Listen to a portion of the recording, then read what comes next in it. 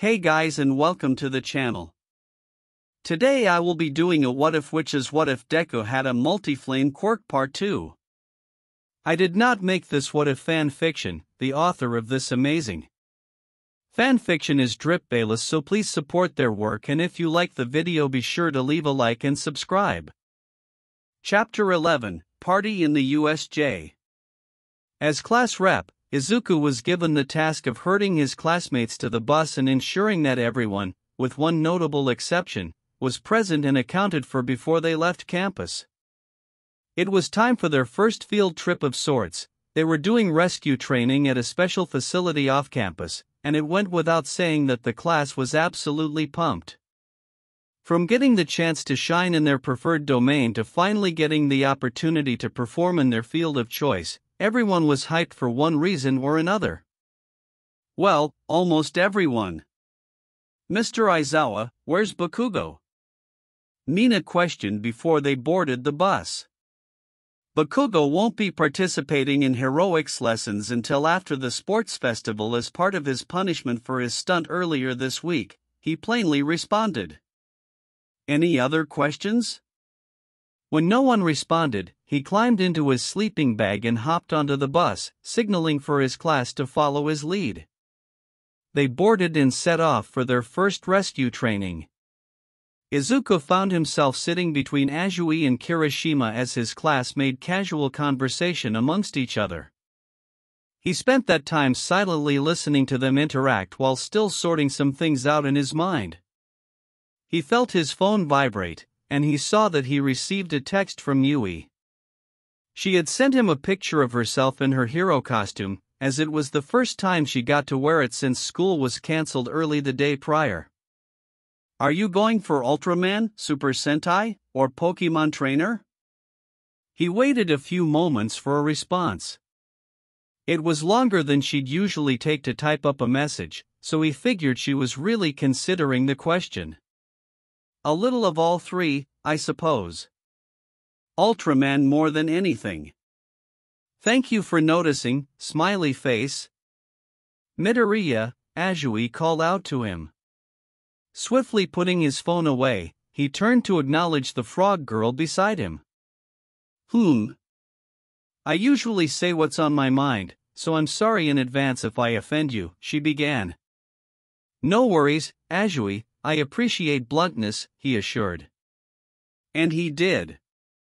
Yui was incredibly straightforward with him most of the time, even if it meant incidentally roasting his choice of venue for clearing his head. "Call me Tsu," she insisted. "Oh, alright," Izuku stumbled. "You can call me Izuku, then. It wouldn't really be fair for you to have to call me by my surname all the time." She happily croaked at that, and that warmed Izuku's heart. Unbeknownst to him, Mina was shooting a knowing smirk to Ochako, who was pointedly looking out of the window. "And he wonders why we voted for him," Kaminari joked, causing those around them to laugh along with him and Izuku's eye to twitch at the reminder. "Anyway," Tsu continued after composing herself, "your quirk is bullshit." And the easy, light-hearted laughter became choked, shocked guffaws. "Azui, you cannot just insult someone's quirk like that," Ida quickly reprimanded. "She's not wrong," Izuku responded with a shrug. "My quirk is so ridiculous that my mom and I researched what would cause something so seemingly convoluted to manifest in someone, especially so late."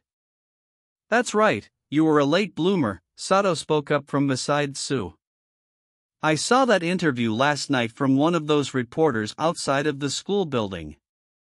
"Same." Mina excitedly joined in. "We got to peel back the curtain into the life of our class rep. You already have a cool origin story." "What did that research turn up?" Tsu asked him. "Nothing conclusive. We inevitably just chalked it up to quirk science being really weird and my quirk being a massive expression of all of the quirk factors in my family tree," Izuku answered. Something that did pop up more than once, though, was Quirk's singularity theory. "What's that?" Kirishima asked from beside him, his attention completely held by Izuku in that moment. A quick look around showed that just about everyone else was in the same boat.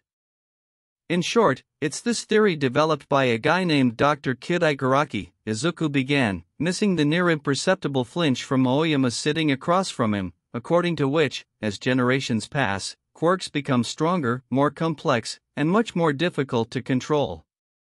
He theorized that, eventually, quirks across the globe would become way too overpowered for us to manage because we wouldn't evolve quickly enough to deal with them. He was called a crackpot at the time, and the theory is still seen as crackpot nowadays, but it's an interesting idea to think about. The class was left in silence at the information. Despite the doomsday nature of the theory, it wasn't entirely unfounded, especially in that day and age. There were many plain destructive quirks out there that their wielders just had trouble controlling.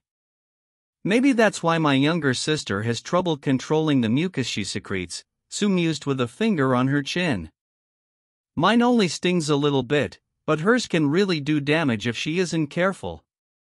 Come to think of it, my little cousin can turn his skin into diamond, but it's hard for him to move when he does, Kirishima pondered. Even so, my quirk isn't nearly as flashy as his or even yours, Midori bro. Don't sell yourself short, Izuku countered.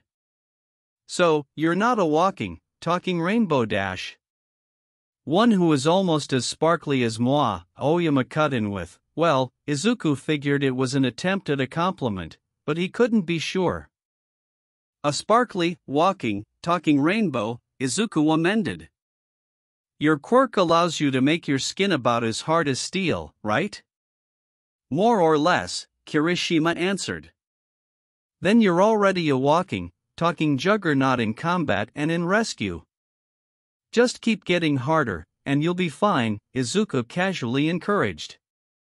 There was a brief silence after that, and then there was a snicker. That snicker snowballed into scattered laughs, and those laughs snowballed even further into the class, erupting into laughter, with the exception of Izuku, who maintained his blank expression. Aizawa sighed at the front of the bus. He wasn't entirely convinced that his student didn't know exactly what he was doing and wasn't using his lack of a social life growing up as plausible deniability. Why couldn't he have a normal class for once? You wanted to see me, sir? Toshinori asked when he stepped into Nizu's office. He was surprised to find Verdant already inside. Indeed, have a seat, the chimera chirped. Toshinori did as instructed and surveyed the scene.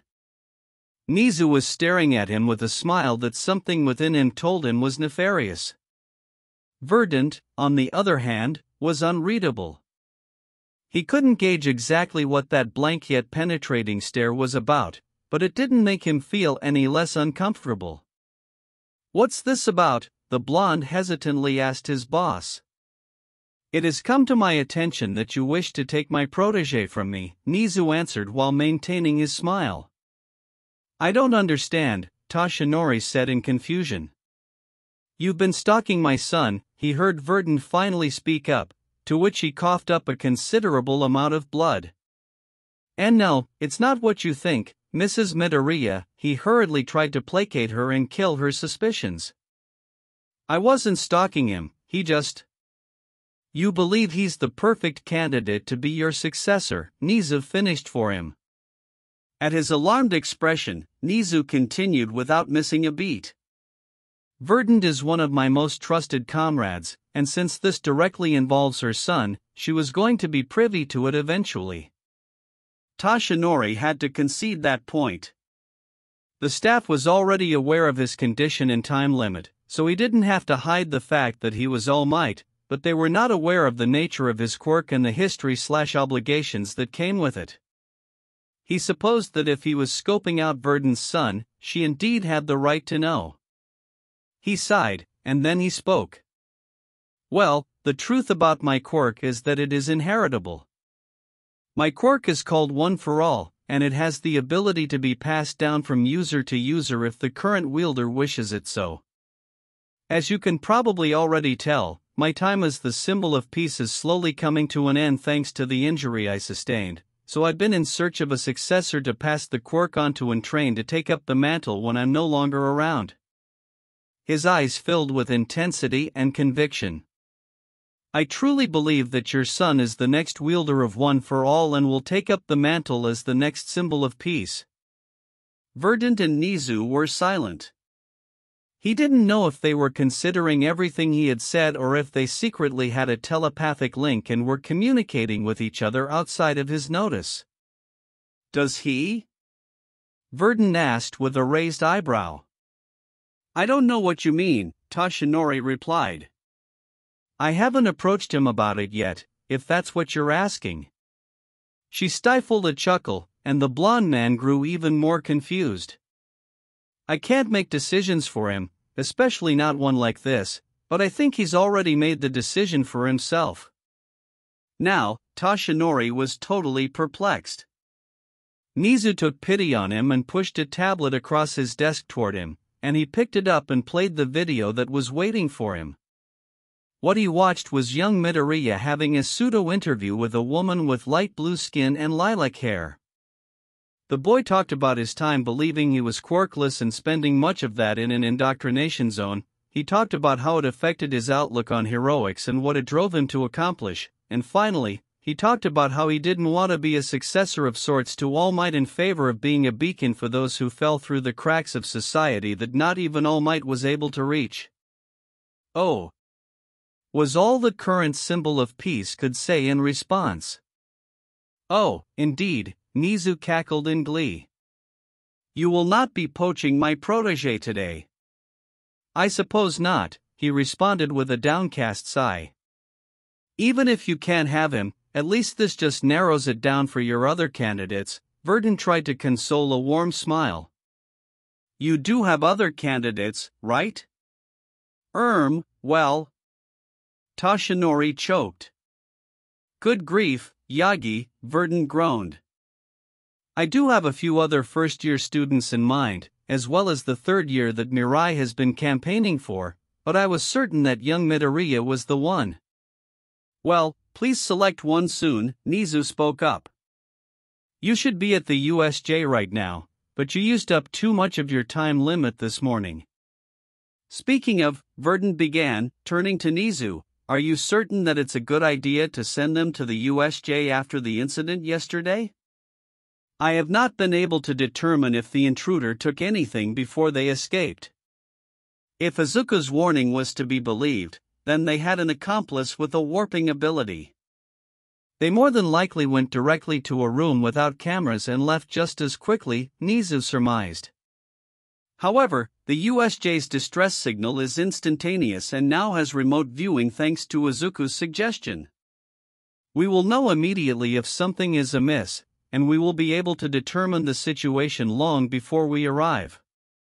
She nodded, even though the blonde could tell very easily that she wasn't entirely sold. It appeared that their business in the office had concluded, so Yagi took the opportunity to confirm or deny the suspicions he had. "Excuse me, Mrs. Midoriya. Call me Inko. I killed my husband." Toshinori was at a loss for words. There was absolutely nothing at his disposal to respond to that statement, which the woman had said so casually and matter-of-factly. He looked to Nizu, and the animal of indeterminable origin only maintained his trademark smile. He was obviously aware of it happening. Do I even want to know why?" he finally spoke. "He was threatening Izuku's life," she answered just as calmly. "He was also probably a terrorist." Toshinori was still unable to formulate a response to that new bit of information, but he swore he heard a faint shout of, "That's my girl," in the back of his mind. "Anyway," Toshinori coughed out with a glob of blood in a desperate attempt to move on, "what's your maiden name, if I may ask?"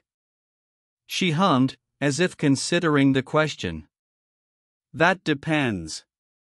Technically, it's Akatani, as that was the name of my adoptive family. My birth surname is Shimura, but I haven't gone by that since I was 4. Why do you ask?" Toshinori fought back a gasp. He needed to know for sure. Was your mother's name, perhaps, Nana Shimura? Yes, if I'm not mistaken, she answered with a critical eye. You're most certainly not my father if that's where this is headed. The amount of blood that Toshinori hacked up after that comment was probably a new record for him. He didn't get the chance to respond, however, as the door bust open, and a frantic Tenya Ida threw himself inside.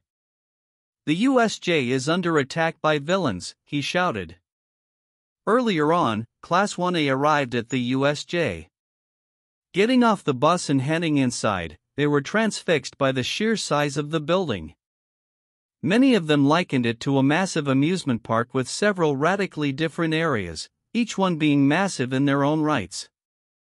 Welcome to my own personal playground, the unforeseen simulation joint, called a voice from behind the class, causing them to turn around and inspect the new arrival wearing a spacesuit-inspired costume. Oh my god, it's 13! Ochako shouted, practically floating in utter glee. Izuku smiled at his friend's antics that reminded him of how he would have reacted to seeing All Might in the flesh years prior. Speaking of All Might, he was supposed to be there with them, but he was nowhere to be seen. Izuku watched 13 quietly speak with an irritated-looking Aizawa, and she put up 3 fingers. He didn't know what that meant, but he had an inkling that it had to do with All Might's absence. Maybe All Might would get there in 3 hours? He was Japan's #1, so it wouldn't be out of the realm of possibility for him to have been preoccupied with something. However, if that were the case, Aizawa would have been aware of it beforehand, so it must have been a last-minute development. That was odd, but it would explain why neither Aizawa or any of the class was informed. Izuku caught the encroaching hand of Ochako beside him, much to her annoyance. Even when you're not paying attention, you're still paying attention? How does that even work? Ochako huffed in a whisper.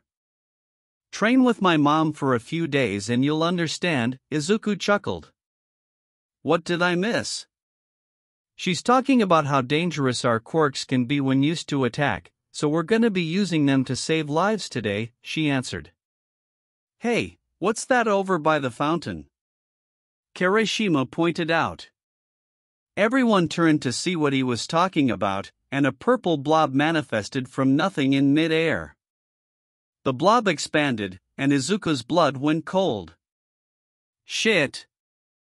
He lowly muttered, and only Ochako heard him. What's that? She asked him, worry edging into her tone. The intruder from yesterday, he answered while his body became tense. I saw him while I was on the roof during lunch. Are those villains part of the exercise, Mr. Aizawa? Kirishima asked. No, this isn't part of the class. Those villains are real, he gravely answered. Everyone's faces fell in dismay, and panic and worry began to overtake the students. Kaminari, can you radio to anyone on campus for help? Aizawa asked. I've been trying, but I can't reach anyone, he answered. They must have someone jamming the area with a quirk, Todoroki mused. So that must mean the distress signal hasn't alerted Nizu, and all of our phones are on the bus. Fucking great. Izuku thought to himself with a scowl. His eyes were planted on the purple warp gate where tons of villains were spilling out behind a man with hands all over his body. Next to him was a hulking creature with black, scarred skin, an exposed brain, and a beak-like mouth full of jagged teeth. The sight of the humanoid made him shiver, as it was clearly the poster child for human experimentation. The man covered in hands, however, unsettled him even more. Izuku recognized that pale hair, and, for a brief moment, the two met each other's gazes once again. 13. Protect the students, Aizawa said before putting on his goggles.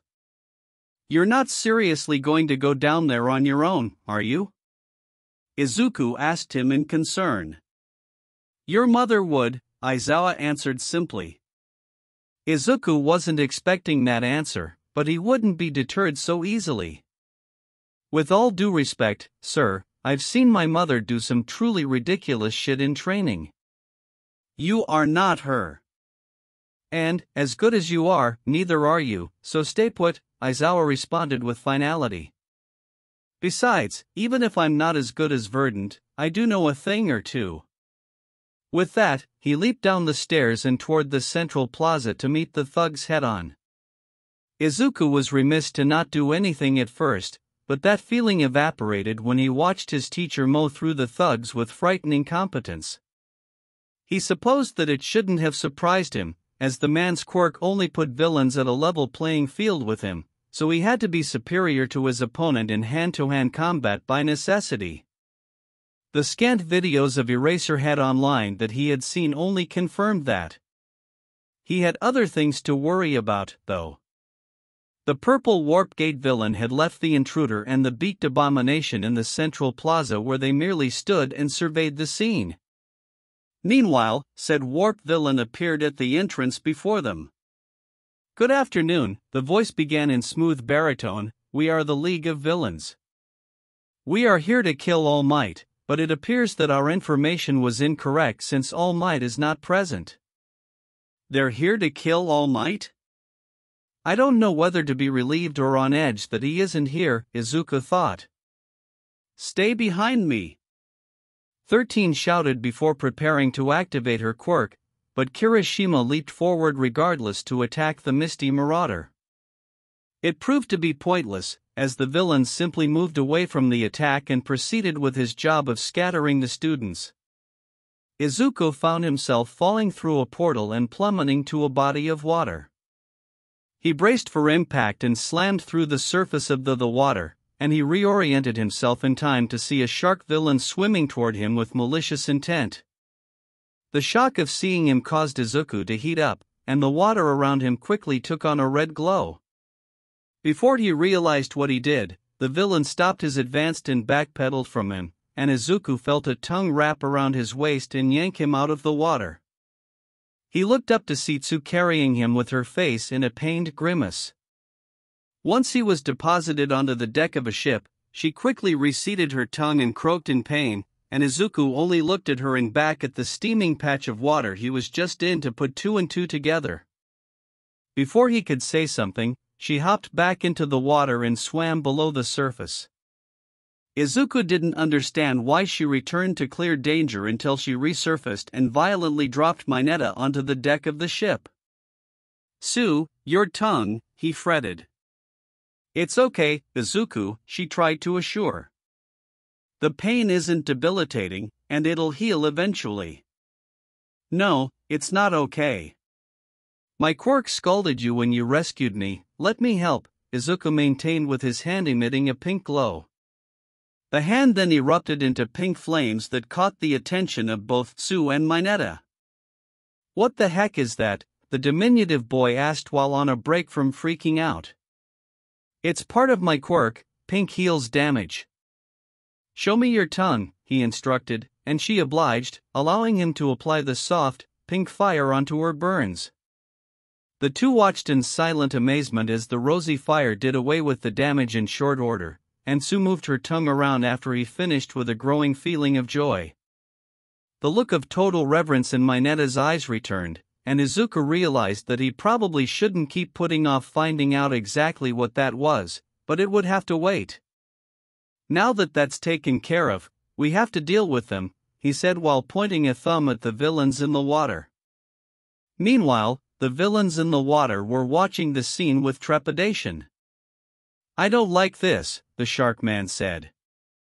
That kid looks like his quirk heals people, but he damn near boiled the water we were in just now. It would have cooked me alive if I attacked him. We have no idea what they can do, another villain added. You say that kid can heal, huh? A third villain asked. Healing quirks are super rare, and we could always use a healer, or even pimp him out to others. I think we should take him alive and kill the other two. Okay, what the hell is your fascination with kidnapping children? The second villain asked. This is the fourth child you've wanted to take this week. Are you saying we shouldn't make off with the super rare healer kid who just might have more than one quirk? He retorted. It's the principle of the matter, the second villain shot back. You have made wanting to take kids a habit regardless of how valuable they might be to you. Will you two shitfucks please shut the hell up and focus on the goddamn job for once? The shark villain cut in, before he looked up at the ship and saw that the three teens had vanished. What the serious fuck? Where did they fucking go? What do you mean? Weren't you watching them? The second villain pressed. I can't focus when you, Tweedle dipshit, and you, he pointed at the third villain, Tweedle dumbass, are arguing about the fucking color of the sky on a daily basis. The other two were begrudgingly silent, knowing that their partner wasn't exactly wrong. I'm taking the kid, the third villain spoke up. This is pointless, a fourth villain finally growled before using his quirk to form a giant hand out of water, and he violently attacked the ship, splitting it in half so that it would sink. Back on said ship, the three had just finished explaining their quirks to each other and were trying to develop a game plan before the ship was attacked and split down the middle. Or, more accurately, Izuku and Tsu were formulating a plan of action while Mineta freaked out over the situation. The attack on the ship only furthered his spiral, and he was in a full-on doomsday panic. We're going to die, we're going to die, we're going to die. I can't believe I won't ever get to touch Yaoyorozu's boobs. It's no use, we can't fight them and they're going to kill All Might after killing us and I'll never actually be cool and dash. He was smacked out of his spiral by a literal smack from Izuku. Calm down, Mineta. Izuku commanded before looking the shorter boy in the eye.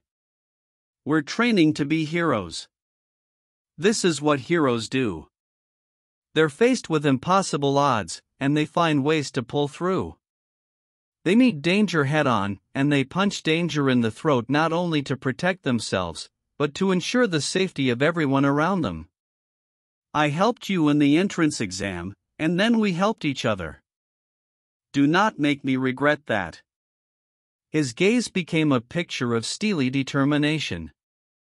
Instead, let's get out there and show those asshats that they don't get to fuck with Minoru fucking Mineta, Tsuyu fucking Azui, and Izuku fucking Midoriya without paying for it out of their own assholes. Mineta was wide-eyed for the bulk of Izuku's pep talk, but his own gaze steeled with the same determination that Izuku was imparting onto the both of them. What do you need me to do? Izuku smirked. Same strat we pulled against the robots on my signal. Tsu, he addressed her, get ready to haul us out of here with us when I give the word. Rib bit. Izuku nodded and kneeled down, and Mineta hopped onto his. Izuku went up in green flames that bathed the both of the boys. So, as long as I'm not touching water, my quirk still functions just fine. How the hell am I not burning? Izuku leaped into the air, all the while pulling the green fire into his right hand. He was specifically sending it to his middle finger and thumb. This is going to be very unpleasant, he internally whined before snapping his finger forward with all of the added force that his green fire allowed.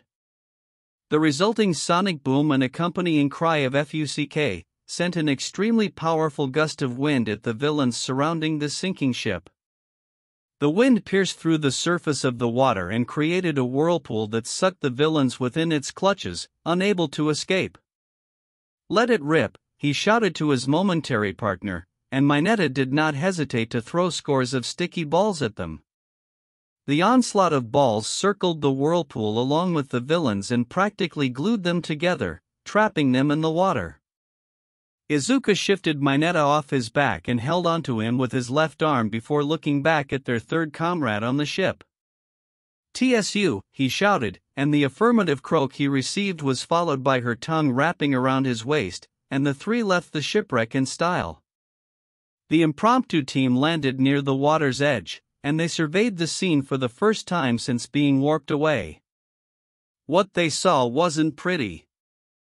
There were low-level thugs and villains strewn about in various states of consciousness, and in the center of it all was a beaten and bloody Aizawa under the gargantuan fist of the nightmarish science experiment. The three held back gasps to avoid detection, but they knew from the maniacal cackling of the apparent ringleader that the situation was bad.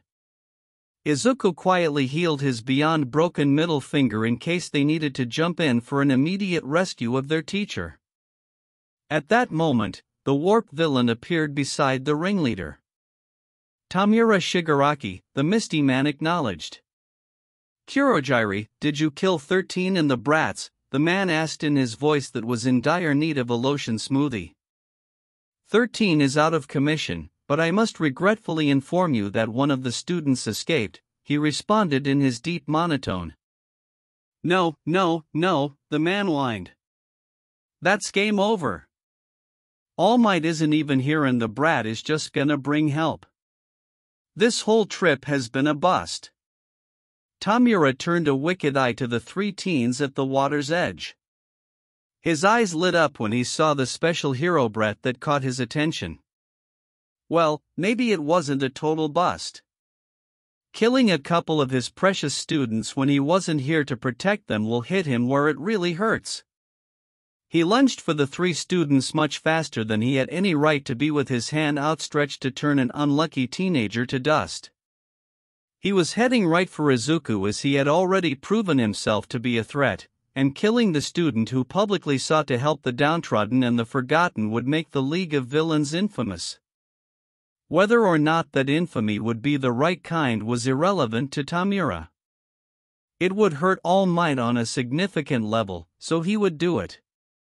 Izuku, on the other hand, had no plans of being reduced to dust that day, and yellow embers sparked in his hair to signify his preparation to dodge. However, he did not account for a pair of strong feet knocking him out of the path of the villain, causing the villain to slightly change course and go after the culprit, Sue. Tamura reached her and palmed her face with the intention of dusting her for saving his prey from him, and Izuku's heart sank to the pits of his stomach. Fortunately for the teens, nothing happened, and Tamura was left momentarily perplexed and staring into the steely determination in the eyes of the resolute frog girl. Then, it hit him. "You're so cool, Aradash." Literally. Izuku, bright as the sun, slammed a fist into the face of Tamura faster than the Nomu could react, knocking the hand covering his face onto the ground and sending Tamura sprawling next to it. The Nomu was on him in less than a second and backhanded the boy away from its master. Sue and Mineta scrambled to Izuku's side to ensure he was okay. No, father. There you are, father. You're still here, Tamura rambled in hysterics. Upon placing the hand back onto his face, he growled in absolute hatred. Nomu, kill him. The Nomu zoomed toward the trio with a raised fist primed to turn Izuku and company into paste. Izuku only had a split second to hook the two by their arms and practically flash away as quickly as he could. Depositing the two onto the ground, he flashed away again, knowing that clearing the 15 meters he pushed himself to cover would be nothing to the Nomu. He was proven right when the Nomu was on him again, and he wasn't fast enough to avoid the punch that came right for his ribs. He both heard and felt the snaps as the blow sent him careening into the nearest wall. The impact momentarily took him away from the searing pain he was feeling and the almost glowing, yellow eyes that were watching him carefully from the shadows, but when his wits returned, he watched in horror as Sue and Mineta attempted to hamper the Nomu's advance toward him. Mineta's balls were ineffective in slowing it down, and it caught Sue out of the air before she could make it to him. The violent snapping of her arm and her pained wails rang like a death knell in his ears and shocked him into motion. He practically flew toward them like a golden missile and kicked the Nomu in the beak as hard as he could, slightly knocking it off kilter, and he immediately whipped off his cape and bounded the Nomu's legs together with it, if only to keep it stationary for even just a moment. Yanking Sue from its grasp, he bounded away from the threat and carefully dropped her off next to a frantic Mineta. Before he could say a word, The Nomu grabbed him by the back of the head with some of the shreds of his cape around its ankles. Izuku was quite sick of its shit by that point, and he could feel the frightening spark of blackness return to him. That monster had hurt his teacher and his friends right in front of him as they tried to protect him, and he was not going to let anyone else get hurt as long as he was still breathing. Turning a snarl back toward the Nomu, a bright inferno of green flames ignited onto his right arm and only his right arm. He would have noticed the wisps of black fire intermingling with the green at spots, but he was completely focused on stopping the rampaging beast. Twisting his body around in its grasp, he launched a right hook at the Nomu's exposed brain with the most force he could drag from within and then some, and it connected, blasting the Nomu away from him and his two friends upon impact. Tamura and Kurogiri were left wide-eyed at the display. The Nomu was designed to be an unstoppable killing machine that could match All Might in its prime, and it would most certainly be able to take down the currently weakened All Might, let alone some pissant hero brat. But the kid had just landed a blow hard enough to literally blow the creature away. Kurogiri, is that kid using fucking hacks? Tamura asked a bit indignantly. I do not know, Tamura Shigaraki, Kurogiri replied. What did I tell you about saying the whole name? It's weird. Just call me Tamura. My mistake, Tamura Shigaraki. You're doing this on purpose, aren't you? I have no idea what you're talking about, Tamura Shigaraki. If you weren't our ride home, I'd fucking dust you right here. Tamura could have sworn he heard the Misty Man snicker. He didn't even know that he could snicker. Meanwhile, Izuku was on his knees in the worst pain of his life. He was in too much pain to notice the glowing, yellow eyes slowly inch closer to his position. His arm was a color that he wasn't sure he had ever seen before in any capacity. The sickly fusion of purple and red skin cascading over the torn muscles and damn near shattered bones almost made him ugly cry. He gathered the energy he had left into his left hand, and pink flames ignited in his palm to heal his arm and mend his ribs. But something stopped him. It wasn't the Nomu, it wasn't the incredulous rants of Tamura, and it wasn't his own pain. It wasn't even the malevolent figure creeping up on him.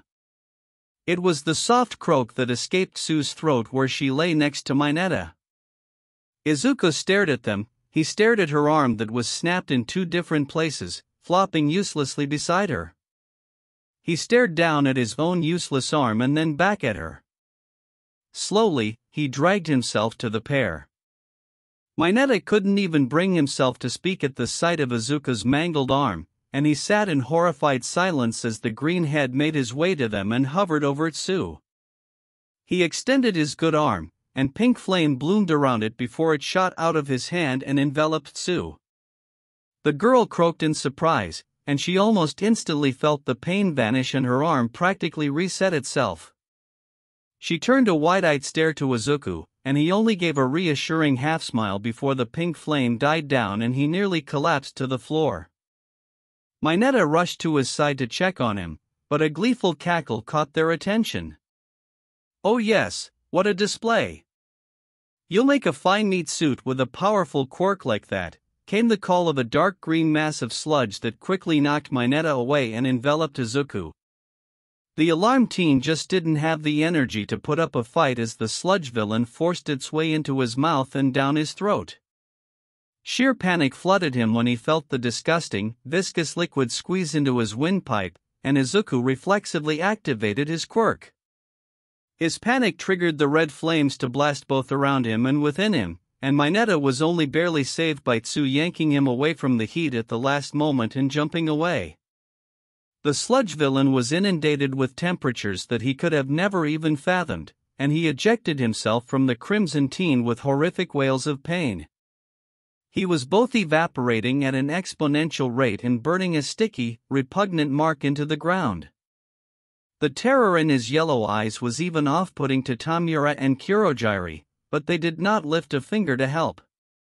The sludge villain was left to his fate, soon overcome by the Crimson Inferno and succumbing to a fiery death in the central plaza of the USJ. The area that had just been serenaded by the pleading howls of pain of the sludge villain was now dead silent. No one said a word, not Tamura, neither Sue nor Mineta, not Aizawa, and not the few students who had made their way to the bottom of the stairs. Izuku was stock still, staring in horror at the steaming black gunk that used to be the sludge villain. Holy shit! Tamura broke the silence. That was fucking metal. I didn't think the hero brats had it in them to kill.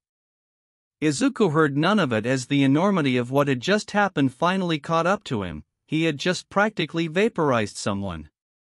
He had killed someone. With his quirk, he literally killed someone. He started to shake, and his breaths became shallow. The footsteps of Tamura started to echo loudly in his head, too loudly, much too loudly. His ears were ringing, and he was hyperventilating. "Brat, you really are something," Tamura continued before looking down at the teen. Izuku did not look up, and he did not hear him. "I think I'm gonna let you live to be the savior of the darkness or whatever the hell it was you spouted. You're an entertaining player too. Better than All Might, that's for sure."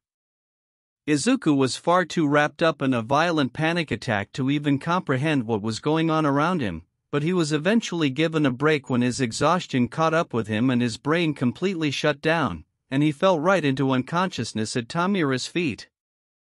"Brats all tuckered out," Tamura observed. "Oh well, let's start killing the rest dash." He was interrupted once again when an invisible fist slammed into his gut, practically folding him over an invisible arm that unceremoniously dumped him onto his back. He didn't even get the chance to heave before an invisible foot stomped on his crotch, and he unleashed a shriek that made even the Nomu wince. Speaking of the Nomu, it was scrambling to determine what threat to protect its master from, as it couldn't see one.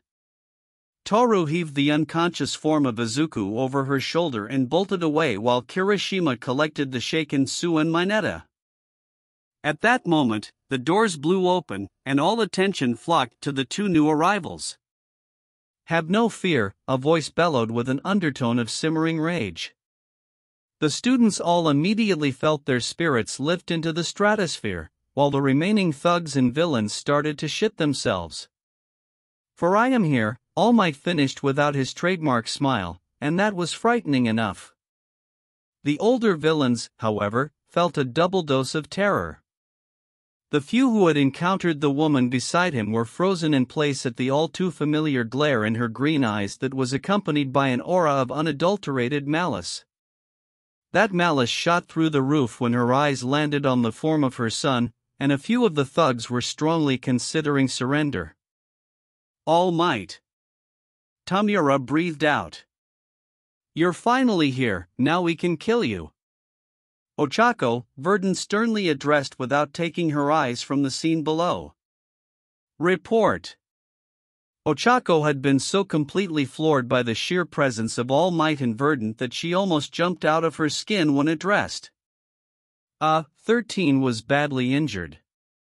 We did the best we could to mitigate the damage, though." "And Eraserhead?" "He's down there, but the big, black monster hurt him really badly." "It hurt Izuku and Sue, too," she about choked out. If Verdun's fury could grow any further, it would have been visible around her. "All Might, take the big one. It looks like it was made with you in mind. I'll handle the rest." "Are you sure?" "I wasn't asking." And, like a bullet, Verdun shot down the stairs and into a group of sweating thugs, launching into a flurry of brutal punches, knees, and elbows. She kicked one in the face and pivoted with her other foot to intercept a man with a pipe coming from behind, taking the pipe from him and breaking his arm in one swift motion. A strike with the pipe to his knee disabled him before she met her next attacker's blade with the pipe. Another came from behind again to overwhelm her, but she ducked the attack and watched him unwitting hit the other in the face with a fist covered in bone plating. She took that opportunity to sweep both of their legs and bash them both into unconsciousness with the pipe. She popped back to her feet in time to see two new threats rushing at her from opposite sides with blunt weapons in hand, so she snatched them out of their respective grasps with her quirk, and she simultaneously launched them at the opposing thugs' heads with two satisfying thunks following. Ochako, watching all of this from the top of the stairs, was positively blown away. She figured that Izuku's mom was strong, she had to be if she trained him into what he was, but what she was seeing was on another level. It wasn't necessarily without comparison, but she was mowing through the numbers of remaining villains with such ease and ferocity without having a big, bombastic quirk that it inspired a well of hope in her that she could be something similar. That woman offered to train me. She remembered with eyes the size of dinner plates. You go, Mrs. Midoriya. Wait, Midoriya? Mina asked beside her. As in our class rep, Midoriya? Ochako nodded. That's his mom. She works at UA. That's Midoriya's MOM, came the simultaneous shouts of Mina, Siro, Shoji, and Sato as they watched Verdun yoink a villain's hard hat with her quirk and proceed to smack him across the face with it. Eventually, Verdun cleaved through the thugs that attempted to stand their ground until she was beside Aizawa and face to face with Tamura. You alive, kid? She asked the bloodied homeroom teacher.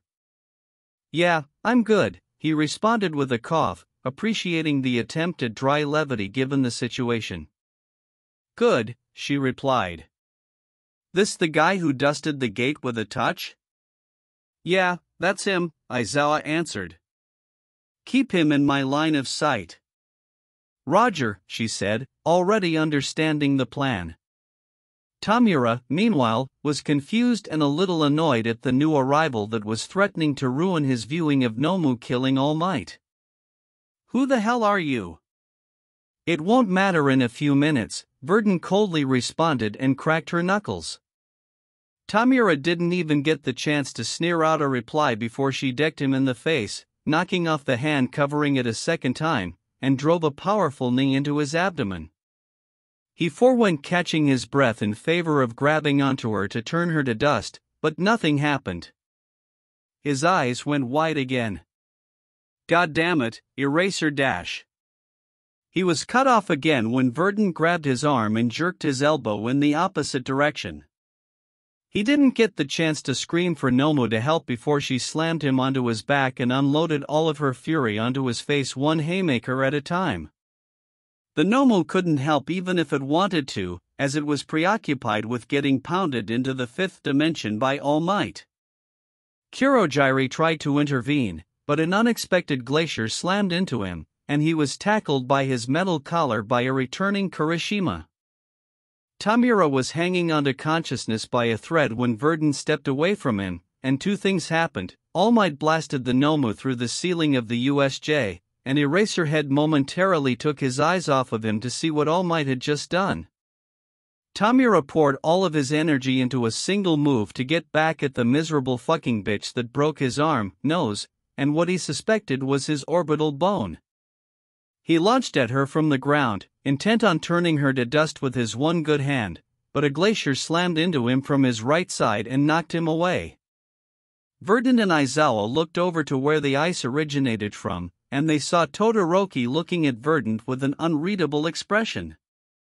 Then, he turned away, muttering "we're even," lowly enough that Verdun and Aizawa almost didn't catch it. An angry, childish shriek brought their attention back to the Pale Man. No fair, no fucking fair. Tamura whined in his tantrum. All Might hasn't gotten weaker at all, and this bitch comes out of fucking nowhere. You're not even supposed to be here. Who wrote you into this shitty campaign? Verdun quirked an amused eyebrow at the scene. Somewhere along the line, however, Kurogiri managed to get free, and he manifested as a portal below Tamura so that the two could make their escape. A second later, the door burst open once again. I have returned with reinforcements. Ida shouted, then, he took in the scene, and his excitement fell flat. "Are we late?" Nizu sheepishly asked. "Just barely," Ochako answered. The two ringleaders escaped, but All Might, Verdant, and Mr. Aizawa handled most of the villains. People are still scattered around the building, though, and 13 needs medical attention now. The principal and teachers launched into action, and Ochako turned back to the stairs to see Verdant frantically rushing up the stairs with her son in her arms, and the state of her friend broke her heart. Today was certainly not a good day. Chapter 12, Fear the Reaper. Bakugo was sure that he would die a slow, horrible death from boredom long before Deku's mom could kill him and make it look like an accident. No, not Deku. He's Izuku. He earned that. Deku died when he developed a quirk and trained himself into the ground to become even stronger than himself. He watched the interview that the Neizuku did the day prior, and he vaguely alluded to the fact that he trained as hard as he could even before developing his quirk. It meant that even when they were still in school together, Neizuku was working his ass off to get stronger, just like he was. That begged the question, though, did Izuku become as powerful as he was in part because Auntie Inko was training him? The woman was terrifying when she wanted to be, and if she really was a retired pro, it would make sense if she was a ridiculous taskmaster during training.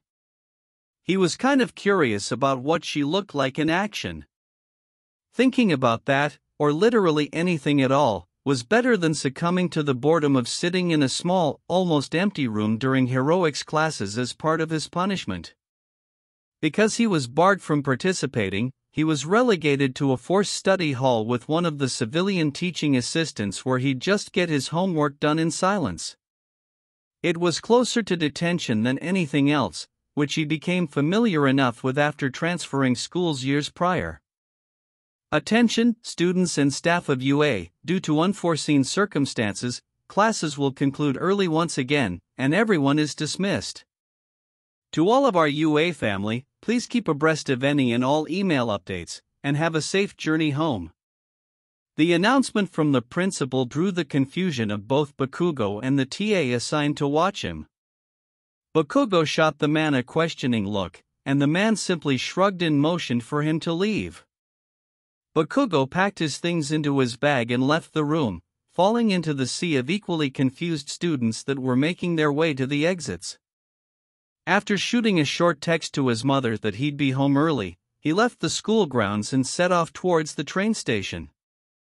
The train ride and following walk back to his house was quiet enough for Bakugo to retreat into his mind once again. His thoughts centered around Neizuku and his strength, as well as the mountain of information he was given the day prior. His entire worldview had been all but flipped onto its head in the space of a single day, and there was apparently a pro whose devotion to being the best warped him enough to abuse the family he created solely to be the best in his stead. The thought alone just about made his skin crawl, but the possibility that he was headed down a similarly warped path in his own devotion made him physically shudder. Conversely, surpassing All Might and proving to have no equal was his entire motivation for being the best. If he had to completely rethink his desire to be the best, where would he even begin? He knew how he didn't want to become the best, but knowing what path to not go down wasn't the same as knowing what the right path was. Was there even a right path? Was it one of those questions where there were no right answers, but there were certainly wrong ones? So caught up in his thoughts, he ignored the people crowding around a screen broadcasting a news report of the developing situation at the USJ. When he made it home, he shouted a quick "I'm home" to his mother, and he received an equally loud "welcome back, brat" in return. He would ordinarily head right up to his room, but he stood ahead of the front door for a moment before heading to where he heard his mother's voice from the living room. "Hey, hag?" Bakugo addressed with far less bite than normal, something his mother immediately noticed. "What is it, you little shit?" she responded in kind, no antagonism in her tone to speak of. "How come you never told me that Auntie Inko was a pro?" he questioned. She frowned before a tired sigh escaped her. It wasn't my story to tell. She has a difficult relationship with heroics. Do you know what happened to make her lose faith in heroics? Yes, and if she didn't tell you, I won't either. Like I said, it's not my story to tell, and I'm surprised she told you even as much as she did. At the surprise in his eyes, she narrowed her gaze at him. Yeah, she told me about the conversation you two had. Like I said last night, I thought you had gotten over your obsession with proving your dominance over Izuku.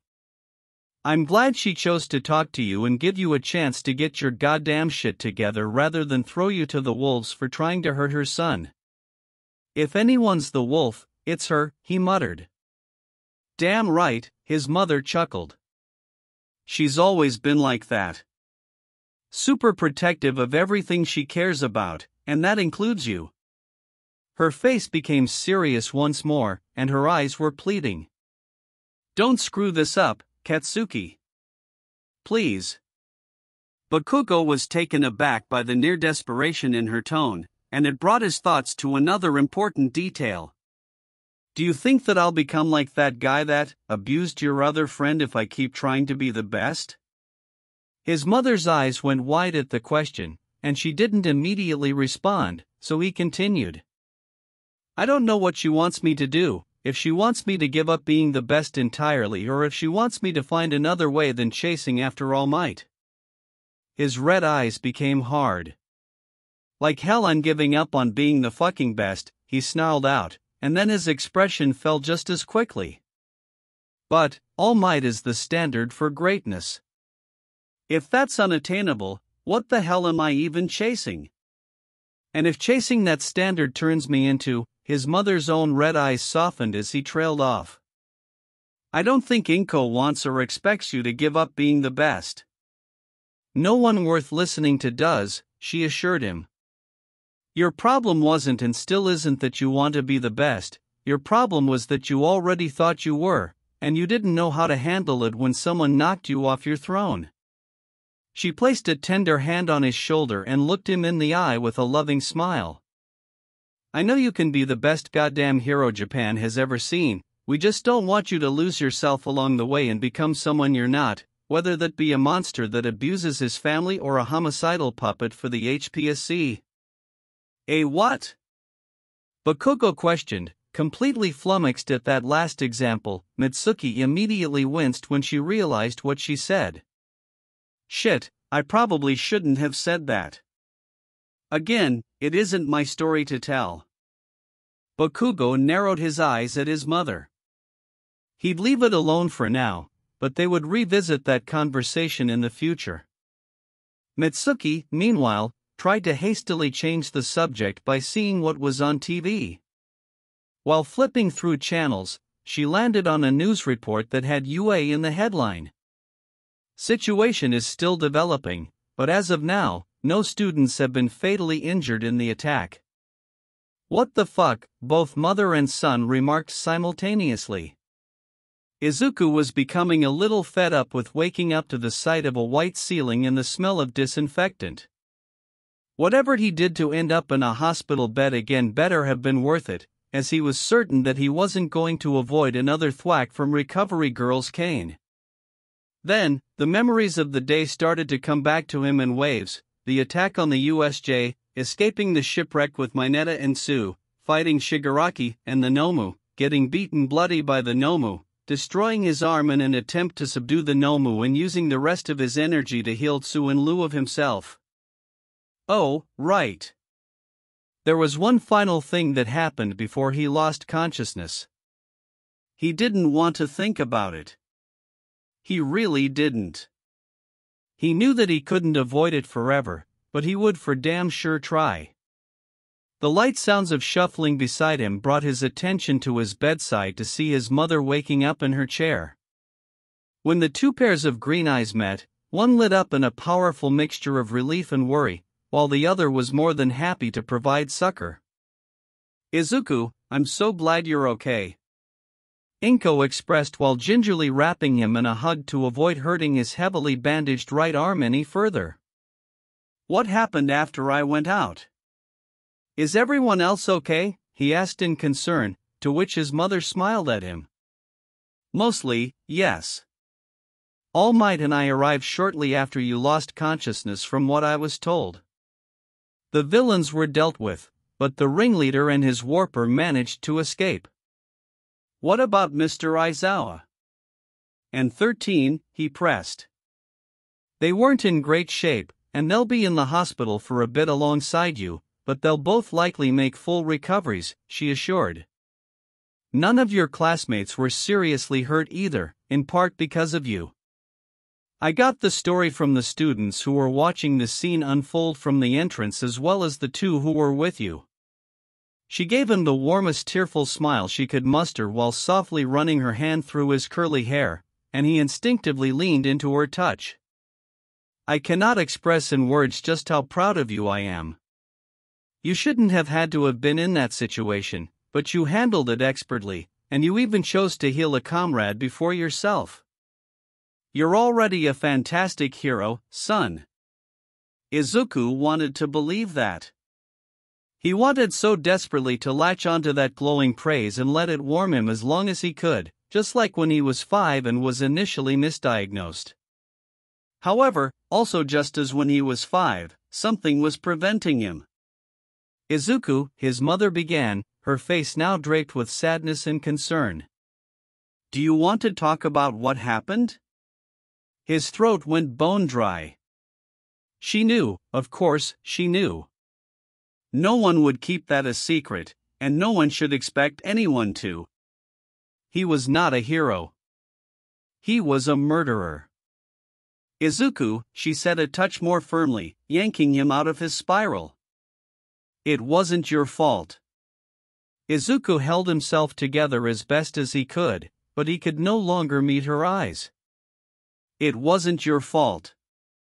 Sometimes, things just happen, especially when your life and the lives of others are on the line. It doesn't make you any less of a hero, and it doesn't make you a murderer either. Izuku was starting to shake.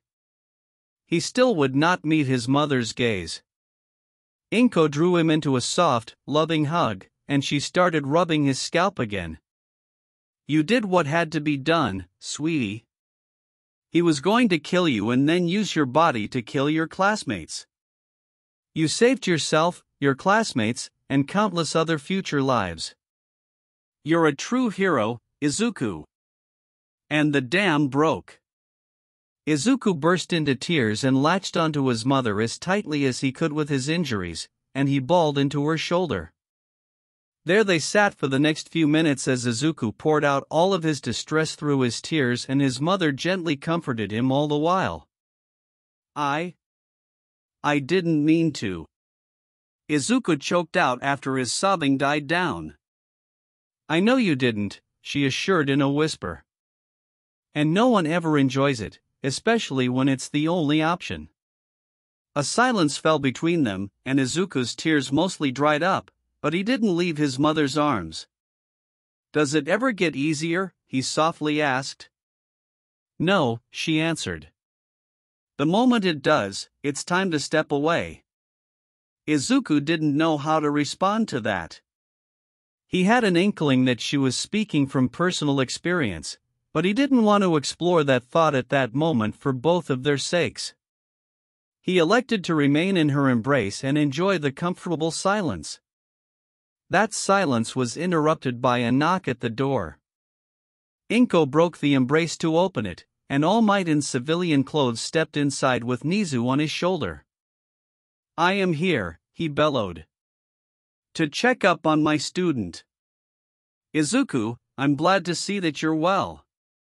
Nizu chirped with a grin. I'm doing better, I suppose, he hesitantly responded. Nizu solemnly nodded. I'll be setting you up with regular sessions with Hound Dog. Myself and any other staff are always available as well if you ever need anything. At the teen's nod of acceptance, he continued with a smile. I must commend you on your valiant efforts in keeping your classmates safe from harm. While I was not there to witness it personally, testimony from both your classmates and your teacher have made it clear that you take after your mother more than you know. That is correct, young Midoriya, All Might spoke in a tone which indicated that he clearly lacked an inside voice. You've already proven to have such a strong heroic spirit at such a young age. I have no doubt that you'll be a stellar hero. All Might patted Izuku on the shoulder as he was finishing, and time seemed to freeze for Izuku upon contact. Within an instant, Izuku was inundated with flashes of shadowy figures, around 7 in total. They were surrounded by blue flames and staring directly at him, but they weren't the only ones. He could feel a dark, overwhelming presence looming over him like the feeling of death itself. To the others in the room, all they saw was Izuku freezing upon contact with All Might, and blue flames erupt from the boy's hair before blood began trickling from his nose, and he collapsed onto his bed. Izuku! Inko shouted in alarm, and the other two immediately surrounded the boy in a panic to figure out what happened. Damn it, Yagi, what the fuck did you do? All Might deflated and hacked up a bit of blood. I didn't do anything, I swear. Not intentionally. I don't know what's going on. His heart rate has remained steady, and his vitals aren't fluctuating, Nizu commented upon checking the heart monitor, and then he turned his beady gaze onto the boy's hair. Could this be another activation of his quirk? I don't know, Inko worriedly lamented, and I don't like it. Izuku stood in a pitch-black void surrounded by blue fire. Looking over himself, he found he was blanketed in the sapphire flames as well. Looking around, he spotted a collection of shadowy figures, likely the ones he had seen in those strange visions. He slowly made his way toward them, but as he did, that overwhelming presence of death grew stronger with every step. Pushing onward, he eventually got close enough to see a peculiar sight. The shadowy figures were much less shadowy, and he could make out that most of them were wearing hero costumes. A woman with black hair up in a ponytail was being restrained by a shorter man with a high collar that covered the lower half of his face, and a larger, bald man. Near them, a man with white hair observed the scene with mirth clearly written all over his scarred face, while 3 other figures observed him curiously. Did eighth pass one for all to this boy? One of the men who had his hair in a spiky ponytail asked. No, a man with white hair and green eyes answered. This isn't the usual void where vestiges reside. This is somewhere completely different, and I'm certain it relates to his quirk. Meanwhile, the woman had nearly broken free of her captivity and had a ravenous look in her eyes that slightly disturbed Izuku. Nana, please calm down, the shorter man helping restrain the woman urged. How can you tell me to calm down? My grandson is right in front of me, I will hug him, the woman bit back. Wait, what? Grandson? What's going on? Where am I? Izuku hesitantly queried. We were hoping you could shed some light on that for us, the scarred man replied. We're just as unfamiliar with this space as you seem to be. I can answer your questions, came a deathly smooth, androgynous voice reverberating through the void. The oppressive feeling washed over Izuku and the vestiges, and Izuku could barely turn his head to see a massive cat towering over them.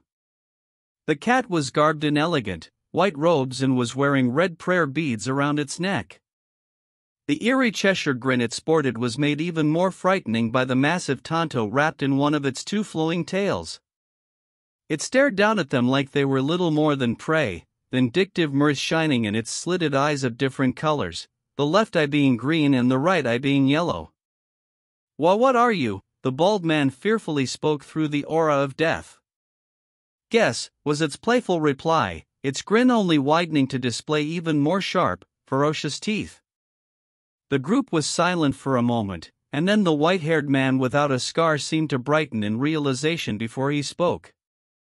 Shinigami, he posed. One of them, but correct nonetheless, Yoichi, the newly identified Shinigami answered, maintaining its threatening smile all the while. "How do you know his name?" one of the others questioned. "Isn't it obvious?" the Shinigami nearly cackled. "I preside over this realm, and it's my job to be familiar with all of the souls that have crossed over." Well, the massive cat's gaze flickered to Izuku and became even more predatory, "with the exception of you. You're not dead, yet." "Then, why am I here?" the teen asked with such fear that it nearly broke Nana's heart. "You, my dear boy, have the privilege of being linked to me through your quirk. You're not the first, and you may not be the last, but it doesn't happen often. Be proud," the Shinigami answered. "So that's what these blue flames are," he thought to himself. "You're very correct," the Shinigami spoke up. "You can hear my thoughts?" he asked in a bit of alarm. "I can do so much more than that," the Shinigami purred, "but it's not about what I can do, it's about what you can do now that you have me." Izuku did not at all like the idea of being tied to a literal death god as part of his quirk, but he couldn't do anything about it. "What can I do? With these blue flames you wield, I can grant you a sort of conditional necromancy," it answered. That got the attention of everyone in the void. "Conditional?" Izuku carefully probed. "Nothing comes without a cost," the Shinigami responded with an even sharper grin, "if that were even possible." Izuku gulped. "So, theoretically, I could bring someone back from the dead, but it would be a life for a life?" At this, the Shinigami finally dropped its grin and appeared to pout. "Only if you reach too far. Unfortunately, reclaiming a life that was lost within minutes won't put you out of your misery. With that said, it will take you out of commission for anywhere from a few hours to a few days, and any situation you find yourself in where a life was snuffed out prematurely is probably dangerous enough to where reviving that person would result in your death anyway, so it doesn't really matter to me. Your soul will find its way to me regardless." The Cheshire grin returned with newfound danger.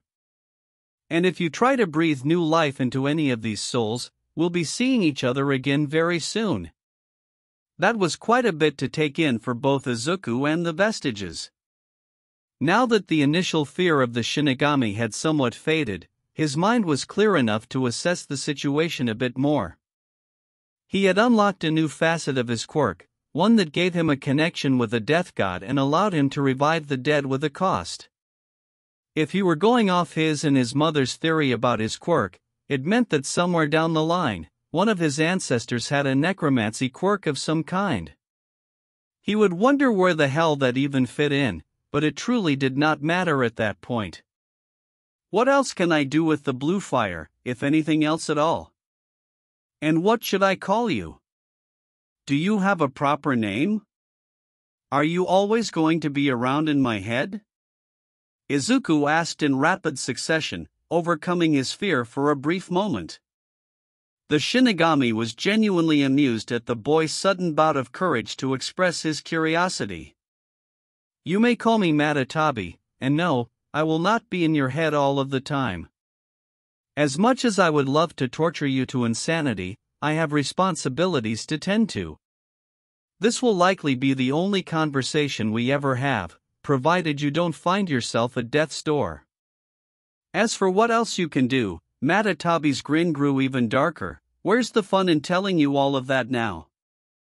Allowing you to figure it out on your own increases the likelihood that you screw up and kill yourself." Izuku wasn't really sure what he was expecting at that point. "If that will be all, then I shall take my leave," Matatabi declared. "You're free to leave this realm at your leisure." "Wait!" shouted Nana before she broke away from her restraints and made a frantic break for Izuku, ignoring the shouts from the group behind her. Izuku, surprisingly to even himself, did not put up his guard when the woman darted toward him. Something about her intrigued him. Even from afar, she had a similarly calming aura about her to his own mother. He didn't have much time to ponder it even further before he was practically tackled by the woman, and he realized that she was crying. I can't believe it, she choked out through sobs. You're real, you're here, I can touch you. Izuku tentatively returned the embrace, and it felt as though a switch had flipped because he immediately tightened the hold and rubbed her back while she cried into his shoulder. I wish I could apologize to Kotaro and Inko, she started back up through her tears. I wish I could have been there to see them grow, to see you grow. It was just too dangerous for them. She fixed him with a kind, tearful smile. I see Inko grew up just fine if you're any indication. How is Kotaro? I didn't know I had an uncle, Izuku hesitantly responded. He really didn't want to upset the grandmother he was meeting for the first time, but he also wouldn't lie to her. She was downcast at the response, but she nodded in understanding. She looked around to find that Matatabi and the other vestiges had left, and the two were alone amongst the flames. I can only see through Toshi's eyes, I can't speak to him or influence him at all, so please tell Toshi and Inko that I'm so sorry and that I'm so proud of both of them, just like I'm so proud of you, Izuku. I wish we could talk for longer, but everyone is really worried for you in the living world. She hugged him one final time and ruffled his hair with a sad smile. Be the best damn hero you can be, and don't ever stop smiling. If you really want to be a hero for the forgotten, then a smile is the very least you can offer them when trying to help. And with that, she stood up and backed away from him, fading from the void. Izuku was left alone to take in the encounter amongst the inexplicable chill of the blue fire engulfing and surrounding him. After a deep breath, he closed his eyes and felt the abyss engulf him. Yagi, I swear to every god imaginable, if my son doesn't wake up, I will beat you to death with your own kneecaps, Inko practically snarled. Toshinori had long since taken to cowering behind Nizu to escape the wrath of the boy's mother. Luckily, none of the doctors and nurses that entered the room to monitor the situation had seen him deflate, so his secret was still safe, but it was still too early to say the same for himself as they waited outside of the hospital room for any updates whatsoever. When the door finally opened, the three snapped to attention. He's awake, came the reassuring voice of the nurse. Inko felt the weight of a planet lift from her shoulders, and she melted into her chair. What happened to him? She asked the nurse. We believe that it was an involuntary Quirk awakening, and he confirmed as much. While not particularly common, it isn't unheard of for Quirks to evolve and strengthen during or after intensely stressful situations. We want to keep him under observation for a little while longer, but he's relatively fine, the nurse answered. Thank goodness. Can we see him? Inko asked. The nurse nodded and allowed the three to enter. Izuku was sitting up in his bed and staring down at his hands. He turned his attention to the new arrivals, and he spared the skinny form of Toshinori a curious glance. Mr. Yagi, he questioned. What are you doing here? And where's All Might? Toshinori panicked, forgetting that he came in as All Might and that he had already met the boy in his deflated form. Inko, thoroughly exhausted with the man, offered him respite from the predicament. He's All Might's secretary, she tiredly began. All Might couldn't stick around, so Yagi here decided to stay and keep an eye on you in his stead. Izuku blankly examined the skinny man, who would swear to everyone who asked him later on that he did not fidget under the teen's piercing gaze, and he turned an equally blank eye back to his mother, who quirked an eyebrow at him in return. He turned his gaze back to Toshinori, and a small, white flame ignited in his hair. Toshinori was startled, but a wave of Nizu's paw kept him from moving.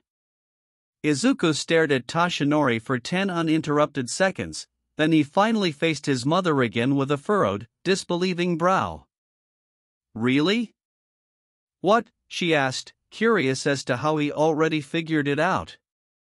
He didn't give her a reply, only facing Toshinori again with an unimpressed stare. The white flame in his hair extinguished, and he raised his left hand. He activated his quirk, and his hand became coated with the familiar spatter of colored fire. After a good bit of concentration, he successfully managed to bring forth the sapphire flame he had become acquainted with. The eyes of the other occupants went wide as he pushed his hand in the direction of Toshinori. After a few seconds, he felt a light tug on his quirk, and he could vaguely see a faint hand reaching out to him and lightly caress the palm of his hand with its fingers. His suspicions confirmed, he cut off his quirk. "Secretary, right," Izuku said dryly. "That's your story and you're sticking to it, so that's the story I'll give anyone who asks." The cackle that Nizu unleashed sent shivers down the spines of Aizawa and 13 in their respective hospital rooms.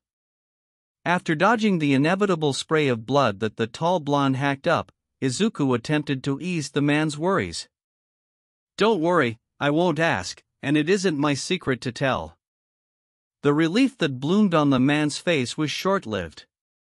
"However, does it have anything to do with why the ghost of my grandmother is living inside of you?" Toshinori did not have any blood left to hack. "So, let me make sure I have everything straight," Inko began with a tiredness that not even Aizawa would envy. "You unlocked a new facet of your quirk when All Might patted you on the shoulder." Izuku nodded. "In doing so, you were transported to a void wherein you met 7 dead heroes that inhabit All Might's quirk." Izuku nodded. "Alongside them, you were face to face with the Shinigami itself, and it revealed that this new facet of your quirk links you directly to it, and you are granted conditional necromancy when you use these new, blue flames. Misusing this necromancy can kill you." Izuku nodded. "The Shinigami is a Nikomata." Izuku nodded. "My birth mother is one of the 7 heroes inhabiting All Might's quirk." Izuku nodded. Inko sank into her chair with a heavy sigh, and she massaged her forehead. "What did you two talk about?" "Not much, in all honesty," Izuku lamented. "She was just really happy to see me. She also wanted you to know that she's sorry, and she's incredibly proud of you." Izuku turned away in time to miss the singular tear breakthrough despite Inko's best efforts, and he faced Toshinori. "She's proud of you as well." He did catch the tear escape Toshinori's eye that time. He turned to Nizu, who remained quiet as he still had difficulty parsing the eccentricities of human emotions at times. Toshinori soon excused himself, offering a quick ruffle of Izuku's hair before he left. Inko and Nizu followed shortly thereafter, the latter returning to UA to assist with the investigation and to look over the school's entire security system, while the former offered a final hug to her son before muttering something about needing a lot of alcohol. Izuku, now left with only his thoughts, decided to hasten his recovery by applying his pink fire to his arm and ribs since he finally had the stamina to do so. Meanwhile, his thoughts traveled back to the last thing his grandmother had said to him before they departed the void. "Be the best damn hero you can be, and don't ever stop smiling. If you really want to be a hero for the forgotten, then a smile is the very least you can offer them when trying to help." Izuku pondered this statement for a long while, long after even his injuries were mostly taken care of. He found that the burns where he remembered the small patches of black flame to be were substantially harder to heal than the rest, but he put it out of his mind for the moment. Maybe if someone saved the sludge villain, it wouldn't have had to end like that. He could feel his mind inching towards a treacherous rabbit hole by broaching that idea, so he shook the thought away. Or maybe someone did try, and it just never took. That line of thinking, he found, wasn't any more comforting than the previous one. It was just exchanging one doomer mindset for another. He didn't know the sludge villain's story. He couldn't make a determination for sure about whether or not anyone had ever really tried to help him or if he was just beyond saving entirely. Maybe the truth was somewhere in the middle? Shades of gray, and all that? Guess that just means I'll have to work that much harder to help ensure that no one ever becomes too far gone. Tamura Shigaraki was not having a good day. His failed attack on the USJ left him in a broken heap, one that would take him a good while to recover from. If being put on mandatory bed rest because of a cheap, self-insert NPC wasn't bad enough, his sensei specifically called for Kurogiri to bring him to his sensei's own medical chamber for recuperation. Ordinarily, he'd be over the moon, but he just knew that sensei was going to spend that time detailing everywhere he went wrong and why they failed so miserably at killing All Might. He loved sensei, but the man was a petty, condescending asshole at the best of times. He spoke to him in a tone that would sound caring and patient to most who gave a cursory listen, and it did just that to Tamura for years. However, ever so often, Kurogiri would glitch, and it was as if another, more playful personality would force its way to the surface. Those instances were usually rather brief, but Kurogiri would indulge in dry sarcasm or jokingly talk down to him in a way that would leave for plausible deniability. It wasn't until Tamura became used to those infrequent slips that he started to notice similar speaking patterns from sensei, only the twinge of joviality he'd get from Kurogiri wasn't there. It just felt manipulative. But that wasn't possible, right? Sensei always had his best interests in mind and wouldn't just manipulate him for his own ends. He was there for Tamura when no one else was. He was there to help Tamura destroy everything he hated. He was there to help Tamura destroy everything that had wronged him in this wretched world. So, why did it feel so fabricated sometimes? Whatever, it was pointless to think about it right then, anyway. He was stuck in a hospital bed beside Sensei's chair as the man was scouring through any available records on Player 2 and his lineage. So, Izuku Midoriya, HM? Lone son of Hisashi Midoriya, deceased, and dash.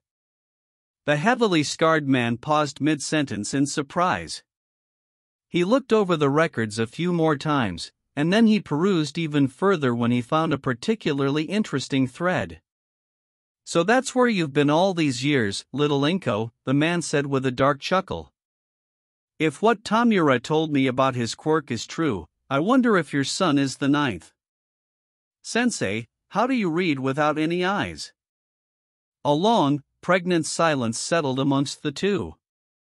The large man did not answer right away, and Tamura couldn't figure out if he was merely considering the question or if he was upset at him in any way. The lack of a proper face made reading said face practically impossible when he wasn't smiling or frowning. Not well. Chapter 13, Let the Games Begin. Class had been cancelled for a few days after the USJ attack. Izuku was surprised to find that his phone had blown up with notifications while he was in the hospital. He expected texts from Ochako and Yui, but the rest of his class had apparently gotten a hold of his phone number from either Ochako or Ida, or both, and they bombarded his phone with well wishes and questions about his well-being. The outpour of concern and support he received from his classmates was enough to warm his heart, but the lengthy text he received from Sue thanking him for everything he did to heal and protect her and Mineta just about made him cry. He even got a text from Tokage, presumably thanks to getting his phone number from Yui, checking up on him after 1B heard about the attack. He'd really have to do something nice for all of them. A few days later, against his mother's wishes for him to take another day to himself after the sludge villain's failed attack, he returned to school alongside everyone else.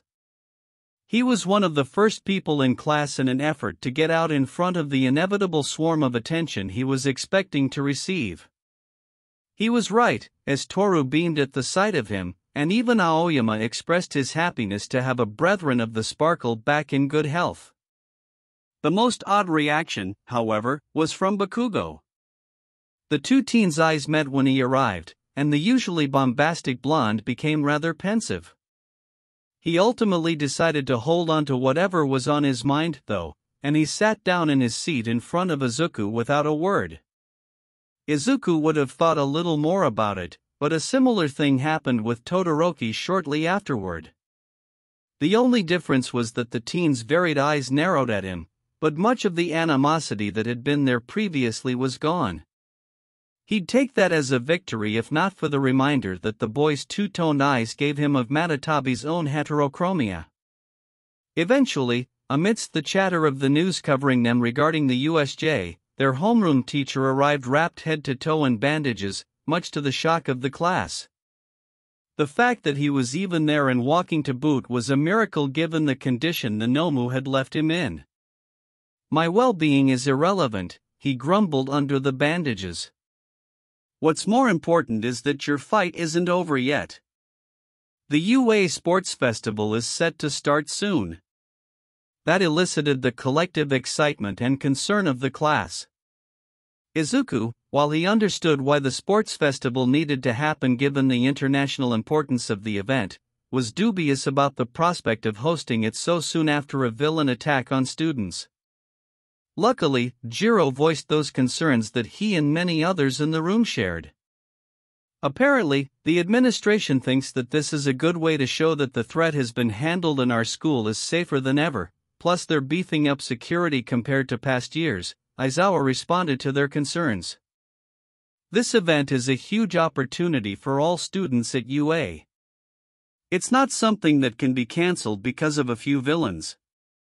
Izuku was still a bit skeptical, so he resolved to see Principal Nizu during lunch to express his thoughts.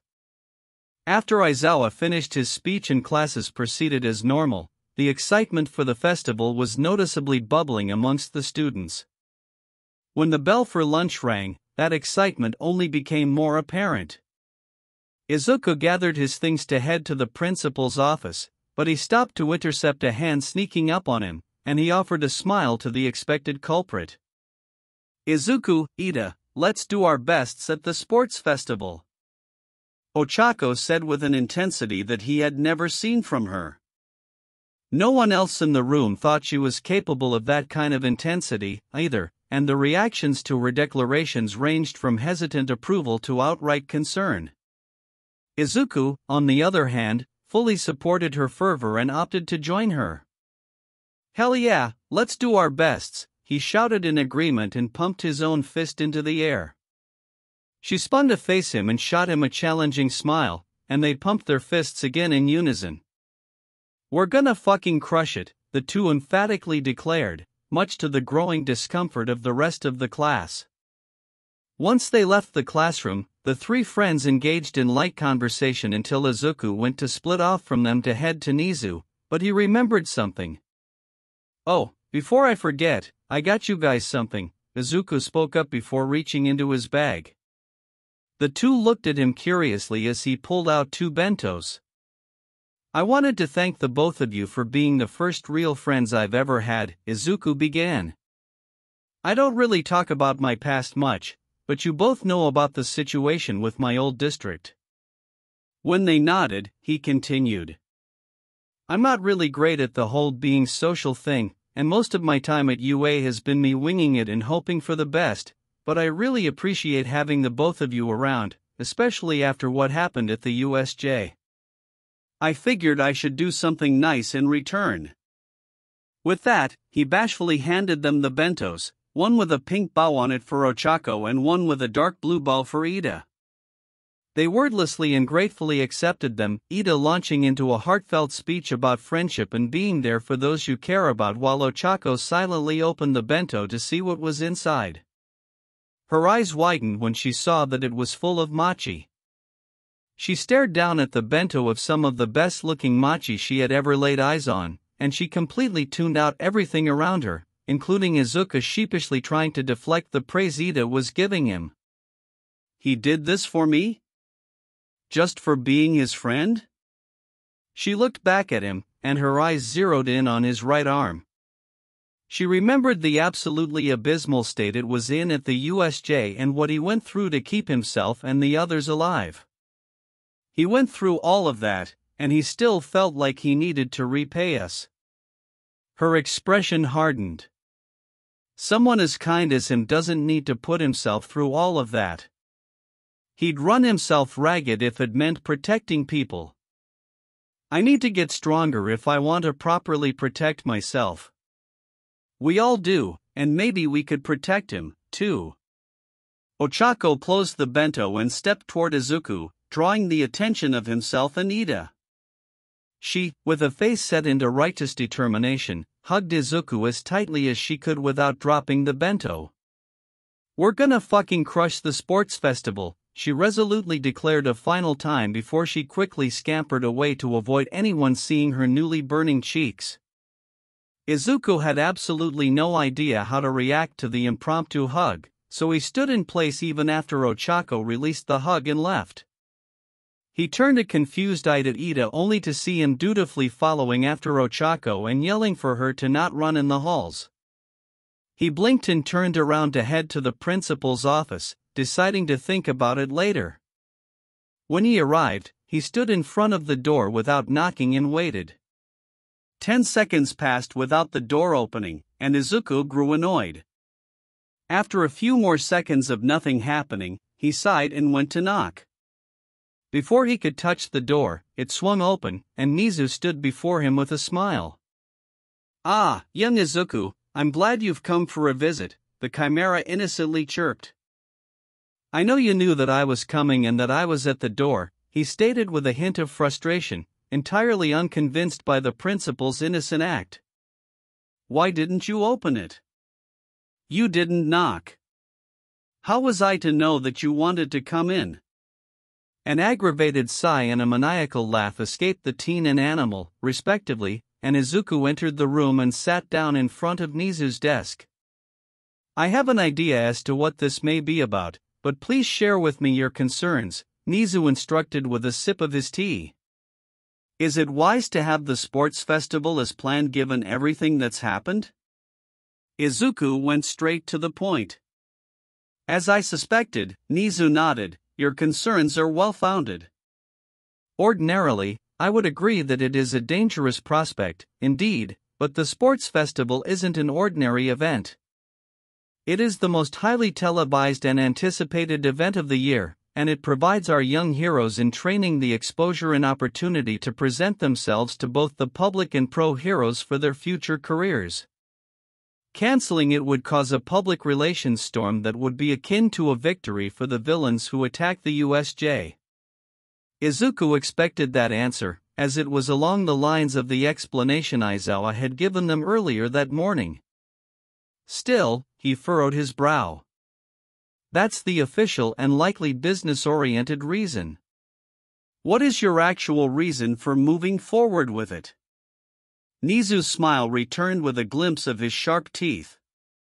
"I certainly made the right decision all those years ago." He reached into his desk and pulled out a picture. "Do you remember this woman?" Izuku looked down at the photo on the desk, and he nodded in recognition. He wouldn't be able to forget pale blue skin and lilac hair anytime soon. "I suppose you've proven yourself capable enough to be let in on what's currently transpiring," Nizu spoke up at his affirmation.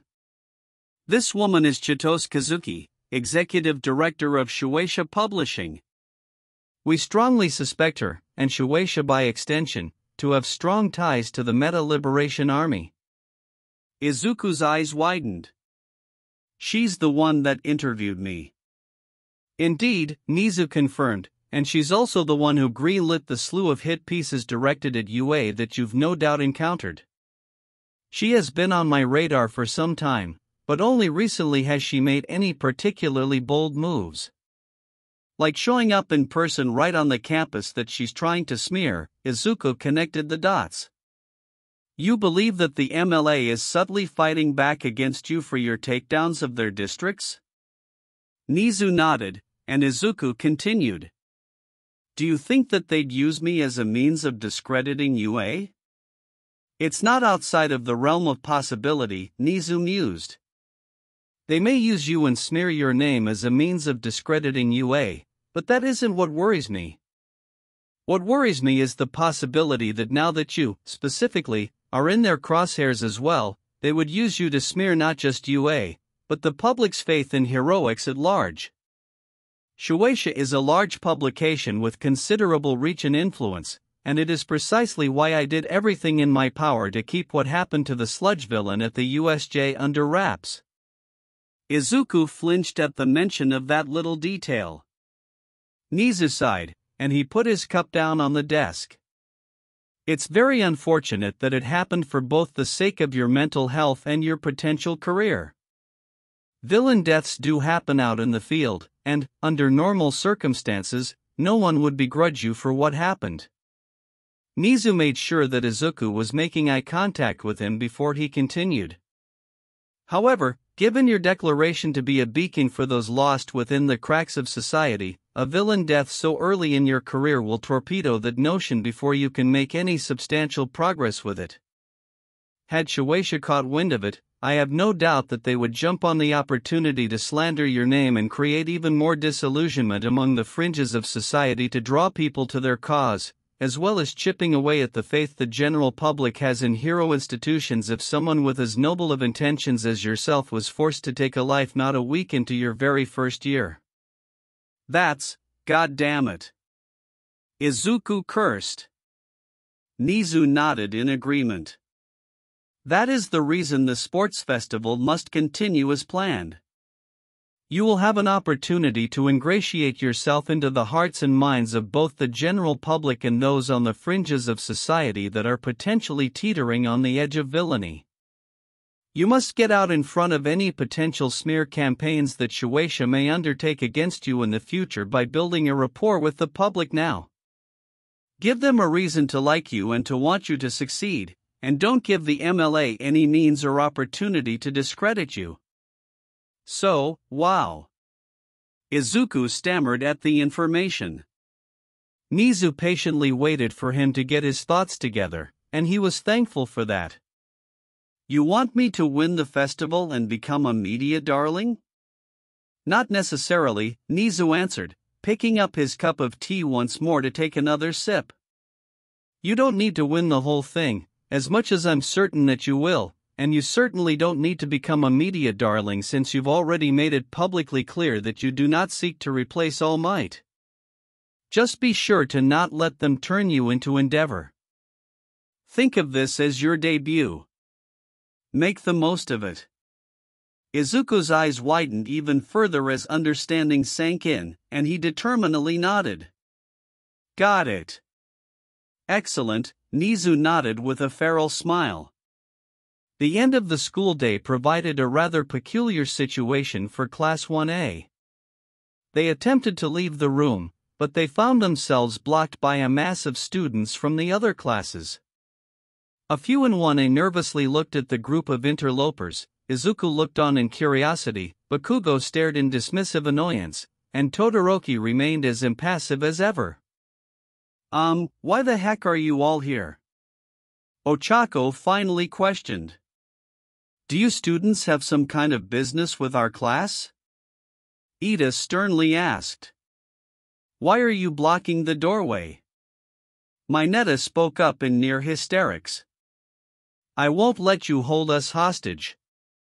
"They're scouting the competition, idiots," Bakugo calmly answered as he strolled toward the doorway. "You all survived a villain attack, and they want to see the class that did with their own eyes." He stopped in front of the doorway and took in the sight, shooting everyone a cold glare. "At least you all now know what a future pro looks like, now move it, X dash."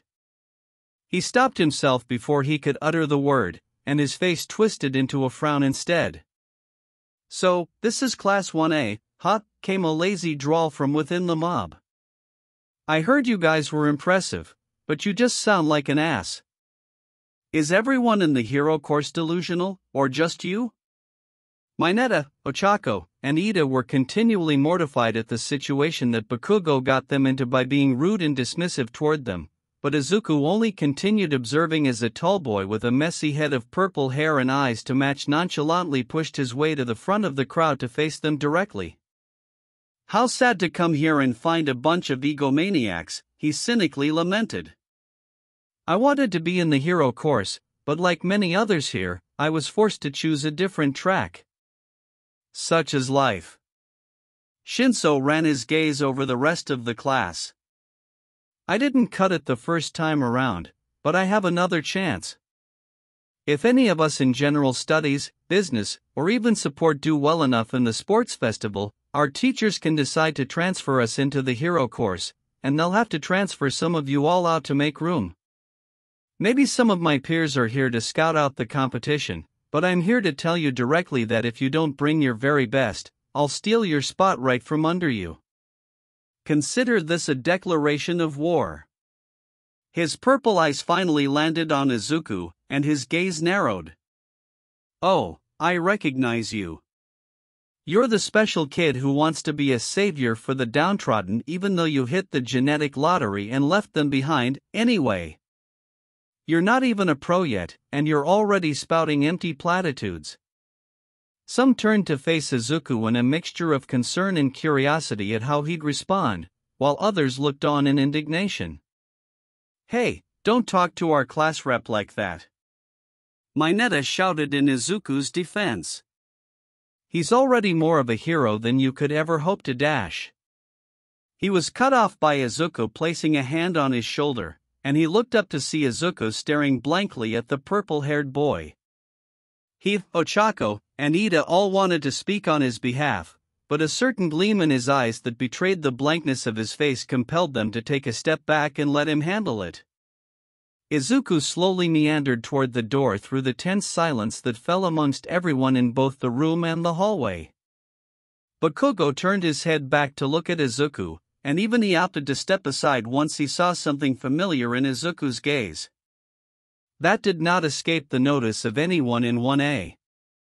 Many clamped their mouths shut and kept an eye on their friend and classmate, and Todoroki was now paying attention to the scene. All the while, Izuku had not yet uttered a single word, offering only a blank, assessing gaze to the taller teen that got under his skin. What, nothing to say?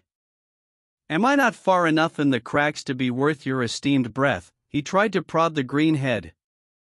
Izuku still did not respond, and his emerald eyes only continued roving over the boy like he was up for dissection in a biology class. Izuku only removed his eyes from him to observe an even taller boy with silver hair prepare to shout something, but a detached hand grabbed onto his head, and his gaze flickered to the form of Tokage quickly shaking her head at the taller boy to keep him from getting involved.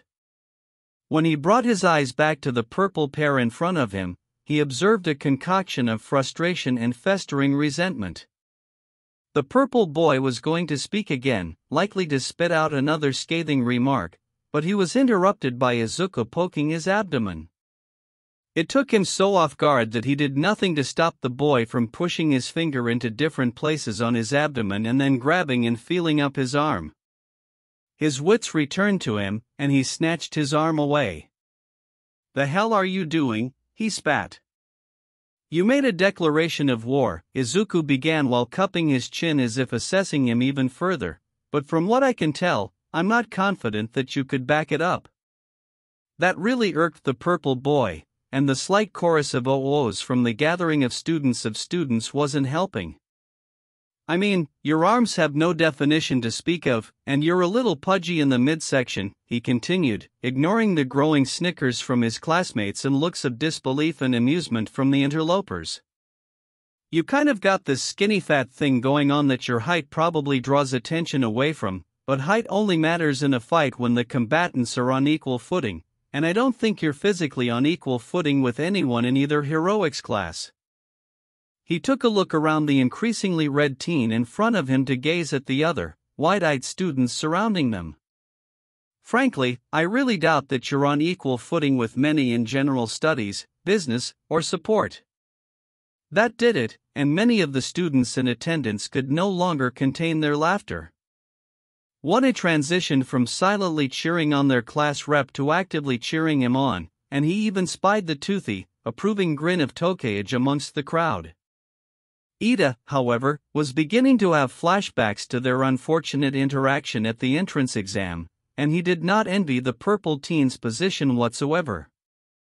Izuku, still maintaining his blank countenance, refocused his gaze on the practically snarling boy in front of him. "I really don't recommend looking past your compatriots and challenging anyone in heroics directly. Not only are you punching way above your weight class, you're also prematurely discounting the efforts of those in your class who have probably worked even harder than you. That's the fastest path to failure and being swiftly overtaken. I'm not saying that you shouldn't shoot for the stars. You should always want better for yourself and strive to get there. The problem here is that you're declaring yourself to be among the stars when you've never taken the time to build the spaceship to get yourself there. Build that spaceship first, then meet me on the moon, alright? Whatever indignation the tall boy with silver hair was feeling at 1A's perceived arrogance was gone, and he had joined the rest of the mob in trying to decipher if Izuku was attempting to motivate the other boy or if he was just being exceptionally petty in his response to the boy's earlier digs at him. Either way, the green-haired boy wasn't wrong, and he had succeeded in energizing many in the crowd by acknowledging their hard work and indirectly motivating them to show it off at the sports festival. Now, if you'll excuse us, Izuku continued, there's a sports festival in 2 weeks that we all need to work our asses to the bone for. Bring your best, because we're all going to be bringing ours. With that, Izuku pushed past the seething teen and through the miasma of determination and excitement, high-fiving a familiar floating hand on his way out of the crowd. The rest of 1A and the crowd at large was pumped and ready to give it their all. Shinso, meanwhile, was apoplectic at being verbally eviscerated so succinctly. It stung that everyone watched it happen and even laughed at him as it progressed, but it stung even more that Izuku wasn't exactly wrong in his assessment. It just fueled his anger and resolve even further to shut the green-haired piece of shit up for good. Like the rest of the group, he was really looking forward to the sports festival. Unlike the rest of the group, however, he did not notice that Izuku never once mentioned anything about quirks in his assessment. Inko had been finishing up dinner while Izuku was in his room when she heard a knock at the door. Assuring Izuku that she'd get it and lowering the heat on the stove, she made her way to the front door before looking through the peephole, and who she saw surprised her. She opened the door to see a nervous Ochako lightly clutching her left arm and struggling to meet her gaze. "Ochako, it's lovely to see you," she said with a welcoming smile. "Izuku didn't tell me you were coming, but I think I made enough to make you a plate." "Oh, no, I'm not here for dinner," she spastically corrected with a wave of her arms. I came to ask you something." "Oh? What is it?" she inquired while motioning the girl inside and to the living room. "Well," she lowly began, trying to gather up the courage. Izuku poked his head into the living room to see what was happening, and he was surprised to see Ochako with his mother. Ochako saw him, and their eyes met. It made her think back to the bento of mochi, and she instantly found the resolve she needed. "I want you to train me, Mrs. Midoriya." Izuku's eyes widened to the size of dinner plates, and he promptly disappeared in a yellow flash back to his room. Inko was too surprised by her declaration to chuckle at her son's antics, and a large smile washed over her face. "I was waiting for you to ask," she admitted. "I've wanted to since I brought it up after the entrance exam." Izuku is an excellent fighter, but he can afford to be more explosive and bombastic with his offense given his quirk. You and I, however, could do quite a lot together. "You really think so?" she asked with both hope and disbelief in her tone.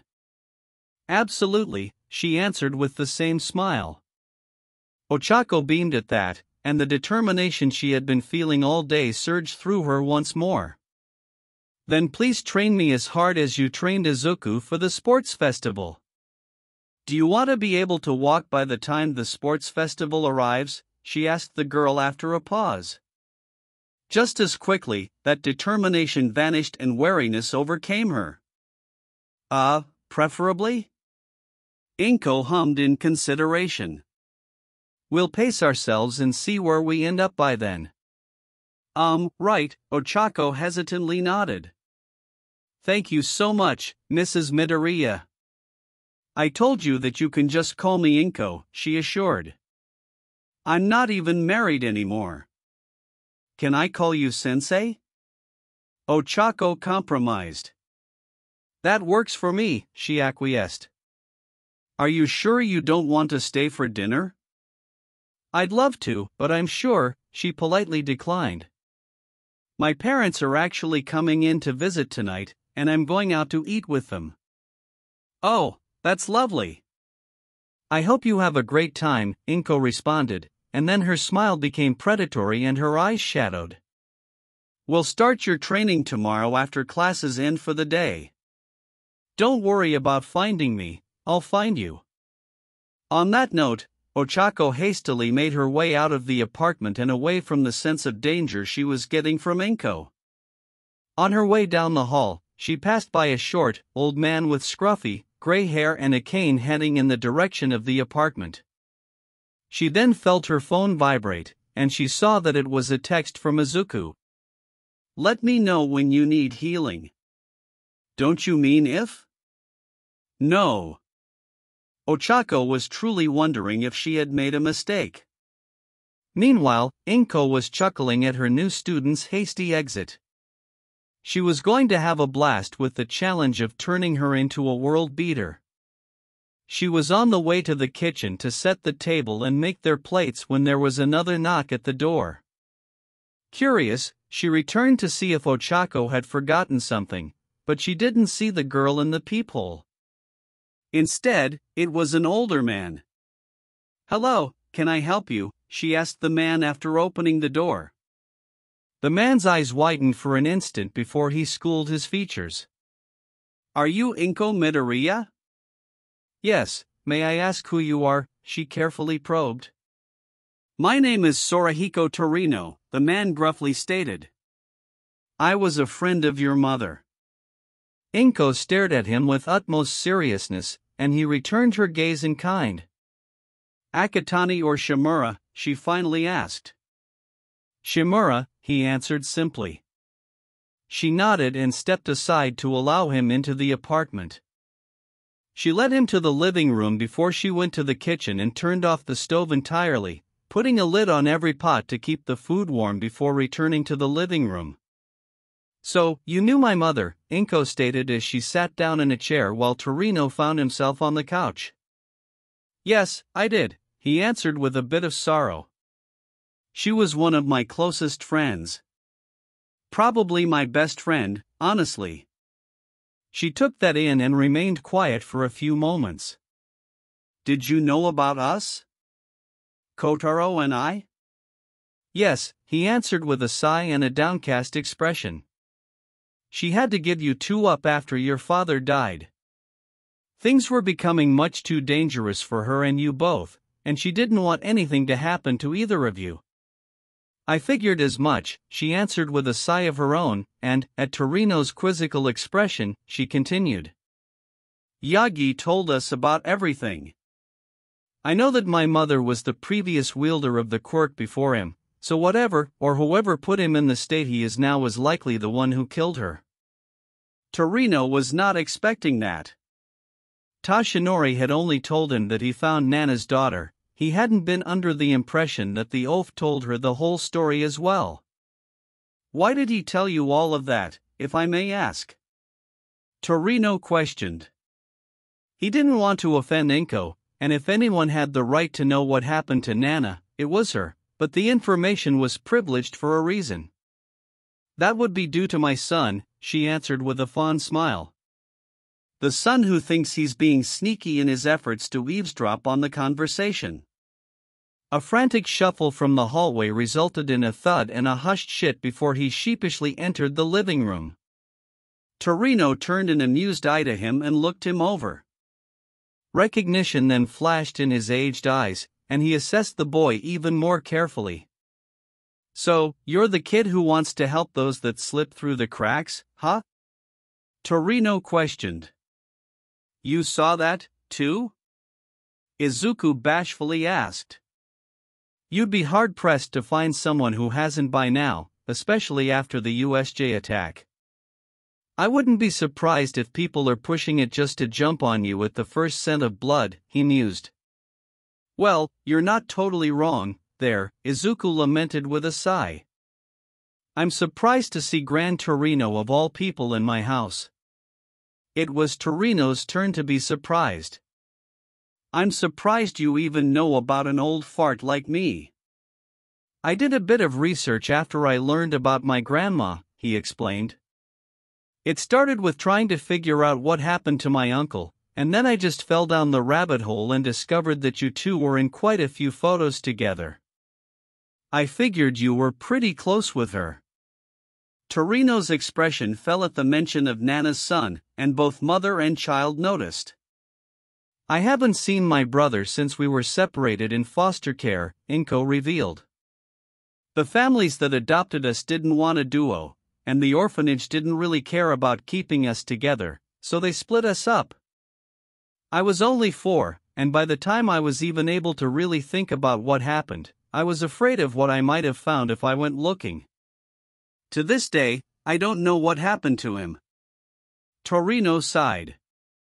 "I tried to keep an eye on the both of you in the aftermath, but the family that adopted you skipped town right afterward, and I never knew their names. Kotaro was easier to find since he kept his surname, probably because he was a little older than you were. About 15 years ago, he and his family were killed in their home. It was probably Quirk related, since they were all reduced to dust. He had a wife and 2 kids, but no one survived." "They were reduced to dust?" Izuku pondered. Inko remained quiet for a few minutes. No one said anything, and Izuku only disregarded his own thoughts for the moment to approach his mom and rub her back. She wasn't crying, but he could clearly see from the strangled distress on her face that it was really affecting her. She gave him a warm smile in gratitude for his support, and she quietly assured him that she was okay. "You look just like her, you know," Torino spoke up again. "You both do." He took a few moments to focus on Izuku. "Did Toshinori pass the quirk on to you?" "Oh, no, not at all," he quickly denied. "Not for lack of trying," Inko muttered. "My quirk is really complicated," Izuku continued, missing his mother's comment while Torino hadn't, and another aspect of it awakened while I was in the hospital. Apparently, I can talk to ghosts now, among other things, and I was able to briefly meet and speak with Grandma Nana through All Might's quirk as a medium." For the 3rd time that evening, Torino was surprised again. That was quite a nugget of information to have. "Your quirk allows you to speak to the dead?" Kind of," he sheepishly replied. "Like I said, it's a really complicated quirk that's multifaceted and pretty contradictory at times." His face lit up when something crossed his mind. "Oh, actually, when I was doing research, I looked into your quirk and fighting style." Izuku paused, and a wave of embarrassment washed over him. "I may have started studying it a bit to apply some of the principles to one of the facets of my quirk." Now, the little zygote had Torino's attention.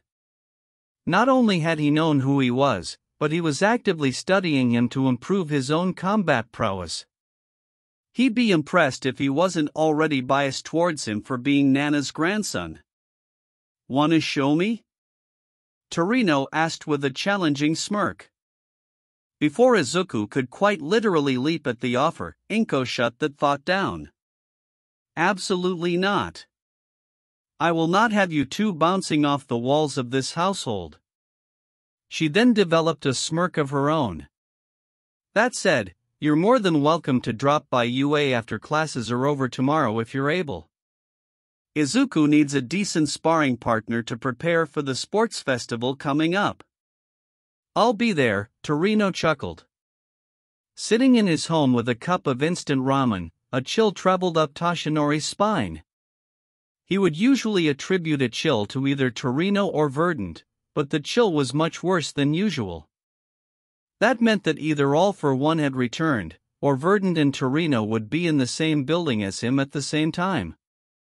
He truly did not know which one he preferred. Izuku practically floated in excitement, and he had to be careful to not activate his quirk and go up in a crimson blaze. The two adults laughed at his excitement, and all three were glad that the atmosphere had been sufficiently lightened. "Torino, would you like to stay for dinner?" "I'm certain I've made enough for 3, Inko offered. "Sure, I can stick around for a bite," he assented. "I'll be able to get a better grip of this little whippersnapper before tomorrow." Izuku was definitely looking forward to sparring with him. Izuku should not have been looking forward to sparring with him. It was so reminiscent of his day's training with his mom that he was having trouble accepting the fact that he wasn't trapped in a time loop. Or, perhaps that was just a concussion. He couldn't really be sure. I may have gone a little overboard with that last hit," Torino commented while rubbing the back of his head with his comically bulbous gloves. "You think?" Izuku dryly retorted while still on the ground. "I gotta admit, though, your mom definitely taught you well. You dodge like your life is on the line every single time, Zygote. Because that's never really been inaccurate. What other things come with your quirk?" Izuku sat up and rested a hand doused in pink flame on his head. "Well, there's this." Torino was surprised yet again. "This kid. My quirk has the base form where it's just kaleidoscopic fire that does regular fire stuff, and then it separates into its individual colors, each one providing a different, specific benefit. The pink, as you can see, allows me to heal myself or others at the cost of my stamina. And the yellow you were fighting with enhanced your speed," Torino mused. "Yeah, but only in a straight line and in short bursts thus far," Izuku confirmed. "I can see that. Your movements were often too predictable when you only used the yellow," Torino chided. "What else can you do?" "Well, green improves my strength, white improves my cognitive ability, red allows me to locally superheat things, orange makes shields, but I'm not that great at summoning them, blue gives me necromancy, and I don't really know what black does, but I try to avoid it." "How good are you at using 2 colors at once?" Torino asked, and Izuku only twisted his hand in a SOSO motion.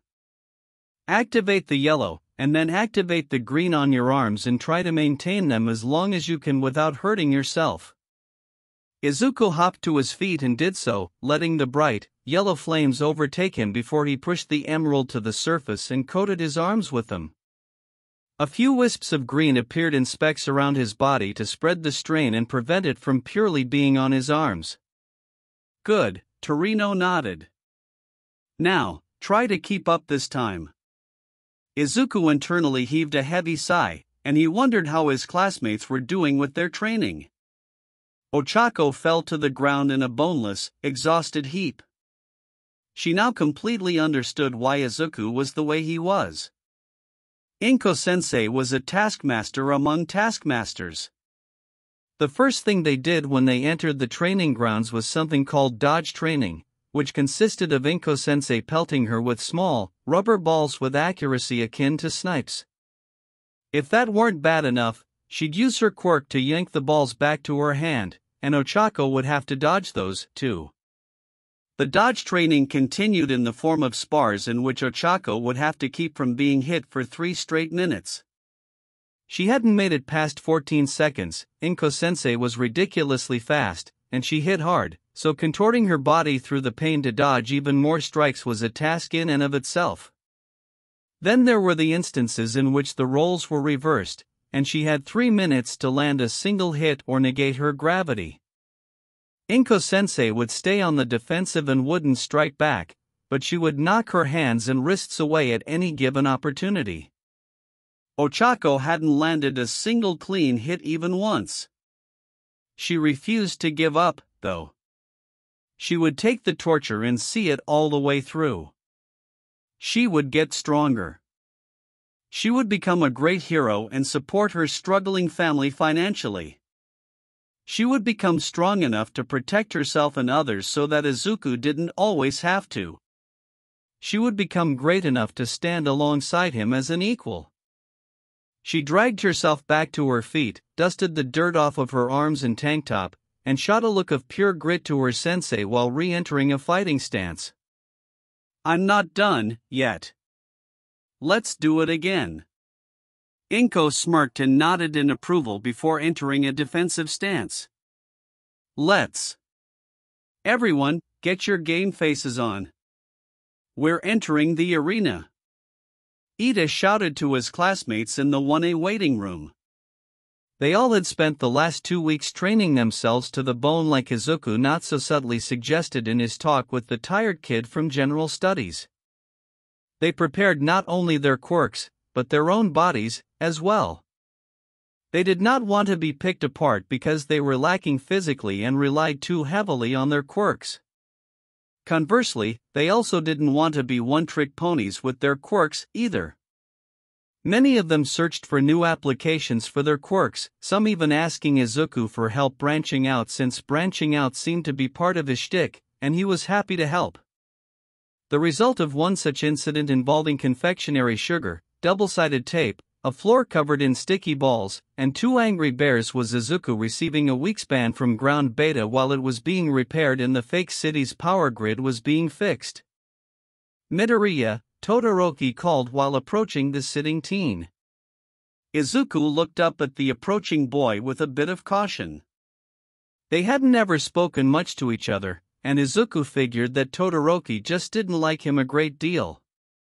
He motioned for the slightly taller boy to speak while many of the others turned their attention to the interaction. "From an objective standpoint, I think it's fairly clear that we're the strongest in the class," he bluntly stated. That drew a few different reactions from the room, Bakugo in particular narrowing his eyes. "I suppose," Izuku shrugged. "Where's this going?" "Our first and only bout was interrupted, so there was never a real winner crowned. I can't say for certain who was stronger between us back then, but what is certain is that I will beat you here and now," the boy declared with a nonchalant confidence. "Man, what's with all these declarations of war lately?" Kaminari joked. "Yeah, what's the big deal?" Kirishima asked Todoroki. "Why are you picking a fight all of a sudden, and right before we get started?" "We're not here to be each other's friends," he coldly responded while shrugging Kirishima away.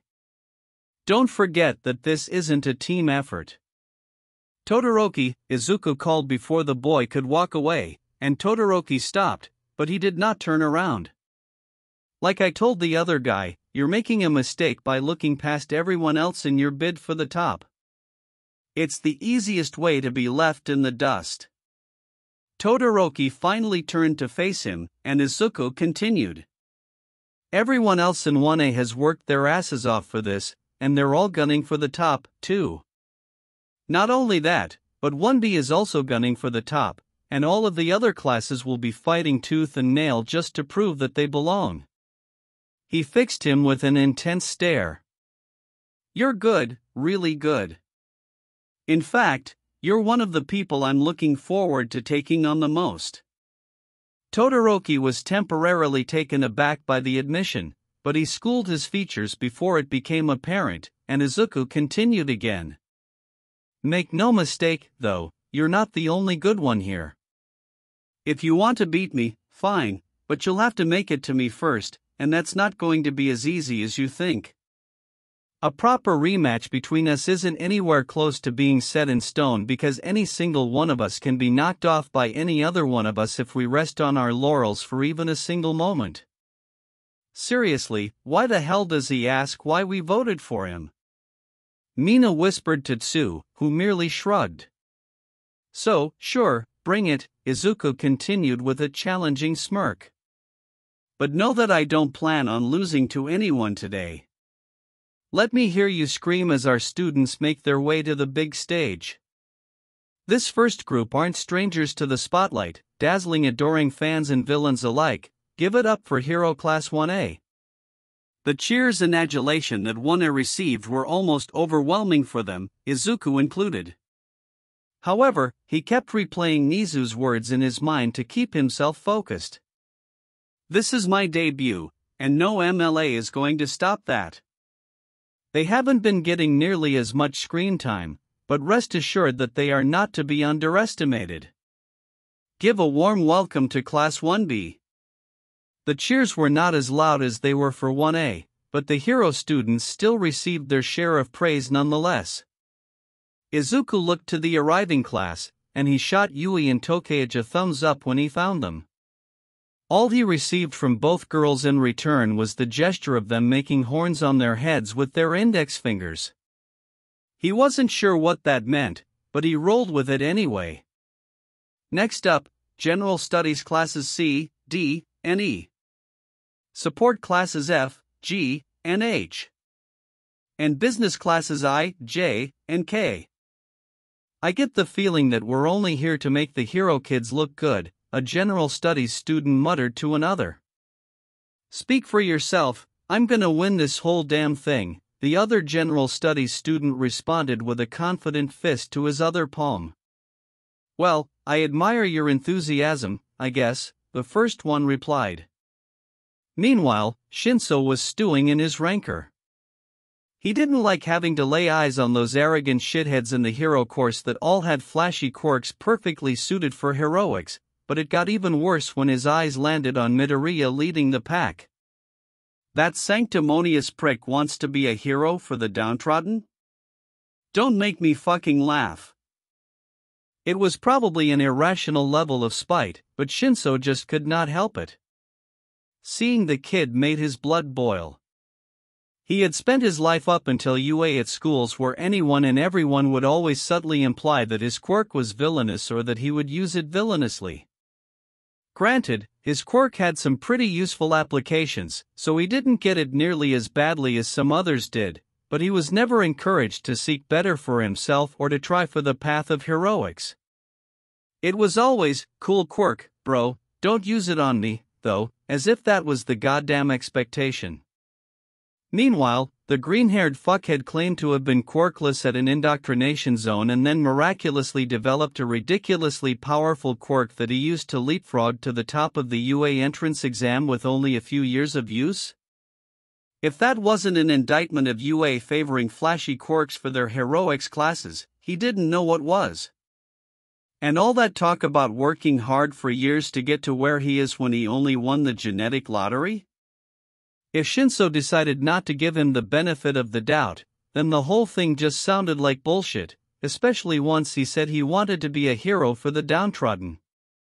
It was the kind of disingenuous dribble that Shinso was so tired of and actively wanted to help wipe out when he became a hero, because he would become a hero. The 2 weeks he spent living in the weight room at UA out of spite was proof of that. He would become a hero. So caught up in his internal ranting was he that he didn't notice that the center of his thoughts was standing at a podium, nor did he notice the fact that his classmates had backed a great deal away from him when he became progressively redder and started literally steaming.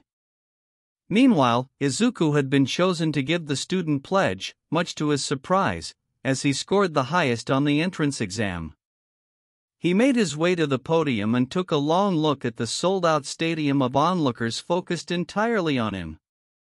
He took another look down at his classmate in competition. Many were looking to him with respect, others were looking on in admiration, some were looking at him with disdain, but most just appeared impassive. Think of this as your debut. Make the most of it. Izuku grabbed the mic and stared directly into the crowd. No one told me I had to make a speech. The resulting silence and the incredulous looks on the faces of both the audience and the other participants at his dry delivery was almost enough to make him laugh, but he held it together despite feeling in his bones that Grandma Nana was laughing her ass off within All Might's quirk. The tension sufficiently broken, it was time to make his mark. A few weeks ago, Class 1A was attacked by villains during a rescue training up. Thankfully, we all made it out with our lives, but we were lucky to do so. It was a wake-up call, not just for us, but for everyone standing here today. Just because we made it to UA didn't mean that our jobs were finished. We still had to get stronger, we had to get smarter, and we had to become complete heroes. Today is just the first step towards that goal. Today, Class 1A will show that should any villains want to run it back with us, we'll be ready, and we'll be waiting. Class 1B will show that they are just as if not even more dangerous than we are, and they won't lay down for any villain attacks either. The general studies, support, and business classes will show the world that just because they're not in heroics doesn't make them any less capable. Underestimate them at your own risk, and that goes doubly so for those crazy bastards that make our gear in the first place. Within the crowd of students, a short girl with pink dreadlocks and goggles smiled viciously, and several of her classmates gave her a very wide berth. We're the first years of UA, and every generation is said to surpass the previous one. So, get a good look at the future, and survive if we let you. The crowd erupted into a thunderous roar, and many of the other participants gave him a round of applause with dual shouts of "so manly" sprinkled into the group. In the luxury boxes where pro heroes that weren't on security detail were watching, Inko smirked in approval. She'd have to steal that last line. Without further ado, it's time for us to get started with the first fateful game of the festival. Midnight announced to the raucous arena. A large screen behind her began cycling through a lengthy selection of events until it landed on something. The first event is an obstacle course, she excitedly announced. All 11 classes will participate in this treacherous contest. The track is 4 kilometers around the outside of the stadium. So long as you don't leave the track, you may do whatever your heart desires. The competitors collected at the entrance to the track, which was a narrow hallway that led outside of the stadium, and it became even narrower as it went deeper. The students prepared themselves for action, and Izuku readied himself to move at a moment's notice. The countdown steadily reached toward 0, and everyone readied themselves for the fight of their lives. Begin! Chapter 14, Deku, Icy Hot, and King Explosion Murder. The rush into the narrow passageway was a hectic and chaotic mess of bodies violently pushing against each other to make any amount of ground. It became abundantly clear to many that their current situation was the first obstacle of the race, and Todoroki was the first to capitalize. Foregoing fighting through the mob, he instead created a path for himself by freezing the ground in the feet of the competition, allowing him to quickly overtake them and lead the pack. Many of his classmates and even some that weren't found ways around the ice with admittedly creative applications of their quirks. He hadn't considered that Bakugo could simulate flight via propulsion with his explosions, and he supposed that Yaoyorozu keeping herself off the ice with a bow staff was rather inspired, but he wasn't particularly worried. None of them would overtake him or even keep up with him down the stretch. Well, almost none of them. As if on cue, an unfortunately familiar bright yellow blur shot past him from above, and he turned an aggravated eye toward his classmate that landed a few meters in front of him. Midoriya glanced back at him with a slight turn of his head before he noticed a detached hand and forearm that was hanging onto his gym uniform.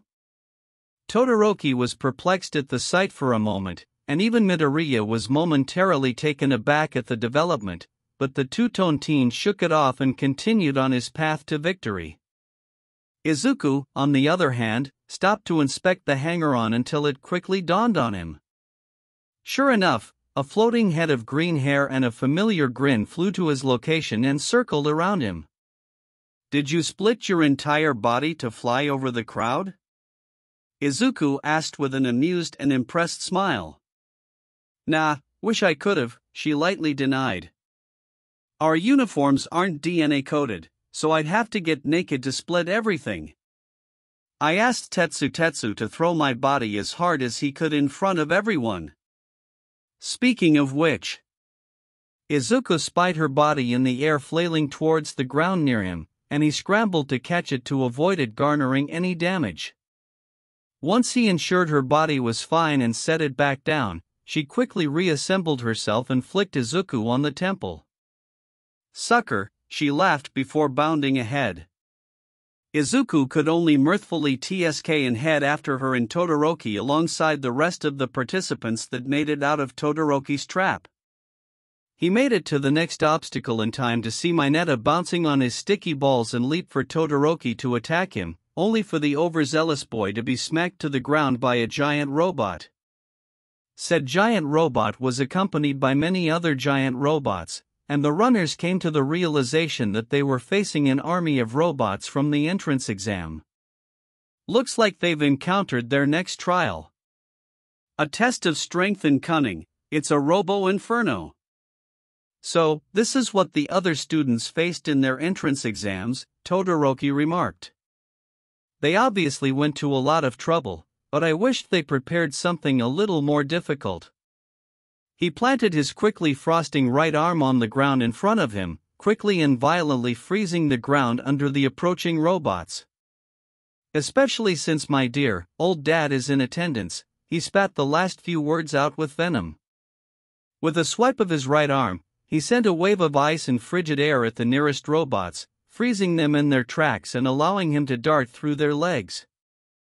Many other students tried to follow, but he had intentionally frozen the giant robots while they were off balance, sending them careening to the ground in front of and potentially on top of the other participants.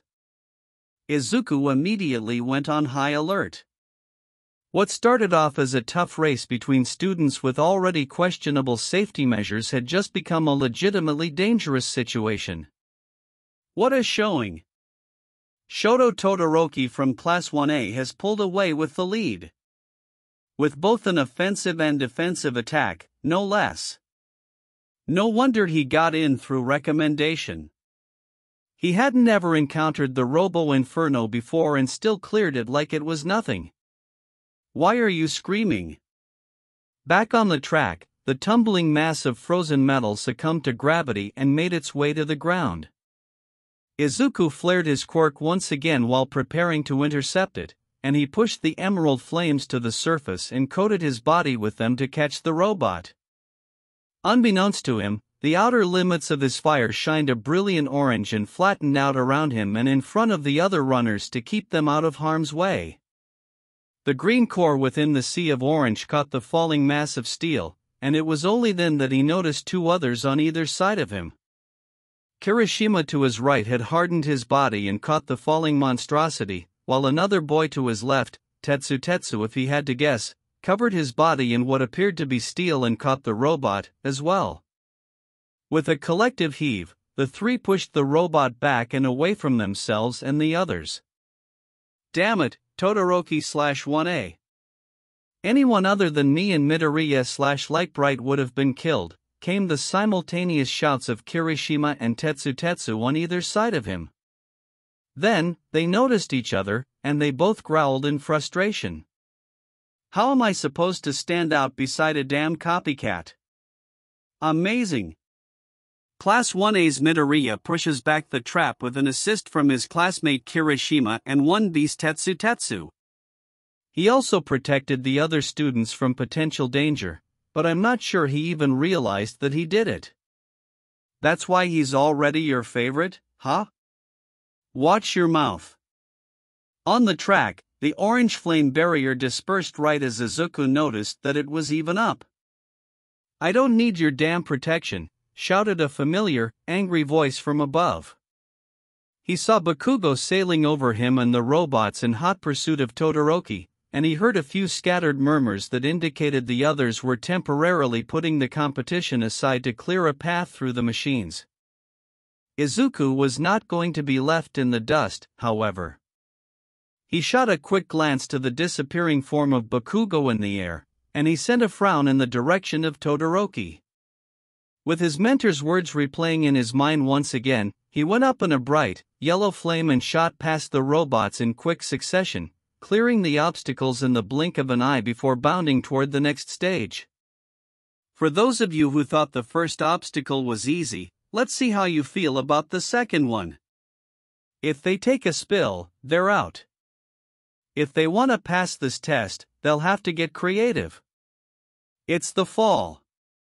Todoroki wasted no time sliding on the narrow ropes attaching each platform to another, whereas Bakugo continued blasting himself above the treacherous terrain entirely. Todoroki sent a quick look to Bakugo gaining on him, then he looked around the area for any sign of his other troublesome opponent, but he couldn't find him. That put him on edge, as an unseen Midoriya could prove to be a dangerous one. Izuku, meanwhile, was bouncing from platform to platform, quickly making up any lost ground to Todoroki but doing his best to stay out of his field of vision and move as quickly as possible. Now that he knew that the boy was not above large-scale sabotage, Izuku wanted to avoid any other potential ice mishaps that could get people hurt. In the process, though, he did get to catch a glimpse of a girl using pretty wicked support equipment to clear some of the drops. Her manic excitement almost rubbed off on him the more he watched. Adjacent to her was Ochako swiftly and almost professionally clearing a tightrope before launching into a somersault and split combo onto the platform that was familiar to him. Scarily familiar. Oh my shit, please tell me Mom didn't create a mini-me in only 2 weeks' time. He muttered to himself with his heart in the pits of his stomach. Verdant? Wasn't that your move? Snipe hesitantly queried in the luxury box. The only response he received was an almost diabolical giggle from the woman while she slowly rubbed her hands in delight.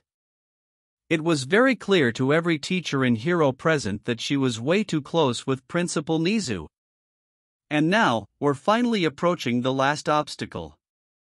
Everyone better tread carefully, you're stepping onto a minefield. Todoroki slowly meandered through the path, taking great care to step around the many patches of dirt that looked the most unsettled. The reprieve was short though, as Bakugo again forewent traveling by foot like a peasant in favor of staying airborne via explosions, and he was quickly gaining on him with a feral grin.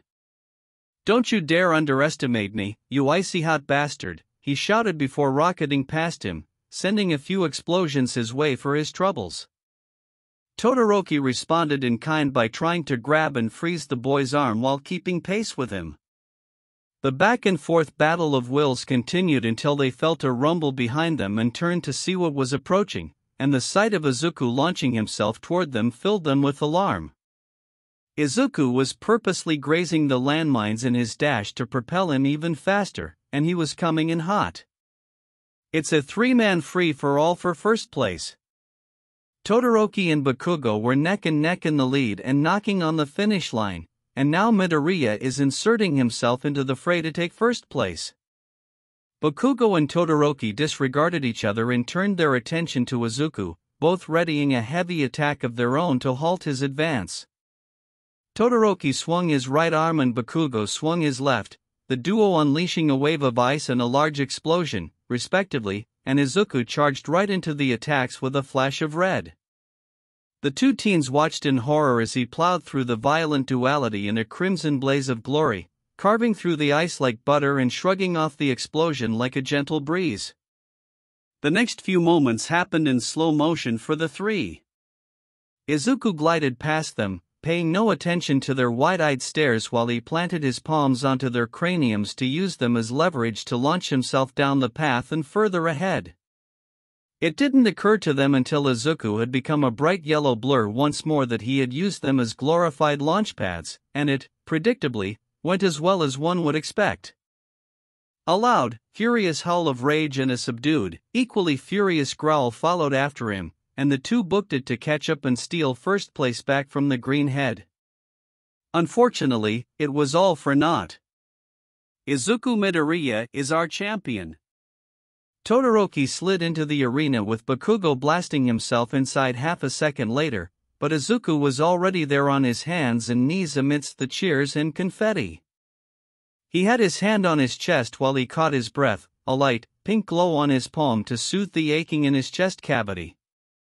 He had slightly overdone it with the yellow flames again, but Recovery Girl wasn't around to hit him for it, so he could rest easy.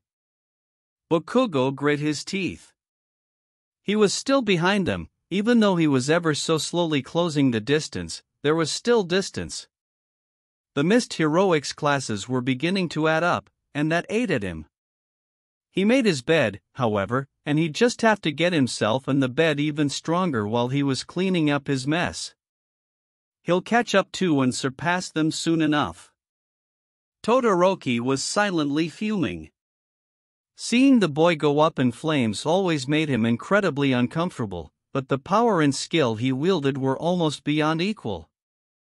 It used to infuriate him to no end, and he wanted nothing more than to stomp out the upstart that was practically a facsimile of his father. However, things started to change after he overheard the conversation between Midoriya's apparent mother and Bakugo. It put a few things into perspective. He couldn't think about those things, though. He was going to defeat Midoriya using only his ice so that his father would finally understand the futility of his efforts to get him to embrace his left side.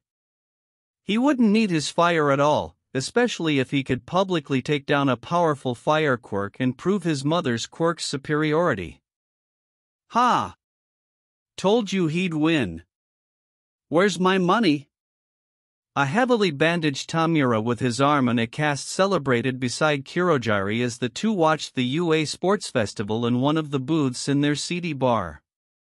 Kurogiri grumbled in annoyance and slid 800 yen across the table to his sorta boss and occasional ward. Izuku!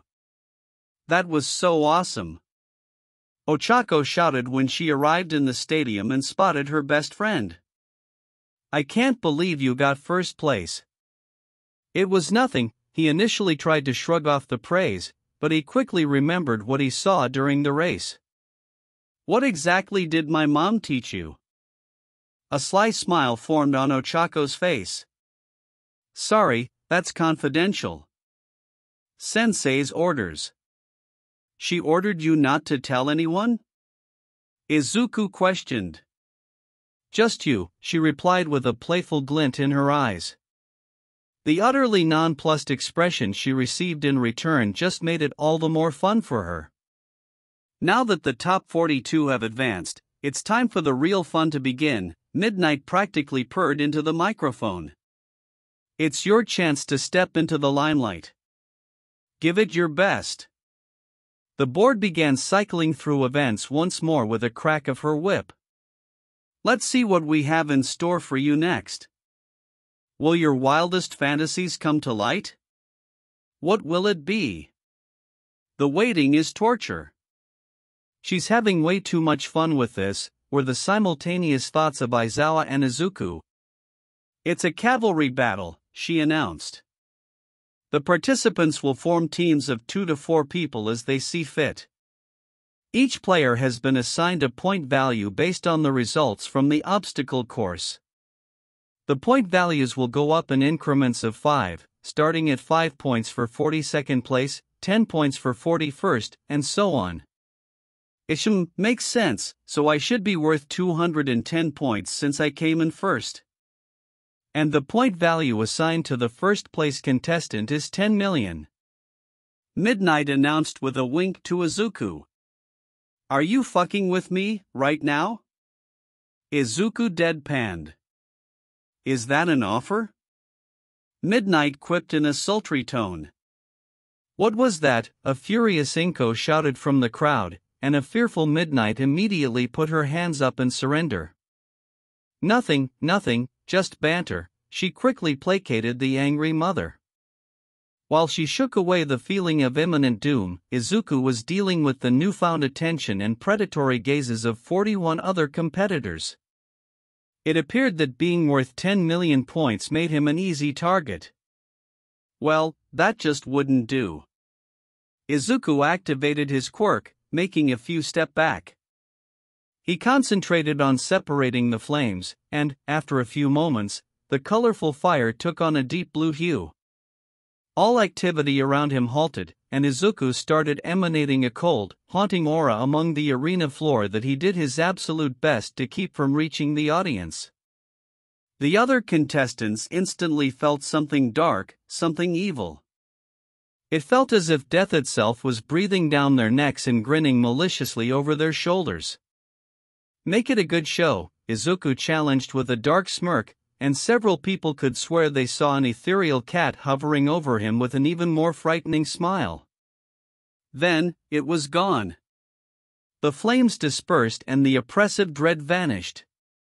That didn't mean that the discomfort that everyone was feeling left with it, though, as just about everyone was now giving Izuku a very wide berth.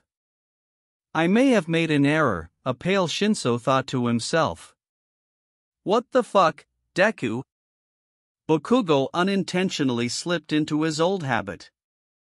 Spooky, a silver-haired girl thought in interest. Fumi, did you see that? A very shaken dark shadow poked their head out to ask their companion.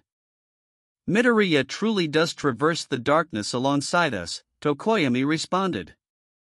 Oh my fucking god, you are such an emo, Dark Shadow lamented. They couldn't be certain if their host or anyone else had seen what they had seen. They'd keep a wary eye on Midoriya in the future.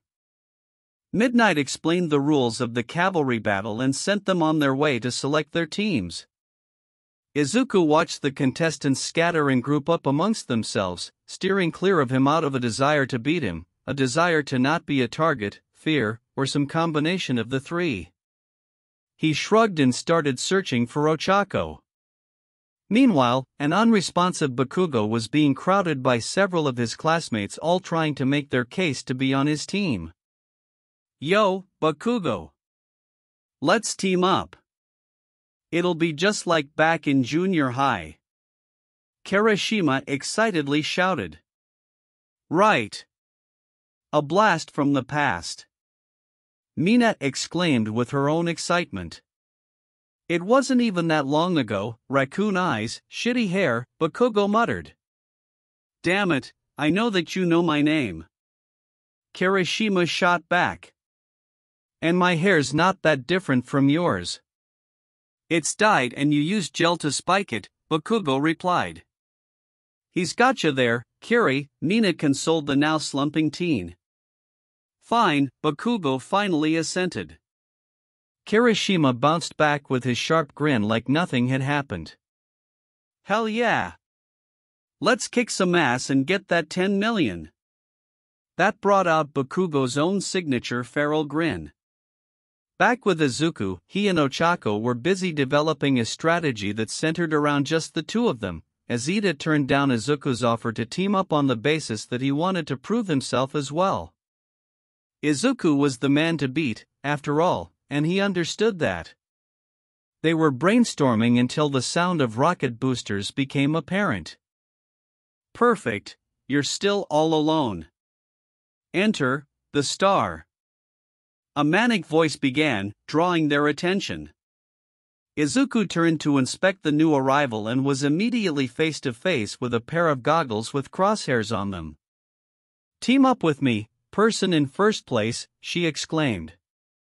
Holy hell, you are quick! Izuku shouted and jumped back behind Ochako. The name's Mei Hatsum, inventor extraordinaire in the support course and future head of Hatsum Industries, she proudly declared. Oh, I remember. Ochako spoke up. You're that weirdo from the obstacle course that used those cool gadgets. Precisely.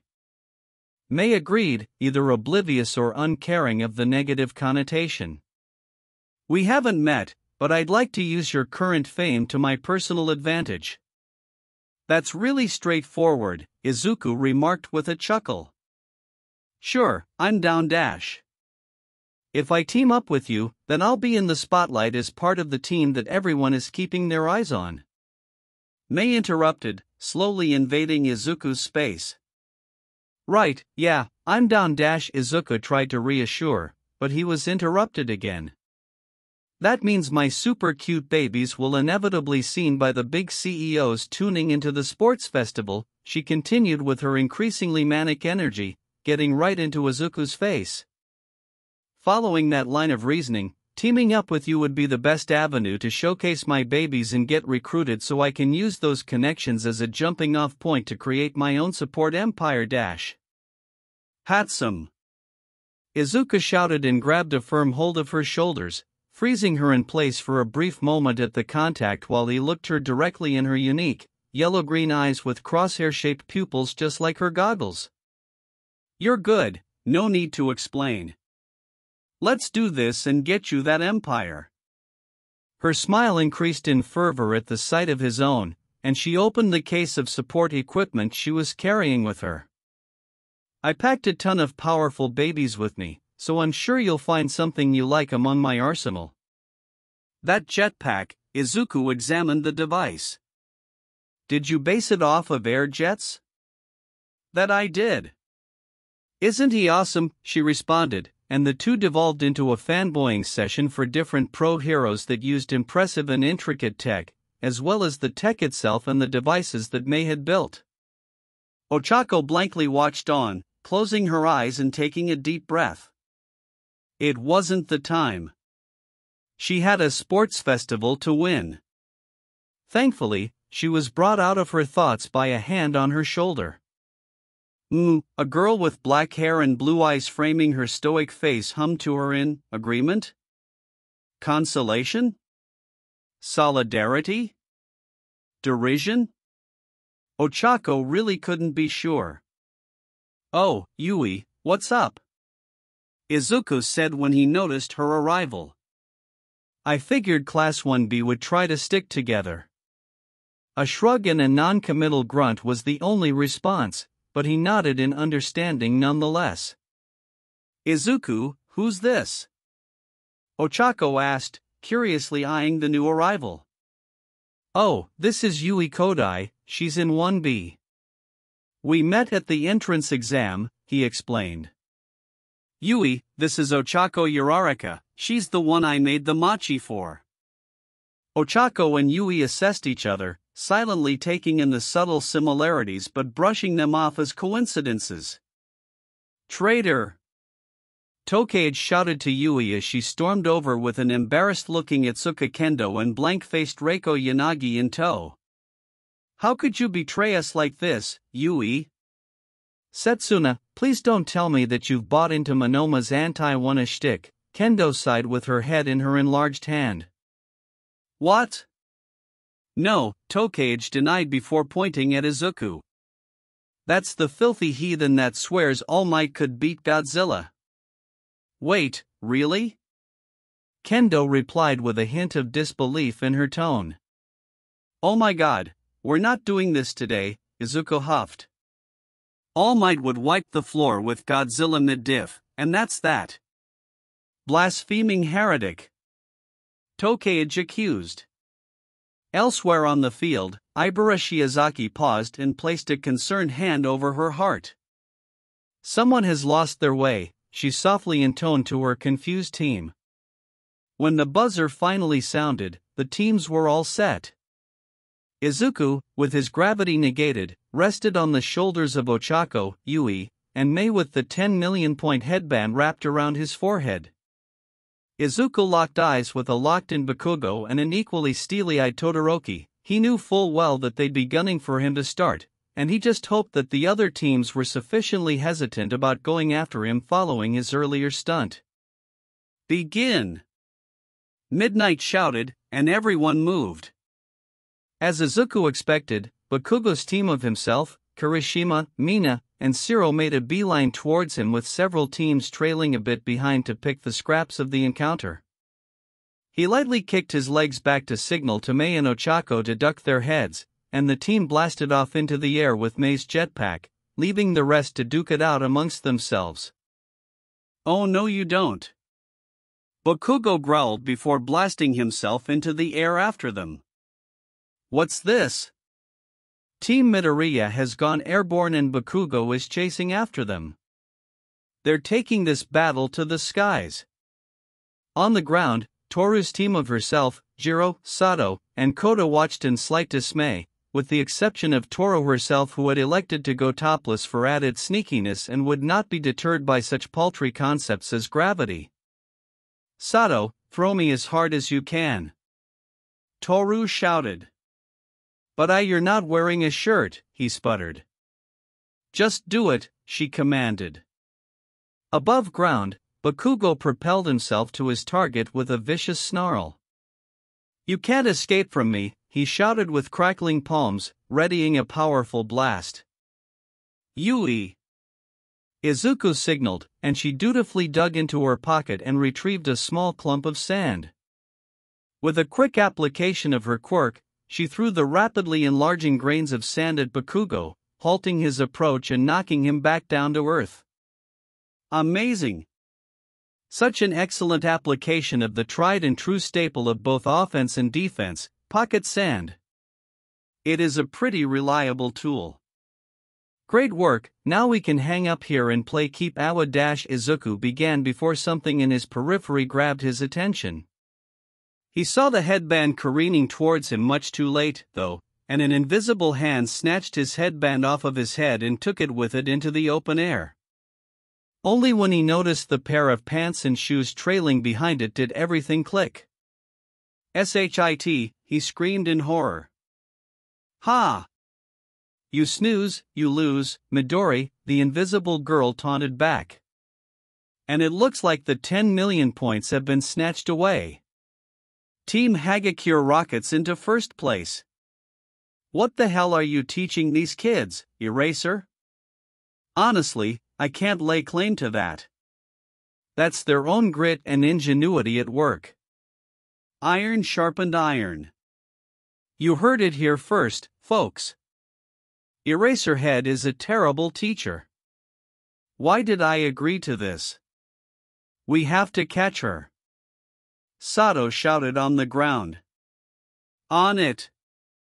Jiro replied, stabbing her jacks into the ground just behind them and amplifying her heartbeat as much as she could, resulting in a boom that rocketed them forward to close the distance between themselves and their successful rider. They nearly had her back in their grasp right before a detached forearm flew from out of nowhere and yoinked the 10 million points and the first place position away from them. Would you look at that? The 10 million points have been taken again. They're playing hot potato. Again, why are you screaming? Izuku and company watched his headband be ripped away from the invisible thief and worry, as Tokage-san could fly faster than the four of them could with the jetpack. How are we gonna get back the headband? Ochako spoke her concern to Izuku. "Oh, we're getting back that fucking headband," Izuku replied in a low, resolute tone. "Hang on." The group nosedived toward Toru's team, and Izuku snatched her headband before rocketing away. "Call that a finder's fee," he shouted to the indignant girl they were flying away from. "Be careful not to exhaust all of the fuel. It has a limited supply." Mei reminded him. "Right, thanks. Do your goggles enhance your quirk at all?" "Marginally, they work better for smaller things up close, like when I'm making babies." "My eyes themselves would work better long distance, which I'm assuming you need?" "Yeah. Could you pinpoint our headband and give me a rough estimate on where it would be in, say, 10 seconds? Provided you're really fast, I can give you a general area but not much more than that." "That'll work just fine. Everyone, hold on as tightly as you can."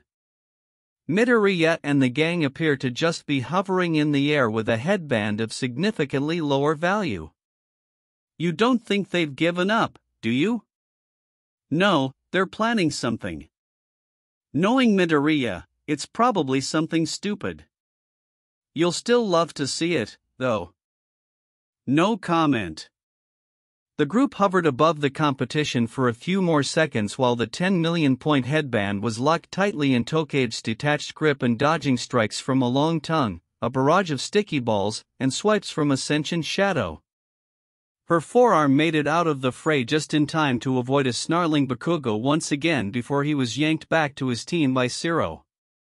Thinking she was in the clear, she finally made a beeline back to her group. It was at that moment that Mei pointed directly between the headband and the awaiting team, and Izuku cut off the jetpack and landed with the group on the ground, ignited into a bright yellow, and used the group as a pseudo-launchpad to shoot himself to the prize, snagging a few more headbands along the way. Once the 10 million points were back in his grasp, he reignited the jetpack and flew back to his team with a victorious smile. "Holy cow! You were right. They did have a plan, and it was stupid, but it paid off big time.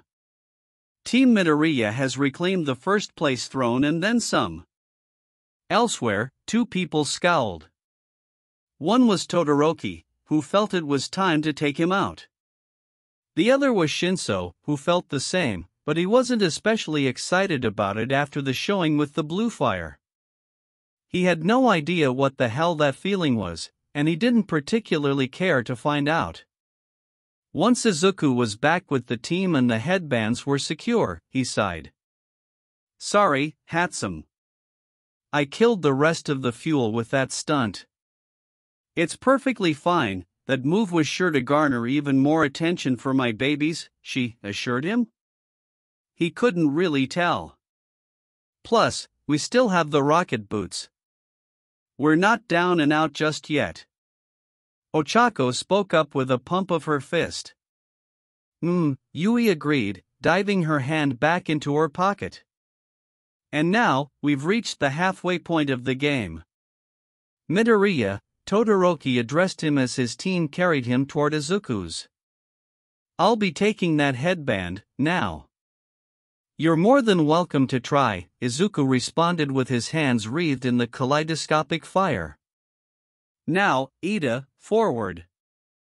Yaoyorozu, be ready to protect us. Kaminari, do your thing.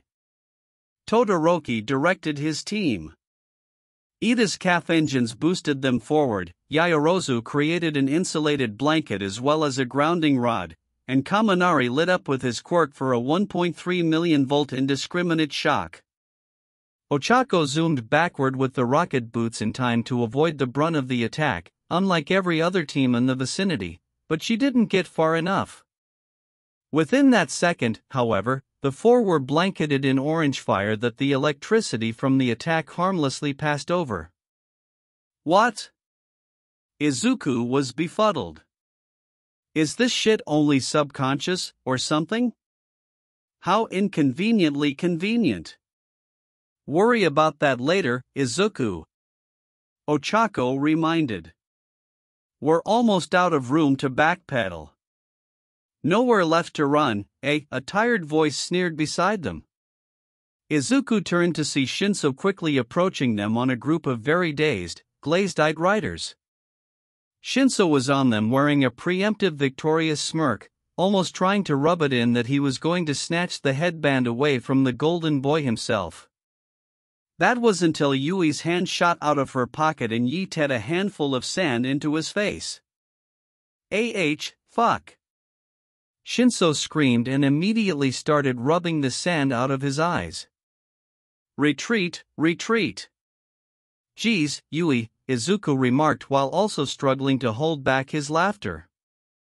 I didn't forget what he said about you, she curtly replied. Look at that, the trusty pocket sand has made a return. The resulting roar from the crowd at the sight of more pocket sand could have been heard on Island. Shinso's riders had dutifully complied and scampered away from them just in time for an ice wall to seal away any more escape paths, and Todoroki's team was slowly stalking forward at the impetus. Only 1 minute left. Todoroki has cornered the 10 million point team and is poised to take the ultimate prize. But, unbelievably, Team Midoriya has managed to keep away from the ice and defend themselves all the while.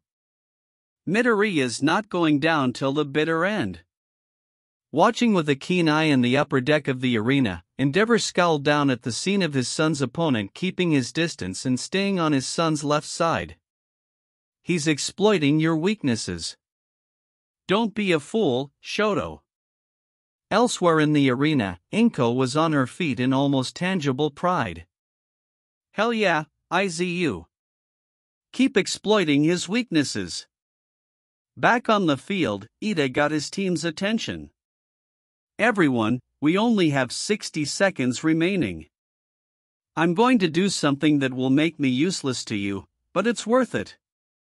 What are you going to do? Todoroki asked. Ida prepped his engines for maximum overdrive before entering a running stance. Just make sure you get that headband, and hold on tight. Izuku could see Ida preparing to do something, and that was not a good thing at all. Izuku knew that even at his fastest with the yellow flames, Ida at his top speed was faster, and he couldn't dodge without leaving the team behind since the jetpack was out of commission. Instinctively, his yellow flames reignited, and he ignored the light pain in his chest. The yellow flames would make him almost fast enough to move away from him if necessary, but they wouldn't make him fast enough to react at the same speeds. Unless white fire began to bloom in Izuku's hair, intermingling with the yellow fire in an almost perfect union. The world seemed to slow down exponentially for Izuku, and it was just in time, as Ida rocketed for them and quickly closed the distance between the teams. Izuku looked down at his teammates that were practically frozen in place, and he looked back up at the rapidly approaching Ida. He could just barely move his limbs enough to intercept the attack, but he wasn't sure if he could completely avoid having his headband snatched. So, he compromised. As Ida sped by them and Todoroki's hand hooked onto his headband, Izuku snagged a firm hold onto as many headbands around Todoroki's neck as he could manage and yanked them away from the boy as he passed. Hopefully, it would be enough. Recipro burst. Izuku heard when his quirk cut out in time returned to normal. Holy smokes, what just happened? That was one big blur. Why didn't he show off that super speed earlier? Ida, what was that? Todoroki asked in amazement. I forced my torque and RPM into overdrive, which gave me explosive power, he explained. Unfortunately, the recoil stalls my engines for a while. It's a secret move that I've been saving, no one in class knew about it. He turned to Izuku with a competitive smirk. I told you, Midoriya, that I'd do my best to beat you. What? What happened?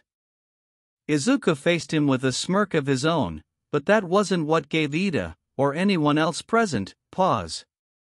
It was the blood streaming down Izuku's face from his nose. And like I told Alayu, Izuku slurred with his arm raised, proudly displaying all of the headbands he ripped off of Todoroki's neck. I don't plan on losing to anyone today. The insanity. We thought the entire game was just turned completely on its head. Team Todoroki snatched the 10 million points from Team Midoriya, but Midoriya pulled through and snatched a good chunk of points from Todoroki at the same time. But he doesn't look so good. Present Mike covered the microphone and leaned over to Aizawa. He really doesn't look so good. Should we pull him out?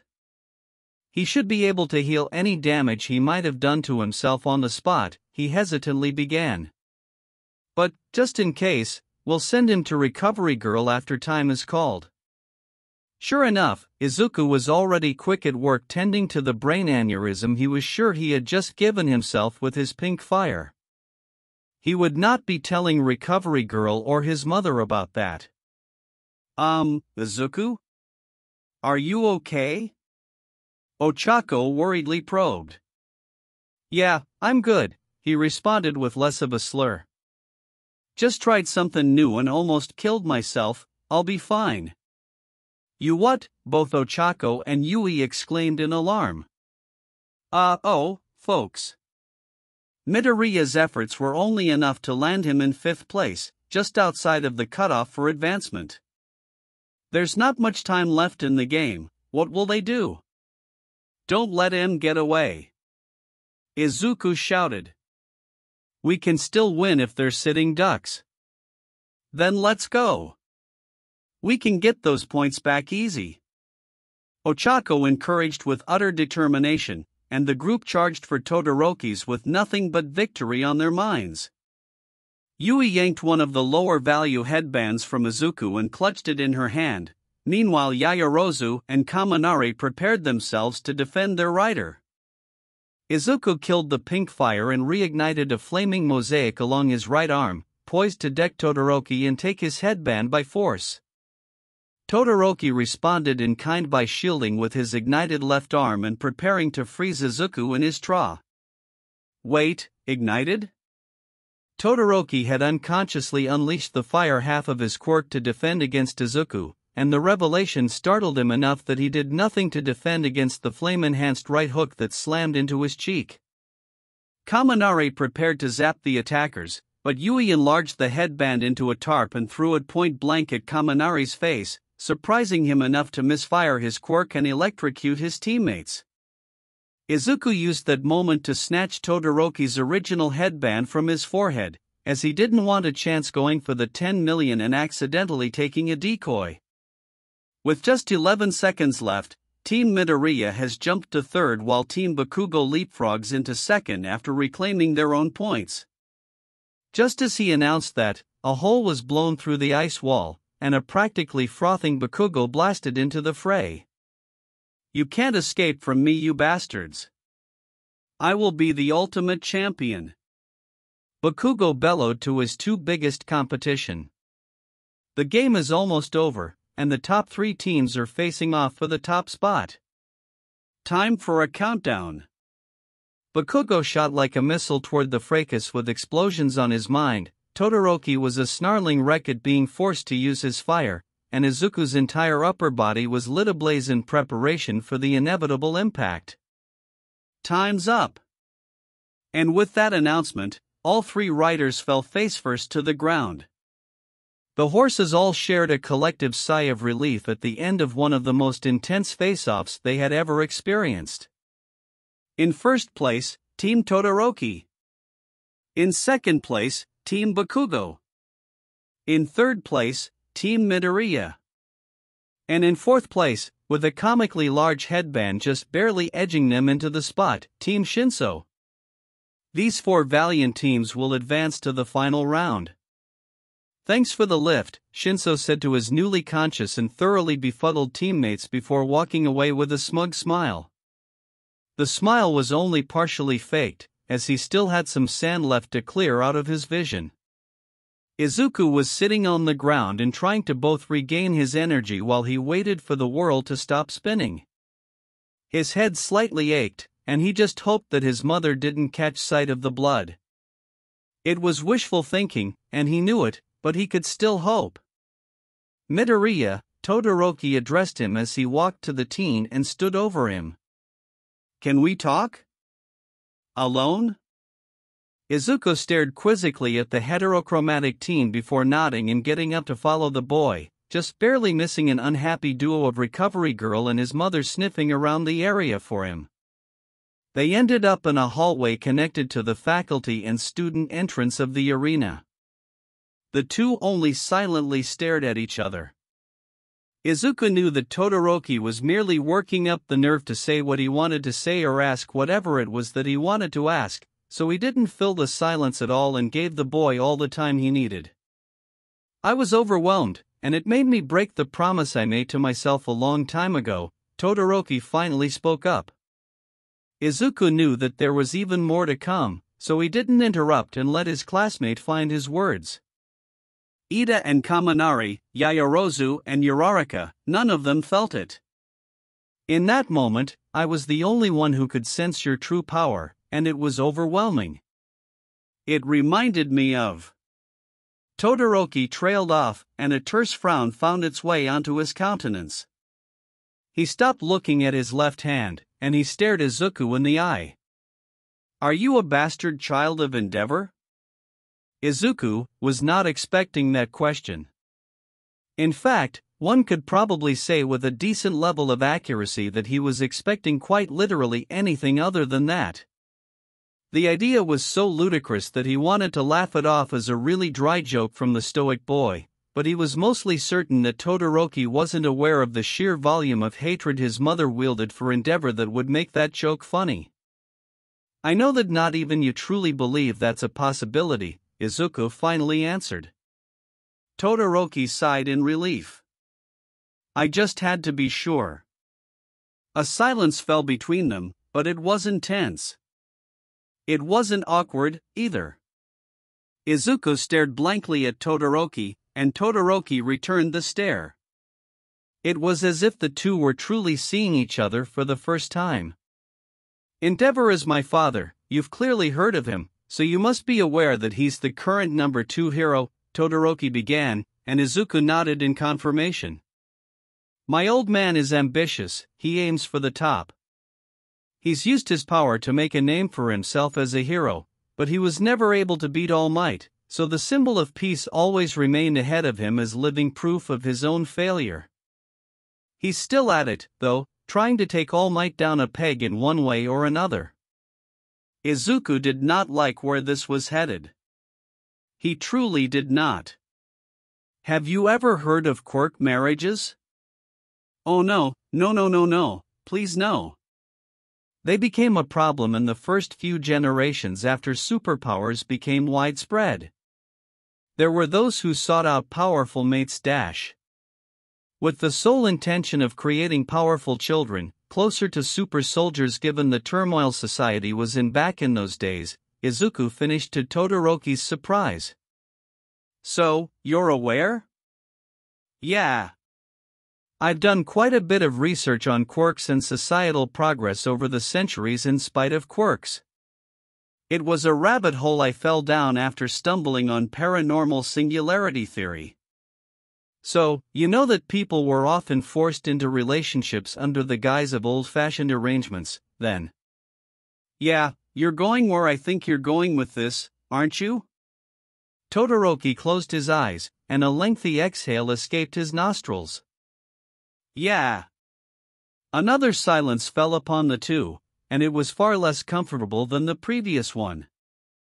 Todoroki opened his differing eyes to stare at Izuku's reaction, and he saw a furrowing of Izuku's brow that slowly deepened into a frown. Soon, that frown grew even darker, and his face fell into a snarl before he stopped and composed himself. Your father is a real piece of shit. Todoroki would be lying if he said that he was expecting that kind of reaction. He didn't really know Midoriya at all, he just knew that he was someone else on the planet that had a fire quirk, and apparently their moms used to be friends, but he hasn't truly confirmed that yet. He would ask his own mother about it when he finally worked up the gall to see her in person. For now, though, he couldn't help the small smile from forming. Yeah, he really is. My mom hasn't ever told me why she hates Endeavor so much, but I'm really starting to see it, Izuku said. That also took Todoroki by surprise. He had figured that he knew at least everything that his mother had told Bakugo in Recovery Girl's office after the battle trials. She hasn't? No. She doesn't like to talk about it, and I don't make her. I just know that there's some personal beef between them. Todoroki internally deliberated on if he should reveal what he heard the boy's mother say. It was pretty relevant to what he himself was planning to tell him, but it also came from a different perspective, a different level of hurt that he couldn't speak to. Ask your mother about it after the festival, Todoroki suggested. It'll help truly contextualize the monster that my father is. For now, however, my father's sole goal in his life right now is to build me up to usurp All Might. Todoroki's fist tightened. I refuse to be a tool for that scumbag. He's the reason that my mother is crying in every memory I have of her. She called my left side unbearable before she splashed boiling water on my face. Everything made a little too much sense to Izuku in that moment. The heterochromia with the scald mark over Endeavor's eye on the side with Endeavor's hair all came together.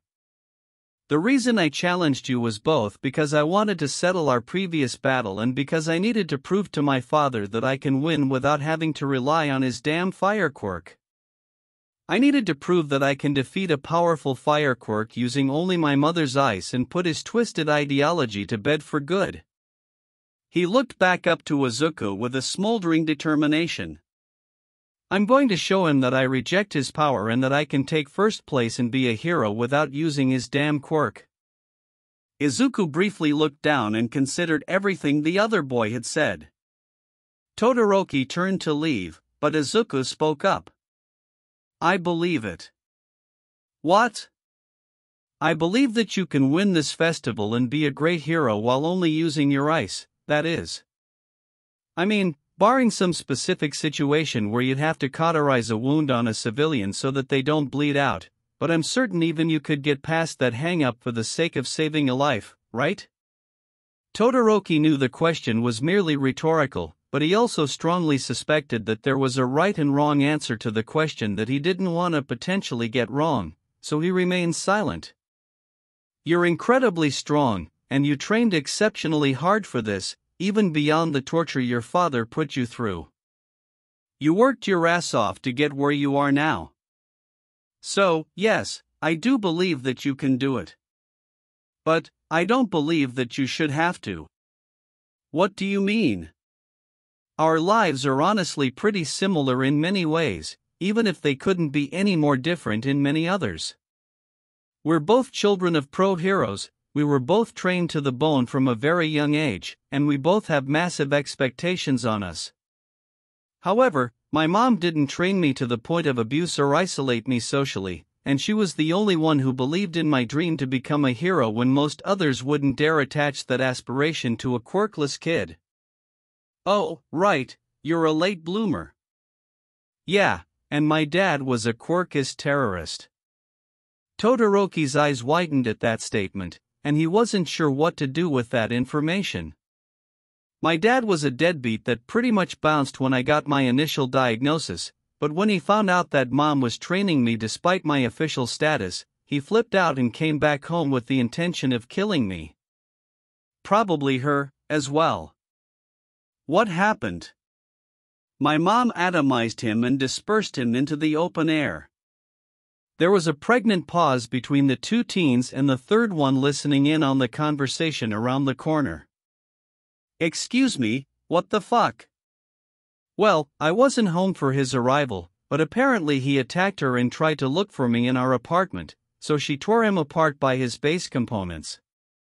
Her quirk is attraction of small objects, and I figure that there isn't a minimum size requirement, only a maximum.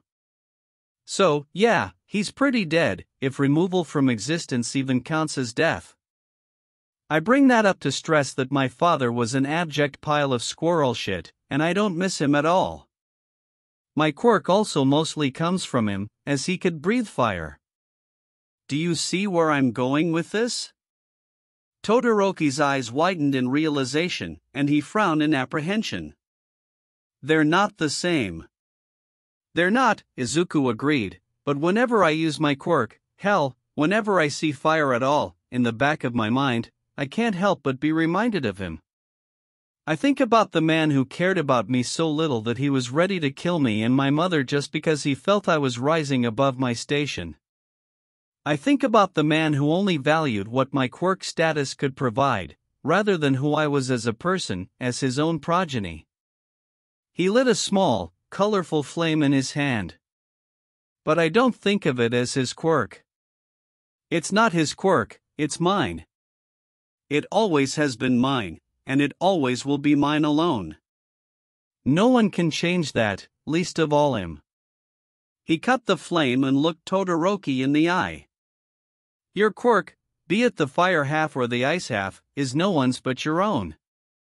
It's not your father's quirk or even your mother's quirk, and no one gets to dictate that but you. You can be the best damn hero you want to be using your quirk how you see fit because it's your quirk and yours alone, and you are the master of your own destiny. Don't think of any part of your quirk as a shackle to overcome, instead, take it, make it your own, and be the best damn version of Shoto Todoroki that you can possibly conjure up that answers to no one but himself. Todoroki was thrown back to a memory long forgotten. It was a memory of himself and his mother watching an interview that All Might did in which he echoed the same sentiments that he had just been given. He remembered his mother asking him if he still wanted to be a hero as he was positively transfixed by the screen. He remembered her reminder to stay true to himself. You are not a prisoner of your lineage. It's okay to use your power to become who you want to be. Todoroki was not crying. He was not. Fuck. Goddamn you, Todoroki choked out and leaned against the wall. Tears silently escaped his clenched eyelids, and he felt a soft hand on his shoulder. Taking a leap of faith and opening his puffy, newly red eyes, he saw the other boy giving him a kind smile before patting him on the shoulder. "You're not alone. You never are." Todoroki sniffled. "Thank you, Midoriya." He stood up straighter and composed himself. "I'm going to kick your ass in the final round despite this conversation." Izuku offered him a challenging smirk. "Like I said before, you're more than welcome to try, but I don't plan on losing today." Todoroki turned away to leave the hallway and catch the tail end of lunch before the final round began, but he stopped when he heard Izuku speak up again. "Make it a good fight, though," Izuku challenged. Todoroki offered his own smirk back at him. "You're on." Bakugo, meanwhile, stood silently on the wall around the corner. He had quite a lot to think about.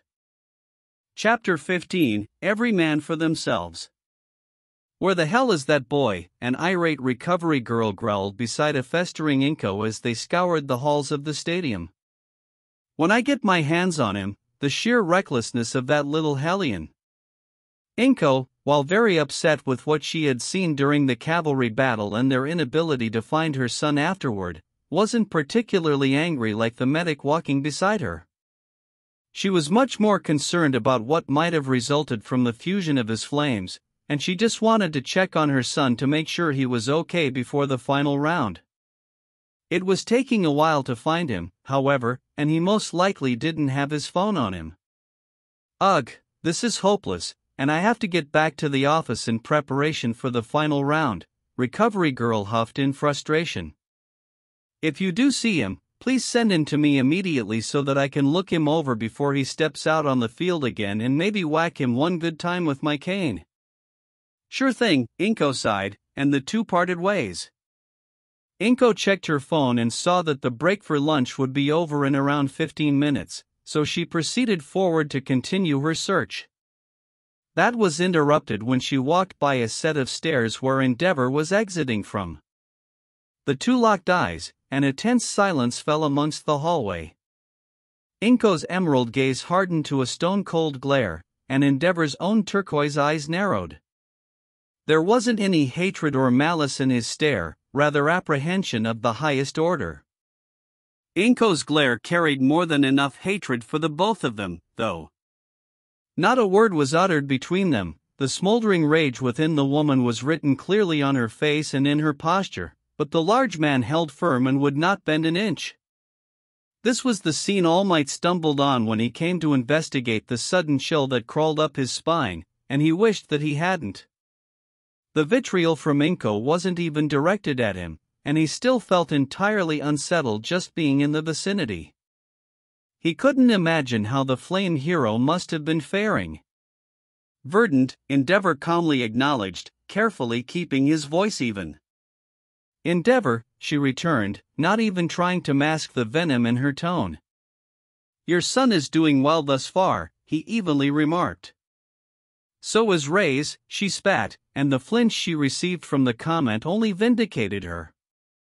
Another silence followed, this one even more tense than the previous one. All Might had absolutely no idea what to do or if he should even say anything. He didn't know if either of them even knew he was there since they hadn't acknowledged his presence, and he didn't really know if he wanted them to, either. He tried making conversation with the number 2 hero to catch up after a decade, but he was quickly and curtly rebuffed before being informed that the man's son was created to surpass him. That was a strange and mildly alarming bit of information on its own, but the standoff before him was on another level. He didn't know what the history was between the two, and he wouldn't be ashamed to admit that he was not at all comfortable asking either of them. He would make a note to broach the subject to young Midoriya later on if he remembered. The silence dragged on for another few minutes, and All Might felt like he could physically cut through the tension with a Detroit smash and still not make much headway. Then, as if on cue, the two walked past each other without another word, and All Might could breathe again.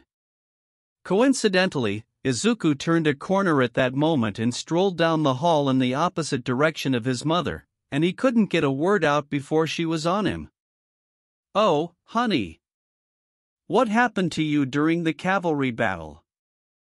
Your nose was bleeding and you could barely keep yourself upright," the worried mother fretted over her son after glomping him.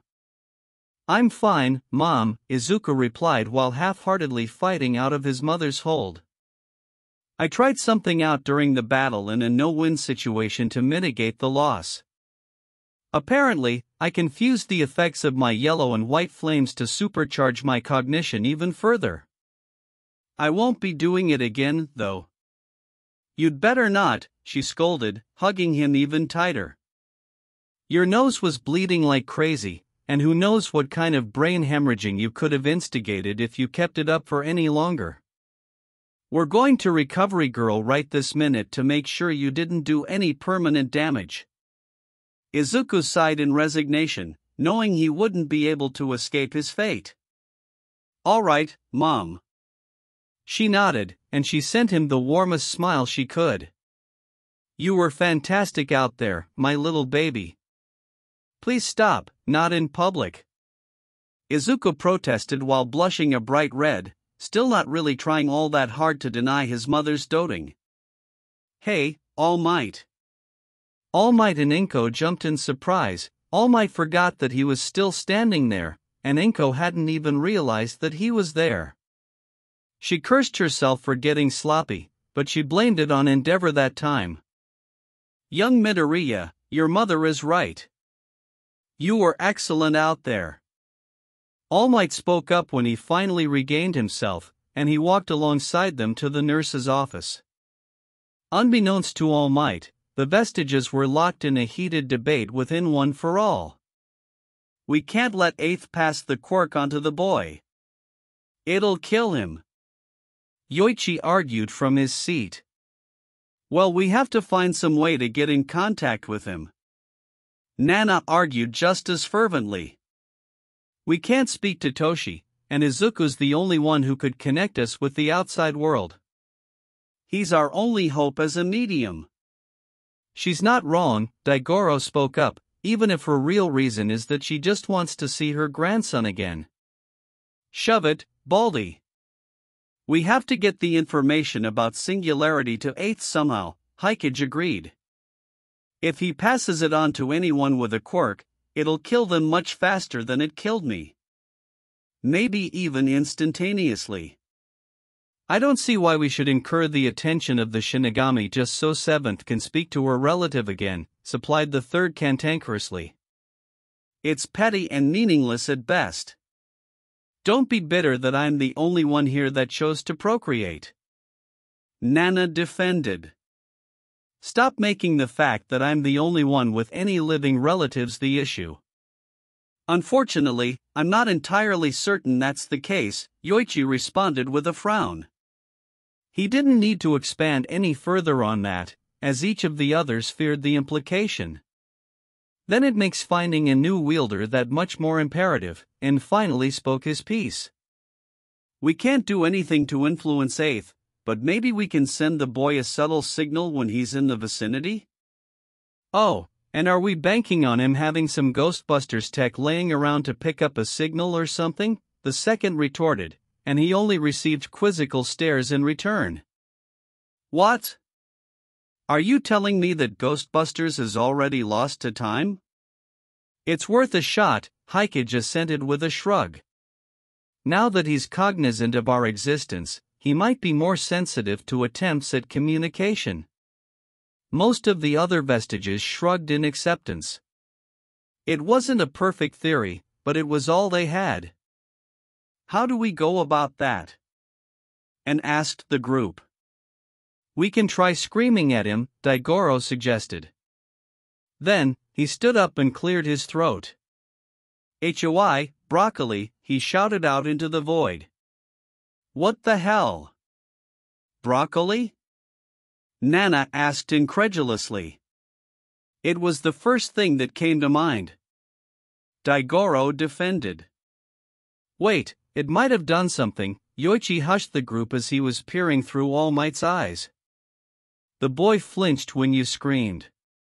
It might not have been related at all," but it's better than nothing. Let's all try together. 5 of the vestiges sprung up from their chairs while the remaining 2 begrudgingly stood as well, and they readied themselves for the attempt. Alright, Yoichi began. 3, 2, 1.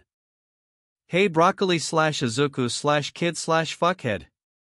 The trio stepped into the medical ward, and Izuku had the wherewithal to dodge the swing from Recovery Girl's cane. What have I told you about overdoing it? The youthful heroine chastised. He began to defend himself until he slumped. Yeah, I don't really have an excuse for this one. He received a whack to the shin for his troubles. You're damn right, you don't, she huffed. Now, sit so I can run a diagnostic on you. I know you at least mended whatever damage you might have done to yourself, but better safe than sorry. Yes, ma'am, he complied. While she was running the diagnostic, something caught the teenage boy's attention. What the? Izuku muttered in confusion. He swore he just heard, or maybe felt, something or someone calling out to him. He couldn't really place it until it happened again, and he could follow the sensation to All Might's general direction. Young Midoriya, is everything alright? All Might asked. Inko looked a bit concerned as well. She didn't want to think he had done that much damage to his brain to where he was hallucinating. Izuku stared at All Might for a few more moments, and then it clicked. Oh, yeah, everything's fine. I think your Quirk is trying to communicate with me, though. That gained the attention of the 3 adults, and even Recovery Girl was interested. Outside of Izuku's stunt before the cavalry battle, she had only heard about what the blue flame could do when it awakened and hadn't seen it for herself. Izuku allowed a small, colorful flame to bloom in his palm, and he concentrated until it became the familiar sapphire. Gesturing for All Might to step a bit closer, he slowly jutted his hand toward him until he could feel a connection. When he felt the gentle caress of his grandmother's hand again, he relaxed. When another, distinctly male hand latched onto his wrist, he almost panicked. Wait, stay calm, he heard a man call out to him from All Might's direction, but he only saw the large man standing there. That was until a shadowy, almost translucent figure began to manifest out of him. Izuku looked around, and the other occupants were only staring at him, so they likely couldn't see what he was seeing. I'm the first wielder of One for All. The man that he could make out had white hair and possibly green eyes stated. The other vestiges and I have an urgent message that we ask you to deliver to 8th. 8th? Izuku questioned, much to the confusion of the adults present. All Might, the Phantom clarified.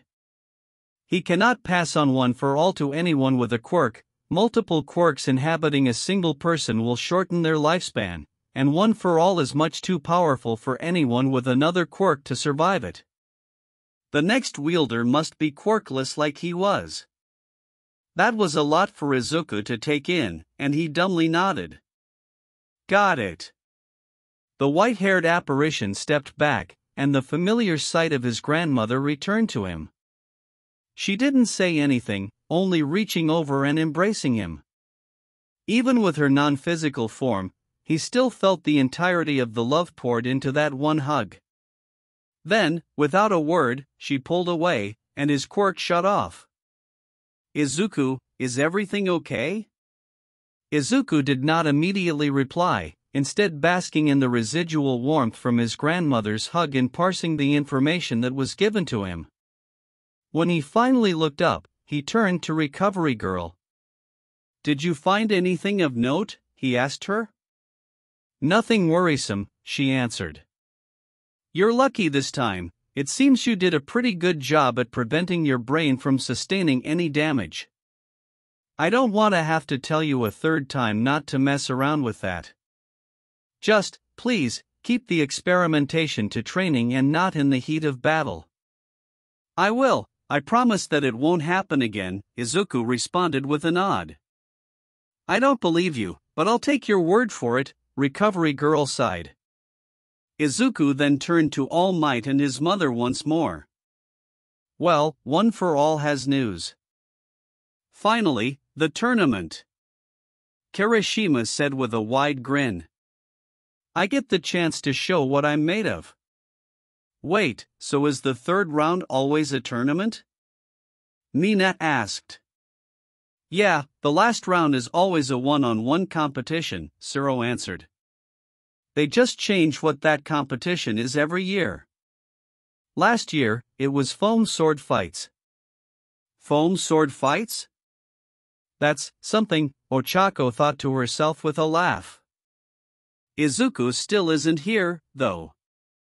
I didn't see him for the whole lunch period, so I hope he doesn't miss anything important. She cut her thoughts off when she heard the slight crunching of gravel a little bit behind her, and she turned her head to see Izuku approaching her. Oh, wow, you heard me coming, Izuku commented with a smile. Training with my mom served you well, I see.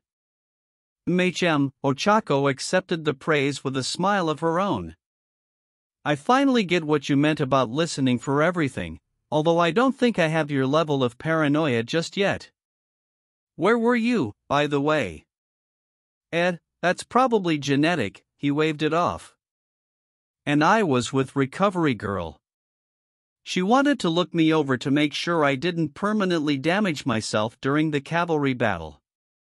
Ochako nodded at the explanation, having more faith than she probably should that her friend would be able to shrug off a concerning amount of damage in a short period of time. She'd check back up on him later, though, just in case. Come closer and draw lots to see who you'll be up against, then enjoy the pleasure of the recreational games before we start, Midnight announced to the gathered competitors. The 16 finalists have the option to participate in those games or sit out to prepare for battle. I'll start with the first place team dash. Excuse me, Ojiro raised his hand with an expression that was adjacent to shame. I'm sorry for interrupting, but I'd like to withdraw. There were a few gasps, and the gathered competitors all began murmuring in confusion. Someone was willfully withdrawing from a rare chance to get scouted. It wouldn't be right for me to continue on, Ojiro said. I barely remember anything from the cavalry battle until the very end of it. I think it was that guy's Quirk. I know this is a great opportunity, and I wish I could take advantage of it, but my conscience won't let me take something I didn't really earn. It wouldn't be fair to everyone who worked hard to get here. Nairenjiki Shota from Class 1B, another boy spoke up as he approached Midnight. I think I should withdraw for the exact same reason. This isn't how I wanted to get here. It would go against the values of the festival to advance without earning my spot. A few from 1B and even Shinso himself looked toward the final member of his team, the tall boy with the mantis head, Tagaru Kamakiri. Shinso was initially going to snag Aoyama with his quirk just because he was in the vicinity, but he decided against it and chose the seemingly more powerful Kamakiri to round out his squad. There was the chance that a confrontation with Team Midoriya would be tougher than anticipated, so he went with the stronger option. The slight twitch in his eye from the phantom sting of sand at the reminder soured his mood a bit. Kamakiri was silent for a moment and looked rather pensive while he evaluated his options. It was true that he didn't want to advance that way, either. It was a blow to his pride to be used as a mindless puppet while the guy who did it frolicked about without a care. Still, though. Nah, I'll stick around, Kamakiri finally spoke up. I'll just beat that purple kid's ass in the tournament. That'll make me feel better. The boys' surrounding classmates fell to the ground in a mixture of amusement and incredulity at his very Kamakiri-esque response. Never change, dude, the short, speech bubble head of Manga Fukadashi remarked with a chuckle. This sort of talk is incredibly naive, my boys. It turns me on. Shota, Ojiro, you're withdrawn, she announced, doing her very best to not fidget at the glare she could feel on her from Inko with the other pros. After a brief bit of deliberation in which Team Kendo declined the invitation and passed it off to Team Tetsu, it was decided that Shiozaki and Tetsu would be the ones to fill the 2 open spots in the finals. The newly minted 16 finalists drew lots, and the results were displayed on the screen. Match 1, Hitoshi Shinso vs Katsuki Bakugo. Match 2, Toguro Kamakiri vs Mina Ashido. Match 3, Yui Kodai vs Momo Yaoyorozu. Match 4, Ibura Shiozaki vs Denki Kaminari. Match 5, Tenya Ida vs Mei Hatsum. Match 6, Shoto Todoroki vs Hantasiro. Match 7, Ijiro Kirishima vs Tetsu. Match 8, Ochako Uraraka vs Izuku Midoriya. Shinso was a little sour at the fact that he and Midoriya were on opposite sides of the bracket, so he wouldn't possibly face him unless they both made it to the finals. Well, guess I'll just have to make it to the finals, then. Yeah, that's it. I'll make it all the way to the end and put him in his place on the grandest stage. Shinso hyped himself up, not even paying attention to who his opponent was. It wouldn't matter, ultimately. He'd snag them with his quirk and force them to leave the ring. Easy peasy. Bakugo, on the other hand, was more nettled that both Izuku and Icy-Hot were on the other side of the bracket, so he'd only possibly get to face one of them. However, he looked over to where Shinso was walking away from the screen and hyping himself up to face their class rep in the final round of the bracket. That pissed Bakugo off quite a bit. Todoroki looked at his spot in the bracket, and then he looked over towards the end of the bracket. We're in the same half of the bracket. Good. Izuku and Ochako stared at their placements on the bracket. They'd be fighting each other in the last match of the first round, and neither really knew just how to feel about that. Well, Ochako drawled as she tore her eyes from the screen and looked over at her best friend. I guess this means we're rivals, now. Izuku snorted, and only at the mildly offended face of his friend did he speak. Weren't we already rivals the minute you asked my mom for training, fellow graduate of the Midoriya Hellspawn Academy? Ochako couldn't fight the laugh that came out of her. Really? That's the name you're going with? It sounded better in my head, okay, Izuku flushed with a pout. Sure. I'd hardly say I've graduated, anyway. I'm sure there's still plenty of things she can teach me, not that I'd tell you what she did teach me. Not even for more machi? Nope. Izuku sighed in good-natured defeat. Well, guess I'll just have to see for myself, then. May the best hero win. May the best hero win, Ochako returned. The side games had concluded. The ring was created.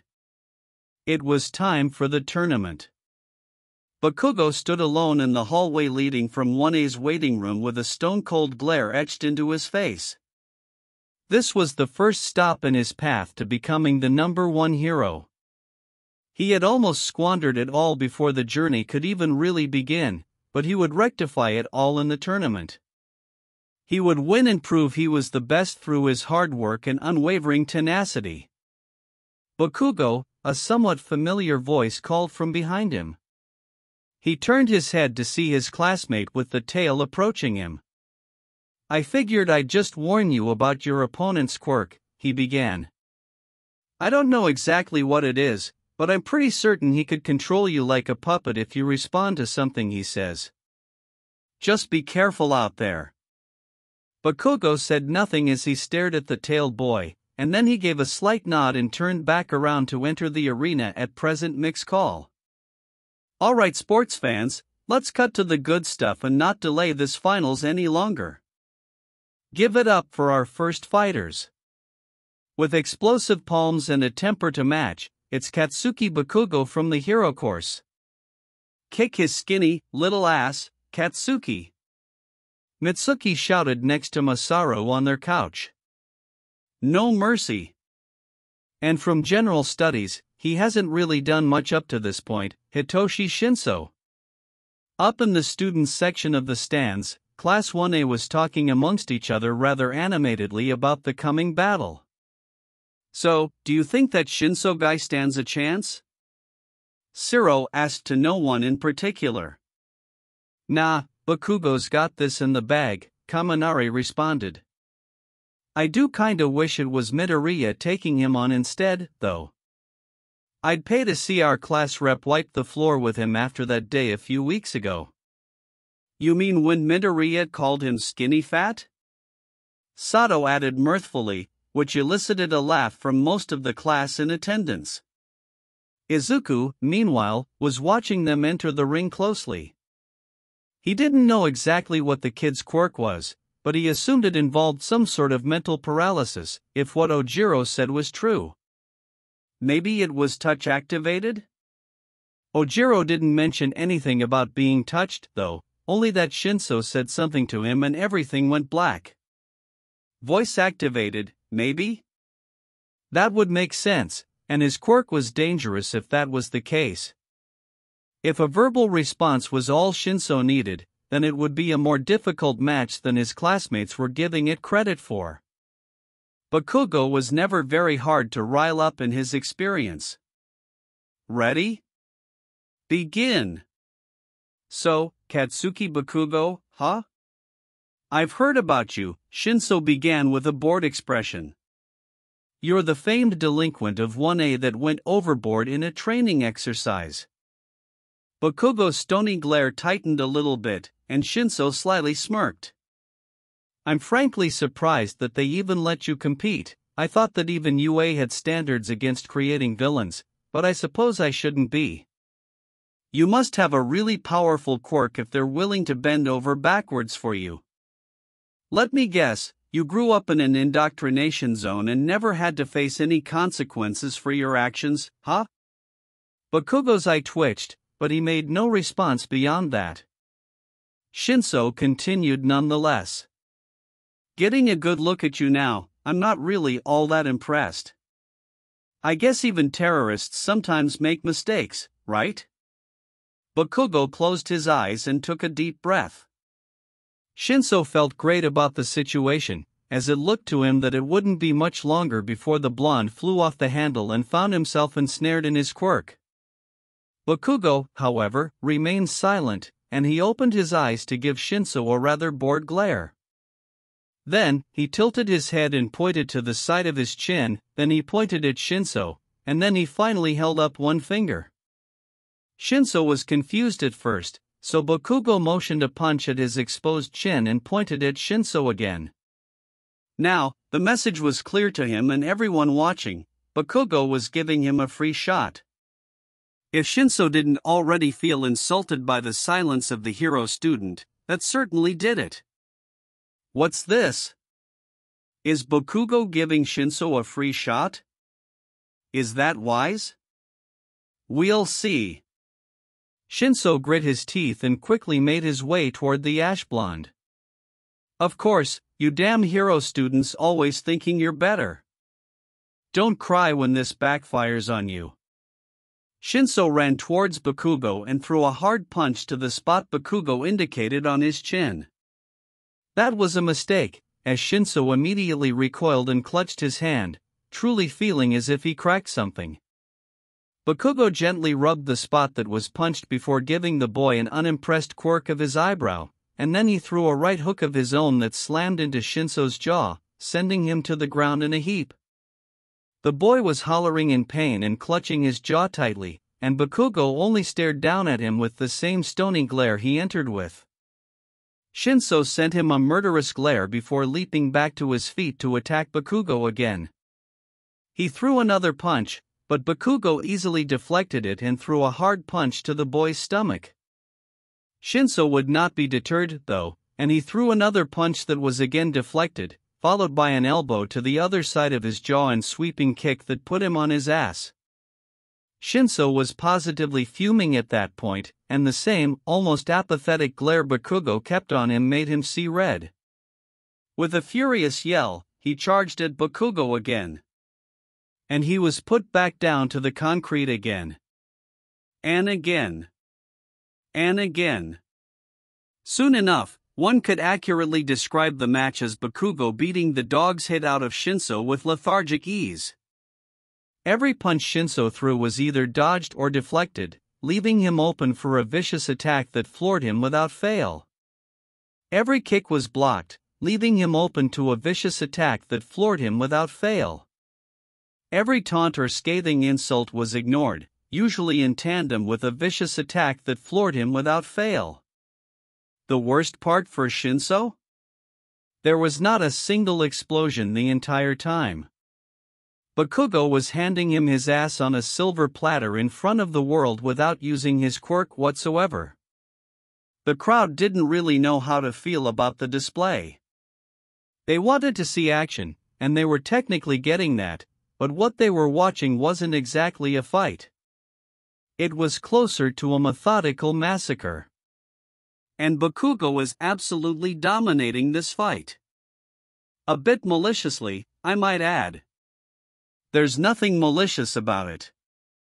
Shinso's quirk is sort of like mine in that it doesn't give him any physical enhancements. However, it's powerful in a way that could theoretically end fights before they even began. But, that also comes with the caveat that he has to physically be able to do that, even more so when he comes across an opponent that isn't falling for his tricks. If he wants to be in the hero course as much as he says, he has to be able to defend himself in a straight fight. Otherwise, he'd just be a liability on the field. Bakugo is merely evening the playing field for him by not using his quirk and letting him prove if he can do that in the first place. That's a harsh assessment, even for you.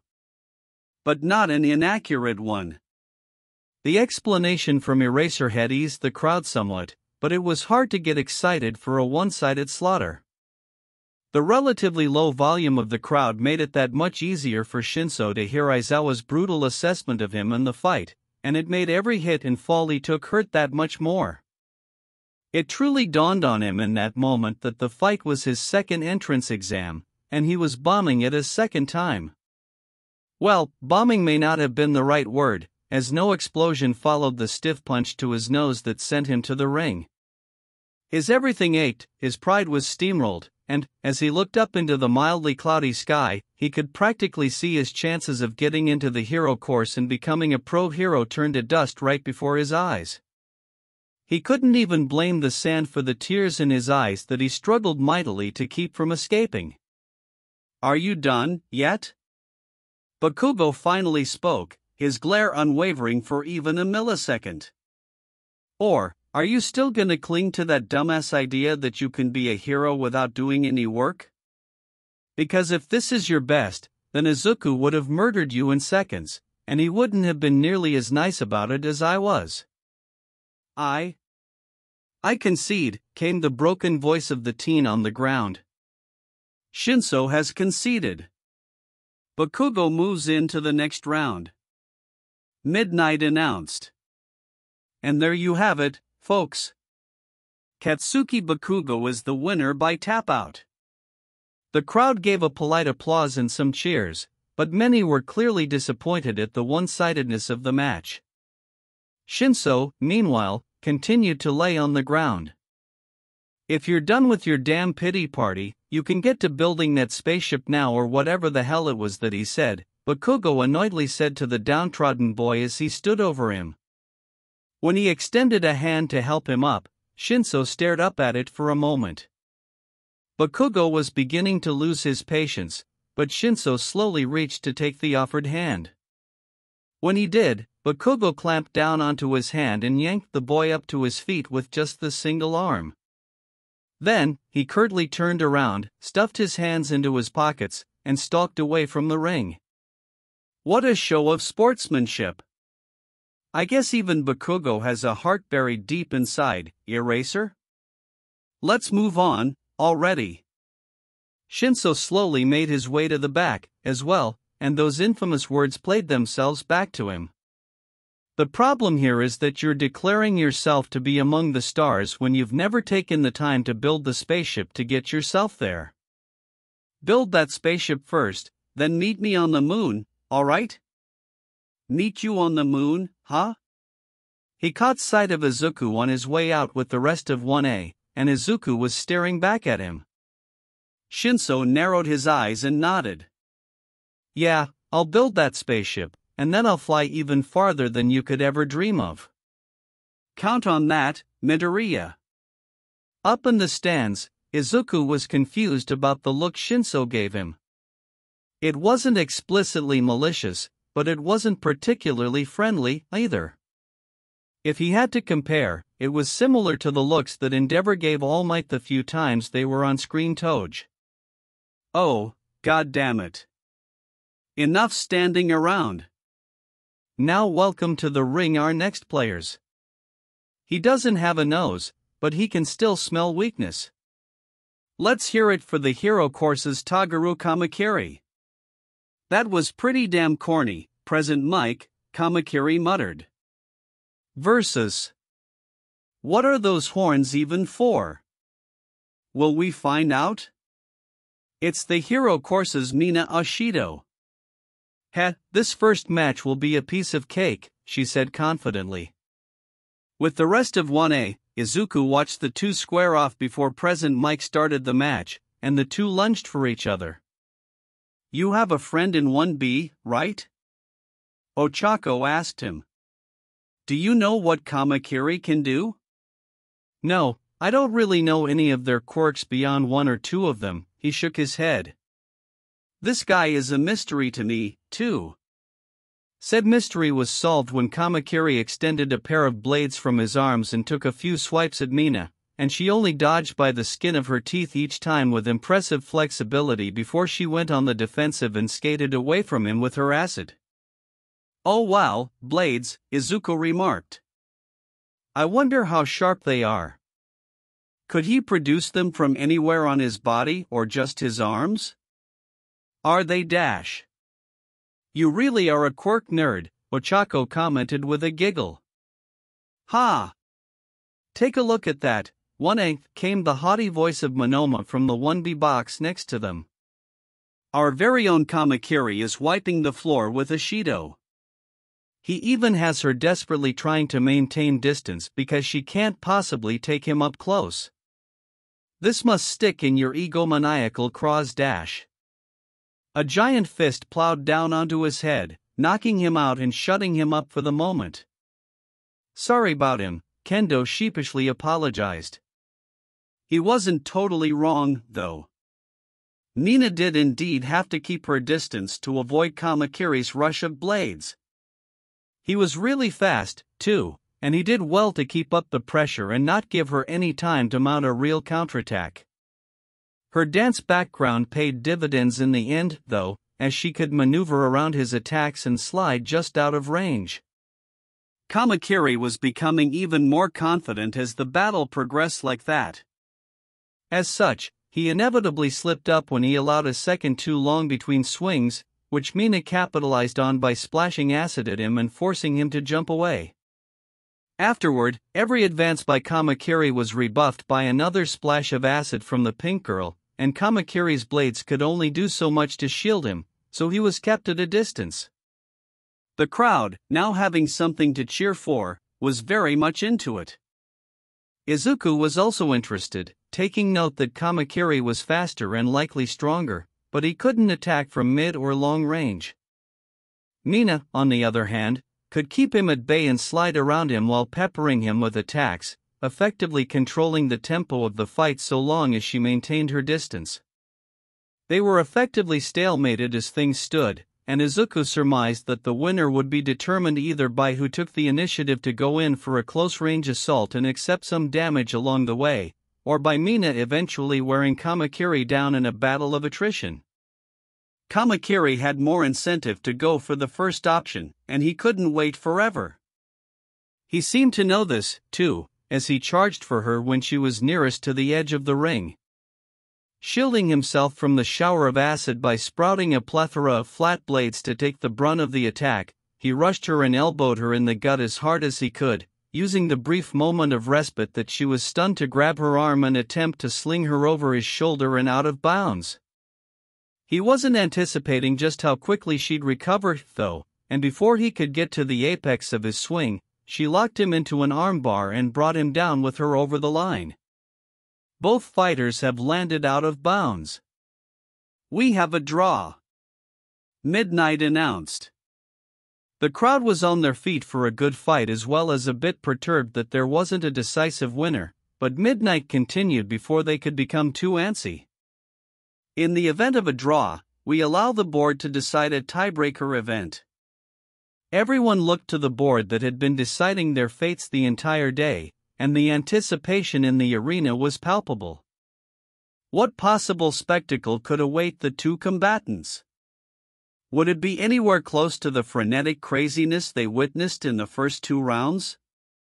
"Rock, paper, scissors," Midnight announced. So, no. Kamakiri was rather nettled that his fight would ultimately come down to a game of rock, paper, scissors, but he refused to back down.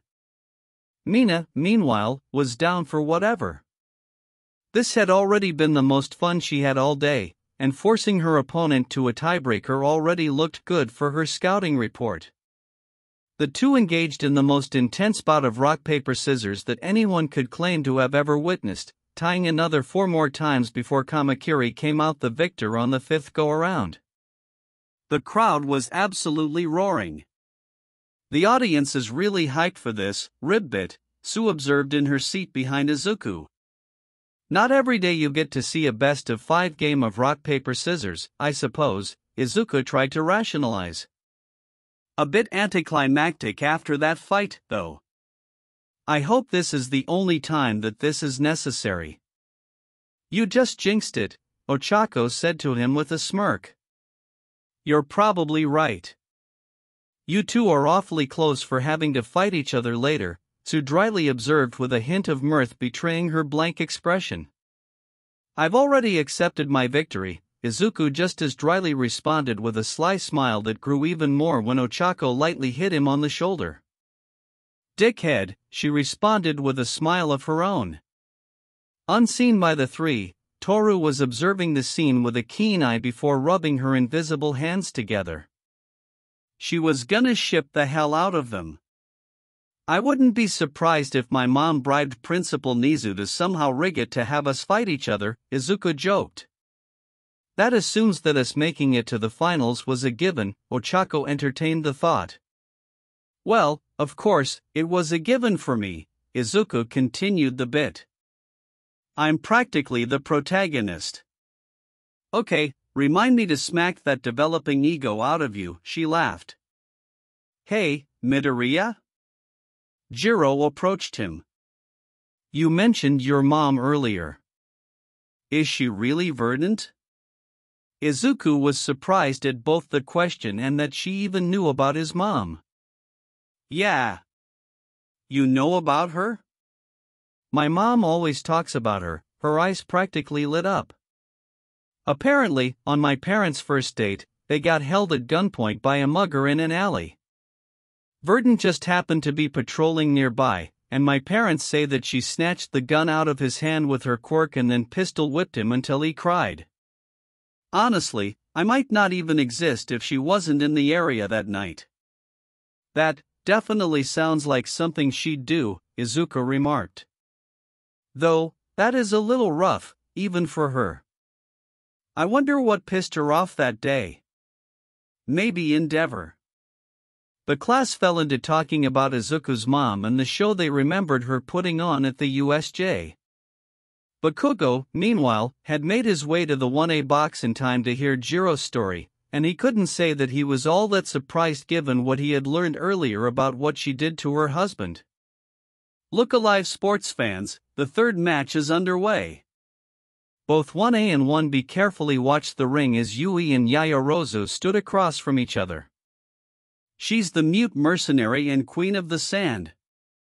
From the hero course, Yui Kodai. Yui stared blankly at the taller girl across from her, and she shoved a hand into her pocket. Versus the Mistress of Creation. She was admitted through recommendation, so you know her skills are certified. The hero course's Momo Yayorozu. Yayorozu somewhat nervously met her opponent's unflinching stoicism, but she had a plan.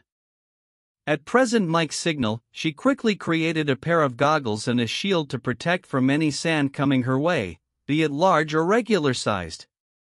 She started to create a staff in her free hand to go on the offensive, but the ground beneath her practically vanished, and she fell to the dirt of the arena. Looking ahead, Yui was kneeling with her free hand planted on the newly shrunken ring that barely extended past her. The crowd, Midnight, Cementos, Present Mike, and 1A were all flabbergasted. None were more flabbergasted than Yayorozu herself, who could only stare at Yui in stupefaction. Did she just lose? Kodai just shrunk the entire ring. Is that technically a ring out for Yayorozu? I'll allow it. Yui Kodai advances to the next round. Midnight announced, and the crowd erupted once again at the spectacle they just witnessed. Yui silently stood and removed her hand from her pocket, pulling the pocket inside out to reveal that there was no sand to be thrown. It was a bluff, and Yayorozu fell for it hook, line, and sinker. Yui returned the ring to its original size before quietly leaving the scene and an almost distraught Yayorozu. Ha! That's 2 matches in a row that 1B has proved its superiority to 1A. What a shameful performance from the supposed top dogs. Monoma was again struck by Kendo's giant fist, shutting him up once more. Sorry about him, again, Kendo apologized once more. Her apology, as well as Monoma's ravings, went unheard by 1A, as they were slack-jawed in trying to make sense of what the hell had just happened. Did you know she could do that? Ochako whispered to Izuku. I hadn't considered that specific possibility, but yeah, I guess I knew she could do something of the sort, Izuku answered without taking his eyes off of the ring. That certainly makes her a dangerous opponent going forward. Now that the ring has been returned to normal size, it's time to welcome new competitors. Even beautiful flowers have thorns. It's the assassin from Class 1B, Ibara Shiozaki of the Hero Course. Versus. He's the most electrifying man in the Hero Course, Denki Kaminari. Your puns truly make my existence unbearable. Who do you think will win this one? Ochako asked. Certainly not Kaminari if he shorts himself out in one go, Izuku answered. Oh come on, have a little faith. He's immobilized. That's all, folks. It was over in an instant. See? The winner is Shiozaki. She advances on. Midnight announced. Oh, what's this I see? A third victory for 1B over 1A in such rapid succession? Monoma began before 2 massive hands clutched the wall on either side of his head. He got the message loud and clear, and he clamped his mouth shut. Izuku's attention was focused elsewhere, however. Shiozaki's vines were under close scrutiny from the boy, especially the way she both ensnared Kaminari so easily and used them as a wall to block his attack. The wall somewhat reminded him of the way his orange fire coated his cavalry team and protected them from his lightning, but the restraining vines really had his attention. He had his cape that could do something similar on a much smaller scale, but he found that he didn't really utilize the cape all that often. It was nice to have, but it felt like an unnecessary accessory for the little practical usage he got out of it, much less than their homeroom teacher used his capture scarf. He wondered if he could utilize his flames in such a manner. At this point, he wouldn't rule out any possibilities as to what his quirk was capable of, and maybe he had a color hidden away in there. Wait, another color. He had accounted for red, orange, green, yellow, blue, white, pink, and possibly black. When he used his base flames, he did see purple in the mix with the rest. What was purple capable of, he wondered. Izuku? He snapped out of his train of thought and looked toward Ochako, only to notice that she and the rest of the class were looking at him strangely. In the background, he could hear the indignant shouts of Ida running around the arena in maze gear while she gave detailed explanations about her babies to the support companies both in attendance and watching across the nation. Oh. I mumbled all that out loud, didn't I? The choruses of yeah, yep, and fucking nerd made him sink into his seat. Anyway, Ochako changed the subject. Ida is up against the crazy inventor girl, and she apparently offered him support equipment to wear to make it a fair match since she had her own. And he fell for that? Izuku deadpanned. Yeah, she sighed. 2 more matches, we should head off to get ready for ours. Izuku would not admit to having completely forgotten about his own match, and no one could prove it if he had. The two left the stands and parted ways in the hallway, leaving Izuku to quietly meander towards whatever designated waiting room he was set to be in for his match. Time to stop this childish rebellion of yours. You have a duty to surpass that imbecile, All Might. Izuku stopped in his tracks and listened to the conversation happening around the corner. He recognized that voice, and the only person he could possibly be talking to was. Shit. Do you understand what I'm saying? You're different from your siblings. You're my greatest masterpiece. The footsteps Izuku was hearing ceased, and the silence that followed was tense. You bastard. He heard Todoroki growl, and his heart began to sink. I am not your masterpiece, I am not your pet project, and I am not your damn tool. I am Shoto, and it's high time that Shoto starts doing what Shoto wants to do. Izuku's heart rose once more, and a smile made its way to his face. Odd manner of referring to himself in the third person aside, Todoroki seemed to have taken what he said to heart. Endeavor could suck it. If, by that, you mean to continue using only your right side, it may work for you in this tournament, but you'll soon find the limits of that power. You'll see reason eventually, Endeavor scoffed. I am not you, Todoroki spat. I am Shoto, and I will win this tournament on my own terms. If that means using more than my right side, so be it, but I won't be doing it for anyone but myself. I will not exist for anyone but myself. I will be a hero and do so how I see fit because that's what Shoto wants, and Shoto doesn't answer to anyone but himself. Izuku had to physically restrain himself from loudly cheering him on. Todoroki, Shoto? He didn't know which one the other boy would prefer being called at this point, had definitely internalized what he had said, and he was throwing it in the face of his father and declaring his own path. Now, the real test would be to see if it actually stuck. He waited a few moments for any noise or footsteps, and he attempted to slick past the hallway intersection unnoticed. Attempted was the operative word, since he made eye contact with Endeavor halfway through the journey. The two silently stared at each other, one a deer in headlights and the other a passive curiosity.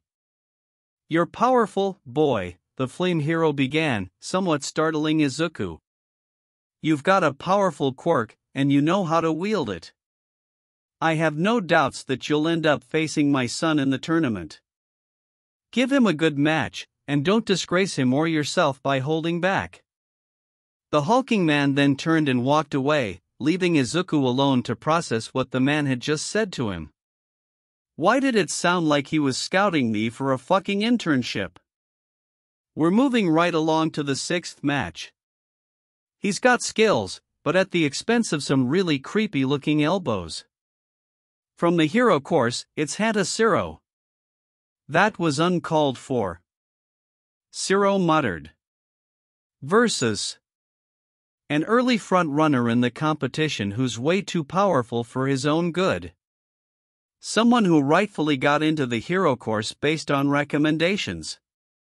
It's Shoto Todoroki.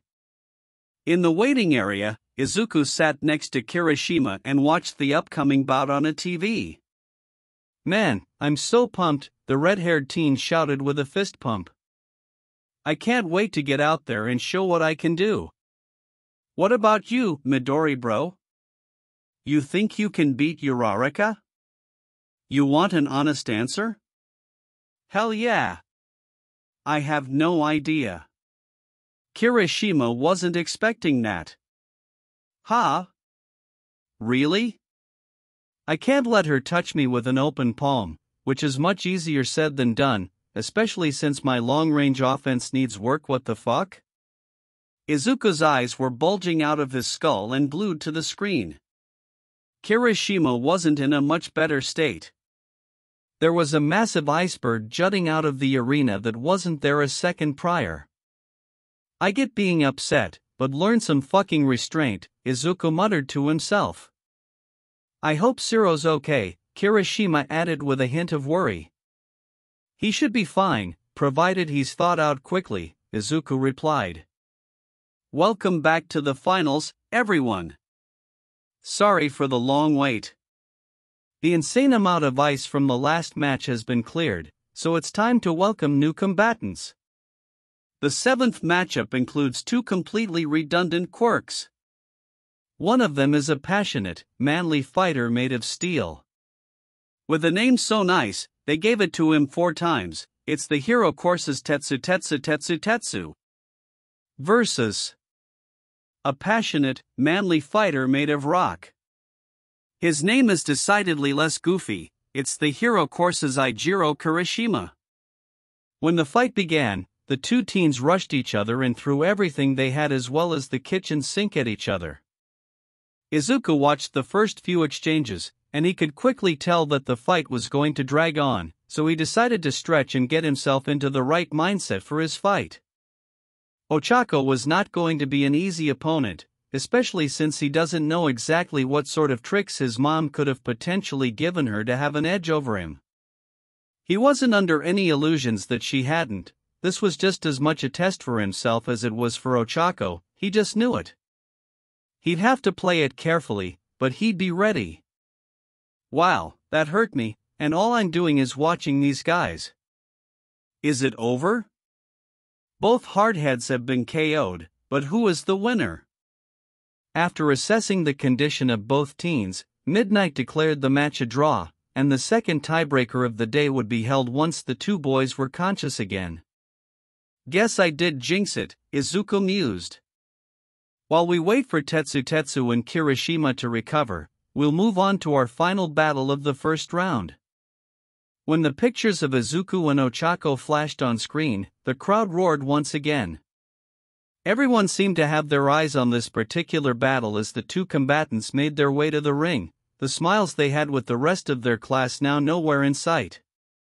The bulk of Class 1A was curious to see if the 2 friends would go all out against each other, as well as what all out would look like for Izuku. Todoroki and Bakugo observed with keen eyes to avoid missing a single detail about Izuku's fighting style. Both boys would be prepared for their rematches. A few in Class 1B wanted to see for themselves what all the fuss was about, as did the civilians and some pros in the audience that recognized him from the interview that circulated. Yui and Tokage were really interested in seeing what Izuku looked like in actual combat. Shinso begrudgingly anticipated the fight if for no other reason to see if what Bakugo had said was true. Inko abandoned whatever jovial atmosphere she had prior to the match and watched the upcoming battle like a hawk. It slightly unsettled All Might beside her, but he was paying close attention, as well. He couldn't outwardly cheer for Nana's grandson, but he was rooting for him, and he could practically feel one for all buzzing within, so he knew that she was, too. Many of the seedier parts of society were also paying attention. 2 pairs of red eyes focused on their respective screens, a pair of turquoise eyes scowled derisively, a pair of golden, Slitted watched the screen in almost orgasmic interest, and even the scar tissue where eyes once existed was focused on him. The eighth and final battle of our first crop of matches. He already has his own origin story and his sights set on nothing short of victory. From the hero course, Izuku Midoriya versus the Zero Gravity Zenith. Can this underdog prevail? Also from Class 1A, Ochako Uraraka. Ochako and Izuku stared each other down, both entering into a fighting stance. Let the eighth match begin. Ochako darted toward Izuku with frightening speed, and Izuku quickly ignited yellow and dodged to the side to avoid her advance, kicking up a chunk of concrete in the process. However, she pivoted on a dime and advanced toward him again with palms ready to strike after smacking the debris along the way. Izuku sent a burst of green flame to his legs to leap up and over her, landing a good distance away from her for the moment. So, she knows I'm limited to one direction, and she can quickly change direction to counter that. There are no walls to bounce off of, so reliably outrunning her is out of the question. I don't know how long she can keep up a chase, and it's not worth it to find out. Ochako re-entered her stance, and Izuku did as well. The message was clear that he wouldn't be allowed to bounce around the ring and avoid her, so he wouldn't. Ochako charged him again, and he met her charge this time. Deflect the wrists, go for body shots, keep her hands in sight at all times, be ready to move on a hair trigger. The two finally clashed with Izuku immediately blocking an attack by pinning her wrist. Ochako swiped at him with her free hand, but he ducked and pivoted from the clash and spun around the swipe, batting her arm away and driving a rough elbow into her ribs before sweeping her legs and sending her to the ground. He was afforded no rest, though, as she immediately forced him to jump by rolling into a kick of her own to sweep him off of his feet. Izuku quickly backpedaled to reset and reassess. She was good. Getting through an entire fight without letting her touch him a single time was going to be tough, and crippling her to just be done with it wasn't an option he was going to consider. He really needed to work on his long-range attacks after the festival, but he at least wasn't completely bereft of options in that regard. Ochako returned to her feet and darted for him a third time, sliding her hand across some of the loose debris along the way. He filed that away for later while he met her charge again, ducking and dodging every attempt she made to touch or grab him and peppering her midsection with jabs and quick elbow strikes. It kept up for a surprisingly lengthy stretch, and Izuku started to grow wary when Ochako's swipes became wild and much less accurate. After one such swipe was deflected, Izuku swept her legs once again to send her flat on her back, and he brought his heel down to slam into her stomach, but she quickly rolled out of harm's way and touched her fingertips. It was at that moment that Izuku knew he had been led into a trap, as the loose debris that he had kicked up earlier and disturbed in his efforts to keep away from Ochako was sent back down to earth right where he was standing. He leaped to the side to avoid the small shower, but Ochako was right on top of him and a split second poised to negate his gravity. It was only a reactionary flare of his red flames that saved him and made her jump backward to escape the sudden heat. This match is heating up, folks. And me. In the audience, 1A was surprised at the way the match was going. Many were admittedly expecting a curb stomp. Wow, she's really keeping up with him, Jiro remarked.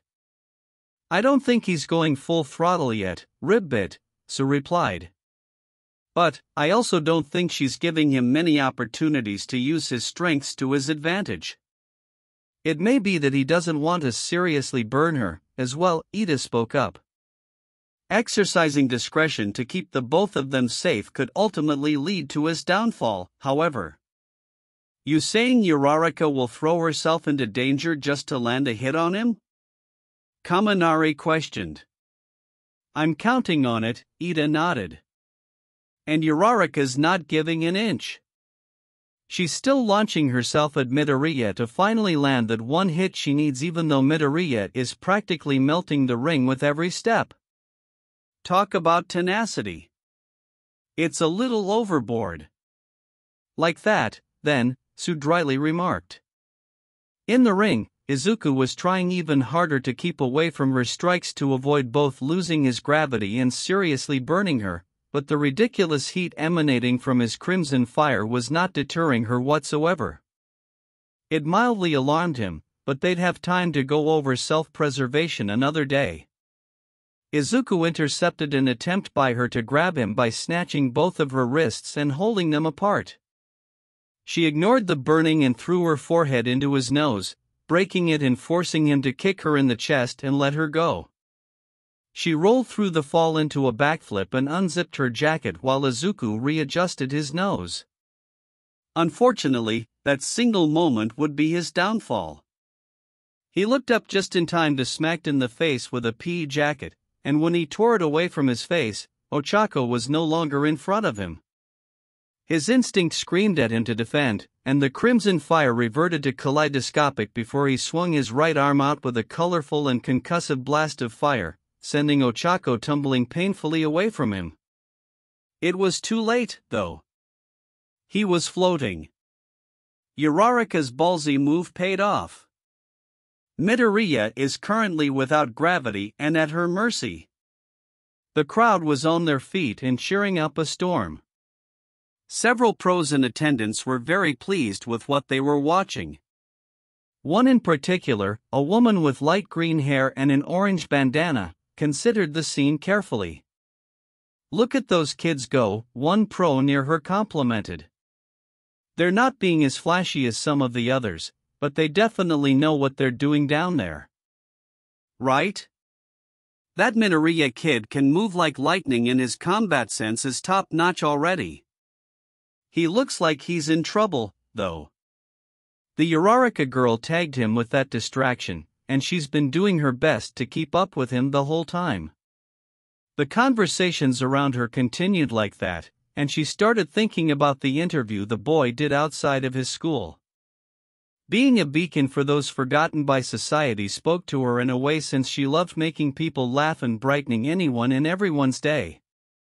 She could possibly help him cultivate a friendly, approachable exterior to that end. Maybe she couldn't poach him for Ketsubatsu, but she'd definitely send in an offer for an internship.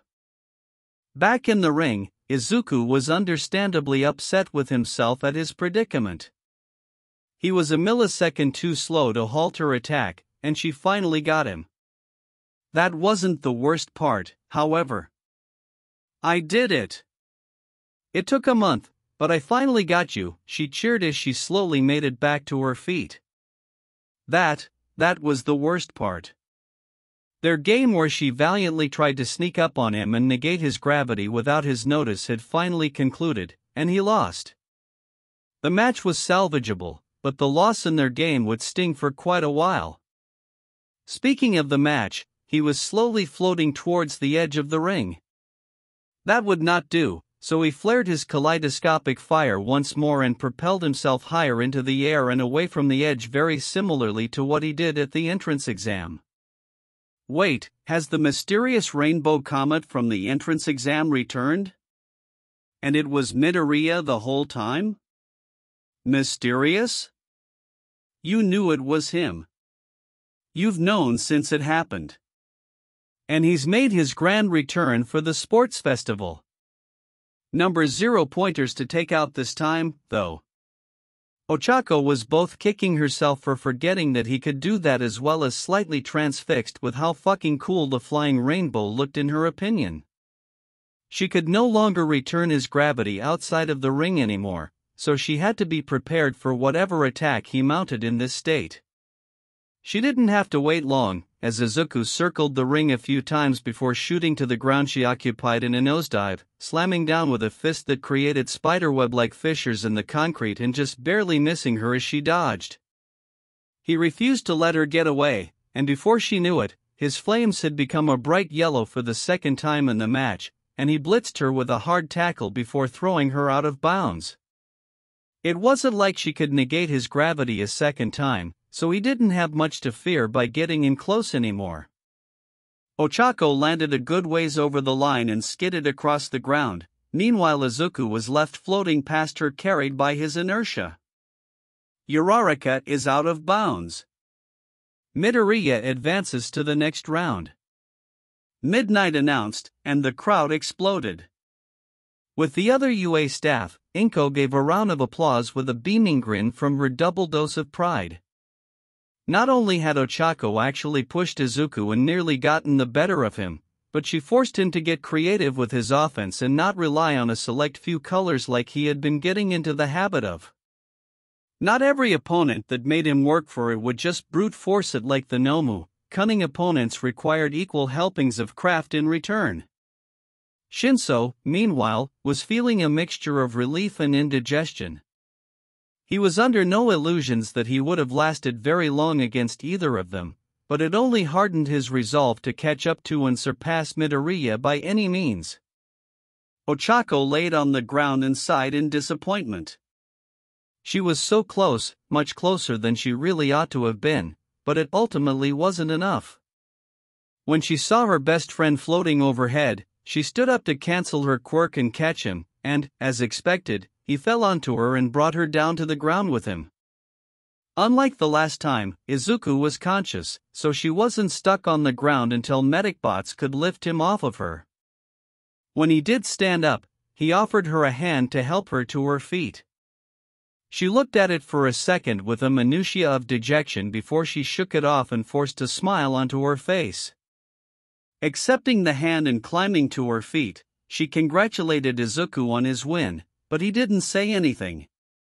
He only blankly stared at her, but his eyes were assessing every detail of her facade. It clearly wasn't fooling him. She almost yelped when he grabbed her wrist and held up her arm, presenting her to the crowd that began to applaud and cheer for the both of them, but many focused their praise onto her when they realized what the boy was doing. Izuku stepped aside and let the cheers rain down on her, Midnight and Cementos choosing to let them have their moment rather than hurry them along. They had to circle back to Kirishima and Tetsu anyway, so they weren't in any rush. Ochako stood in the arena and could barely process the cheers and praise she was receiving from the crowd. She found the eyes of her classmates, and they were all on their feet to give her a standing ovation. She saw the unmistakable costumes of pro heroes applauding her as well. It was impossible for her to keep the tears from welling up, but she did her best to not let the dam break. Then, Izuku finally spoke. Soak it in. Win or lose, you damn sure earned this. With that, he walked away to let her bask in the moment, her moment. Her moment where she proved she belonged and could stand alongside him as more than a hindrance. The dam was absolutely demolished. She truly had the best friend anyone could ask for. Chapter 16, The Exciting Conclusion. Tamura Shigaraki and Kirojiri watched the conclusion to Izuku's match in visible thought. Well, it was actually more accurate to say that Tamura watched in visible thought, as Kirojiri's expressions were almost impossible to read when he wasn't explicitly emoting. Tamura grunted while carefully considering what he had seen. I expected a less even matchup, but I guess he put more into his charisma stat than attack for this round. Wonder why? Isn't it obvious, Tamura, came the baritone from the monitor. He's crafting an acceptable persona for the masses. It's one thing to have power in this society infested with heroes, but combining it with a false perception of kindness and benevolence makes him an even more palatable paragon, no doubt at the direction of All Might to groom his young successor. But didn't he say that he didn't want to succeed All Might? Tamura questioned. A clear misdirection, All for One waved off. Publicly declaring the successor to the symbol of peace immediately creates a massive target and monumental expectations. Merely desiring to be a beacon for the disenfranchised does much less in that regard, sounding more like wishful thinking from a naive child than anything else. It's the perfect cover, especially with his lineage being a proverbial smoking gun. What's so special about his lineage, anyway? There's no need to concern yourself with that for right now, Tamura Shigaraki, he assured, much to the young adult's growing annoyance. Just keep focused on destroying the symbol of peace and his successor. Right, the symbol of peace, Tamura lowly muttered. His brain was on anything but All Might, though. The way his sensei dismissed his thoughts and nudged him toward a preferred path really annoyed him. It just didn't make sense to him that All Might could take on and defeat the Nomu so expediently, but his supposed successor was practically torn apart by the creature. Their powers just didn't feel similar enough for Tamura to think there was any connection, but Sensei knew best. Sensei always knew best. Izuku watched the admittedly entertaining arm wrestling match that decided the tiebreaker between Kirishima and Tetsu on a TV in the hallway. Izuku heard a soft set of footsteps behind him, and he turned to see a very puffy-eyed Ochako approaching him. Whoa, are you okay? Was it the match? Did something else happen? He rapidly fired in concern, but she quickly waved it away. No, everything's fine, she assured. I just had a talk with my dad is all. Izuku nodded and the two made their way back to the one-is seating area in a comfortable silence, at least on Izuku's end. Ochako, however, had something on her mind. Were you holding back against me, Izuku? She suddenly prompted. Izuku was silent for a moment even though he was somewhat expecting the question. No, I wasn't holding back. Why do you ask? Ochako wasn't really satisfied with that response. It's just... I watched you fight that bird creature at the USJ and take down the 0-pointer at the entrance exam. I know that you could have probably broken my back over your knee like Bane did to Batman without even breaking a sweat, so why didn't you? Izuku was very much taken aback with the morbidness of the example in regards to the question, but he was even more taken aback by the reference itself. That's a pretty deep cut. I didn't think you were into pre-Quirk, American comics. My dad's a collector, and I read a good bit of his collection, she answered. Don't dodge the question. You're right, I probably could have done that if I were really dead set on doing so, he responded and met her gaze. I doubt that I would have been able to without you almost certainly negating my gravity, though. And, she rebutted. And I think you're underrating just how cracked your ability to tip the scales of a fight with a single touch truly is, he began to explain. I know that you understand very well that it's an almost guaranteed win condition since you centered your strategy around that. What you may not be considering is that I had to rethink my usual battle strategy to account for not letting you land a hit on me while also not being able to bounce around like normal, and that was much easier said than done. Not only did you keep me on my toes, but you truly made me get creative to keep you at bay. Kirishima is the winner. Add him to the bracket, they heard Midnight announce to the crowd. I didn't think I'd ever end up using my red flames in a fight with anyone other than maybe Todoroki, but here we are. And do keep in mind that I literally cannot fly without your help. Give yourself the credit you deserve, you were pretty damn awesome out there, he finished with a smile, and she valiantly tried to hide the re-emerging tears that were prickling her eyes. Alright folks, it's time to get the second round going. You also broke my nose, so there's that, he added with a chuckle and a tap of his nose with a finger wreathed in pink. Right, she sheepishly remarked. Sorry about that. Don't sweat it, he waved off. I'll return the favor at some point. Right, she nodded with a smile before she paused and what he said caught up with her. Wait, what? Ready? The determined scowl of Bakugo met the equally hardened scowl of Kamakiri. Both boys were ready to move at a moment's notice, the blonde's arms were spread and his palms were sparking, and the Mohawk mantis arms were crossed in front of him with the tips of blades poking out of his skin. Begin! The two charged each other, and Kamakiri proved to be the faster one with a swipe at Bakugo's face with his fully engaged blades. Bakugo dodged the swipe just barely enough to get nicked on the cheek before letting off a powerful explosion to Kamakiri's side, but the boy's speed proved troublesome again when he shifted his body and created a number of blades to shield himself from the blast. "Huh, guess Bug Boy's pretty quick on his feet," Bakugo snarked with a smirk. "Quick enough to cut you to pieces," Kamakiri replied and lunged again. "Bring it!" Bakugo snapped back and dodged the incoming series of swipes from the mantis-headed boy. Bakugo sidestepped a swipe from Kamakiri's left arm and snatched it in an iron grip, then he whipped out his free arm and set off several small explosions to give himself the extra momentum to spin the other boy around and slam him to the ring. He finished the combo by leveling a much larger explosion right at the downed boy to end the bout quickly and decisively. The problem was that it did not end the bout, much to Bakugo's annoyance. Kamakiri, a little worse for wear, sprung to his feet and readied for another go at the blonde. "You're not putting me down that easily, Explosion Boy," Kamakiri shouted with a new set of blades ready for action. "Good," Bakugo replied with a wicked grin. In the 1A section, Izuku and Todoroki carefully watched the vicious exchange of slashes and explosions between the two ferocious combatants.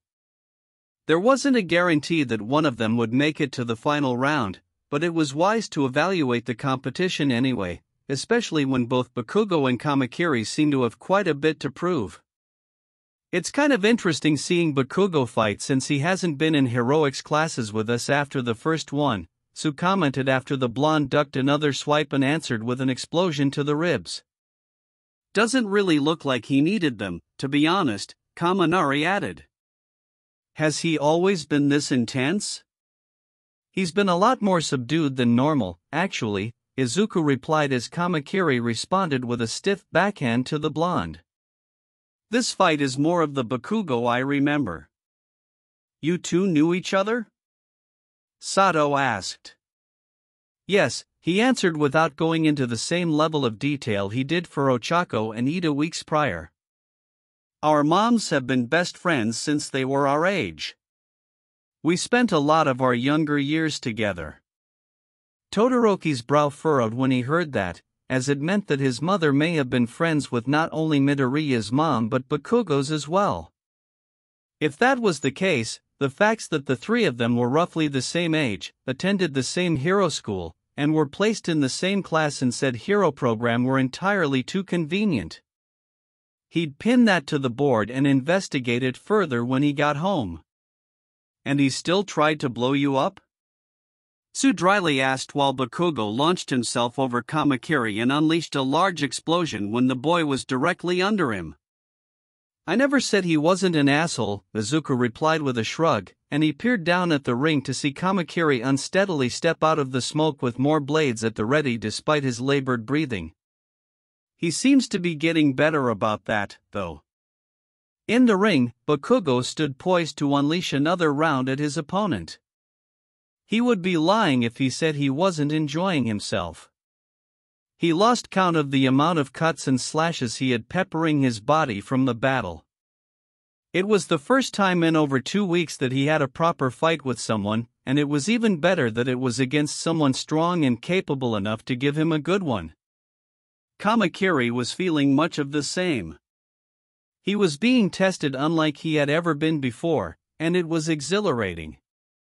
Even on wobbly legs and coughing out the ashen taste of smoke from the explosions that had been bombarding him the entire fight, he was ready for more. "I can do this all day," he said with a smirk and resumed a stance.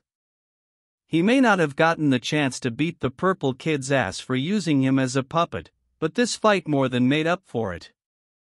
"Your funeral," Bakugo nodded, and the two readied for what felt to everyone watching like the final stand. The two teens charged once more, and Kamakiri thrust with his blades while Bakugo aimed an explosion at the ground between them. Kamakiri's blades hit nothing but air when Bakugo propelled himself up and over the teen once again, this time landing behind him and aiming a much larger explosion at the boy's unguarded back. The force blasted Kamakiri away, sending him tumbling a considerable distance across the ring until he skidded to a stop near the edge. The boy tried to get back to his feet, but he fell back to the ground with a thud. Kamakiri is unable to continue. Bakugo advances to the semi-finals. Midnight announced, and the crowd raved in approval. Bakugo's grin grew even more at the announcement of his victory, and he shot pointed looks at both Izuku and Todoroki. The message was clear: he was coming for whoever made it to the finals. His grin dropped when he turned back to the down Kamakiri, and he observed the boy for a moment. He was still conscious, and he was trying his best to get back upright. Bakugo silently walked over to him with his hands in his pockets, and he said nothing to the boy when he reached him. Kamakiri was also silent, and the two stared at each other for a few seconds until Bakugo extended a hand to help the boy up. Kamakiri considered the hand for a moment before inevitably taking it and rising to his feet with the blonde's help. "You got lucky," Kamakiri grumbled. "The end result won't be the same in our rematch." "Anytime, Bug Boy," Bakugo answered with the return of his grin. In the teacher's box, Inko watched on with a smile. She was truly glad to have gotten through to the boy she saw as a nephew before he could self-destruct. She also had to commend him for doing so well despite not having participated in any heroics training beforehand. She was very curious to see how quickly he'd progress once back on a regular training schedule. In the 1A box, Ida and Todoroki departed to prepare for their match coming up after the 1B bout between Yui and Shiozaki. It was then that Izuku noticed that someone was missing. Yaoyorozu isn't here. I wonder if she took that loss really hard. The next few matches went by rather quickly. Yui and Shiozaki met in the ring, and Yui immediately placed her hand in her pocket as expected while Shiozaki readied her vines for a quick extraction. He could hear people be a little skeptical of her attempting the same bluff a second time. However, Izuku noticed that it was the opposite hand as the previous match, so he wasn't so sure it was a bluff rather than a deliberate move. Sure enough, the battle began and Yui threw a handful of sand at Shiozaki that enlarged into a practical meteor shower. Her vines were faster, though, and a thick wall sprouted around her while several others snaked through the ring and snagged Yui's arms before she could shrink it again. Once the danger of the sand was neutralized, the vines coiled around the rest of her body and carried her out of the ring before dropping her out of bounds. Kodai is out of bounds. Shiozaki advances to the semi-finals. Midnight announced. Izuku let out a sigh of relief that he wouldn't have to end up facing Yui in the finals, and he turned to see Kirishima leaving the stands. He supposed it was time to get ready, and after a few wishes of luck from his friends, he set off through the halls towards the waiting area. Along the way, he wandered past a TV that was showing Ida running around the ring in evasion of massive trails of ice. However, a sniffle from an alcove near a set of stairs gained his attention. When he went to investigate, he heard quiet mutterings of "maybe they're right" and "never strong enough, never smart enough, never pretty enough." Turning the corner, he found Yaoyorozu in a corner with her head partially buried in her knees. "Yaoyorozu, are you okay?" Izuku softly asked, and she gasped at his appearance. "Midoriya," she yelped in surprise. "I didn't hear you coming." "Few ever do," he responded in jest. "What's wrong?" It's nothing," she weakly denied. "I'm just a little disappointed is all." Izuku sat down cross-legged in front of her. "It seems like it's a little more than that." She shook her head and wiped the remaining tears away. "I'll be fine, I promise. If I'm not mistaken, your match is next. You should get going." Izuku reluctantly acquiesced and stood. "I suppose so." Just remember that myself and all of our classmates are here for you if you ever need anything at all. We always will be. I will, she nodded with a small, thankful smile. Good luck. Izuku nodded and turned to head to the waiting room, but he stopped in his tracks before he could get very far. By the way, he said over his shoulder, whoever is insisting that you aren't strong, smart, or pretty enough is a goddamn liar, and I will put them through a fucking wall. She couldn't fight the snort that left her at his declaration, and she watched him walk down the hall with a sad smile. The smile dropped, and only a bitter sadness remained. I really wish it was that simple, she whispered.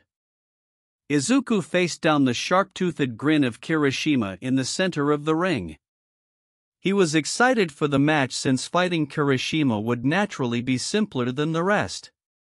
It wouldn't necessarily be easier, but the problem in front of him was one that could literally be solved by punching it harder, and that was always nice. Ready? I've been wanting to test for myself how strong you really are since the first day, Midoriya.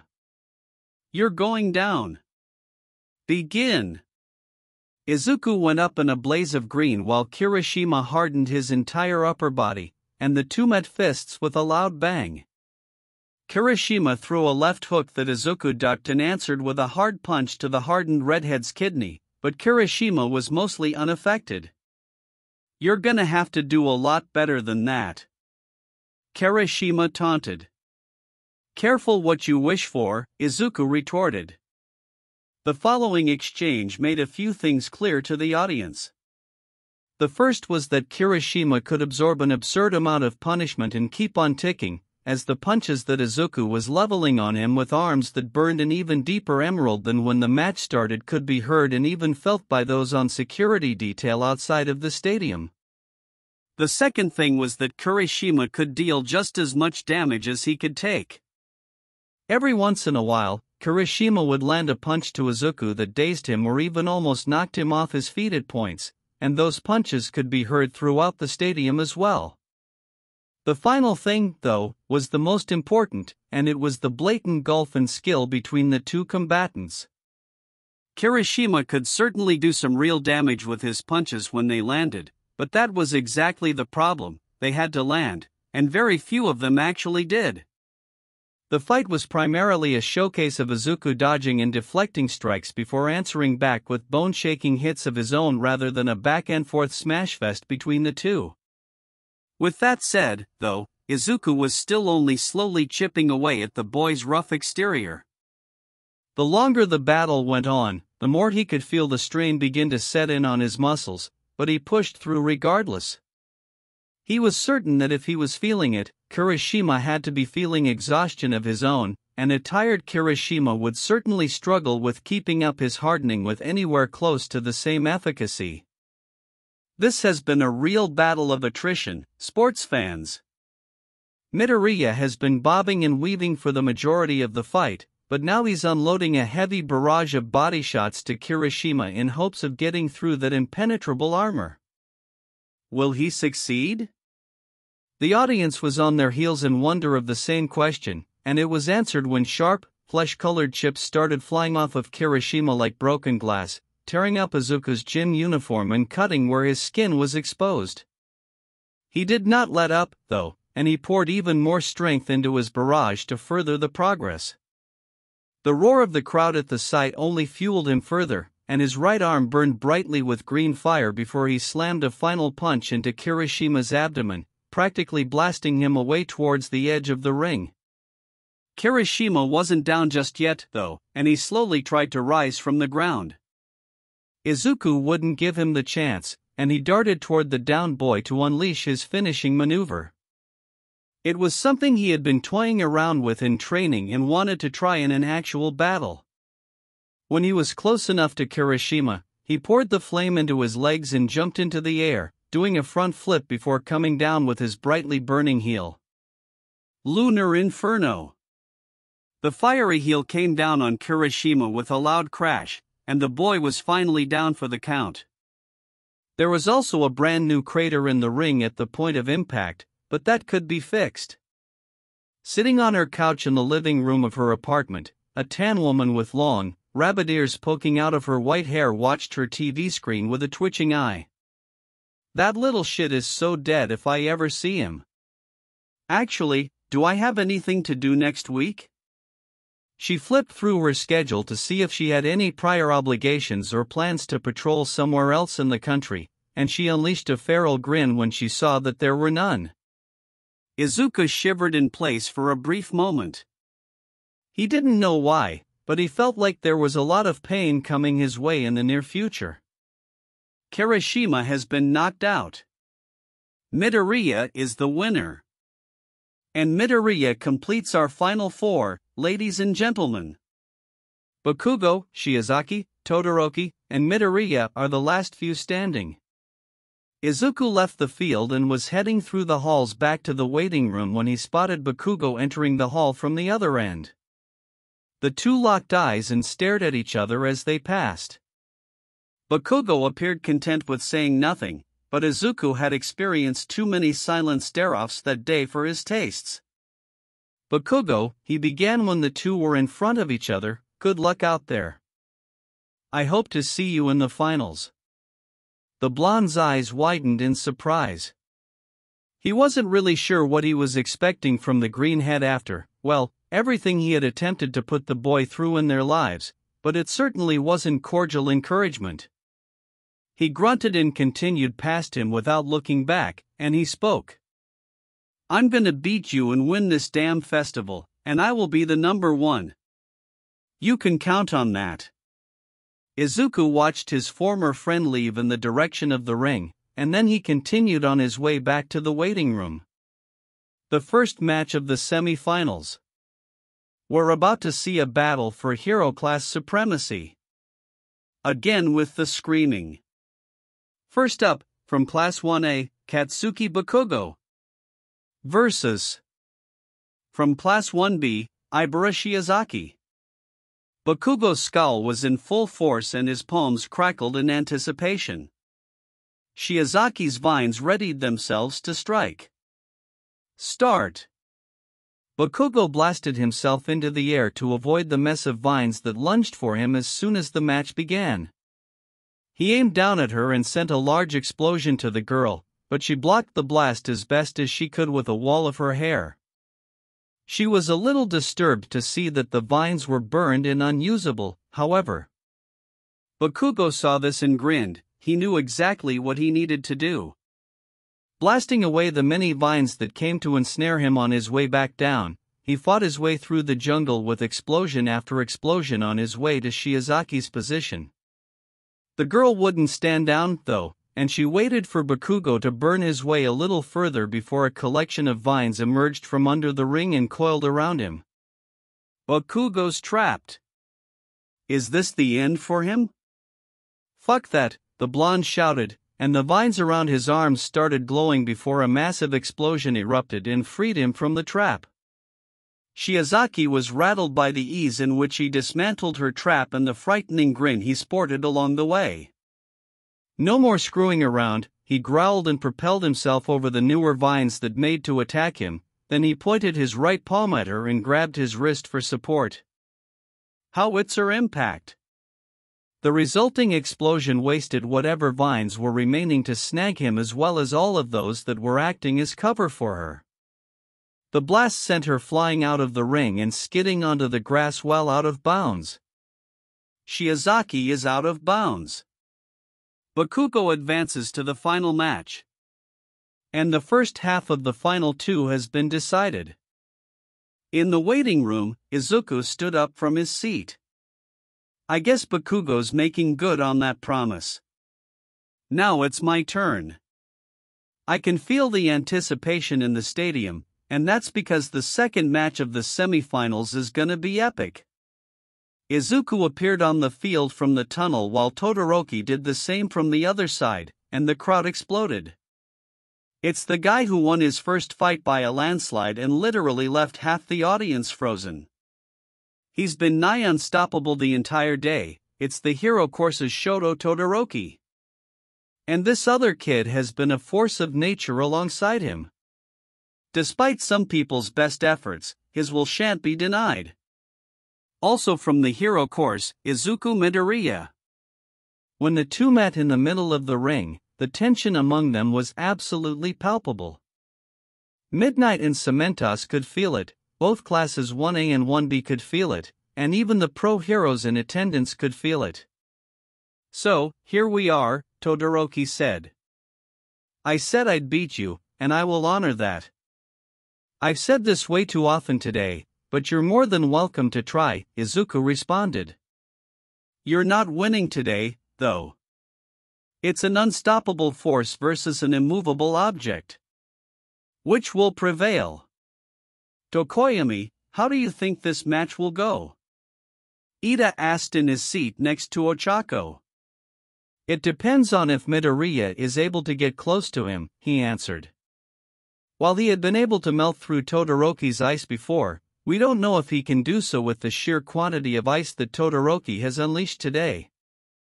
It should be an interesting matchup.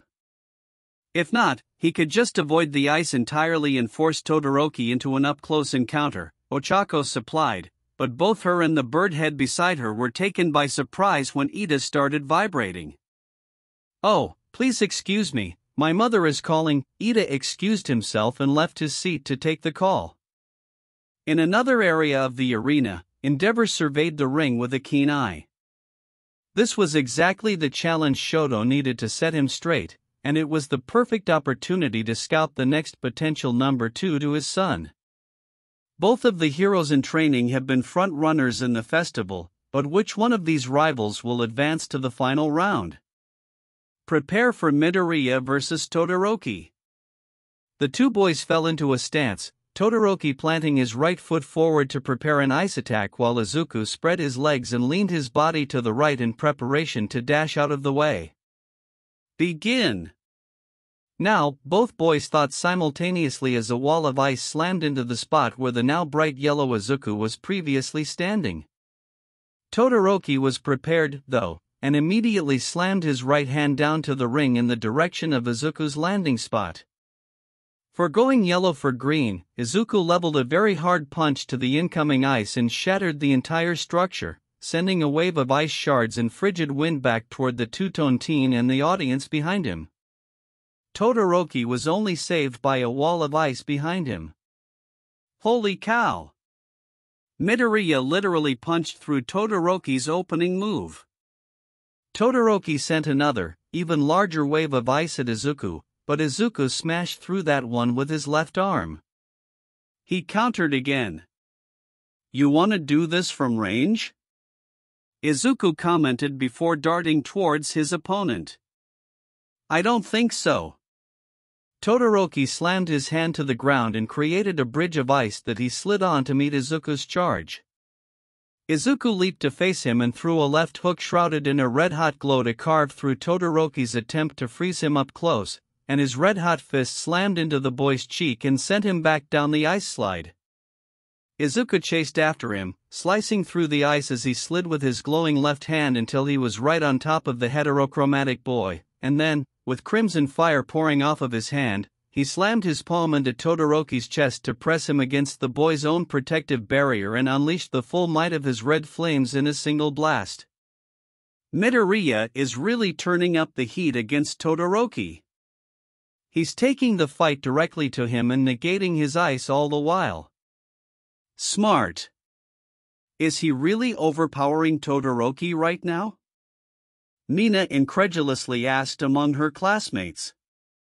Hell yeah, he is. Toru cheered. Kick his ass, Midori. His quirk certainly seems tailor-made to counter Todoroki's ice, Yaoyorozu added. Oh, Yamamo, when did you get here? Mina asked in surprise. A little bit after Midoriya's match with Kirishima, she answered vaguely. I caught it in the hallway. That guy really hits hard, Kirishima supplied with a rub to his still tender ribs. I knew this match would be intense, but they're killing it down there.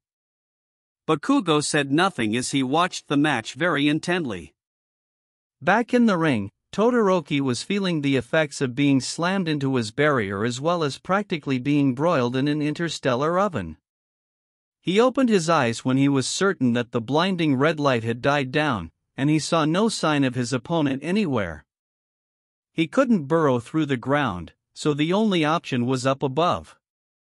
Lo and behold, Izuku was barreling down toward him with his green fire back in use, primed to smash Todoroki into the ground. Todoroki fought through the invasive warmth his body still felt to create a veritable fortress of ice around him to momentarily delay the attack. Izuku was undeterred, and he slammed his fist into the ice, but it didn't immediately break. Izuku punched it again and again until it finally gave and he shattered through. Unfortunately, Todoroki was no longer there. "I've got you now," Izuku heard the boy say from the other side of an ice wall, and Todoroki spawned another massive glacier that completely encompassed the area Izuku was standing in but didn't quite reach the audience this time. And just like that, the tables have turned again. Todoroki led Midoriya into a trap with that fortress and then froze him solid when he smashed his way through. He packed so much ice into that cover specifically so Midoriya wouldn't be able to immediately burst through it, giving him more time to ready his trap. "You think we can call this one right now?"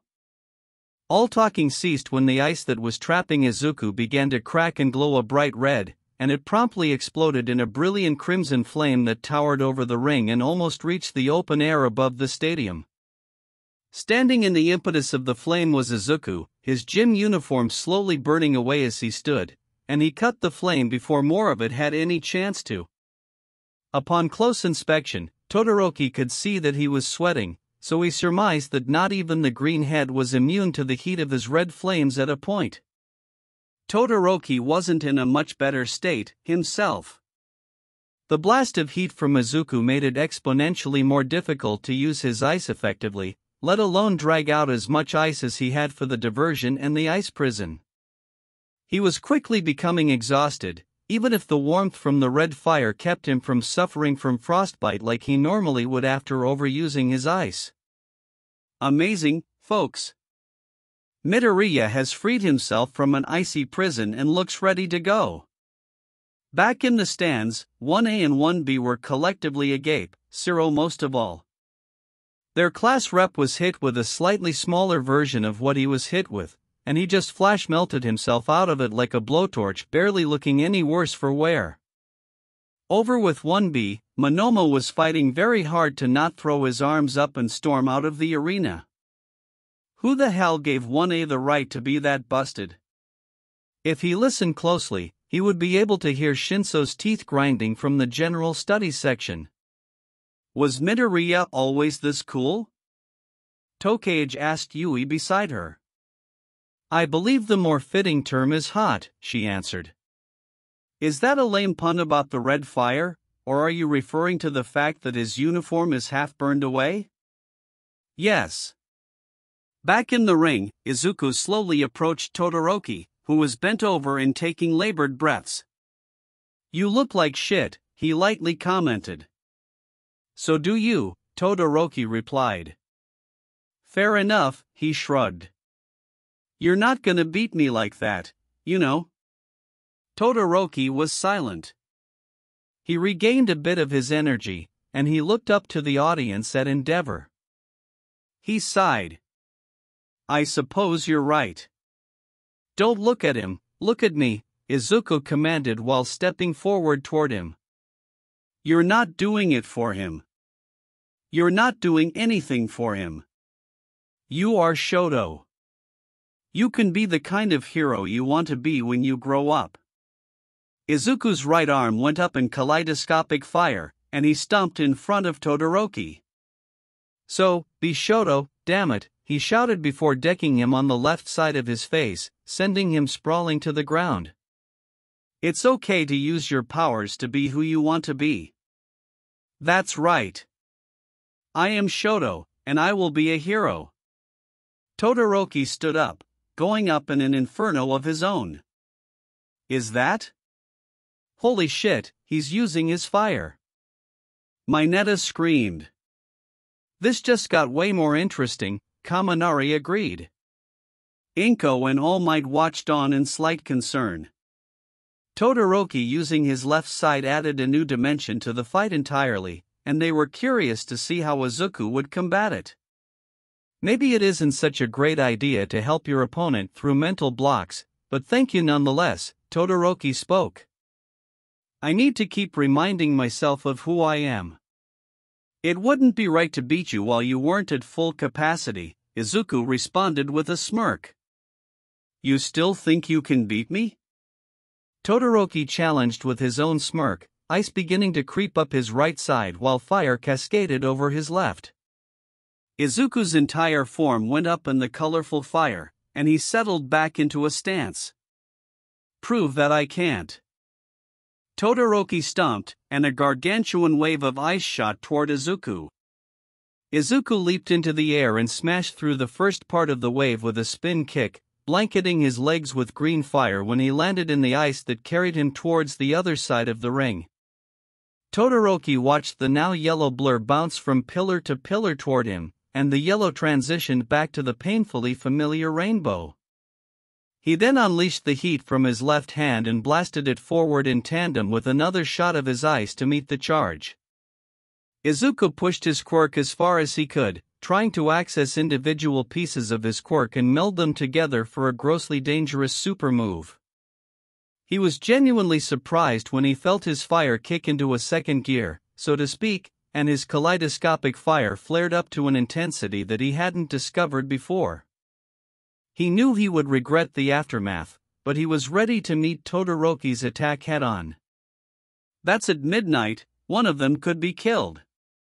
Cementos shouted while filling the ring with as much cement as he could to block the incoming collision, and Midnight tore a section of her costume off to unleash a plume of her somnambulist gas to knock them out. Neither effort was very effective, as even the several walls that Cementos erected in the ring between them were torn through like wet paper towels by both attacks. The resulting collision caused an explosion of concrete, ice, and the most vibrant colors that anyone in the stadium had ever seen. They were swamped with so much color that it felt to many like they were trapped within a prism hurtling towards the sun. When the color died down, Midnight and Cementos peeked over the bunker that he quickly erected for them when it became clear that the two teachers weren't going to be able to stop the wanton destruction that the teens were dead set on causing.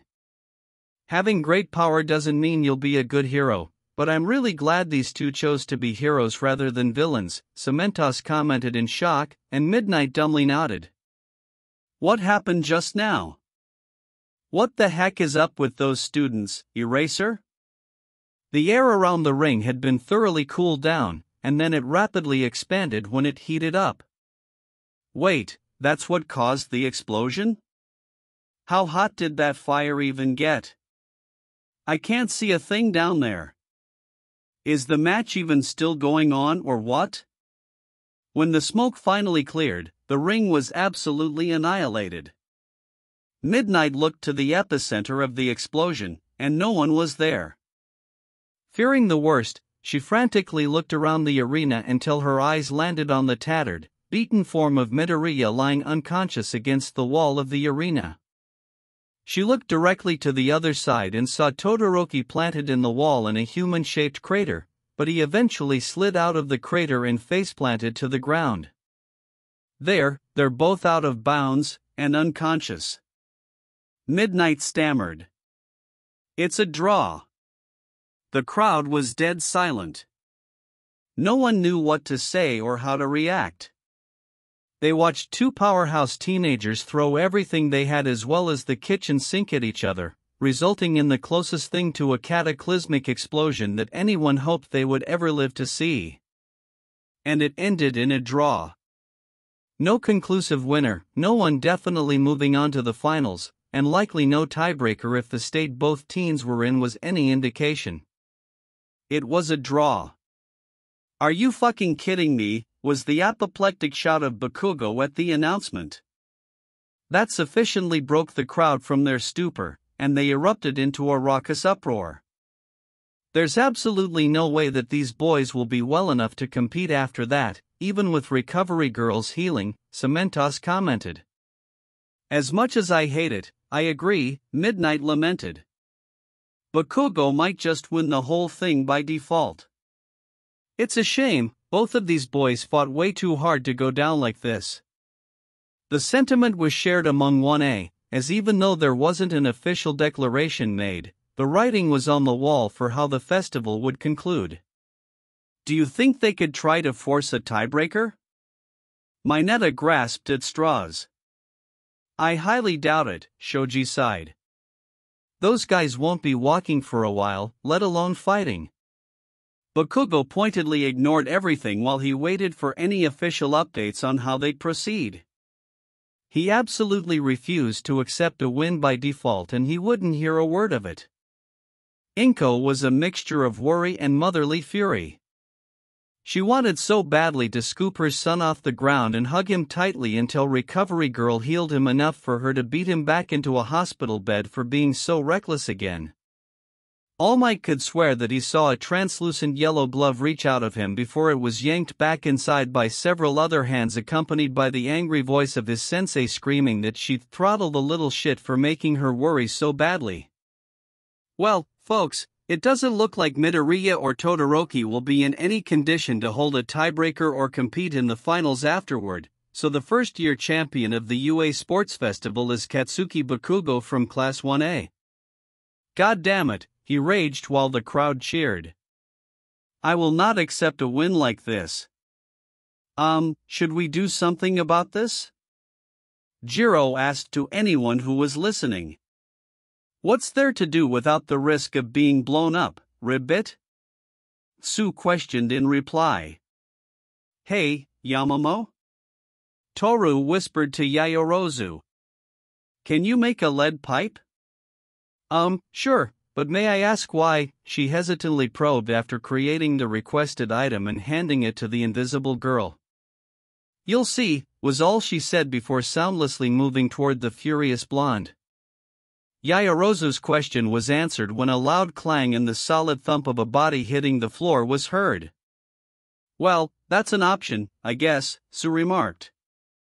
The first-year students have completed all of the events for the UA Sports Festival, now it's time to relax and enjoy the award ceremony. Midnight called out, and a shower of confetti rained down on the students as fireworks boomed overhead. In front of the waiting students, a podium rose from the ground, and the final four competitors stood proudly on their respective podiums. Well, Shiozaki stood proudly on her third-place podium, anyway.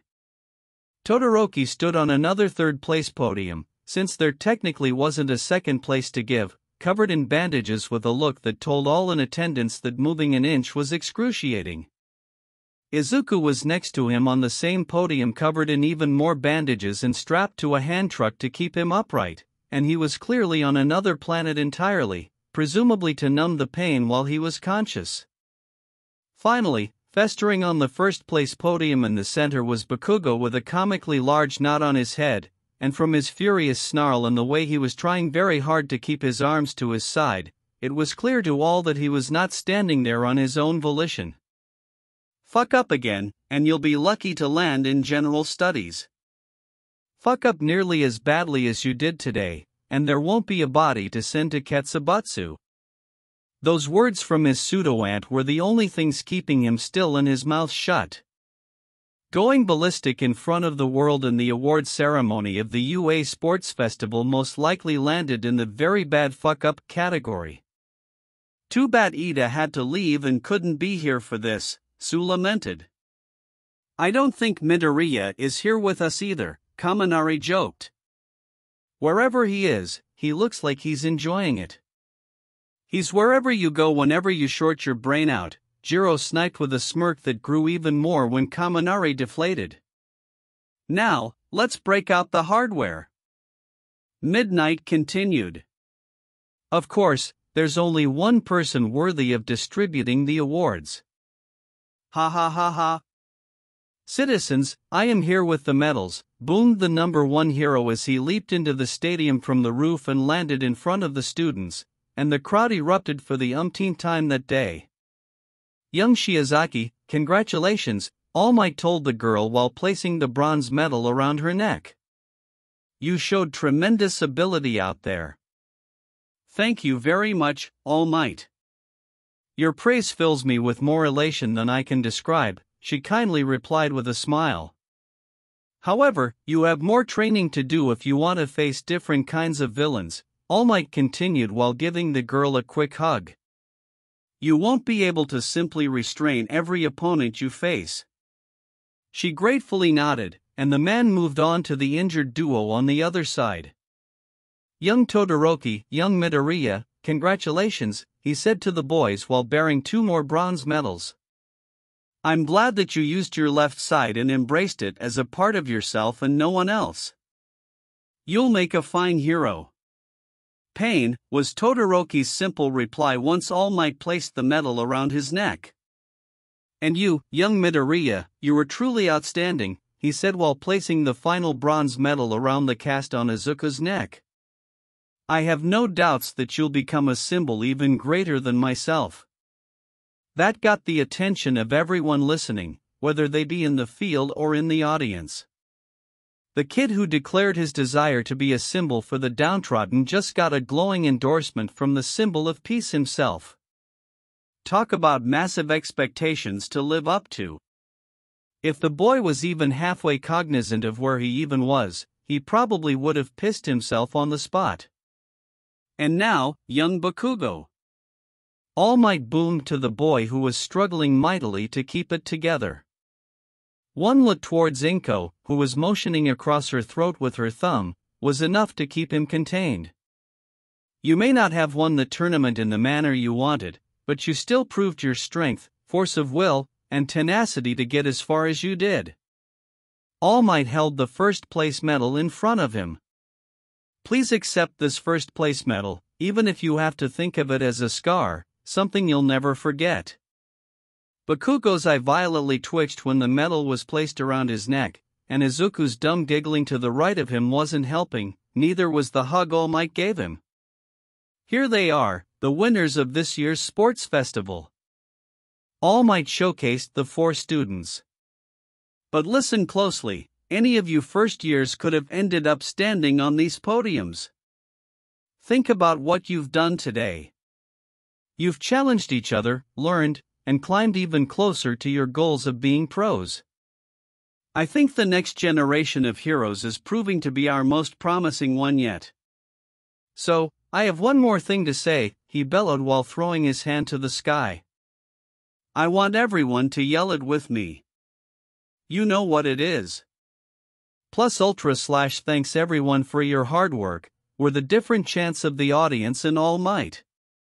The resulting scolding All Might received from the students and audience caused such a ruckus that Izuku's hand truck started rolling backwards, and he fell off the podium with a goofy thud. Tamura and Kurojiri watched on in silence after the camera picked up Izuku's unfortunate tumble.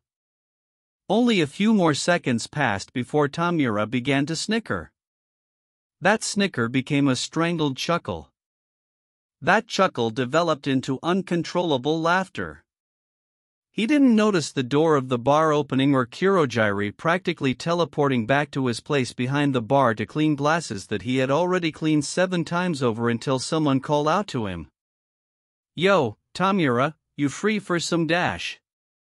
"Spinner, if you're here to ask me to play League of Legends, I'll fucking dust you right now," Tamura rebuked, and Spinner slowly stepped back outside and closed the door.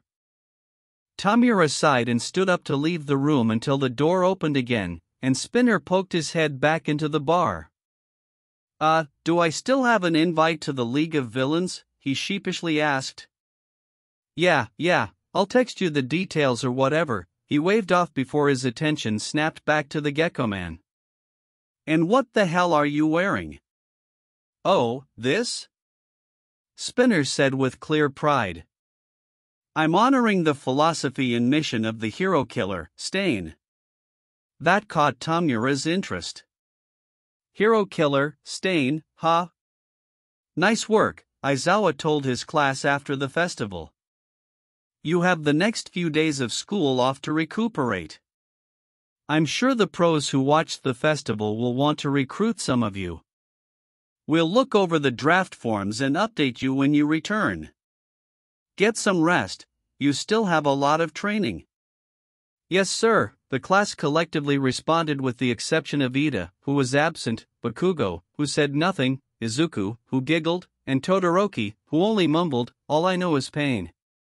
The day after next, Todoroki felt well enough to leave his home and visit the hospital. His mind was a mess on the way there. He was so certain for years that the sight of him would only cause his mother pain, so he never visited.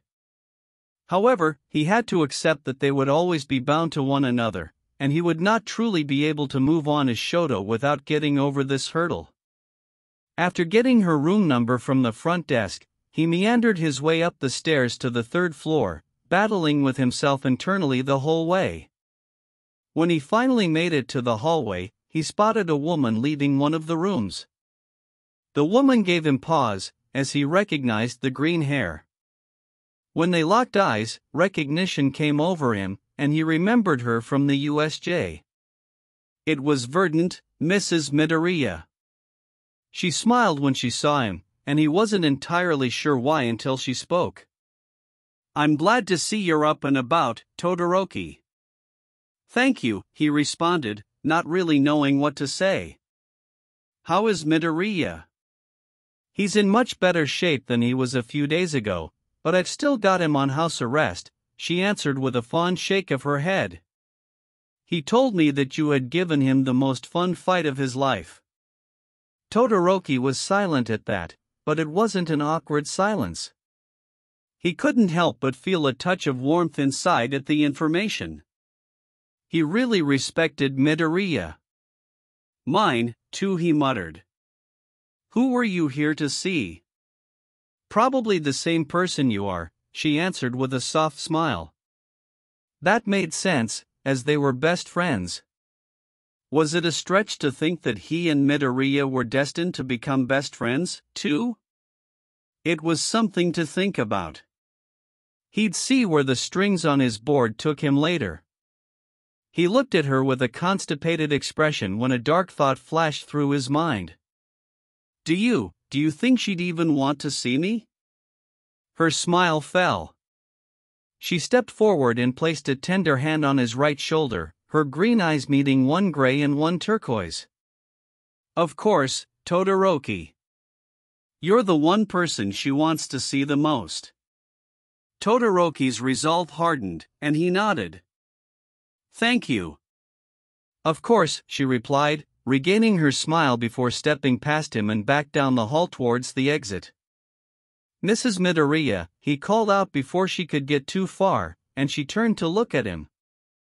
"At the USJ, when I stopped that villain from attacking you from behind, I said that we were even. I don't know if you heard that or not, but thank you.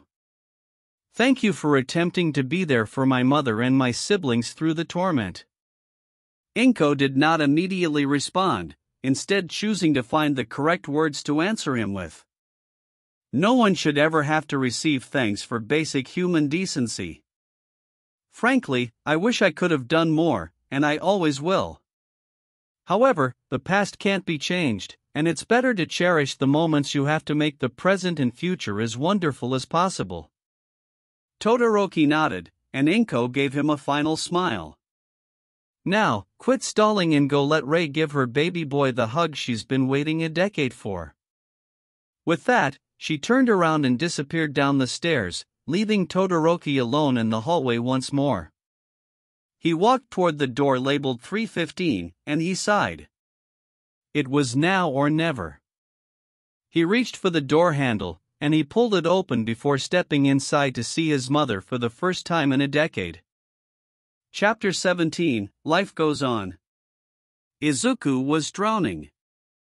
Thick, foul-tasting sludge poured down his throat and into his lungs against his will, and he frantically thrashed about to rid himself of the viscous concoction stealing his life away from him.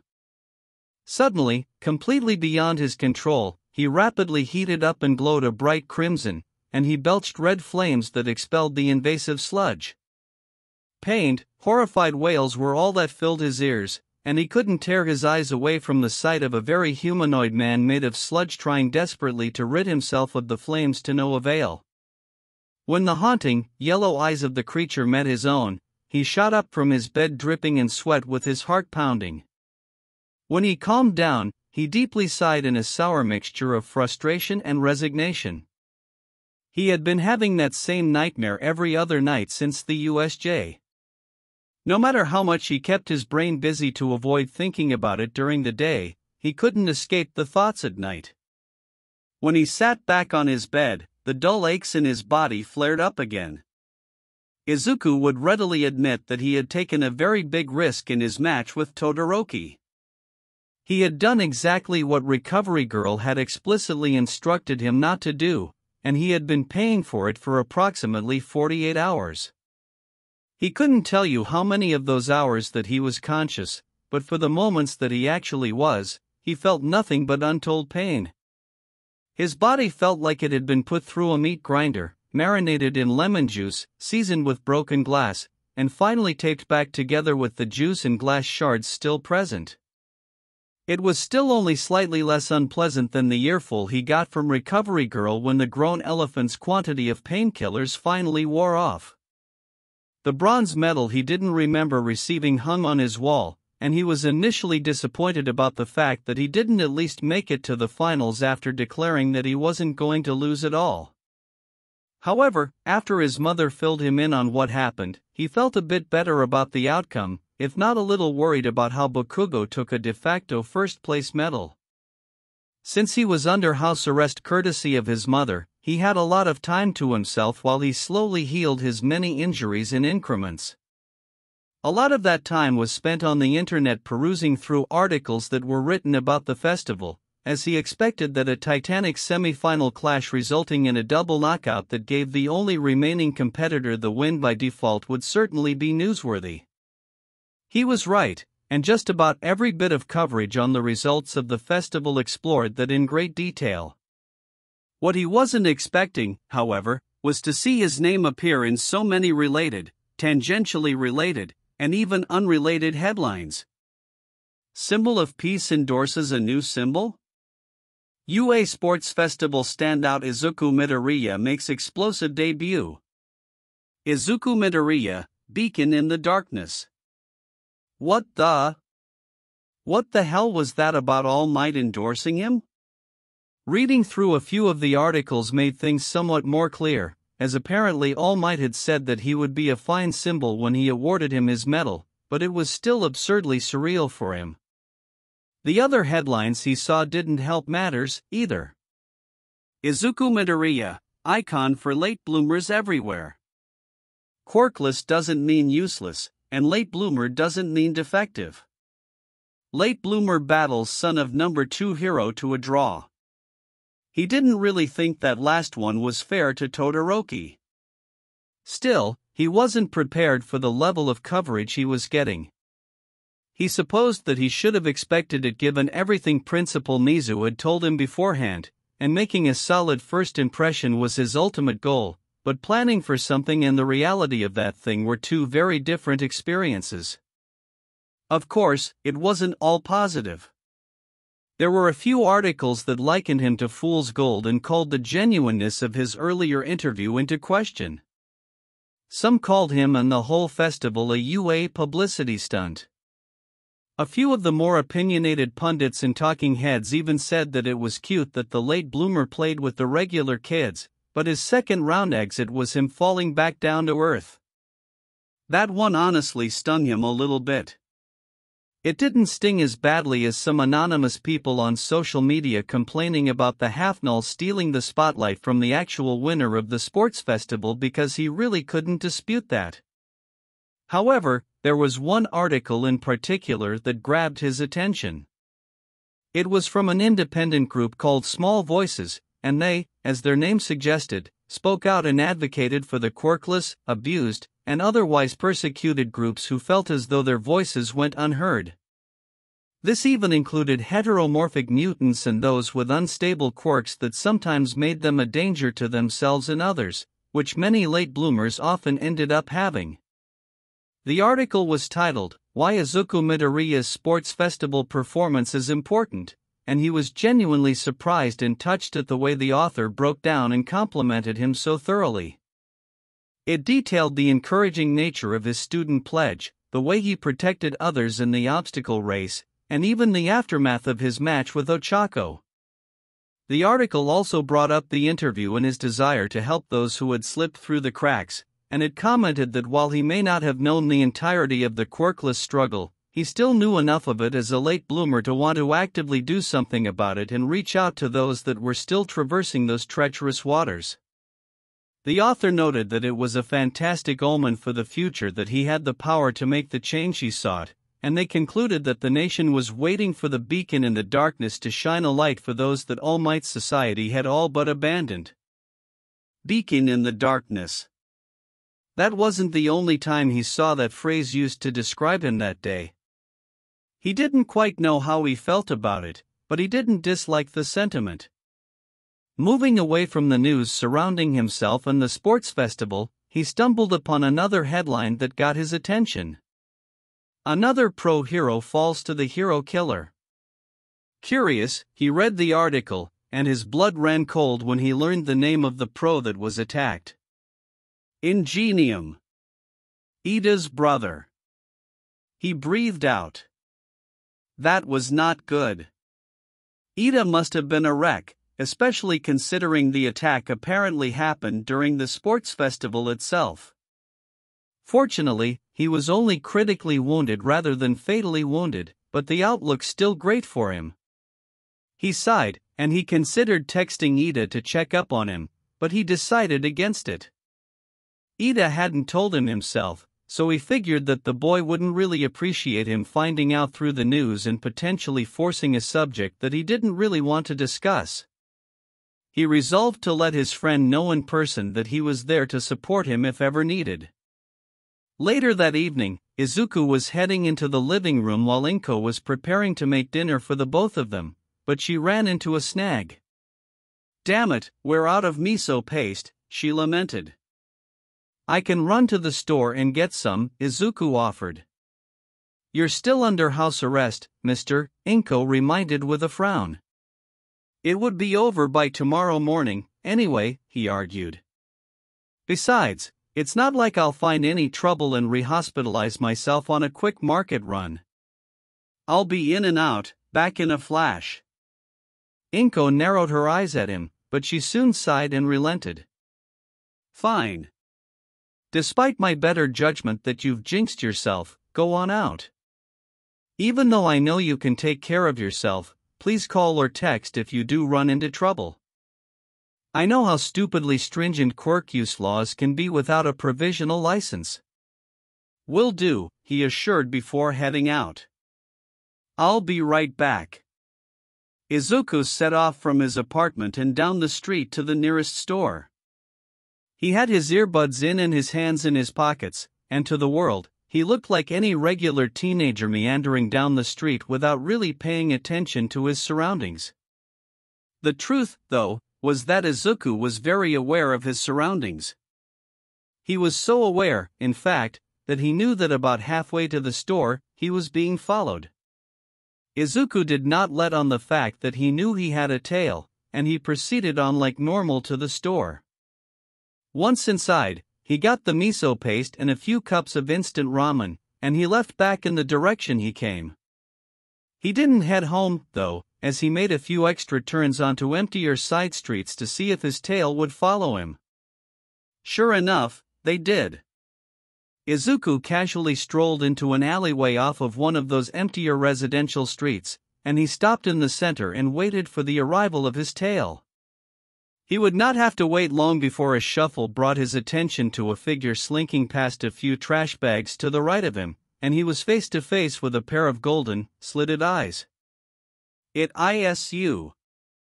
I knew it, the new arrival cheered when she saw Izuku up close.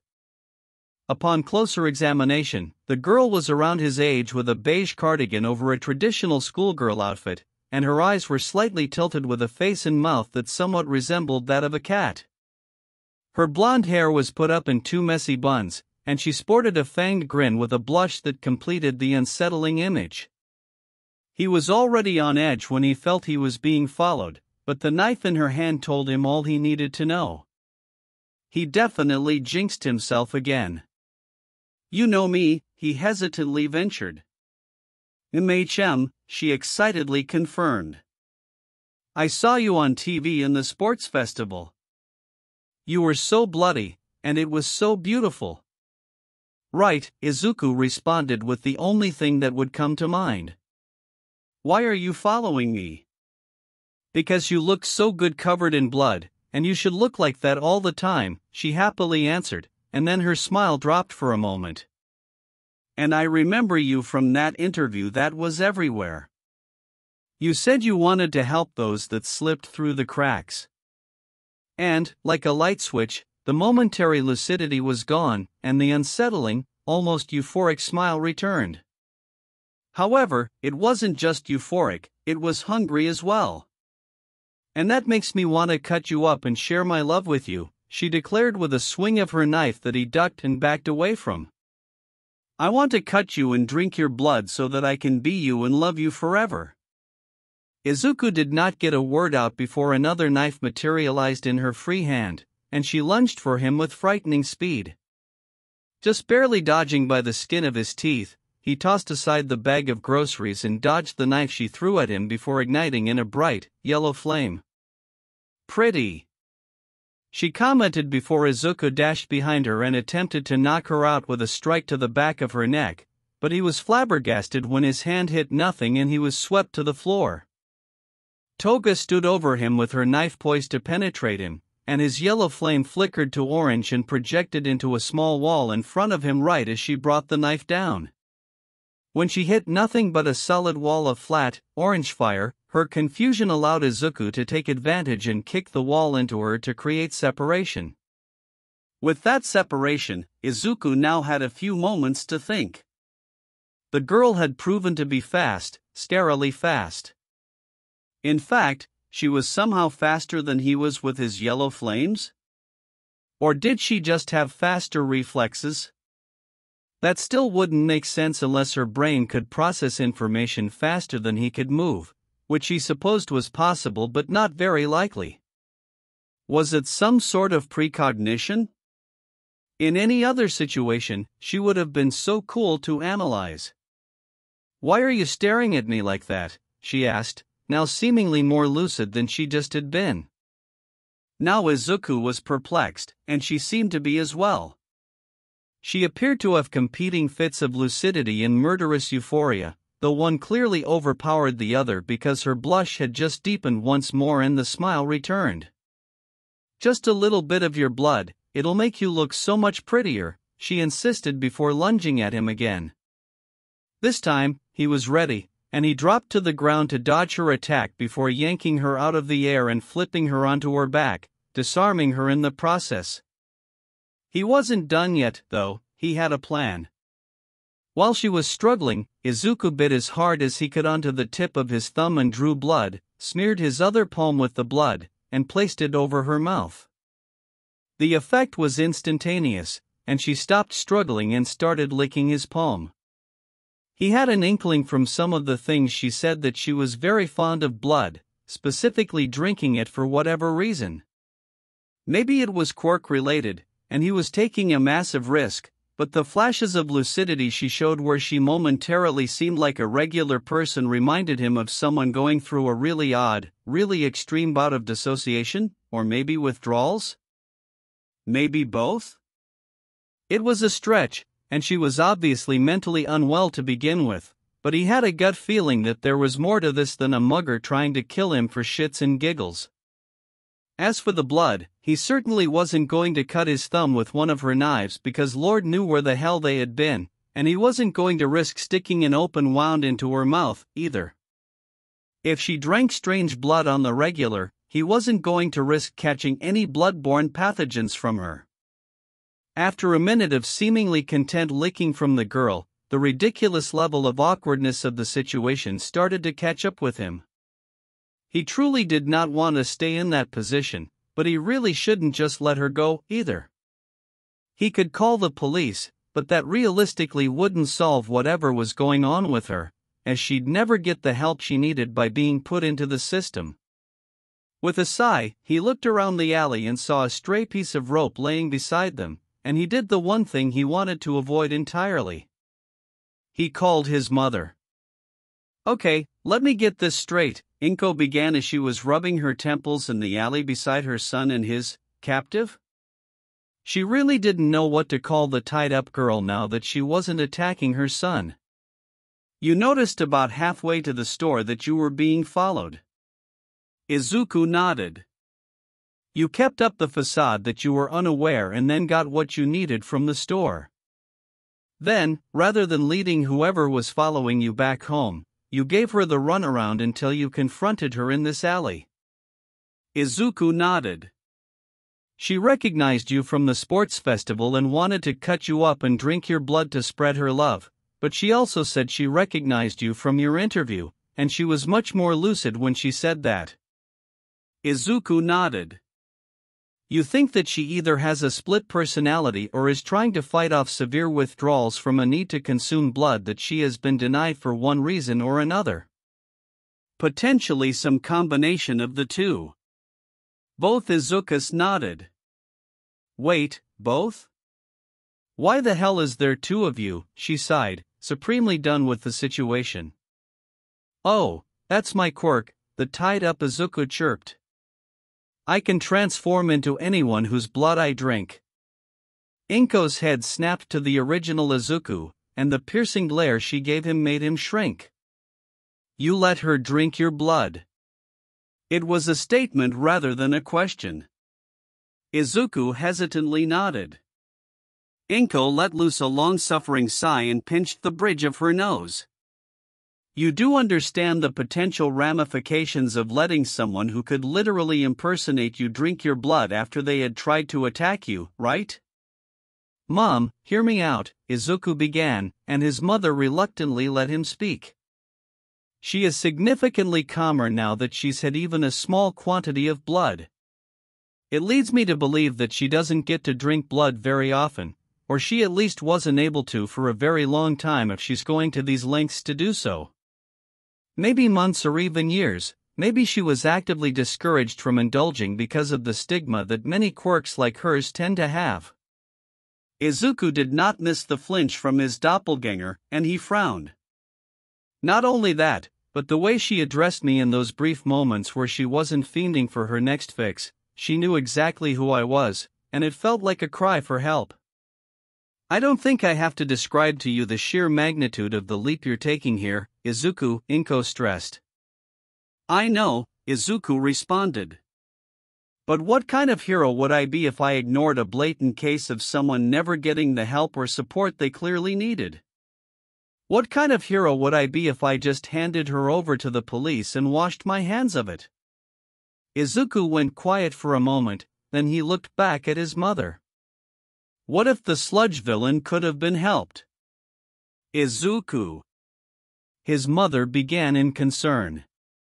The girl in question, having shed the Izuku disguise into a pile of sludge, silently watched the back and forth. She didn't know what to say or if she should say anything at all. She knew who Izuku was and why he had garnered a small level of notoriety. On some level, she knew exactly why she had chosen to target him that night beyond her violent urges. But was she truly ready for that? The discussion between mother and son was interrupted by a loud crash from the street. The two turned away from the captive girl to investigate, and they were nearly run over by a pickup truck whizzing past them, followed by several police cars. "No one can stop Team Reservoir Dogs," the four men in the truck shouted together with a cash register still attached to an entire store counter sitting in the bed of the truck. "Are you gonna?" Izuku trailed off while looking towards his mother. "I never officially came out of retirement," Inko began as the truck crashed again, this time as a result of a solid mass slamming down onto the hood. That mass revealed itself to be the grinning visage of Mirko, and the police used the opportunity to swarm the criminals. "And they look like they've got things covered over there." Izuku nodded, oddly feeling a chill run up his spine at the sight of the rabbit hero, and he turned back into the alley to check on his charge, but she was not where he had left her. The only thing left in the alley was the discarded rope that she had apparently escaped from. Shit, he cursed and ran into the alley to see if she were potentially hiding somewhere until they left, but she was nowhere to be found. She had legitimately given them the slip in that brief moment where their attention was elsewhere. She's gone? Inko asked in mild panic. And she took the damn miso paste. Izuku shouted. The next day was their official return to school. The morning was wet and gloomy, and Izuku really hoped that it wasn't an omen for the rest of the day, but that would be tested when he bumped into Ida at the lockers where the boy was putting away his raincoat and rain boots. Good morning, Midoriya. Ida cheerily greeted, much to Izuku's confusion. Morning, Ida, he replied. Hey, if it's about my brother, don't be concerned, he calmly interrupted, sending a pleasant smile to his friend. I'm sorry if I made you worry with the lack of contact. Everything will be fine. Izuku watched the boy walk away in silence. Ida sounded normal despite the circumstances, but there was something in his eyes that gave Izuku pause. He couldn't quite identify it, and it was entirely possible that he had just imagined it, but it still put him on edge. He'd be sure to keep a close eye out for his friend. Class 1A was filled with chatter about the aftermath of the sports festival when Izuku arrived, and he quietly slinked his way to his seat amidst the conversations. He spotted Bakugo looking rather dejectedly at the wall, and he met eyes with Todoroki, who sent him a respectful nod that Izuku returned with a small smile. Soon enough, Aizawa entered and the class quickly found their seats, and all were surprised to see that he was out of his bandages.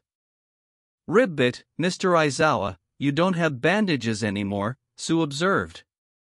That's good news. The old lady went a little overboard in her treatment, he sighed. Anyway, we have a big class today on hero informatics. The class was initially on edge at the announcement, as hero informatics was a vague descriptor that could entail a lot of boring or overcomplicated matters. It's time to pick your hero identities, Aizawa finished. And, just like that, the tension vanished and the class was excited again. This is related to the pro hero draft picks that I mentioned in our last class together. Normally, you all wouldn't have to worry about the draft yet, as that usually only concerns second and third years, but your class is different. By extending internship offers to first years like yourselves, pros are essentially investing in your potential much earlier on. Is that because we've already encountered villains in our short tenure here? Izuku asked. Pretty much, Aizawa confirmed. You all already have more practical experience than anyone else in your position, and that inherently makes you more valuable. Any offers you receive can still be rescinded, though, assuming their interest in you dies down before graduation. So, what you're saying is that we'll still have to prove ourselves after we've been recruited, Toru surmised. Exactly, Aizawa nodded. Now, here are the totals for those of you who got offers from pros. He pressed a button on a remote, and a screen cut on to display the students who got offers and how many they received. Unsurprisingly, Todoroki, Izuku, and Bakugo were the top three with thousands of offers each, and then there was a massive drop-off for the rest of them. Usually, the numbers are more spread out, but there's a pretty big gap this time around, Aizawa stated. Holy hell, Mina gawked, and several others around her nodded their agreement. Todoroki and Midoriya got the most, even ahead of Bakugo? Jiro asked. Yeah, it's the opposite of how they technically placed in the festival, Kirishima commented. There was no winner, Bakugo grumbled. Doesn't matter, anyway. Yaoyorozu sighed at her number of offers, and she turned to Todoroki beside her. It's amazing that you received so many. You must be proud. Those offers are probably just because of my father, he sullenly replied. I wouldn't be so sure about that. Izuku turned and offered the boy. We did blow up the ring. Todoroki considered that for a few seconds before he shrugged in acquiescence. The amount of offers you received is amazing as well, Midoriya, Yaoyorozu said with a smile. You both have over 4,000. I read more than a few articles written about me yesterday, so it doesn't really surprise me, he shrugged. Right, bask in your fame, Mr. Celebrity, Mineta grumbled. Please stop, Izuku replied, now totally deflated. Despite these results, Aizawa continued, wrangling the attention of the class once more, you'll all be interning with pros, got it? Even those of you who didn't get any offers will be interning with someone. Like I mentioned before, you've already had experience with combat against actual villains, but it'll still be helpful to see pros at work out in the wild. And for that, we'll need hero names, Sato excitedly spoke, and their teacher nodded. Your hero names will most likely be temporary, but take them seriously, otherwise you'll have hell to pay later. Midnight cheerily declared as she strutted into the room, garnering the attention of most of the boys in the room. What you pick today could be your code name for life, so be careful, otherwise you might end up with something utterly indecent. Yeah, she has a point, Aizawa confirmed while climbing into his sleeping bag. Code names are important. They help reinforce your image and show people exactly what kind of hero you are and what you represent. What kind of hero I want to be / what I represent, were the simultaneous thoughts of Todoroki and Izuku, respectively. Names aren't really my forte, Aizawa says before slumping against the wall in his sleeping bag, so Midnight will have final approval over them. Izuku grabbed the whiteboard that was handed to him, and he brainstormed several ideas. The first to be discarded was Small Might, of course, and somewhere in the building, he could just feel his mother snickering at him. Now students, who among you is ready to share? Midnight asked, and Aoyama was the first to take the plunge. Hold your breath, he began, and the class leaned forward in anticipation. I am the shining hero, I cannot stop twinkling. Mon ami, you cannot deny my sparkle.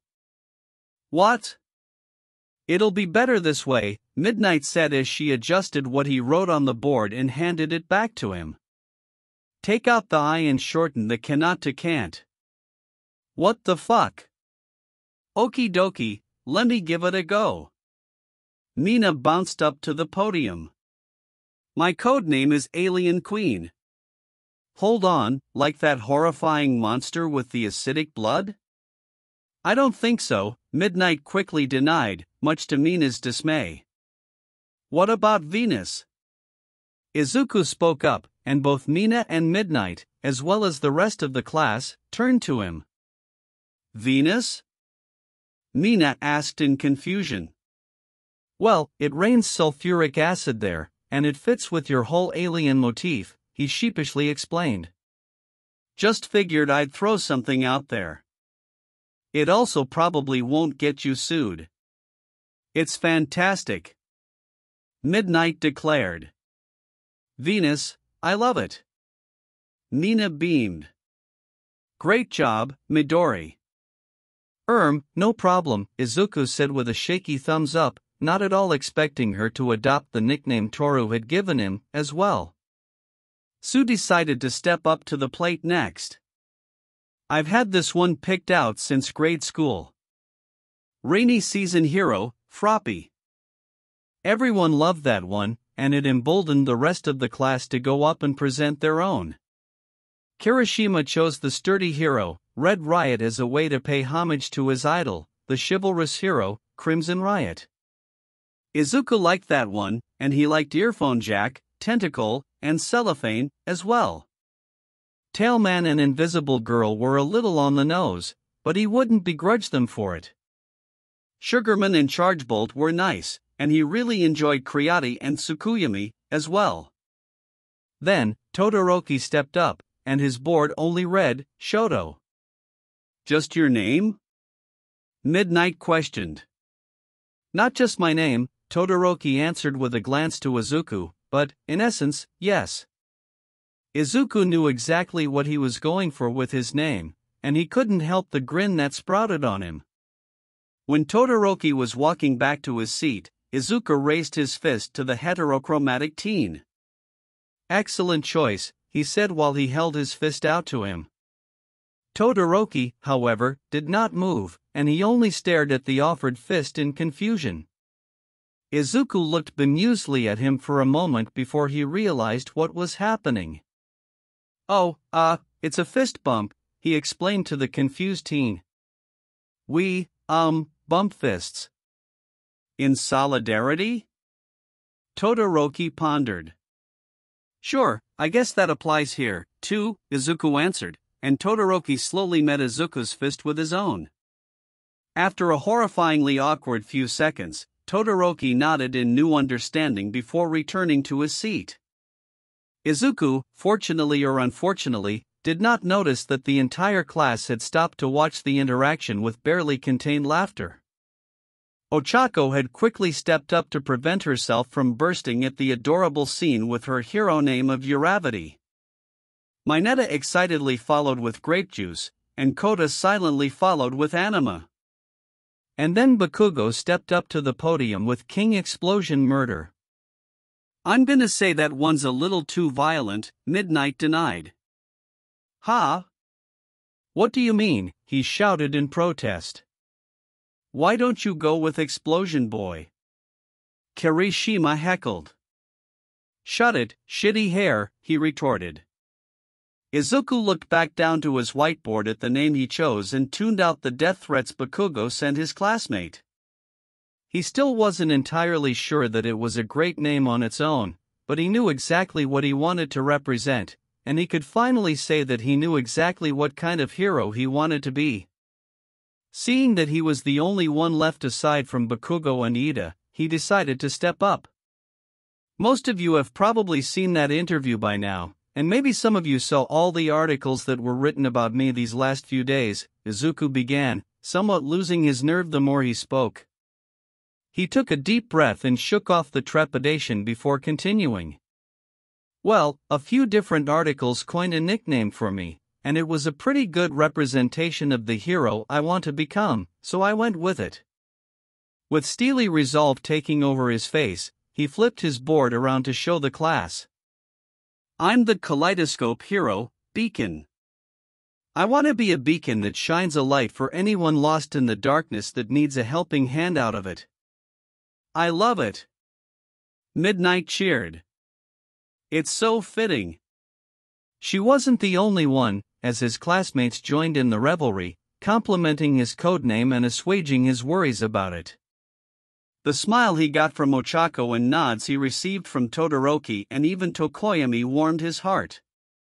Meanwhile, Ida stared intently at the board in front of him as he thought back to the last conversation he had with his brother in the hospital. Tensei roughly began in his hospital bed with his brother by his side. I wasn't sure if I wanted to say anything yesterday, but hiding it from you won't miraculously help me walk again, so I might as well come out and say it. Wait, walk? Ida frantically questioned. What do you mean? Right, walk, I won't be doing that for a while. Probably ever. I can't feel my legs, they're practically useless. Ida choked back a sob, and he tried desperately to compose himself. As tactless as ever, elder brother, he bitterly attempted to inject some levity to the situation. Tensei softly smiled. If I can't poke fun at my own situation, how could I ever convince anyone else not to worry? Of course, we're worried. Ida tried to reason, and the sobs began to escape him. Tenya. He began. The hero, Ingenium, is finished, at least for me. No, don't talk like that. Ida pleaded. You still have so many people to help and inspire, brother. This can't be true. Not me. You. What? I know that you look up to me more than maybe anything else in this world. If I can't inspire anyone in my career, I at least know with absolute certainty that I inspired you, intentionally or not. That's why even if I go down, Ingenium doesn't have to go down with me. I want Ingenium to live on through you, little brother. I want you to go out and save and inspire people just like you believe that I do. Be the hero you were born to be, Tenya. I can't, Tensei. Not until the man who did this to you is dead. Until then, I'm still just. You're using your real name, too? Midnight asked the sullen boy at the podium, and he only silently nodded. Izuku looked on with concern. His friend was not okay, and he was suffering in silence. Izuku looked across the room to Ochako, and he could see the concern on her face, too. They shared a glance and nodded, coming to a decision. Lord Explosion Murder. Bakugo shouted from the podium. No, Midnight deadpanned, and Bakugo returned to his seat once more in a huff. Now that just about everyone has decided on hero names, Aizawa spoke up from his sleeping bag, we can return to talking about your upcoming internships. They'll last for 1 week. As for who you'll be working with, those of you who are on the board will choose from among your offers. Everyone else will have a different list.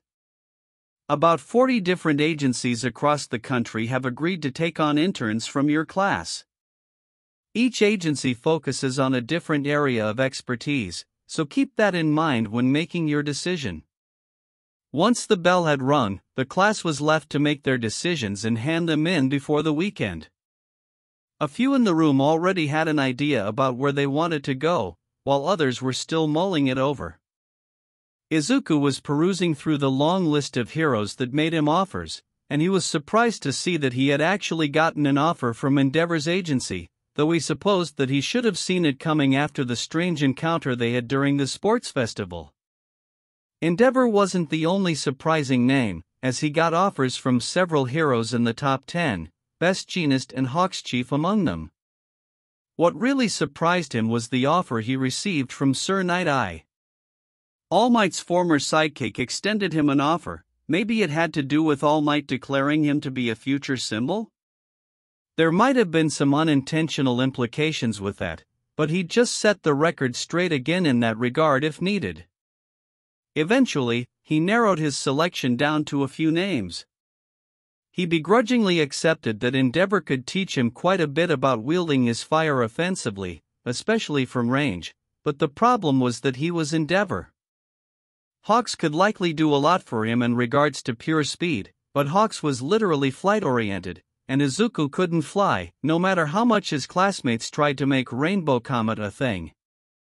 Sir Night-Eye was much more informatics and investigation-based than the others, and he was certain that the man would be a wealth of knowledge in the realm of investigative heroics, but his agency was so small that it perplexed Izuku that the man even sent him an offer to begin with. Then, there was Ms. Joke. He wasn't expecting one from her since she taught at a rival hero school, but he was certainly interested. She was proficient in close combat even without the aid of her quirk, but she had also cultivated an approachable image with her goofy and cheerful personality.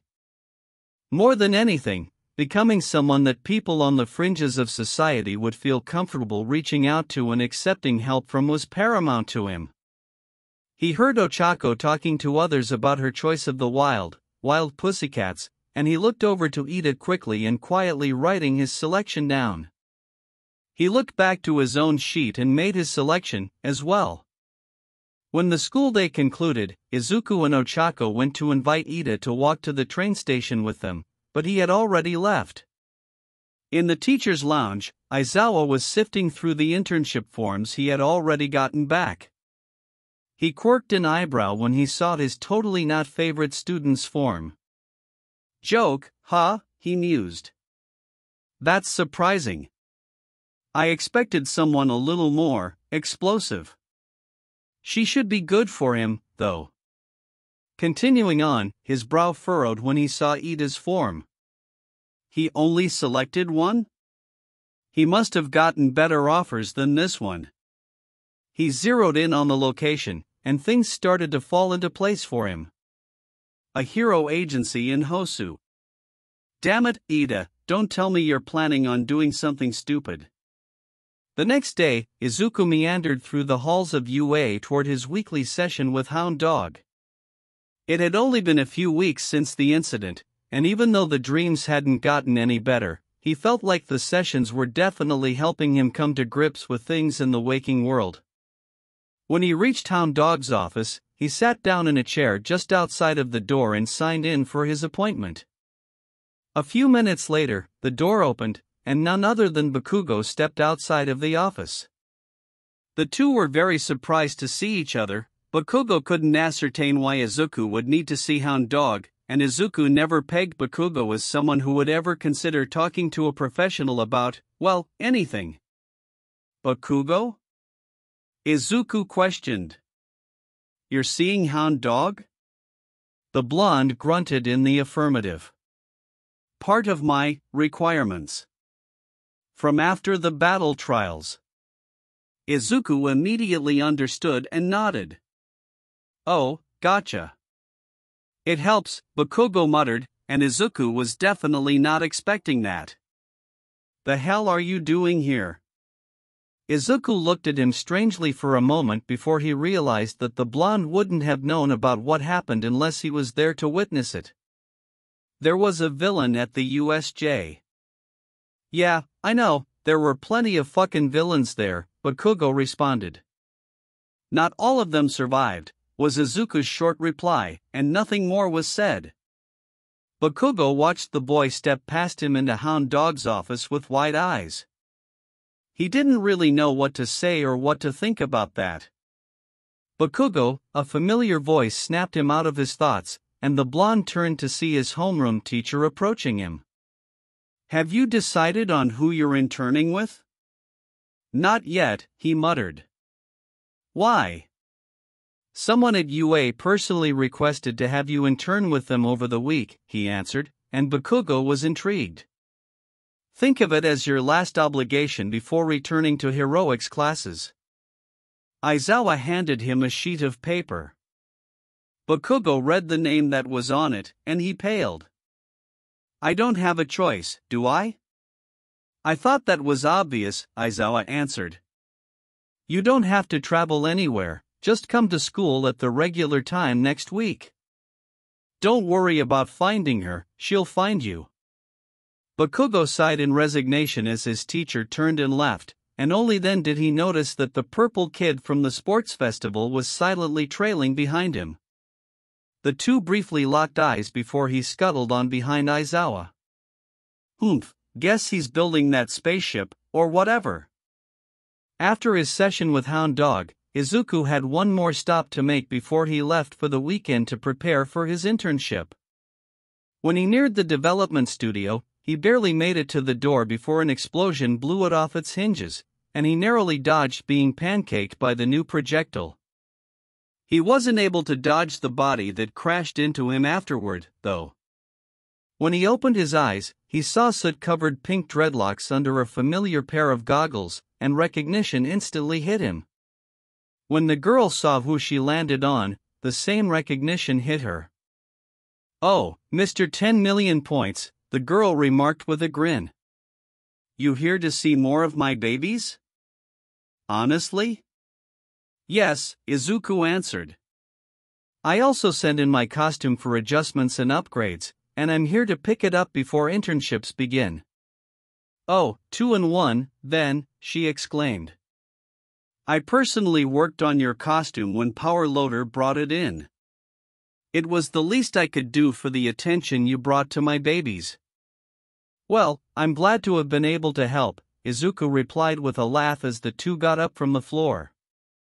Damn it, Hatsum, that's the fourth explosion this wee Power Loader began before he saw who she was with, and his blood ran cold. Oh no, Please don't tell me you're here with any more schematics that will make me take up drinking any more than that little gremlin does already.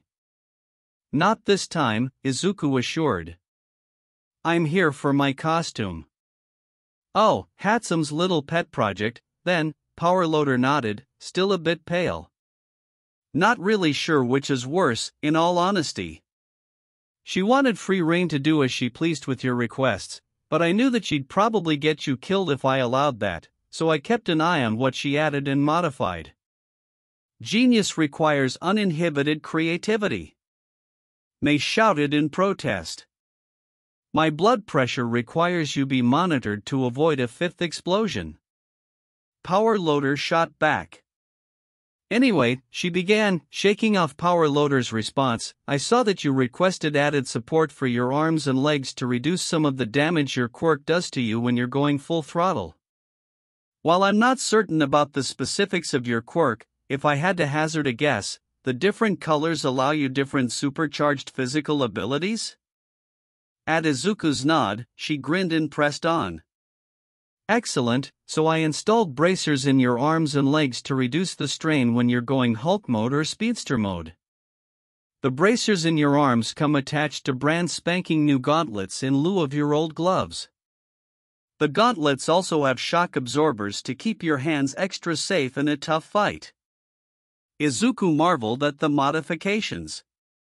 The gauntlets themselves were rather sleek too and fit around his hand perfectly, and they had an iridescent finish that suited his identity. His boots, while not metallic, had a heat-resistant, iridescent vinyl finish and knee pads attached, likely as a fixture of the bracers included. This is amazing, Izuku complimented, to which Mei's grin grew even more. I also noticed that you tend to tire yourself out when you're in Speedster mode, and, while I don't know exactly what's going on with your quirk when that's happening, I initially opted to include a portable ventilator attached to a respirator I made for you, she started to explain before Power Loader interrupted her. Then, it dawned on her that including even a small oxygen tank with your costume would be the quickest way to blow you up whenever you ignited your quirk, he supplied with a smirk. Trial and error is an essential phase of the engineering design process, she defended, and the support course instructor held up his hands in mock surrender with a chuckle. Anyway, I ditched the ventilator but kept the respirator in case you ever enter toxic environments. It came at the cost of your cape, but you weren't really interested in holding on to that, anyway. We'll have to find another way to mitigate the exhaustion you face in Speedster mode. It just now dawned on me that you referred to my green and yellow flames as Hulk mode and Speedster mode, and I'm frankly disappointed in myself for not naming them something that cool sooner, Izuku commented. Then it appears we make a great team, Mei responded with a smile. I'll be coming to you exclusively for any modifications to my costume or support equipment from now on, so I definitely agree, Izuku nonchalantly replied.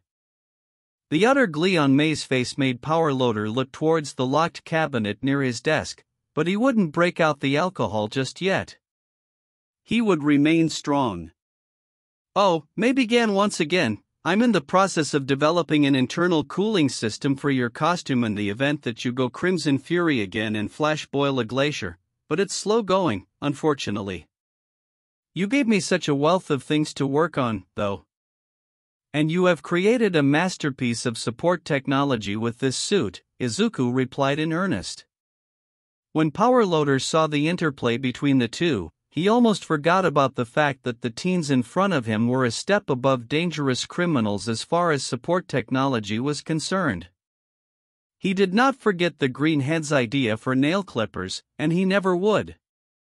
However, looking at them in that moment, he only saw two brilliant minds brainstorming and bouncing ideas off of one another, as well as a support prodigy taking special care to keep her charge as safe and prepared as possible. He wondered if this was what All Might and David Shield were like back in their day, the only difference being if All Might was a genius in his own right. Everyone has their costumes, right? Aizawa checked one final time before he would see his students off at the train station. Remember, you don't have permission to wear them out in public yet. And make sure you mind your manners with the other heroes you're interning with. First impressions are crucial in this line of work. Now, get to it. Yes, sir, the class responded before excitedly heading their separate ways. Ida silently walked away towards a train that would take him to Tokyo, but he was accosted by Izuku and Ochako before he could make it too far. Hey, if you ever need to talk or anything at all, please, just let us know, Izuku stressed to his friend, and Ochako vigorously nodded beside him. Friends are there for each other, right? Ida turned to them and offered them a strained smile. Yes, and thank you both, was all he said before walking away. Izuku still couldn't pinpoint exactly what it was that he saw in Ida's gaze, but he could confirm that it was there and it wasn't pleasant. He was starting to worry that his friend would do something stupid. He really hoped that wouldn't be the case. Chapter 18, Hysterical. The walk from the train station to Ketsubutsu Academy was a little nerve-wracking for Izuku, though he couldn't quite pinpoint why. Maybe it was the idea of entering a rival hero school for his internship, or perhaps it was the prospect of getting one-on-one training with an actual pro that wasn't either retired or related to him in some capacity. The size of the school as he approached could have also been a contributing factor, although it wasn't as massive as UA's campus. Even so, he was as excited as he was trepidatious, and that excitement grew even more when he spotted the form of Ms. Joke waiting outside of the gates of the school building for him. Midoriya, came the enthusiastic greeting of the brightly smiling pro-hero. The first thing Izuku noticed, beyond her absolutely jubilant disposition, was the prominent musculature of her arms. She definitely did not miss a day in the gym. I'm glad you chose me to intern with. Eraser told me a lot about you when he saw that you picked me. You know that you're his favorite, right? She said with her bright grin. Really? Izuku questioned with surprise. We don't really interact much outside of homeroom or when he's occasionally present for heroics classes. He won't ever admit it, she laughed, but he wouldn't gush about anyone nearly as much as he did about you. He said you're the closest thing to a completed project that any first year could be. Izuku had to imagine that the gushing being described was just a couple of dry remarks about him being ahead of his classmates and a heads up about his readiness. I take it that you two know each other, Izuku commented. Our agencies were near each other, she animatedly explained.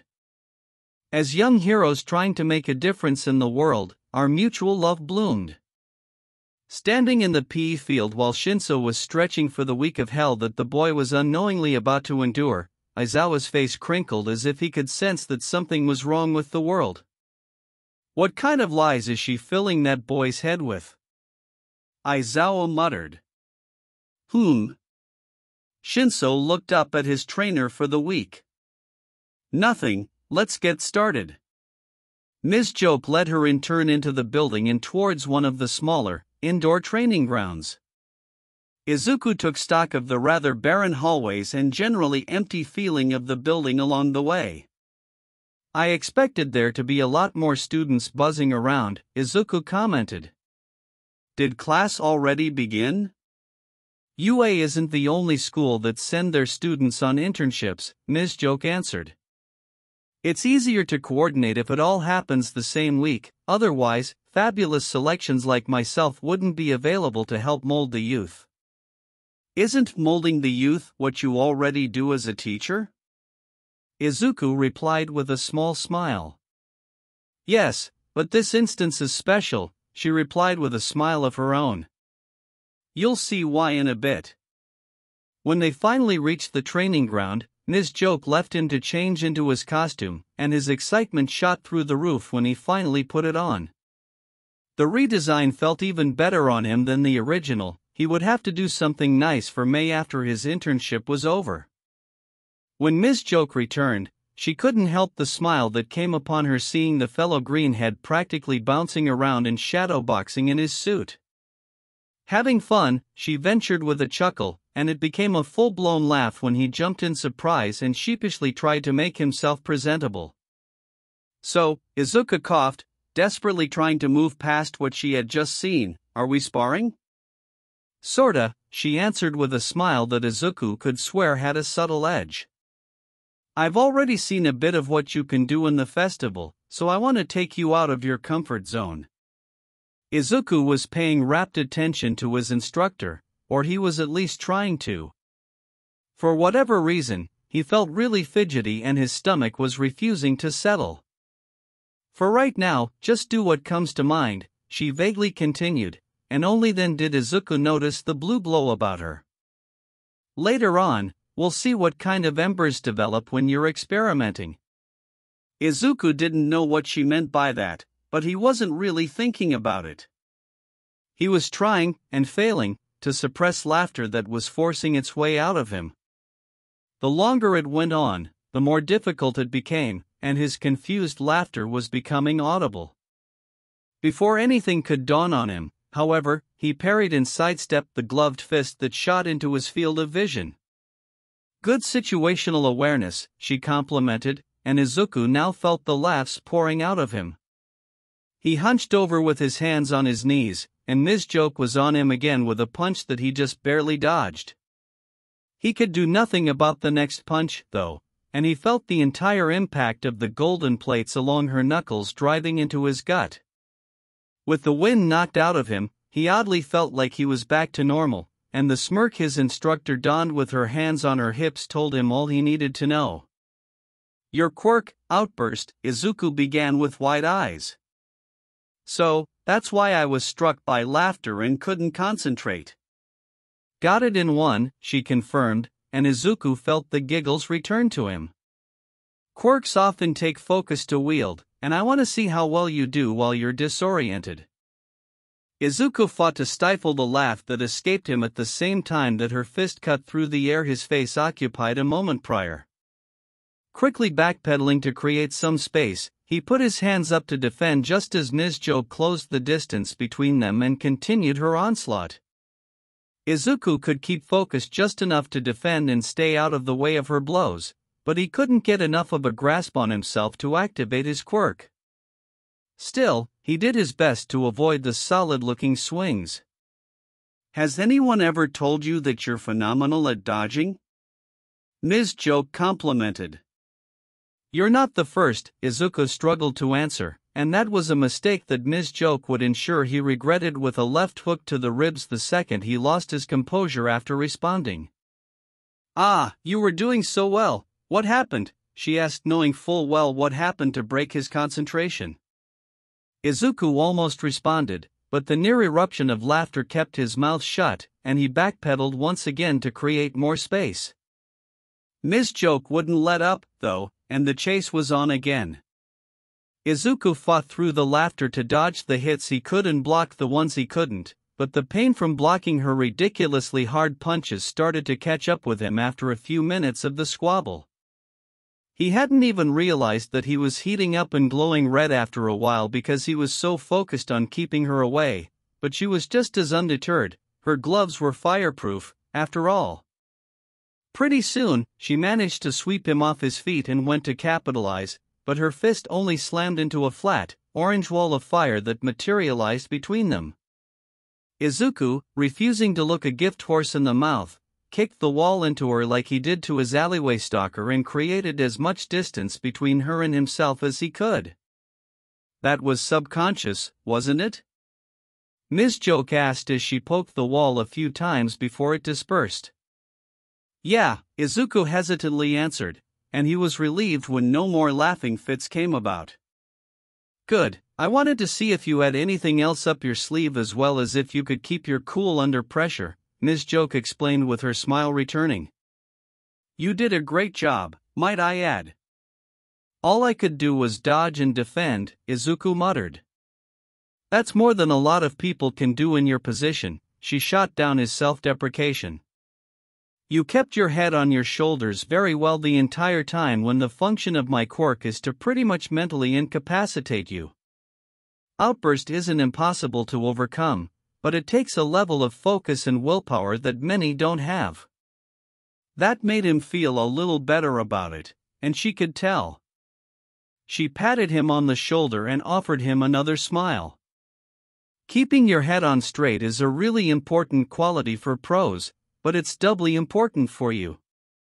What do you mean? He asked. Well, Mr. Beacon, she began with a wry grin, you want to be a source of light for those in the darkness, right? At his nod, she continued, but her grin disappeared. Then it's crucial to keep in mind that not everyone will want a helping hand. There will be a non-insignificant amount of people who will intentionally try to get a rise out of you, get under your skin, or even attack people close to you specifically to get you to tarnish your own image and expose your hypocrisy. Don't give them the satisfaction. Izuku could only solemnly nod at that. It made sense, and he wasn't naive enough to deny the existence of crabs in a bucket, and he understood that some people only wished to spread misery. All Might's condition was a testament to that. Now, as for seeing what else you had under your sleeves, I watched your sports festival performance back last night to get familiar with your quirk a little more. Correct me if I'm wrong at any point, but I saw that green fire enhanced your strength, yellow enhanced your speed, red turned up the heat, and orange created barriers. Anything I'm missing? Izuku opened his hand, and a small, pink flame ignited in his palm while a smaller, white one ignited in his hair. Pink heals, and white enhances my brain power. I recently discovered the possibility for violet, but I haven't been able to try it out yet. Ms. Joke nodded. What about when your fire has all of those colors at once? Is that an amalgamation of all of them together? Izuku was about to shake his head in response, but he paused and really thought about the question. Initially, no, it wasn't. It was just the base form my quirk took, and separating it into its individual parts brought on the specific enhancements. I could use it like any other fire quirk, but nothing further than that. However, during the last round of the sports festival, I tried cobbling the powers of the flames together to use multiple powers at once, and it worked? Sorta? Explain, Ms. Joke said, now very interested. Well, he began, normally, the most I can do with my base kaleidoscopic fire is shoot it in fireballs, projected in a stream like a flamethrower, and make small explosions that are more colorful than powerful. I'm not great at any of those things, and I much prefer close combat anyway. Don't limit yourself, she cut in. If you have long-range options at your disposal, use them. There's no reason not to, it'll only make you a more versatile fighter and hero. When he nodded and she could tell that he really took the advice to heart, she apologized for cutting him off and motioned for him to continue his explanation. Right, well, when I tried to match Todoroki's final attack with one of my own, I remember trying to bring the strength of each color together to maybe empower my base flames and get the best of both worlds. I had experimented with combinations before with some success, so I figured that it was worth a try for a Hail Mary. To my surprise, it actually felt like my quirk went into a second gear, if that makes sense. My flames felt way more intense than I've ever felt them be, and I felt a lot stronger than even in my Hulk mode. Hulk mode? Ms. Joke quirked an eyebrow. Oh, it's the name a friend of mine came up with for my green flames, he sheepishly clarified. She also made my costume. Keep that friend around, she did a fabulous job, she replied. Back to second gear, how much stronger did you feel? It felt like I transformed in an old shonen anime, Izuku joked, and Ms. Joke snorted. For the scant few moments I was in that higher gear, I didn't feel any of the strain I normally would if I pushed my flames to their limits for too long, at least not until I woke up. Strain? Ms. Joke questioned. Yeah, green strains my muscles, white strains my brain, yellow strains my heart, and pink saps my stamina, he answered. My costume was built to address the first one, but the others are a little harder to make adjustments for. The yellow in particular is a consistent problem. Is that because you feel that strain sooner than the others, or is it just because you use the yellow flames more often? Probably the latter. I've been able to handle using the yellow flames for longer than I have in the past, and it's certainly longer than when I first activated my quirk, but recently, it feels like I've sorta plateaued. I don't feel like I'm advancing towards lengthening my time wielding the flames without feeling considerable strain anymore. Ms. Joke hummed in consideration. Maybe, if you don't feel any strain in your second gear, the issue isn't that you've plateaued. Maybe you've just hit a glass ceiling. Izuku was confused at the use of that metaphor. Isn't that pretty much the same thing? Her smirk returned. In terms of tangible development, yes. In terms of pure potential for further development, no. If your base flames have a second gear, then it's possible that your other flames have second gears, as well. In your yellow second gear, that strain may be non-existent. Hence, glass ceiling, it can be busted through. Breaking limits like that tends to happen with quirk awakenings. Izuku thoughtfully considered the idea. The USJ had instigated a mini-awakening that resulted in his blue flames, and he still hadn't explored the full extent of his quirk, so further awakenings that enhanced the potential of his quirk even more weren't outside of the realm of possibility at all. I can see that gave you a lot to think about, Ms. Joke commented. It certainly did, Izuku agreed. How am I going to break through that glass ceiling? We have the whole week to figure that out. Ms. Joke cheered. For right now, let's continue the spar. You dodge well, but I want to see you fight back through the laughter. Izuku sighed, and his face contorted into one of determination. I'm ready. I'm sorry to show up so unexpectedly. Hope you don't mind, Detective Tsukachi said to Toshinori as the two sat down for tea inside one of the teachers' lounges at UA. Please, it's always a pleasure to see you, Tsukachi, Toshinori assured. So, how's the investigation going? Well, there were a number of villains that attacked the USJ, the detective began, but were puzzled by one in particular, the one you fought that they called Nomodot. Ah, that strong bird guy, All Might remembered.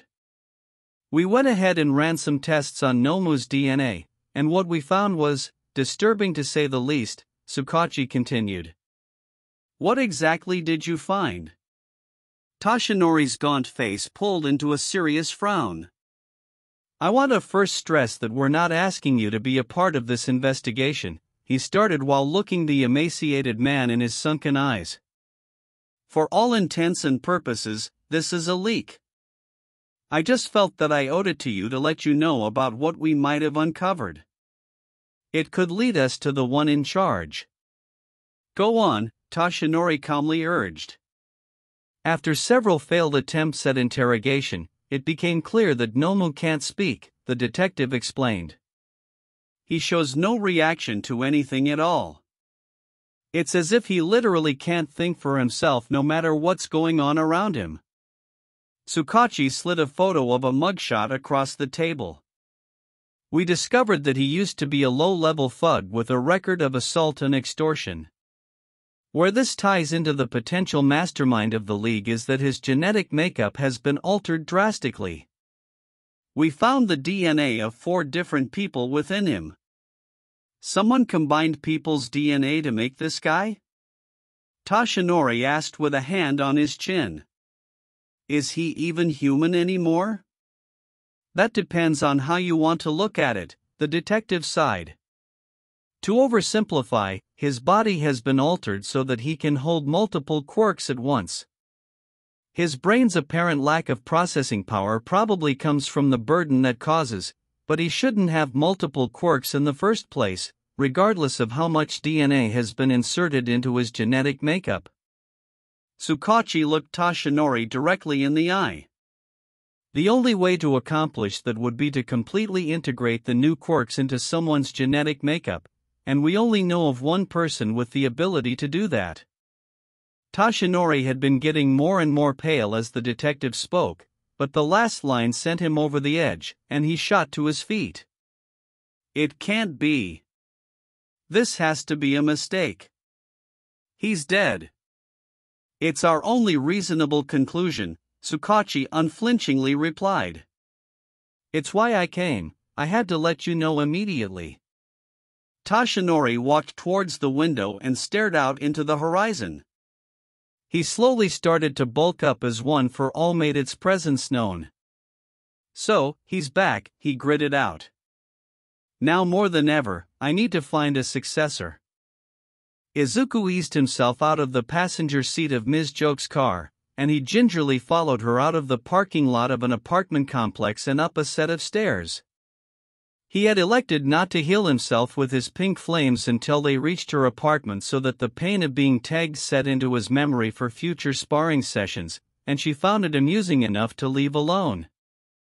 It seemed like a good idea to him at first, but he came to regret it later when she took him on patrol with her that evening. Luckily, they didn't encounter anything major along the way. When they finally reached her apartment, Izuku breathed a sigh of relief and finally ignited a pink blanket of fire across his body. You really do hit hard, Ms. Joke. Amateur boxing was originally my backup plan if heroics didn't work out, she casually replied, and she chuckled at the sight of his eyes bugging out at that bit of information. That actually makes sense, Izuku considered, thinking back to her rather impressive footwork during their spars. Then, something else occurred to him. Wait, what do you mean if heroics didn't work out? Truthfully? It doesn't work out for a lot of people, she answered. A decent percentage of pros flame out in their first year on the job for one reason or another. Why is that? He asked, finding a spot on her couch. Think of heroics as a job with commission pay. No pun intended that time, she began to explain, taking a spot on the other end of her couch. When a crime is committed and a pro isn't there on the scene already, police contact the server for pro heroes in whatever district they're in to assist. Any available pros that take the request head to the scene, and then we file the reports based on whatever services we provided. That can range from assisting with arrests, rescuing people from danger, crowd control, etc. Afterward, the HPSC looks over the details and decides what we're paid. You don't sound terribly excited about that part, Izuku commented, taking note of the way her eyes and usually joyful demeanor dimmed during the explanation. She sighed, and she took a long look at him. You're young, so you haven't yet been exposed to the cutthroat business of heroics. You're paid based on the work you do in a given situation, which already incentivizes some people to become glory hounds purely for the extra money, but you're also paid based on what the commission deems you're worth. Bigger names are generally compensated more for the same amount of work as smaller ones because they're more visible. Most pros outside of the top 10 have secondary sources of income, frankly because they need to in order to make ends meet. Even those within the top 10 get brand deals or have other business ventures that bolster their income. Sidekicks have the benefit of belonging to an agency and get their paychecks from the agency itself, but many pros that attempt to branch out of that or go it alone from the start oftentimes just don't make enough money to be a hero full-time, and there's no guarantee that they ever would. Oh, was all Izuku could manage in response. That was a sobering explanation. But heroics isn't about the money, right? You're right, it isn't, or it shouldn't be, she sighed. True heroes aren't out there saving people just to get paid, they do it because it's the right thing to do, and people deserve to feel safe, happy, and comfortable. On the other hand, folks gotta eat. Her face took on an annoyed expression. It's why people like Iwabumi lean so heavily into their secondary ventures, although she probably overdoes it. That makes sense, I guess, Izuku said a little lowly. It was all he could manage after hearing all of that. Maybe that was why his mother was so jaded. Well, on that ridiculously depressing note, make yourself at home, she declared, her usual cheer back in full swing. Whether or not it was legitimate was up for debate. I don't have an agency to house you in, so we'll have to make do here. Help yourself to anything in the kitchen, you can have all of the milk left in the fridge since I don't really do dairy. The guest room is down the hall, last on the right. The bathroom is next door to it. Don't be afraid to holler if you need anything at all. Izuku gratefully nodded, and he took his suitcase and costume to the guest room. It was pretty Spartan, which he was mostly expecting. He unpacked his suitcase and slid his costume case under the bed, and after a hot shower, he finally climbed into bed. Everything Ms. Joke had said earlier was running through his brain, and he tried to put all of it out of his mind to get some sleep. He just hoped that he wouldn't just be trading out those thoughts for another nightmare, but it was to no avail. The next day, an important business meeting was set to take place. The dingy bar that acted as the base of operation for the League of Villains saw a new patron in the form of a tall, muscular man wrapped in bandages and a red scarf that hid his lack of a nose. The moment he stepped out of the portal that led him there, he laid his eyes on the only other occupants, and his red eyes narrowed. "Oh, I see," he muttered. "You must be the ones that attacked UA, and you want to recruit me to build up your little group again. Is that it?" Tamura Shigaraki sat at edge of the bar in front of the hero killer, Stain, with Kurogiri standing in his usual place behind the bar. He looked relaxed as he compulsively cleaned the already spotless glasses, but he was anything but. Tamura had been rather ambitious in his pitch to Stain, but he wasn't sure how well "join us so we can kill All Might and burn the world down" was going to go over with the fanatical murderer. "Yeah," Tamura confirmed. "It'll be great. You've got a ton of experience with this already. And what's your mission?" Stain pressed. Tamura did not immediately respond. He stared at Stain, then his gaze flickered back to the monitor in the room that read sound only. "For now? I really just want to kill All Might. I like destroying anything that pisses me off." Stain did not miss the way Tamura's gaze shifted to the monitor, and it only confirmed to the man that there was another party listening in on the conversation. Who that party was exactly, Stain didn't know, and he honestly didn't really like the possibilities of who it could have been. Putting that disconcerting thought aside, though, he analyzed the answer he was given. While it didn't quite feel disingenuous, he still felt that there was a disconnect in the young man's mind about his ultimate goals. "I was a fool to think you could offer me anything," Stain darkly growled. "It turns out, you're the type of person I hate most in this world. What's the point of killing without any conviction? Your mission is that of a child throwing a tantrum. What are you even seeking to accomplish? Who even are you? What do you represent?" As Stain unsheathed a knife, Kurogiri turned to the screen. "Sensei, should I step in?" "Let it happen. I'm curious to see how Tamura will handle this. He must mature to reach his potential, and this may be the kick in the pants he needs in order to refocus and stop asking frivolous questions." Kurogiri reluctantly stayed his hand as Stain stalked toward the unervingly silent Tamura.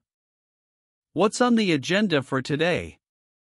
Izuku asked Ms. Joke as they strolled through the largely empty halls of Ketsubatsu. "There's something I want to show you," she vaguely responded with a grin. He was intrigued, but he knew that he wouldn't get any hints from her, so he didn't ask any further questions and just followed her lead. As they walked, they ended up exiting the building entirely through one of the rear exits, and they walked down a path leading to another, smaller set of buildings. "These are dorms set in place for any student who wishes to attend but lives too far away or is an exchange student of some kind," she explained. I wouldn't be surprised if UA has something similar. It does, but only a few people use them to my knowledge, Izuku replied. Well, ours are a little bit unique, she said as they approached a dorm building labeled VR1. They entered the building, and Izuku noticed that the lobby was buzzing with activity. Teenagers ranging from ages that were slightly younger than himself to clearly in their early 20s were abound. Some were socializing, others were sitting quietly in front of the TV watching live news coverage of Mirko beating up a villain near Ketsubutsu, and a few were separated from the crowd, content to sit by themselves. It was clear that they were all called to the lobby beforehand, as a few mutters of finally were heard when the two entered the lobby. Hey guys! I've got an intern, Ms. Joke happily announced. The collective attention of the room was now on them, and, while most in the room were simply curious about what they were called to congregate for, a few of them recognized Izuku. Hey, isn't he the kid from the sports festival? One of the younger boys pointed out. The one that blew up the ring with Endeavor's kid.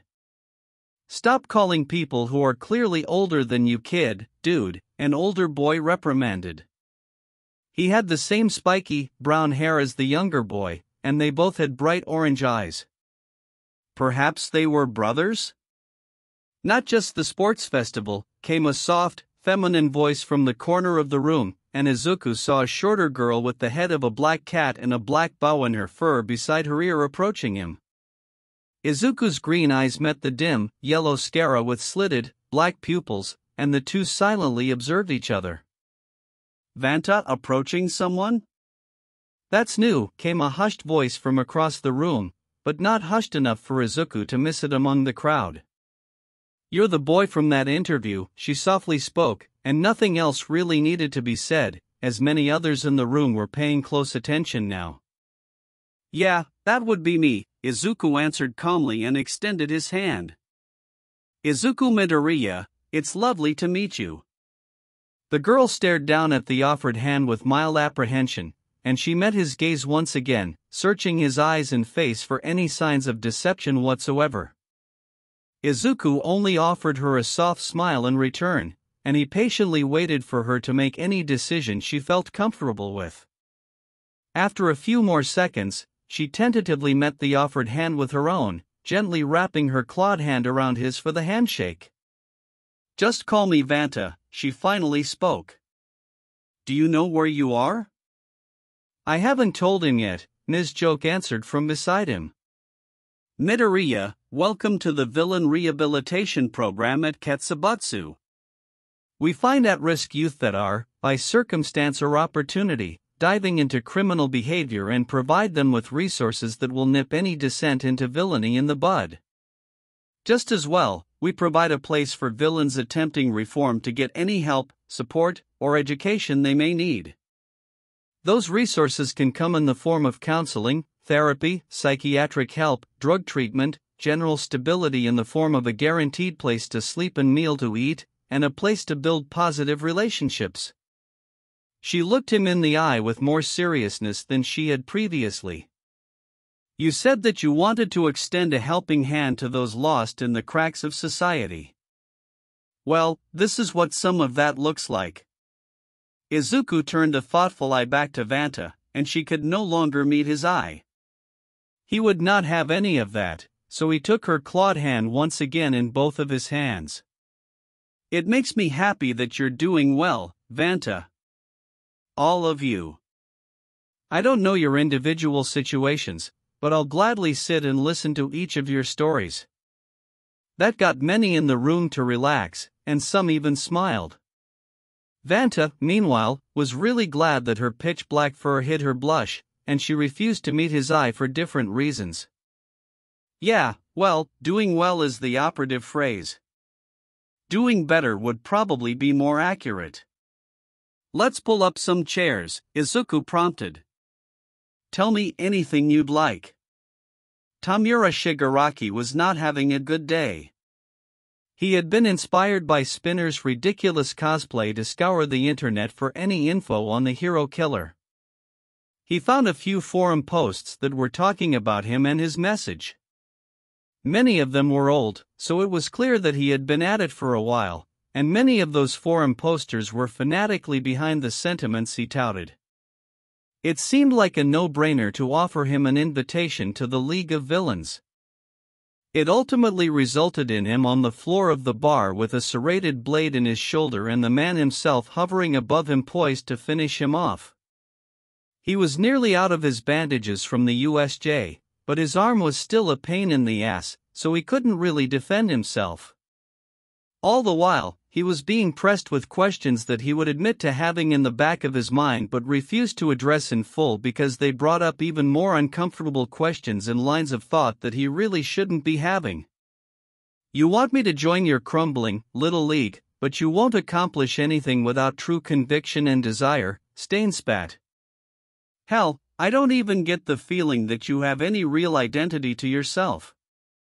Without those, you'll always be an aimless weakling that achieves nothing. That's how you ended up like this in the first place. Hey now, you're being a little rough, don't you think?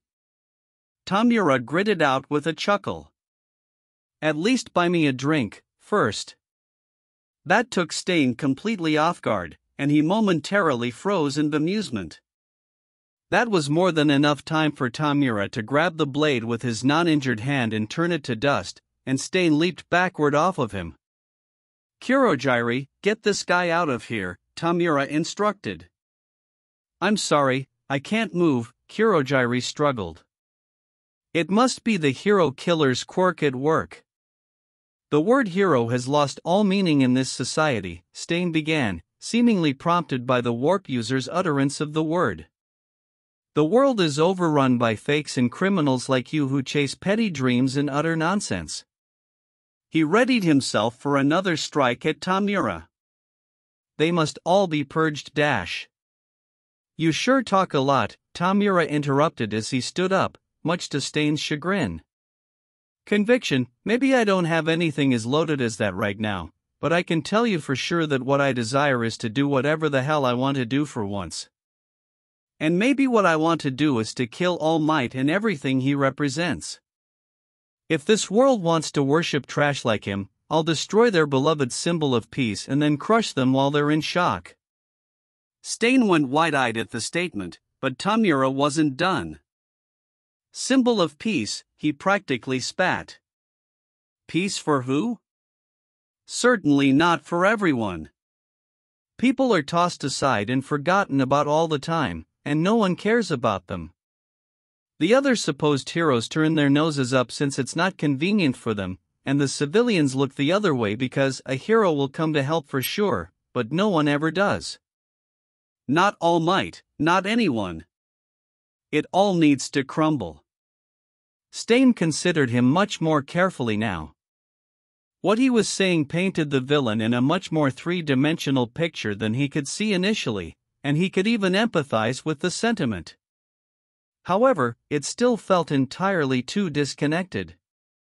The last of my injuries were so close to healing up, save for this arm, Tamura lamented. You shouldn't play around with knives, you dickhead, we don't have healers in our party. I see now, Stain lowly began. You have conflicting ideals. No, not ideals, but your mind and spirit are in conflict. Ha? Tamura scratched his neck. The hell are you talking about? You truly believe what you're saying, but your actions speak a different tune, Stain continued. I can see your nature, as well as the box you're inhabiting. Our goals fundamentally oppose each other, but this was not in vain. We agree that we need to destroy the current order for any change to be possible. I'm over this, Tamura sighed. Just leave. Drop dead. I'm the kind of person you hate the most in this world, right? I was testing your resolve, Stain countered while sheathing his blades. People always show their true colors when on the verge of death, and I got my answer loud and clear. There is a warped sprout of conviction rooted deep inside you, but you'll never be able to access it until you find out who you truly are. There was that phrase again, and it was really pissing Tamura off. Find that out, and then come find me, Stain instructed. We'll see how that conviction blooms, and if I like what I see, we'll do business. If not, I'll just snuff you out. You think you can get rid of me? Tamura growled, now reaching his last nerve with the older man. I'm free, Kurogiri interjected before Tamura could do something everyone would regret. Get him out of here, Tamura commanded. We don't need a griefer like him in our party. I strongly suggest you reconsider, Kurogiri urged. This man will be a great asset if he joins us. My business here is done, now return me to Hosu, Stain gave a command of his own. There are still false heroes I must attend to there. Meanwhile, All for One was listening to the interaction with a frown. Tamura wasn't supposed to remember what he had referenced just yet. He was curious to see what would come of that if he did remember. It could either hasten his development or cause him to self-destruct entirely. Either way, he'd have to gently guide Tamura back onto the correct path. Back in Hosu, Ida had just finished his daily patrol with the hero he was interning with, Manuel, and they were back at his agency. Ida was a little perturbed that he hadn't caught hide nor hair of Stain, and that was largely because the entire city was on alert after what happened to Ingenium. Stain would probably only show his face in an alleyway, and Ida couldn't just break off from his mentor to search every alley in the city. The nice thing about having the whole city on alert is that no villains would dare come out, Manuel commented with his usual easygoing demeanor. Ida remarked, broken out of his thoughts by Manuel's statement. Oh, sure. Manuel's light countenance faded, and a serious look overtook his features. I got an interesting message from your teacher before you first showed up. Ida looked at the pro-hero in surprise and a bit of confusion. He didn't know what his homeroom teacher could have possibly reached out to Manuel about, especially if it concerned him. He suspects that you took this internship so that you'll be in the same city as the hero killer, he gravely spoke. Ida's face remained carefully blank, but his body went rigid. Manuel sighed, and he pulled up a chair. Sit down, Tenya. Ida did so, stiffly grabbing a chair of his own and sitting at the table across from Manuel. I know what you're going through, he began, and he put his hand up to halt Ida's protests. Trust me, I do, just hear me out. Ida settled down and made no further indication that he'd speak. My parents were killed by a villain when I was in my last few years of high school, the man revealed, and Ida's eyes went wide. Butchered them. Started out as a regular mugging, but they tried to fight back. He had an alligator mutation, and he literally tore them apart. Ida did not know how to respond to that, but Manuel continued on regardless. I wanted to be a pro-hero even before then, but that only fueled my drive even more to get licensed, partially to do what I've always wanted and help people, but mostly to find the man who killed my parents and get justice for them. A bitter chuckle escaped him. What justice even meant for me back then, I had no idea. I still don't, in all honesty. Ida was silent at that revelation. He would never have guessed from his mentor's light, laid-back demeanor that he was carrying such pain with him. Did you find him? Eventually, yeah, he answered while looking at the floor. Another silence followed as Ida worked up the nerve to ask his next question. Did you? Yes. A much longer silence came between them. Manuel did not bring his eyes up from the floor, and Ida did not expect that answer from him whatsoever. The silence dragged on for a few minutes while the team processed what he had been told, and Manuel finally wrenched his gaze from the ground and focused it onto Ida. The commission was able to write it off as unfortunate accident, but there was nothing accidental about it. I knew exactly how much water pressure was necessary to crush a skull, but the fact that he was violently resisting and was an active danger to innocents around him gave me plausible deniability. Ida was beginning to feel way out of his depth the more the conversation progressed. There was way too much to unpack from that simple statement alone. Still, there was something he needed to know. "Did you feel any better afterward?" "No." The immediacy of the answer struck him right in the gut. There was no hesitation whatsoever. Avenging his parents' murder did not do anything for him. "You're starting to get it, I see," Manuel continued after taking stock of Ida's pale, pained expression. "It didn't bring my parents back. They're still gone, and they always will be. The only difference is that I have blood on my hands now, too. I don't feel any better having done it, and I don't think my parents would have wanted that for me, anyway." Manuel gave Ida a long, hard look. "You still have your brother. He's still alive. Don't throw away your ability to live alongside him, because that's exactly what going after Stain will accomplish, regardless of the result." With that, Manuel stood up and exited the room, leaving Ida alone with his thoughts. Izuku was very much enjoying his internship with Ms. Joke. She recognized right off the bat that there wasn't much that she could teach him as far as combat went, and that wasn't her ultimate goal with the internship anyway. Instead, they spent time in 3 areas: experimenting with his quirk, working on his outward presentation, and getting more perspective on what circumstances can make a villain out of anyone. Of all 3, he could confidently say that he enjoyed his visits to the VRP the most. The first talk he had with them was rocky, as many of them were understandably cagey about their pasts and what specifically landed them there.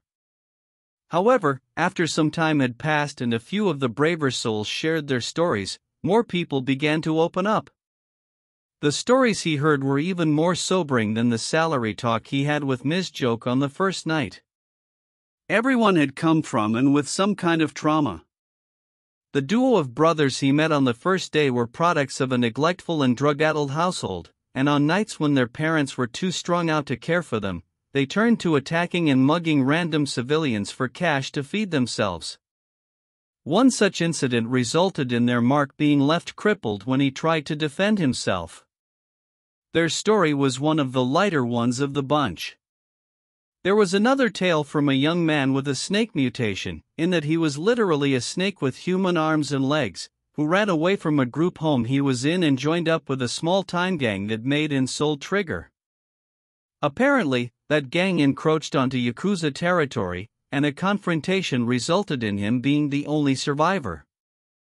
The haunted look in his eyes when he recounted how the only family he ever really had was reduced to bloody smears on the wall with a single touch stuck with Izuku, and he didn't press the young man any further. He, surprisingly, didn't get much out of Vanta.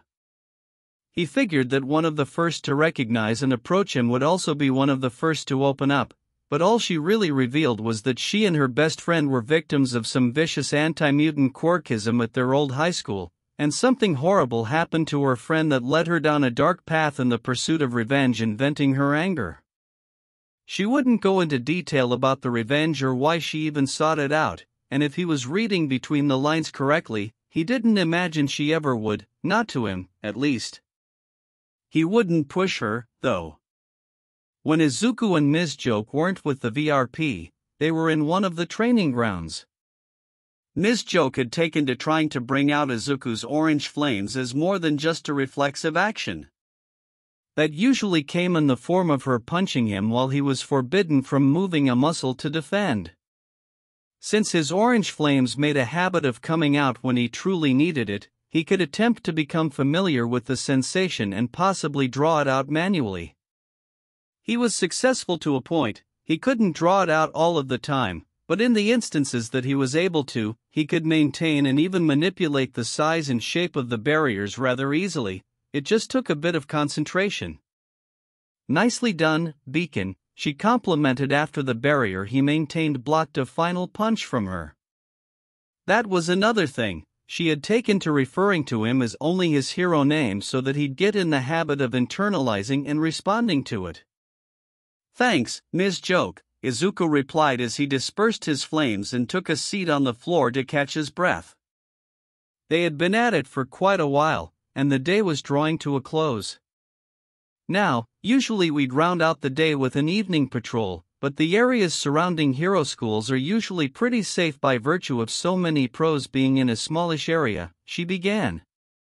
"So, since I want you to get a little bit more practical experience in a fairly safe setting, we'll be going on a field trip."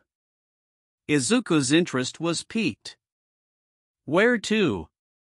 "Shibuya," she cheered. "Wait, Shibuya in Tokyo?" Izuku fretted. "But there are so many people there, and I don't want to potentially embarrass myself before my career even starts." "That didn't stop you in the sports festival," she replied with a quirked eyebrow, and Izuku had to concede that point.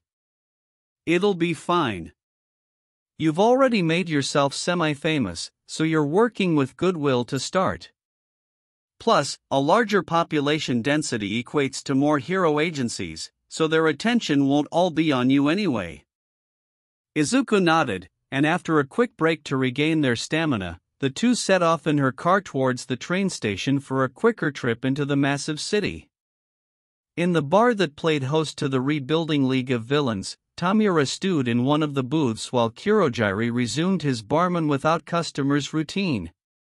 "Tamura, what are you thinking about?" came the familiar deep voice from the monitor. "The hero killer, he talks all high and mighty, but he's wasting his time focusing on a small stage," Tamura rasped. "You shouldn't spurn his methods," Kurogiri spoke up.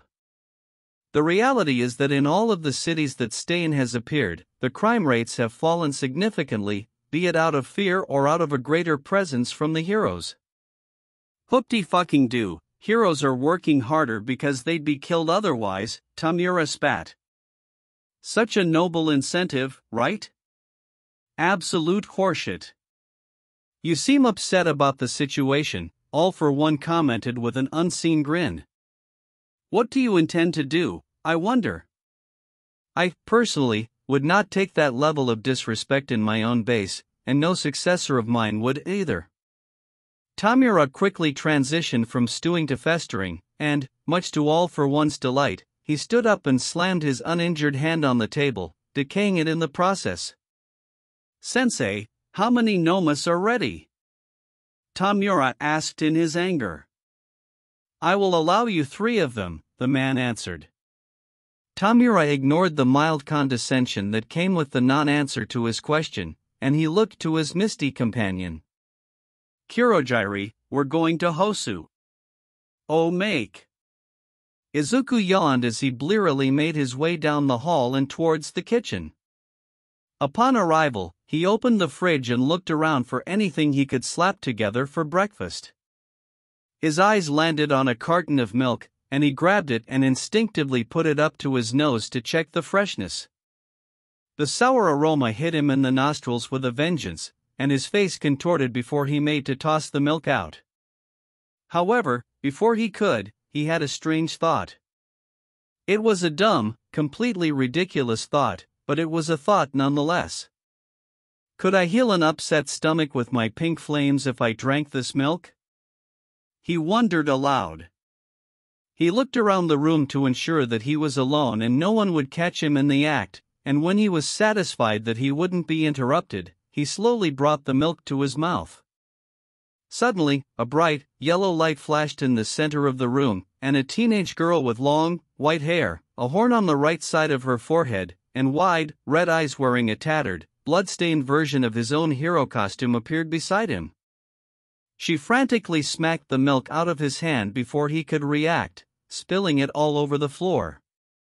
When he turned a bewildered gaze to her, she lunged and hugged him so tightly that he was certain she truly believed that he would disappear otherwise. He didn't know what the hell was going on, but he felt compelled to gently pat her on the back, which elicited a sniffle from the girl before she choked her tears back and stepped away from him. Just as quickly as she was there, she vanished in the same bright, yellow light as before. Izuku was left alone in the kitchen and standing next to a puddle of sour milk until he heard the floorboards creak, and he saw Ms. Joke standing in the doorway looking equally befuddled. She looked at him, then she looked at the puddle of milk, and then she looked back at him. Is she coming back to clean that up? Chapter 19, The Hero Killer. The train ride was rather calm to start.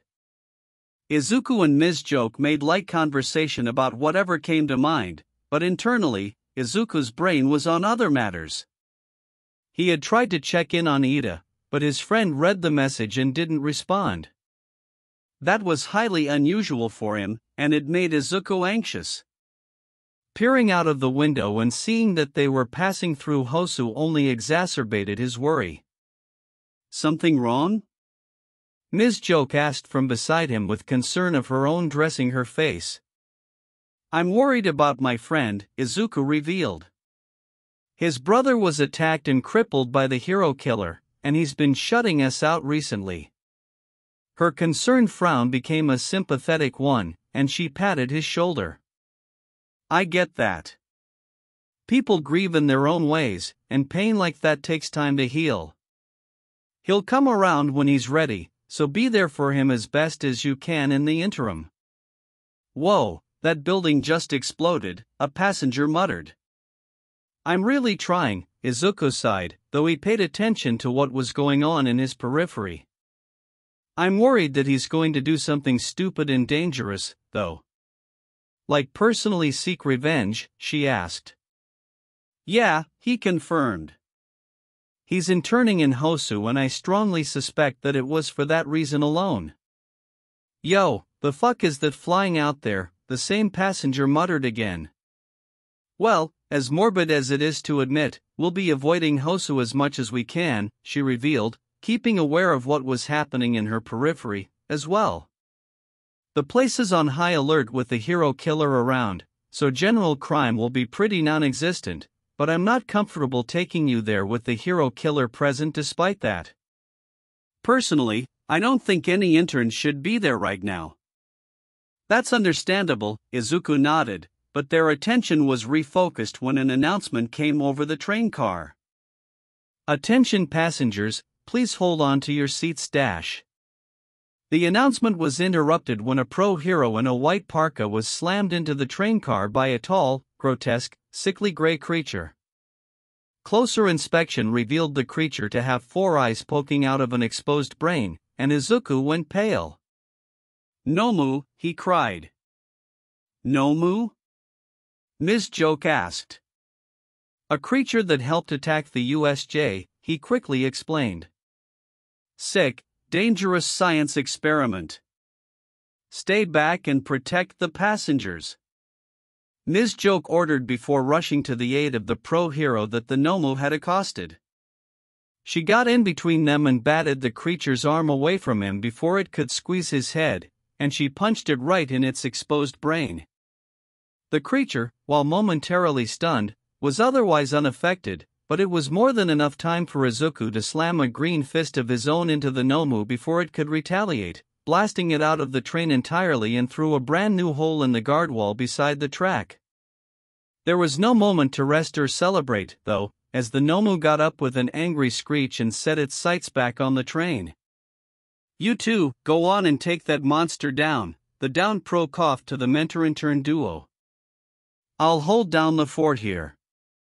Before Ms. Joke could protest and order Izuku to stay, he bounded through the hole in the train and met the Nomu's charge.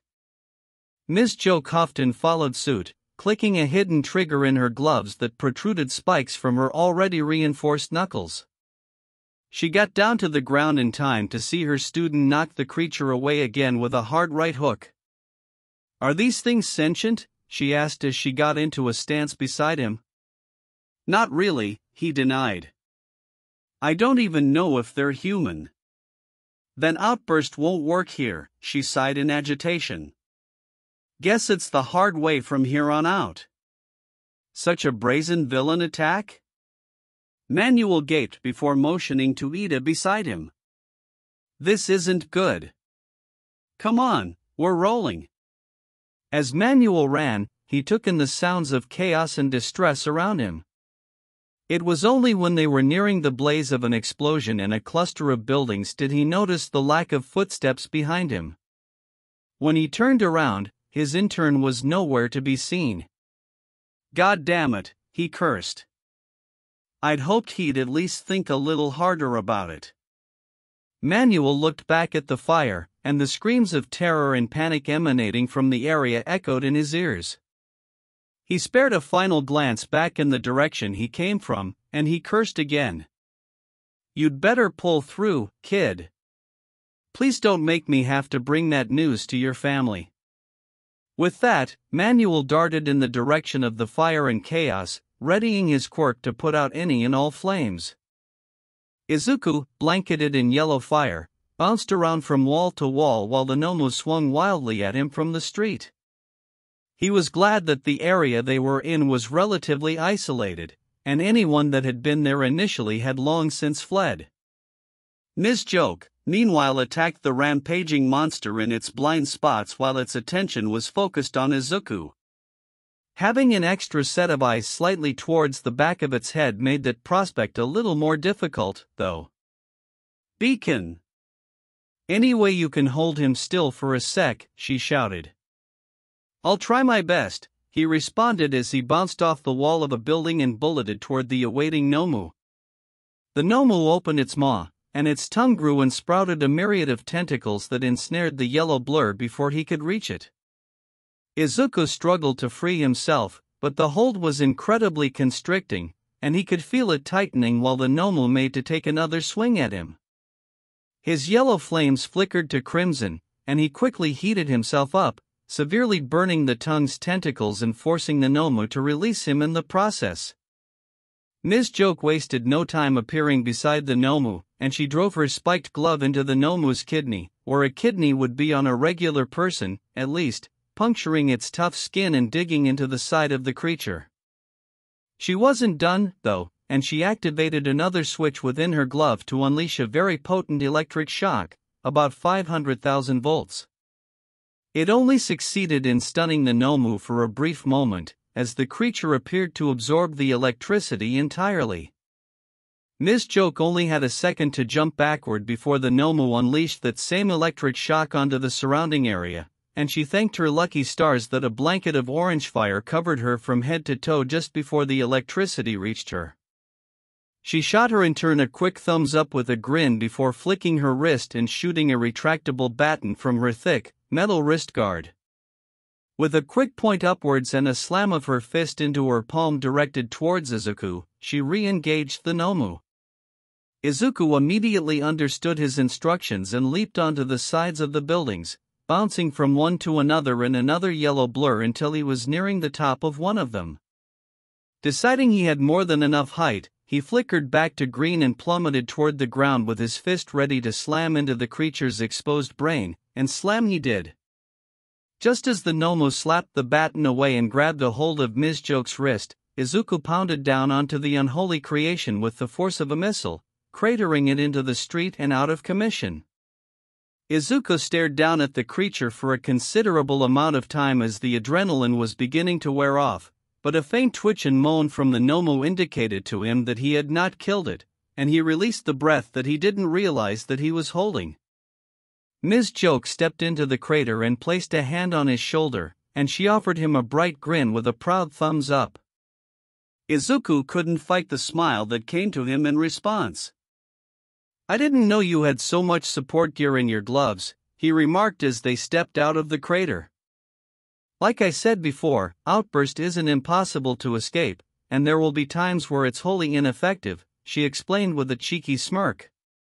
"Gotta have ways to incapacitate the target without it so that I don't get caught with my pants down. No decent pro is a one-trick pony, after all." "You know, I heard that from Eraserhead once," Izuku reminisced. "Who do you think I picked it up from?" she answered with a wink. "Nicely done," approached a deep voice from further down the street. The two looked up and were surprised to see Endeavor surveying the scene. He was flanked by his sidekicks and, surprisingly to Izuku, his own son, Todoroki Shoto. That was technically his hero name, as well, and he probably preferred to be called by that name, anyway. His sidekick sprang into action and restrained the Nomu that had begun to squirm, and the large man looked over Izuku for a moment before turning to Ms. Joke and the others. "I will deal with the other villains," he firmly declared. "Come, Shoto. You have much to learn." The teen in question only sighed and followed his father after sending Izuku a nod. Izuku turned to his mentor to say something, but she beat him to the punch. "If anyone asks, I granted you full permission to use your quirk in defense of the city and safety of those in harm," she told him in no uncertain terms. "I will handle any potential fallout from this, but I don't really foresee any. Still, better safe than sorry. Let's go assist the rescue efforts." "About that," Izuku began, and Ms. Joke quirked an eyebrow. "I need to find my friend. I have a very bad feeling that he's going after the hero killer." "Absolutely not, Dash. I'm not going with the goal of fighting him, just to prevent my friend from doing something stupid." "Then I'll go with you. I'd be much faster going alone. I'll send you my location right away if I land in any trouble." Ms. Joke was clearly not on board with the plan, but Izuku did not have time to waste. He lit up in a yellow flame and offered her an apologetic grimace.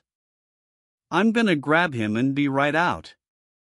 Give me any punishment you see fit." On that note, he bounded off into the city towards the back alleys, leaving an angry and worried Ms. Joke behind. Izuku frantically made a mad dash through the city in search of his friend. He could only wish to himself on repeat that he wouldn't end up being late. Sweeping through the labyrinth of dirty, dingy alleys of Hosu, Izuku eventually happened upon the exact scene he was looking for, but not the one he wanted. Before him, the hero killer himself was standing above Ida with his bloody sword poised to end the teen's life. Izuku momentarily saw red, and he closed the distance between them and leveled Stain with a hard punch to the jaw, saving Ida from certain death. "Don't you fucking dare lay a finger on him!" Izuku snarled.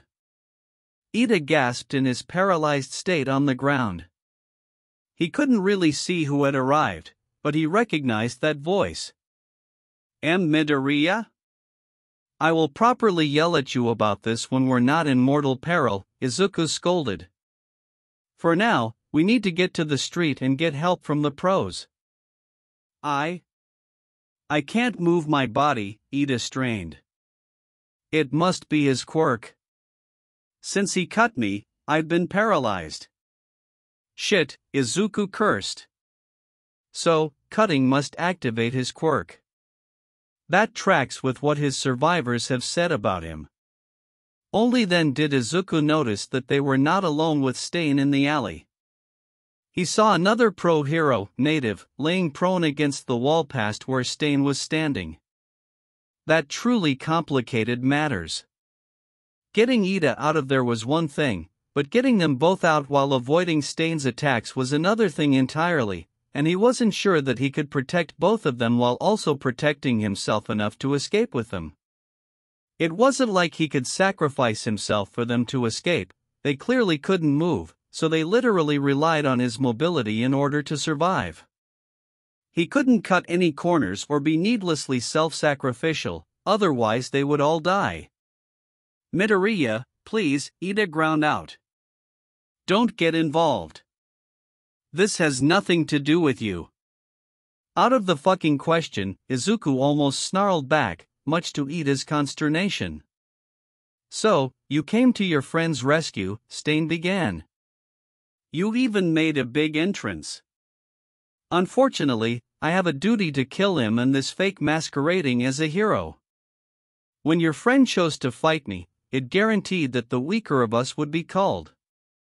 Stain's eyes narrowed at Izuku. "So, he who seeks to rescue the damned, what will you do?" Izuku gritted his teeth, and he covertly fished his phone from his suit to send his location to Ms. Joke. For added measure, he sent it alongside a haphazardly typed message to Shoto on the possibility that he'd bring his father with him. Loath as he was to admit it, Endeavor was exceptionally powerful, and taking Stain down would be all but guaranteed with his inclusion. Until then, I need to kill time. Every quirk has a weakness, and every ability has a limit. Maybe I can find out what his is if I get him talking. You know of me? Izuku asked in reference to the he who seeks to rescue the damned comment. Of course, Stain rasped. You're the boy who wants to extend a hand to those left behind by society, the ones that not even All Might could save. An admirable sentiment, but why? Someone has to be there for them, especially if no one ever has been. If I can do that, then why not? Why not succeed All Might? Why not be there for everybody? We're only here right now because All Might can't be there for everyone himself.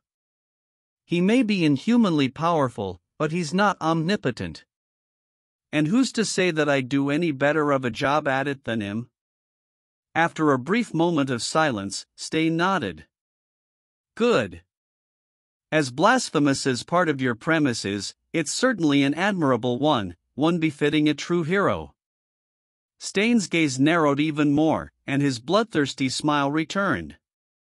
That is if you truly are one, he finished with a flick of a knife to the downed native. Izuku flashed yellow and was in front of the knife in less than a second, snatching it out of the air and throwing it back at Stain. Unfortunately, Stain wasn't there any longer, as the attack on native was a distraction to get him away from Ida. Before Stain could gleefully impale the boy with his sword, Izuku flashed a bright orange, and a wall appeared between the murderer and the hero in training. Izuku seized control of the barrier before Stain could make sense of it, and he made it curl around the man before slamming it into the wall of the alley. Quickly returning to yellow, he grabbed native and deposited him on the ground next to Ida, and he protectively stood over the two as Stain moved to attack once more. Izuku met his charge head-on and ducked the swipe of his sword before springing onto his hands and kicking Stain in the head before he could turn to face him. Stain weaponized the force of the kick to quickly grab one of his holstered blades and swipe again at Izuku, but the boy twisted in the air to avoid the blade's edge and gave Stain another kick to the head for his troubles, sending the man to the ground.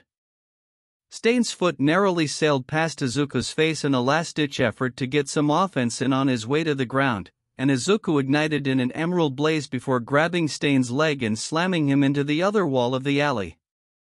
Izuku went for a final punch to knock the man out, but he just barely escaped the blow and created space between them. Izuku shook off the fist-sized dent he created in the building, and he caught Stain's eye just in time to see him stroke the spikes in his boot and lick his finger. Immediately, Izuku froze, and he collapsed to the ground full of panic. Shit! Izuku growled out as the man slowly meandered past him. That was a stellar effort, kid, Stain complimented with a keen eye on the boy. Your instincts and technique are solid, but you were at a major disadvantage in experience. That'll be fixed with time, though, but it won't be enough today. There are countless false heroes around here that are all talk, but you're different, he continued as he stepped toward the downed duo at the other end of the alley. You stuck your neck out to save the lives of these two potentially at the cost of your own, and you didn't prioritize the life of your friend over the life of a stranger. You're worthy of staying alive, unlike these two. Stain leveled his blade at the head of the petrified Ida, and Izuku's heart sank further and further with every second. He slipped up and got nicked. He was stuck, and Ida was going to die. Ida was going to die. He couldn't save him. Just as Stain lifted his sword to end the boy, a powerful stream of fire blasted in his direction, forcing him to move out of the way to avoid becoming a human-sized piece of toast. The sight of fire shocked all three paralyzed bodies, but the recognition that came afterward filled Izuku with unbridled glee. Sorry if I was a little late, Midoriya, but I got here as quickly as I could, came the aloof voice of Izuku's newest friend. Shoto. Izuku cheered. Holy shit, dude. Perfect timing. You, too, Todoroki? Ida asked in further dismay. His classmates and comrades were involving themselves in his battle, and they would get hurt or worse in the process. Just sending the location would have been cryptic enough to tell me that something was wrong since you don't do cryptic, Shoto began, but the message you attached was pretty concise, if only poorly spelled. Ida in trouble, being a dumbass, send help. Native snorted at the message while still paralyzed on the ground, and even Stain almost cracked a smirk despite himself. Ida, meanwhile, could only silently grumble. Shoto stomped on the ground, and a large ramp of ice developed in front of him. Stain leaped into the air to get away from it, but the real goal was to get Izuku away from the hero killer and slide him back to their position. Shoto, don't let him cut you, Izuku warned. He paralyzes his opponents with a taste of their blood. So, he ingests blood to keep them from moving, Shoto confirmed as he readied for battle. All I've gotta do is keep my dist dash. He was interrupted by a blade slicing through the air and cutting him on his left cheekbone. Much easier said than done, Izuku shouted. Save the commentary. Shoto shouted back as a wall of ice sprouted up to block Stain's sudden advance. Stain leaped over the ice to lick the cut on Shoto's cheek, but he flared his flames to force Stain to back away. Meanwhile, Izuku began to regain feeling in his limbs. Just stop it, Ida ground out. Why are you both doing this? His fight is with me. I inherited my brother's name. I'm the one that should stop him. The hero killer is mine. You're ingenium now? Strange. Shoto remarked a bit sardonically while creating sharp, jagged walls of ice to keep Stain at bay. The ingenium I knew before never had such a hateful, vengeful look about him. Reminds me of myself. Don't block your own field of vision against a superior opponent. Stain scolded, and he threw two blades at Shoto's left arm to prevent him from using his fire. Taking advantage of the momentary lapse, Stain made to impale the prone native, but he was intercepted by a speeding Izuku and dragged across the wall further down the alley. Midoriya! Shoto exclaimed. Izuku grabbed Stain by the scarf and threw him to the ground in line for Shoto to attempt to freeze him with his ice, but the elusive murderer escaped the line of fire just in the nick of time. God damn it, he's too fast, Shoto bitterly grunted. How did you break out of his quirk, anyway? Is there a time limit? I have a few theories, but it's irrelevant for right now, Izuku replied in a crouch beside him. You're right that he's too fast and too slippery. Getting those two out of here unscathed is next to impossible. Not if I provide a distraction for you to go, Shoto proposed. You're fast enough to get them both out to safety while I keep him busy. I'm not leaving you behind, Shoto, Izuku immediately shot down with deadly seriousness. It might just be our only option, Shoto stood firm. Then we'll make another, Izuku stated with finality. If we have to wait it out for his quirk to wear off so that those two can escape on their own power, so be it, but I'm not leaving you to go down alone. If we go down, we're going down as friends. This isn't the time for a damn speech, Midoriya, Shoto countered, but the faintest smile showed itself on his face. Why are you two doing this? Ida practically bawled. This is my crusade. Don't kill yourselves for my sake. Doing stupid things for the right reasons is the essence of being a hero, Izuku argued to his downed friend. It's what we're all training to be, and I'm for damn sure not going to go back on that when someone I care about is in danger. He glanced up at Shoto. You've lost a lot of blood as it is, so I'm gonna distract him up close while you support me from behind. Sound good? It's pretty risky, but we can do it, Shoto acquiesced. We can protect them. Your dedication to saving lives is beautiful, Stain commended in a bittersweet tone. The future may just be in capable hands if the both of you are any indication. But my mission still must be carried out, and those fakes will be purged. Ida could only watch in utter dismay as Izuku went up in yellow flames once again and began bouncing around Stain like a pinball. The boy dodged a symphony of blades in his efforts to keep Stain occupied, but the man would dodge the surprise attacks of Shoto just the same, and the effective stalemate drew on. I can't watch this. Ida nearly sobbed. You want to make your brother proud, Ida? Shoto intensely regarded the inconsolable boy while he blasted the alley with an inferno that Stain still weaseled his way out of. Then stand up and be ingenium. Be the hero he wants you to be. Ida choked back his tears once again. How pathetic, can I even call myself a hero? My friends are risking their lives to protect me. The tears finally began to fall. Manuel was right. I lost myself in my vengeance and almost lost everything. I refuse. Ida began to stir. I refuse to let my friends suffer for my mistakes. I will do right by them and my brother. Meanwhile, the exhaustion was starting to hit both Izuku and Shoto.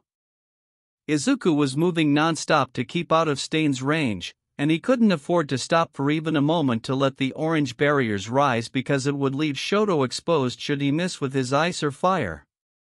Shoto, meanwhile, was pouring his energy into these attacks that mostly ended up being fruitless. He was running out of steam, and he had greatly underestimated just how long it would take help to arrive. When Izuku was just a half step too slow, the butt of a blade slammed into his chest, and he was sent tumbling to the floor and away from Stain. Stain used that moment to make for Shoto, expertly weaving through the ice and fire as if with practiced ease. Izuku scrambled to his feet to chase after him, but Stain had already gotten into Shoto's guard with his sword ready to draw the boy's blood. Recipro burst. All Stain saw was a suit of armor literally blast into his field of vision and slam into him, launching him backward and breaking his sword in the process. Hell yeah, Ida!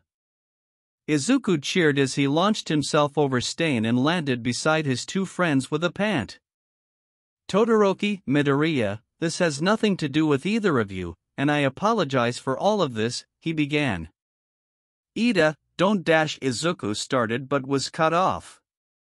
No, I'm okay, he assured. I won't let the two of you shed any more blood for me. Stain only scoffed. There's no use trying to pretend you're a hero now. A person's true nature doesn't change in only a few minutes. Genuine question, have you ever actually given people the chance to change? Izuku cut in.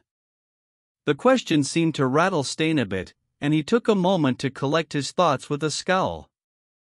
What's the point? Frauds that prioritize their own desires are rotten to the core. They are who they are, and that is immutable. They're the sickness that's infected our society and tarnished the name of heroes. I suppose I can understand that rationale for grown adults, Izuku carefully phrased, but you're condemning a teenager with room to grow and develop to the same sort of judgment. What difference does it make? Stain hotly retorted. A fake in youth is a fake as an adult, the only difference is that the fake can do more damage as an adult. Culling the fake when he's young prevents the damage from happening in the future. But you don't know that. Izuku argued back. You're not Sir Nidae, you can't see the future. You don't know how a teenager will end up only with knowledge of where they are currently. I've personally seen the results of teenagers taking long looks at their choices and making changes for the better. People have the capacity to change for the better if you just let them, Stain. Meanwhile, Native, who was still paralyzed in Stain's quirk, was gawking at the scene in bemusement and incredulity, and that only grew when he saw that neither of the other two teens were batting an eye or lifting a finger. "What the fuck is that kid doing?" he asked the other two in a semi-hushed tone to avoid drawing the attention of the hero killer, but it was unnecessary since the man's attention was solely focused on Izuku. "Why is he arguing philosophy with the fucking hero killer? Why haven't you three just left already?" "He's buying us time to recover," Shoto responded. "He knows that a recipro burst like that takes a lot out of Ida's engines, and both he and I are nearing our limits. We were able to grasp that Stain enjoys monologuing, so drawing him into a frivolous debate is his way of letting us regain ourselves and kill time for help to arrive." Just as he finished, a bright yellow blur tackled the two out of the way of several swords, and the three, with native literally in tow, jumped backward to create more space. "I might have agitated him a little bit," Izuku sheepishly admitted. "I've entertained this for far too long," the murderer practically seethed. "I will slaughter those two fakes and that is final."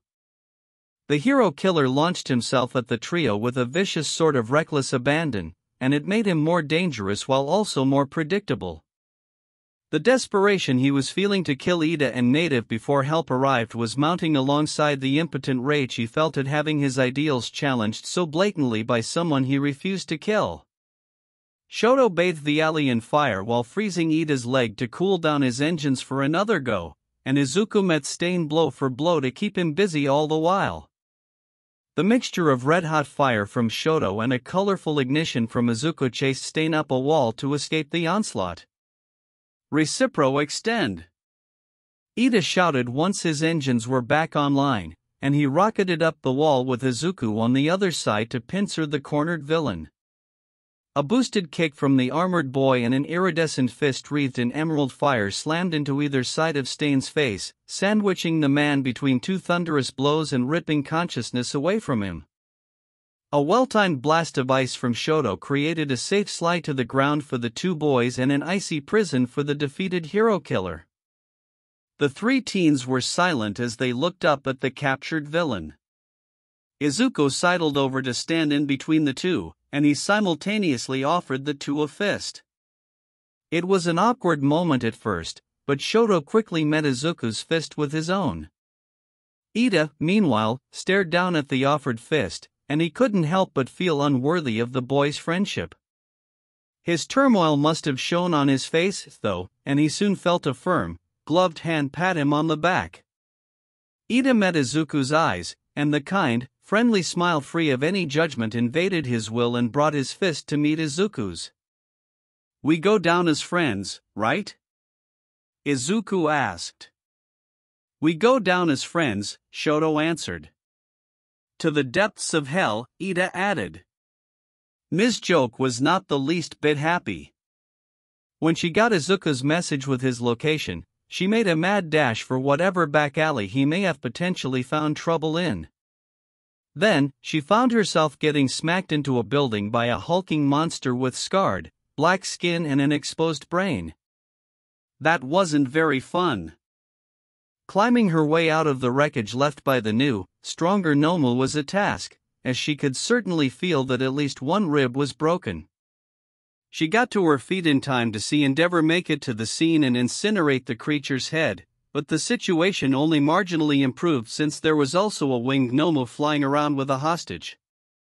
While Endeavor went to take care of the creature, she slipped away from the crowd and hobbled through the alleys of Hosu as best as she could.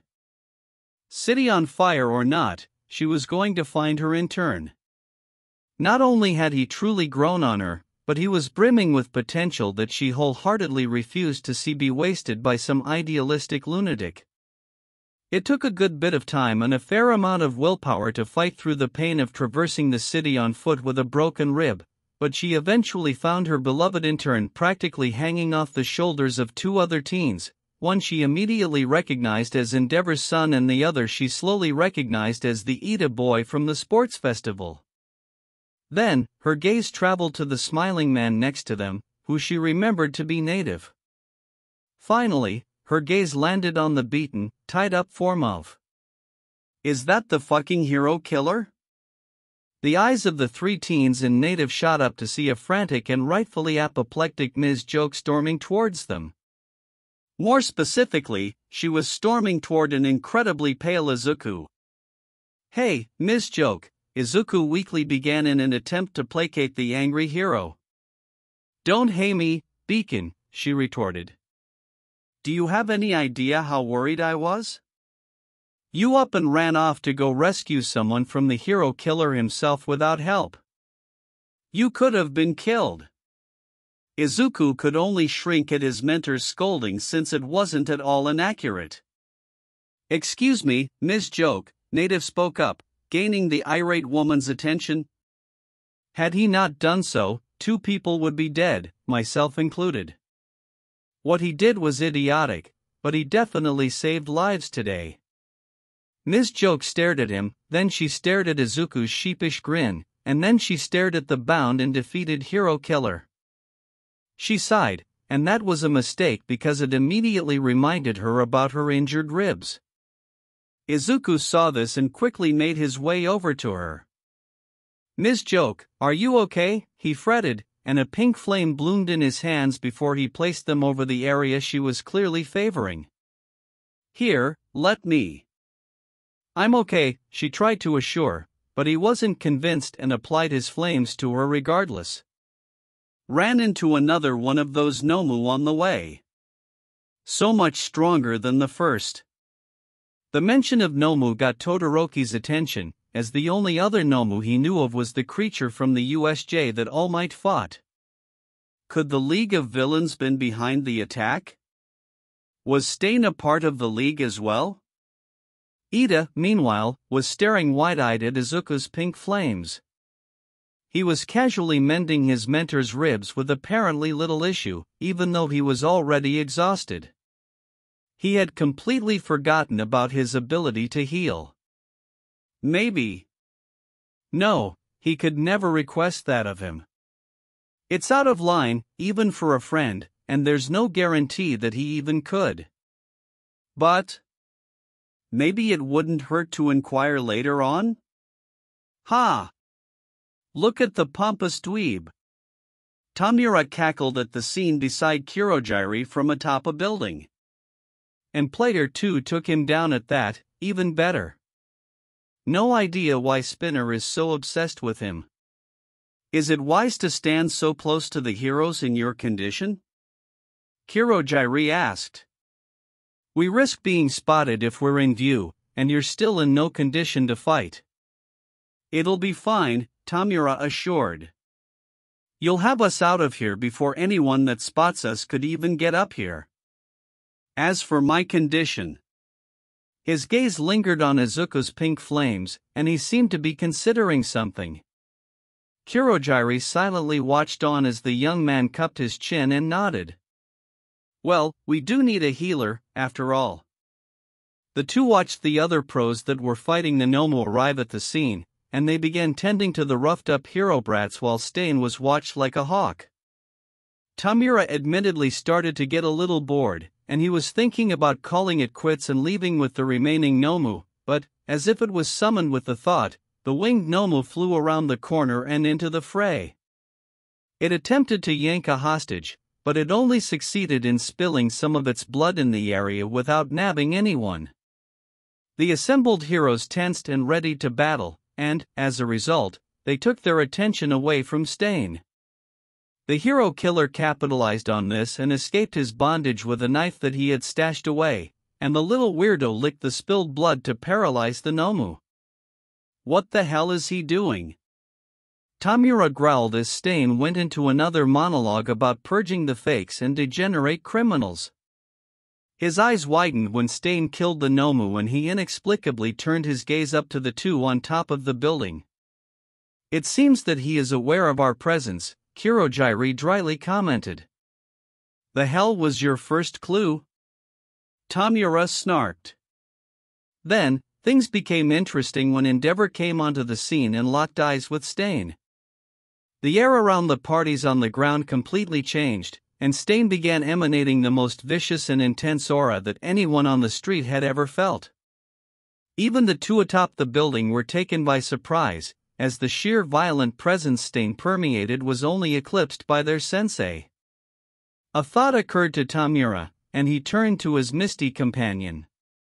"How close can you get us without being seen?" Tamura asked more seriously than Kurogiri could remember him ever being. "Close enough to hear them," he answered. "Good," he responded, and the two stepped through a portal that Kurogiri spawned. On the other side, Tamura quickly fished out his phone and started recording Stain's impassioned final stand. "You false heroes. I'll make this right.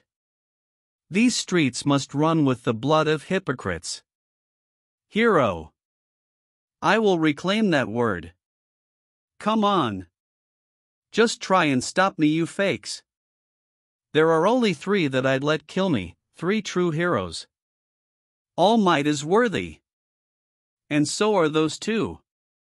Tamura lingered on the teens in question for a long moment before ending the recording when Stain finally succumbed to his injuries. "We've got what we needed. Let's go." "What is this for, if I may ask?" Kurogiri questioned when they returned to their place on the roof of the building overlooking the scene. "I'm sending it to Spinner and getting him to make a manifesto out of it," Tamura bitterly answered. "But don't you hate Stain? Why would you intentionally do anything to aid his cause?" Kurogiri asked with clear confusion in his voice. "We attacked Hosu with Nomus while Stain was also in the city," he lowly began. "As much as it fucking kills me, people will assume that Stain and the League are allied after tonight. Might as well take advantage of that and create some strong fanatics for our own cause. And if this little display sows discord among Hero Society by giving 2 UA brats the hero killer's own stamp of approval, all the better." "That is surprisingly forward-thinking of you, Tamura," Kurogiri responded. "I'm not an idiot, Kurogiri, no matter how much Sensei seems to think I am," Tamura answered with an unreadable tone. Kurogiri did not respond to that, and the two left through a portal back to the bar. The next morning, the 3 teens were in the hospital and still processing all that had happened. They weren't terribly injured, but the heroes on scene took the precaution anyway, and Izuku didn't really have the energy to heal their injuries after doing what he could for Ms. Joke's ribs.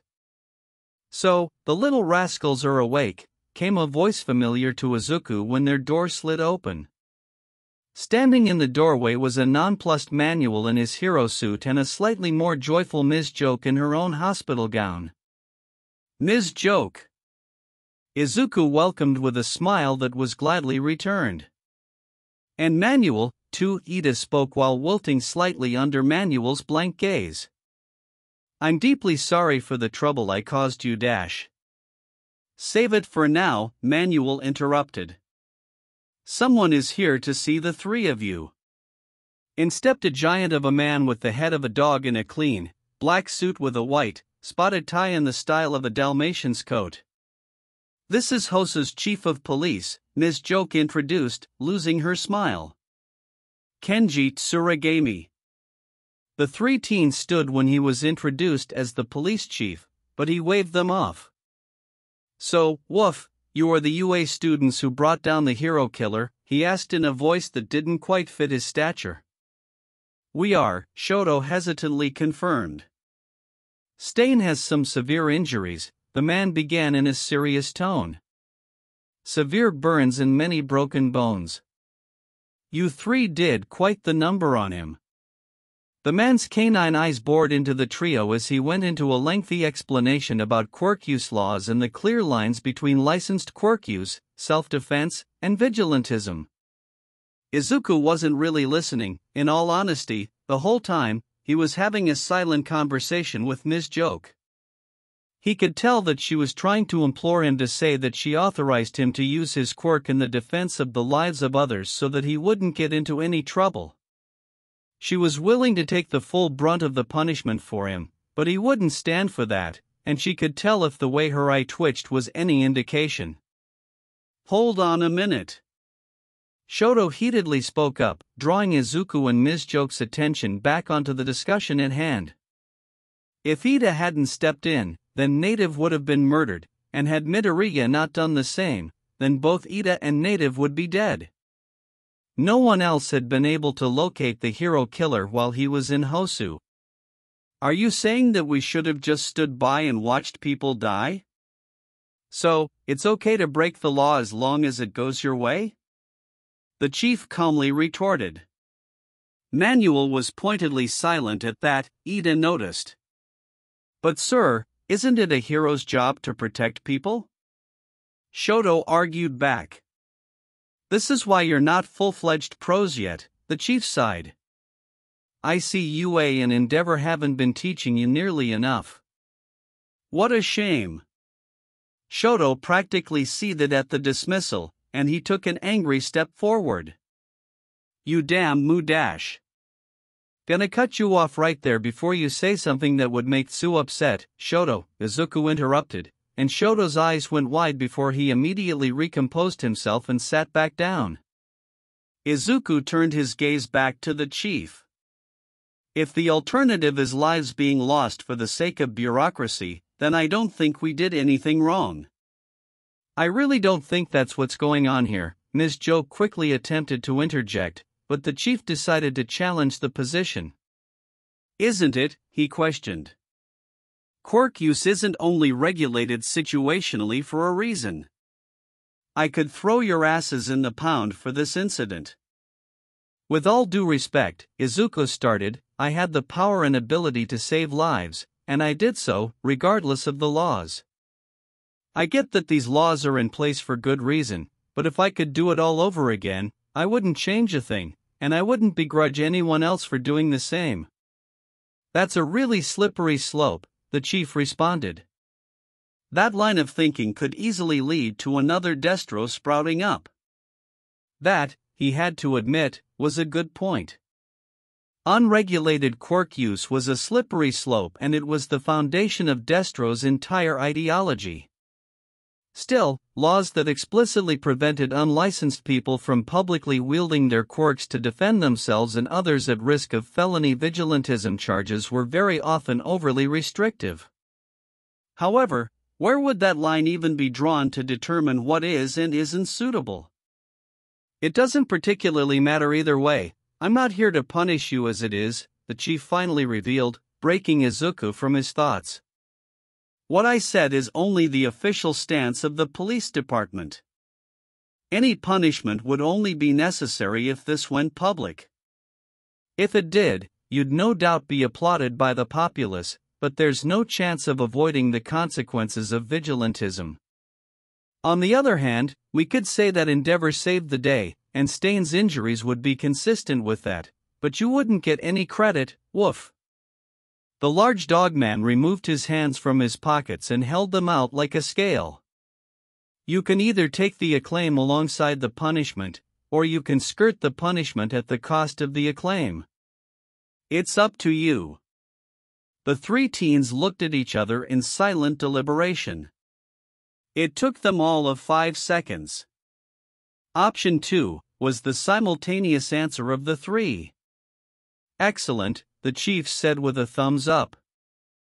I'd rather not damage any promising careers over something like this. Ida stepped forward and bowed before Manuel. I'm sorry, sir. You were right about everything.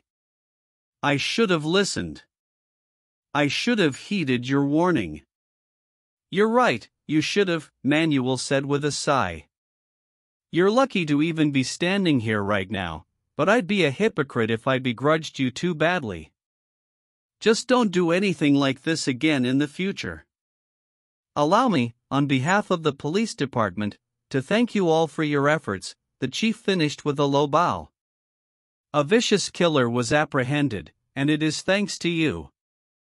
Any prepared reply was halted when a figure smashed through the window and rolled into the room. What concerned them was that they were on the 5th floor of the hospital. What concerned them even more was that the figure revealed herself to be the rabbit hero, Mirko. You! She pointed at Izuku with a heated glare. "You move, stealing sack of shit, I've been looking everywhere for you." That foreboding feeling he had during the sports festival and periodically afterward finally made sense. "We're gonna spar since you think you're such hot shit to butcher my moves like that, and you'll get first-hand experience in what they feel like when done properly," she declared and grabbed the frightened teen by his collar. Then she leveled a glare at Ms. Joke, who had instinctively stepped up to defend him. "He your intern? Bring his suit." With no further preamble, she jumped out of the hole she created with the frightened Izuku in her grasp. The remaining occupants, chief of police included, were positively slack-jawed at what they had just seen, and Ms. Joke only sighed in resignation before collecting his costume and leaving. Just then, a giant, reptilian eye peered through the broken window. "Sorry about that," the gruff voice of Ryukyu in her dragon form intoned. "I didn't expect her to literally bust through the window when she asked for a ride this morning. I'll pay for the damages." Chapter 20, Power Washed. Dabi was steaming, more so than usual. A crushed phone lay discarded on the ground and burning a bright blue while the man in question stormed out of the derelict apartment he was squatting in.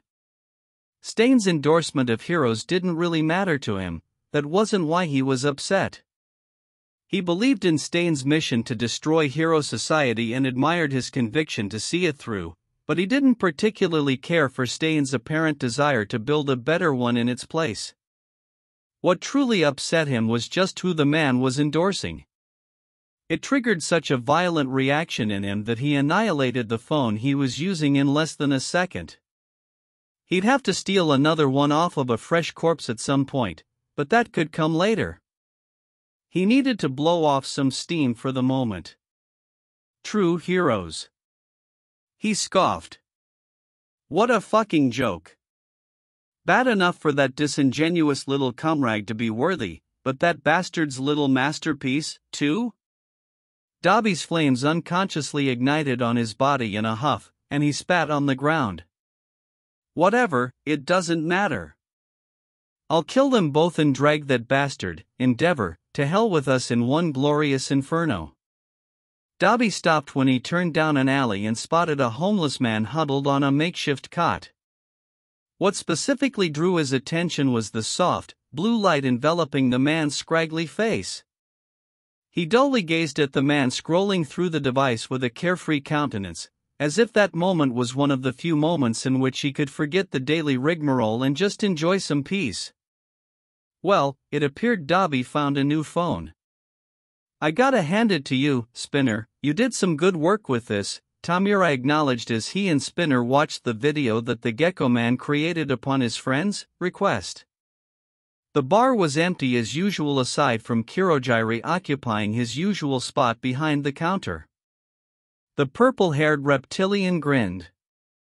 "Took me 6 hours in total to make, but I like how it came out. People seem to like it, too. I don't even have to keep re-uploading it when it gets taken down anymore because so many others do it themselves." "Good," Tamura declared. "People are talking about it more than the government would like." The news reported that Endeavor took Stain down, but that's bullshit, and this video paints a different picture, so now millions are questioning it, too. This age of suppression that society has existed in is finally coming back to bite them. Spinner smiled. It was nice to see his occasional gaming buddy be passionate about something in his own special way. It was a reprieve from the usual omnicidal nihilism that was rather unhealthy in the Gecko Man's opinion. "So, what's the endgame?" "For right now, we wait," Tamura answered. "I've got our broker on the lookout for any competent people looking to join up with something bigger. No more mooks, only mini-bosses. When the league is at full strength, then we'll move on to the next phase of the plan." "So, that means..." "Yes, you're officially part of the league." "Right on. Can I be an underboss?"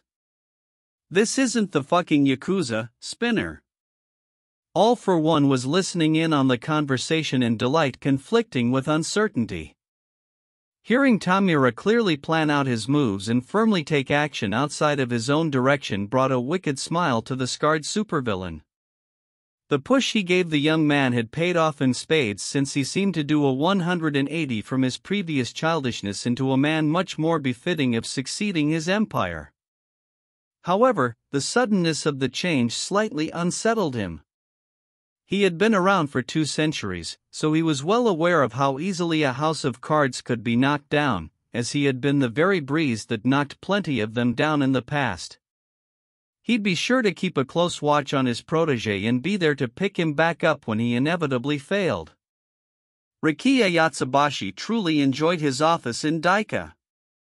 The view of the glorious city inhabited by his loyal forces working tirelessly to prepare for their ultimate mission filled him with such indomitable pride. The wide, self-assured smile adorning his mildly wrinkled face only brightened when he received a call from one of his lieutenants out in the field. Turning away from the window, he strode to his desk and reached past the taxidermy of the teal platypus to answer the call. "Curious, it's good to hear from you. I assume your mission is going well?" "I'd like to say so, Grand Commander, but it's unfortunately hitting a few roadblocks, some much more interesting than others." His smile dimmed somewhat. "Oh? What would those be?" "Most notably is the hero killer. I'm certain you've heard of the news and videos surrounding him and his capture a few days ago?" "I have. Well, the official story is that he was apprehended by the number 2 hero, and that satisfied many who elected not to look any further. However, the sort of manifesto that was released after his capture, presumably by a devoted fan of his, included video of his final moments just before being apprehended. How they got that footage when it doesn't seem to exist anywhere else, I'm not exactly sure, but a great deal of focus was placed on our very own person of interest." "I'm aware of that much.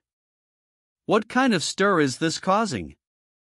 Predictably, the media and police are tight-lipped about that specific detail, only deigning to dissect Stain's philosophy instead. The hornet's nest has already been kicked, though. I contacted a few of our remaining cells around the nation, and the prevailing sentiment is one of discontent. People on the dregs of society have taken note of the discrepancies in reporting and what was actually posted, and many more are feeling emboldened by Stain's tenacity and are seeking to strike it on a bigger stage. The most likely avenue for that would be the League of Villains that Stain was reportedly connected to in some capacity, but many could be swayed to our own cause, as well. His countenance became a thoughtful one. "That is very interesting, indeed. Many people only turn to villainy as an escape due to being outcasts with few options at their disposal thanks to our current society. That discontent can be appropriately weaponized and refocused onto more conducive targets. We could certainly bolster our ranks from this, but I feel the bigger fish to keep an eye on is the League itself." "Why is that, Grand Commander?" He sighed. "Even with Stain's influence, I fear that they may just end up being a group of hoodlums with no greater goal beyond wanton destruction. However, I have a plan for that. For right now, I'm assuming you already have a plan in place for how this development with the hero killer looks for the rat at UA. I certainly do, and it's already in motion." His grin returned. "Excellent. Keep up the good work. We'll make contact again with any major developments." "As you command, Redestro." The days since the battle with Stain and his subsequent kidnapping from the hospital were a mixed bag for Izuku. On one hand, he was ripped from safety and thrust into days of seemingly non-stop battle with the rabbit hero herself, and Izuku seriously suspected that she just did not know the definition of holding back. Then again, his bones were not completely ground to dust by the end of each battle, so maybe she did? On the other hand, he got to spar with the freaking rabbit hero herself at her own insistence. Mirko was one of his favorite heroes and one of the premier active pros in pure strength and combat prowess. He relished every second that he was thrashed into the ground by the incensed pro, and he took to heart every comment, offhand suggestion, and, mostly, constructive insult she hurled at him along the way. Mirko, likewise, was having fun beating the snot out of Izuku. Not only was she getting it back in blood for him biting one of her techniques on live television, and screwing up the name at that, but he was also taking the punishment and steamrolling ahead like a champ. She would even go as far to say that he was a decent fighter. His technique was solid but could use a little work, and his kicks were woefully dismal in comparison to her own, but he had great instincts and could dodge like nobody's business.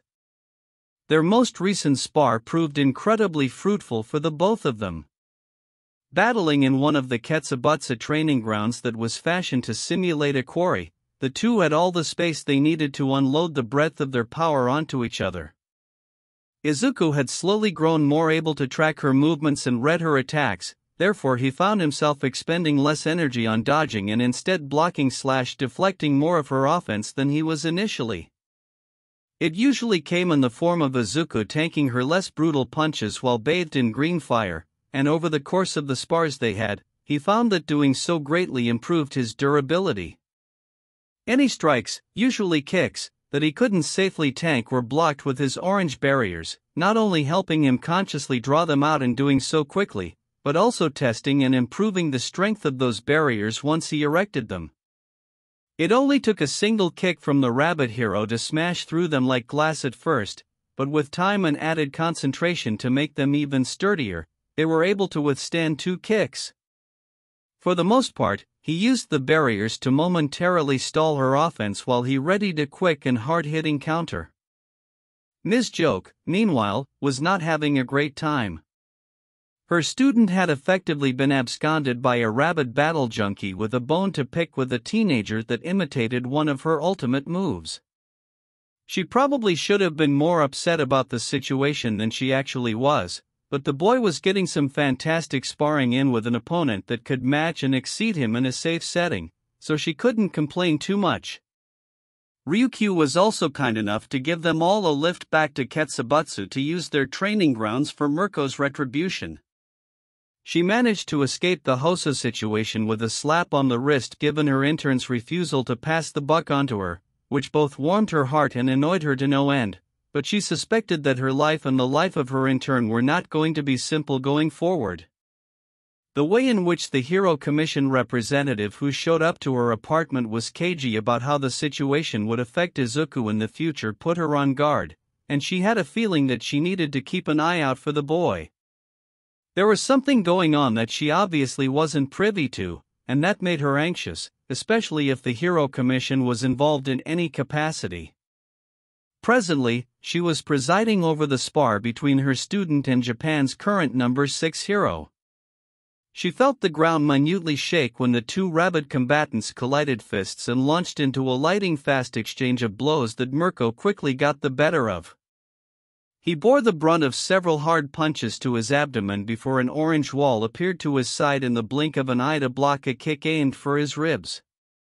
He capitalized with a stiff shot to her nose and tried to press the advantage until she snatched his arm and slammed him onto his back, only he kipped up right afterward just for them to leap into the same song and dance. The gulf in raw strength and experience was readily apparent, but Izuku was doing his very best to keep in the fight, and he wasn't doing a bad job for that matter. Then, Mirko turned up the intensity and really started going at him. The grin she sported was indication enough of her enjoyment, and Miss Jo could only pray that Izuku didn't develop any kind of battle lust of his own.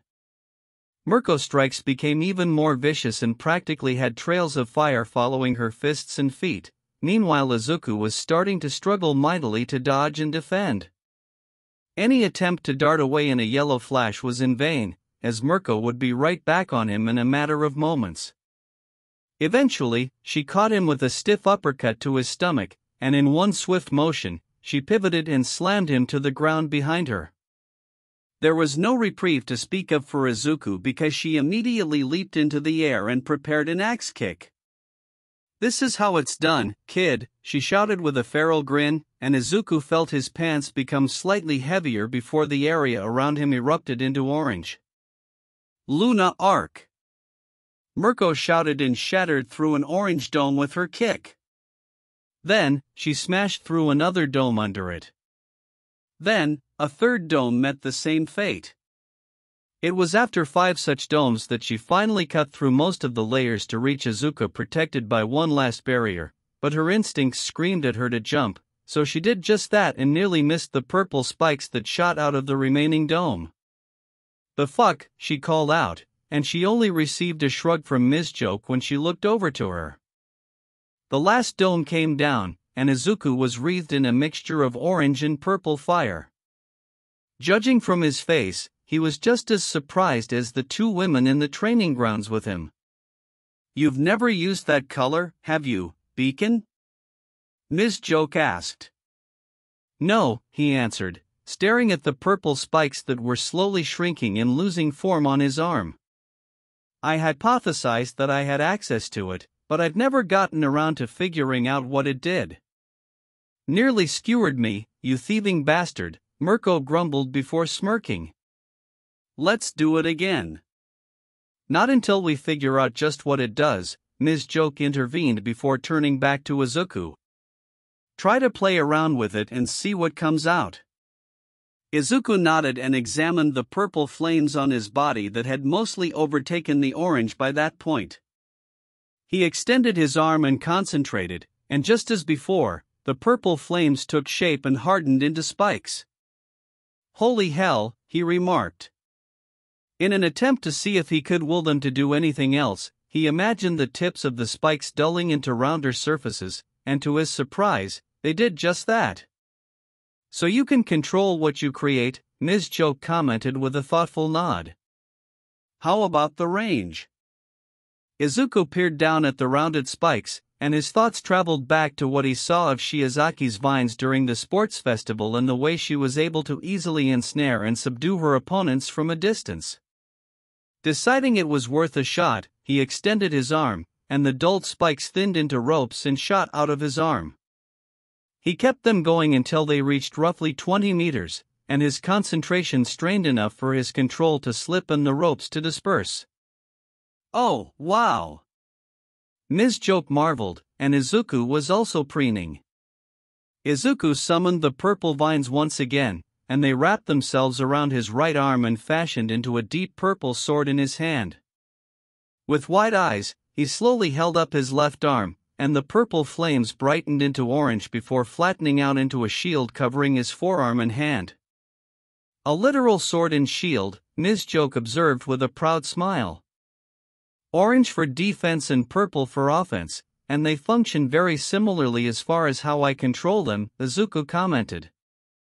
"I don't know what the specific limits of the purple flames are as of yet, but it seems like I can create any object that I could wield or fit onto my arm." I expected something cooler," Mirko shrugged, and then her wicked grin returned with a pound of her fist into her palm. "Still, though, this has been fun. We'll make this a regular thing so I can whip your ass into shape." Izuku did not know if he should have felt excitement or fear. He settled on both.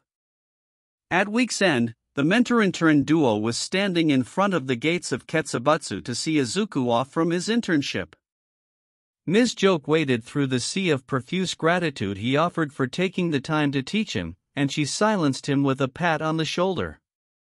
"You don't need to thank me, Beacon," she kindly assured. "Run-ins with serial killers and serial fighters aside, having you as an intern was a dream. You're gonna do spectacular things as a hero. I'm sure of that." Izuku's smile was blinding, and she met his with a grin and thumbs up before something occurred to her. "Oh.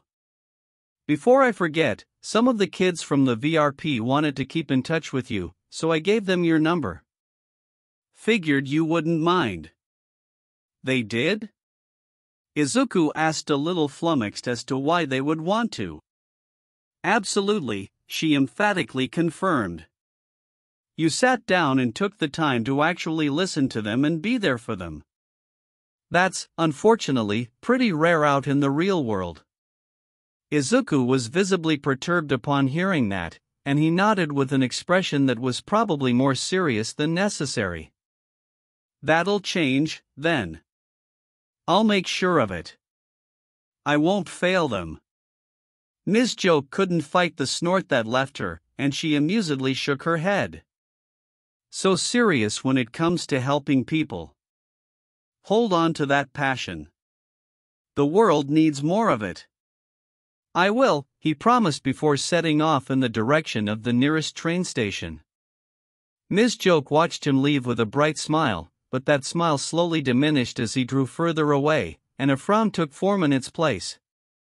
When she initially texted Aizawa about the situation, everything from the Stain debacle to Mirko potentially stealing his student for spars in the future, he responded in no time flat that Nizu would be made aware. That response did nothing to calm the restlessness she felt in her gut, as it would likely only draw her into Nizu's Cold War with the HPSC. With a sigh, she turned around to head back through her school's gates. She didn't like what was potentially on the horizon. However, she'd be ready for whatever came. The HPSC had been an unfortunate fixture in Hero Society for a long time, and she'd be lying if she said that society didn't rely on the Commission's existence way more than it probably should.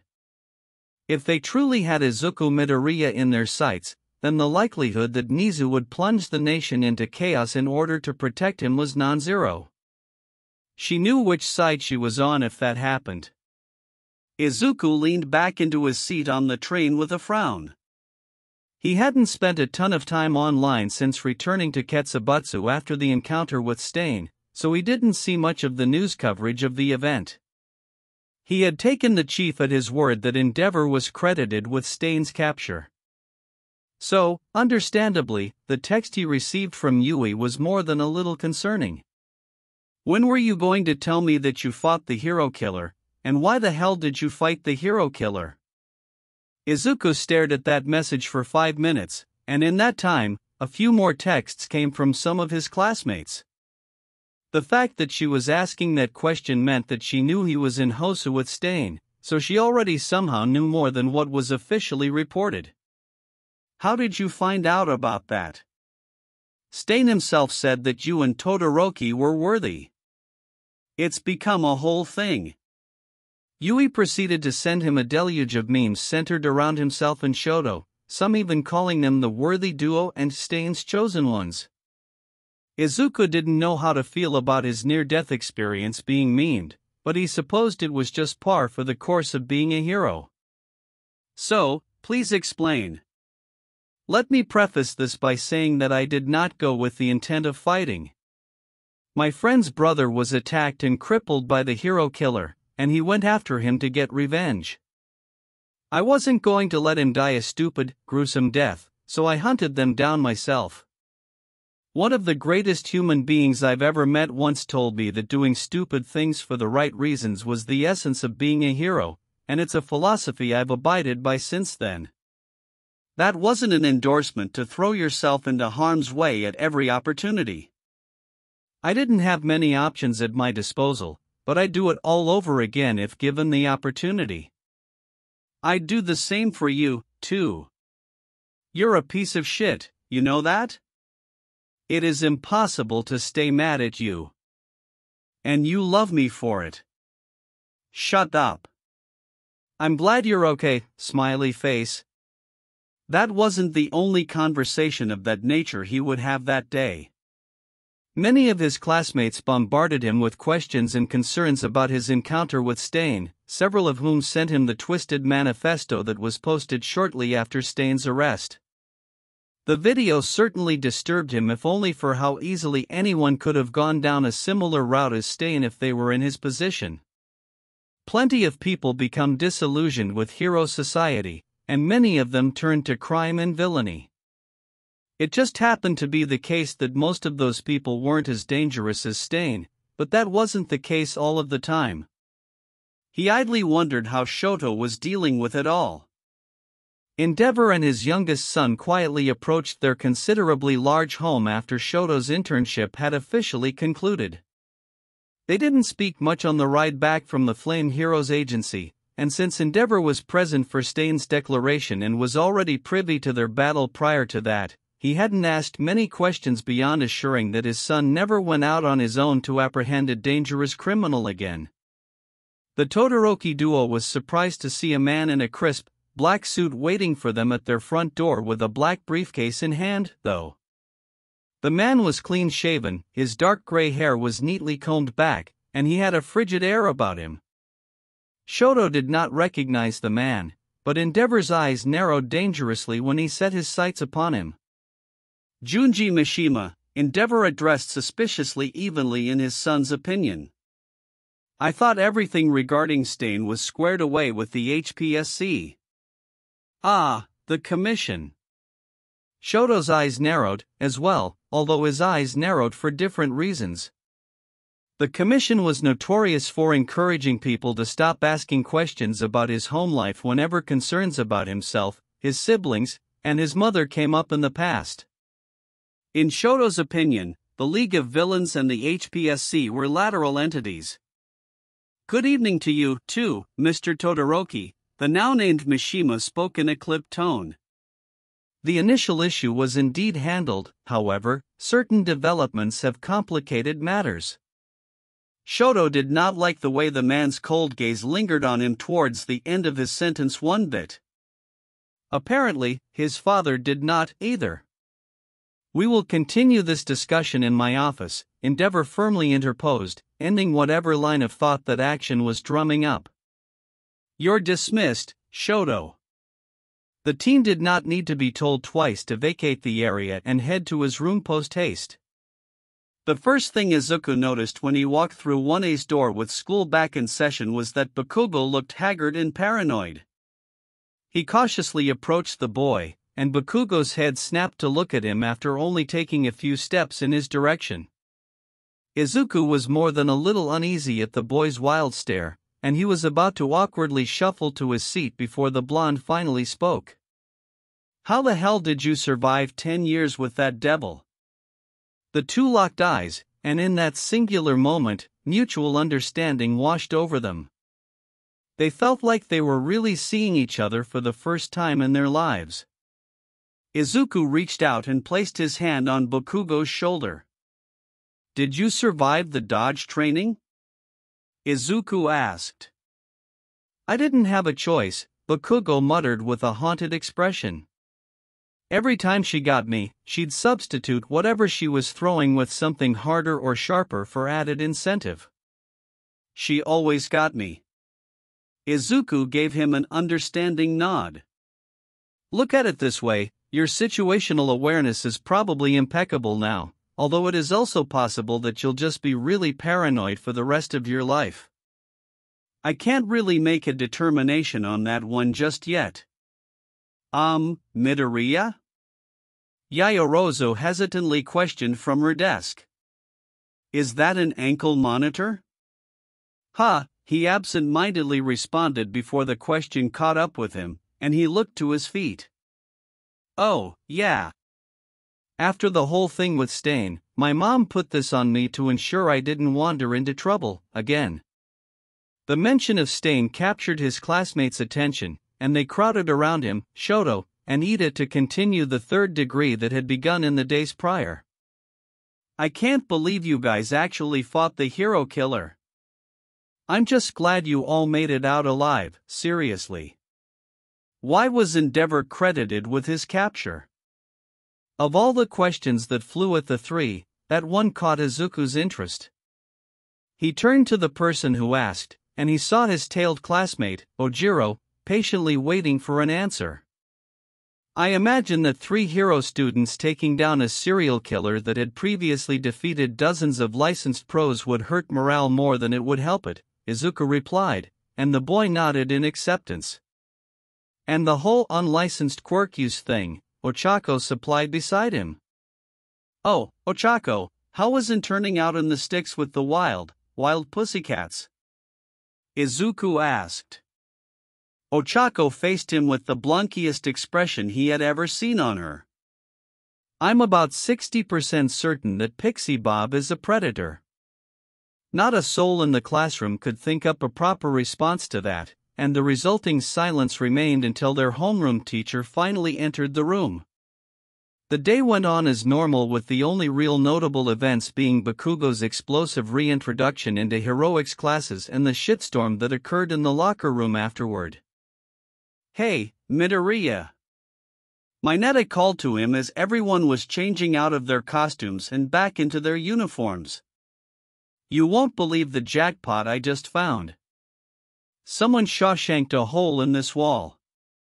A previous generation has given us a gift."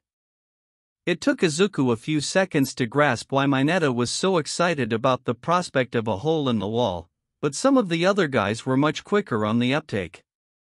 "Don't even think about it," Ida commanded with his signature chops.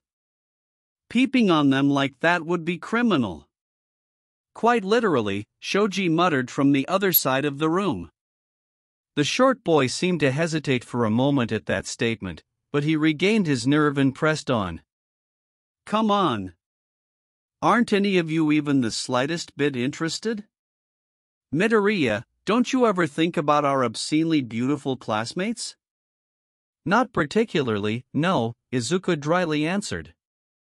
"Well, you'll have to lock me in solitary confinement for taking this plunge alone," Mineta declared, but Ida slid his hand over the hole before he could attempt to peep through it. "Absolutely not. This is not behavior becoming of a hero dash."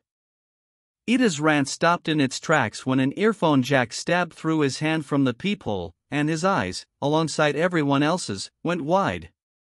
"Holy shit," several of the boys collectively reacted, and Ida swiftly removed his hand from the wall as the jack retreated back through the hole, no doubt to an absolutely mortified Jiro.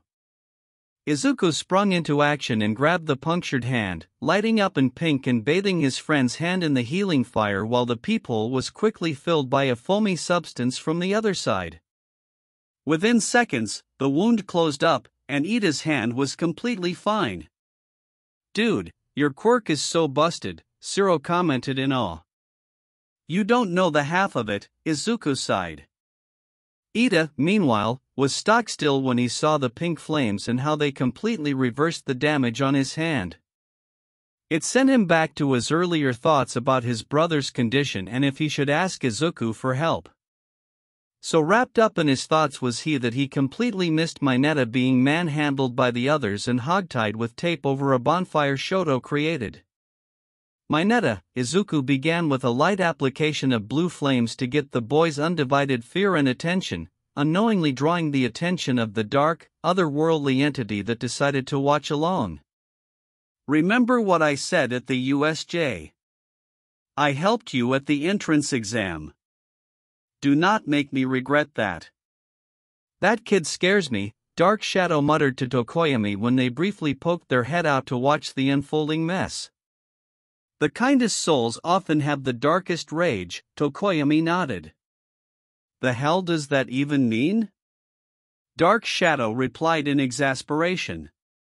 Upon the conclusion of the school day, Izuku was planning to find his mom and plead with her to remove the ankle monitor when he was stopped by a firm hand on his shoulder. "Midoriya, do you have a moment?" asked a trepidatious Ida. "Sure," he kindly replied. "What's up?" Ida hesitated and Izuku could clearly see on the taller boy's face that he was warring internally with whatever was on his mind. He remained silent and allowed his friend to collect himself and gather his nerve. "Your quirk," Ida began. "You can heal with one aspect of it, correct?" "Yes," Izuku carefully confirmed. "What sort of injuries have you healed in the past?" Ida asked. "You want me to heal your brother?" It was a statement rather than a question. Ida's eyes widened, and he sputtered. I mean. Ida struggled until he slumped in defeat. "Can you?" Izuku did not immediately respond, instead cupping his chin and looking downward. Ida, justifiably emotional, interpreted this as hesitation to accept, and he hurriedly attempted damage control. Forgive me for even proposing such a selfish request. I shouldn't have asked that of you. You have no obligation to do anything at all for me after risking your life to save me. Probably. Ida stopped talking and looked intently at the shorter boy. What? Probably, yeah, Izuku continued with a nod. It may take a lot out of me, but, provided I have a rough idea of what injuries I'm healing in the first place, I'll do what I can. I'll probably need to have a big meal beforehand, but if I'm just reconnecting a spine by the severed discs and mending the associated nerves, then checking for and handling any grievous bruising left behind from the attack, it shouldn't be too complicated. Not as complex as fixing All Might would be.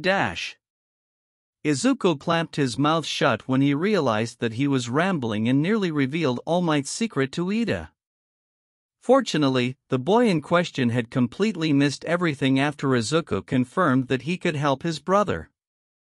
You can help Tensei. Ida spoke in a near whisper as his emotions were beginning to get the better of him. I don't want to make you any promises, but I'll do whatever I can, Izuku answered with a nod. Ida's tears were free-flowing, and he practically fell to the ground in a bow to Izuku with his forehead pressed against the floor. Thank you so much, Midoriya. I am forever in your debt. No need to bow, I'm just doing what friends do, Izuku bashfully tried to deflect. Ida shakily nodded and returned to his feet.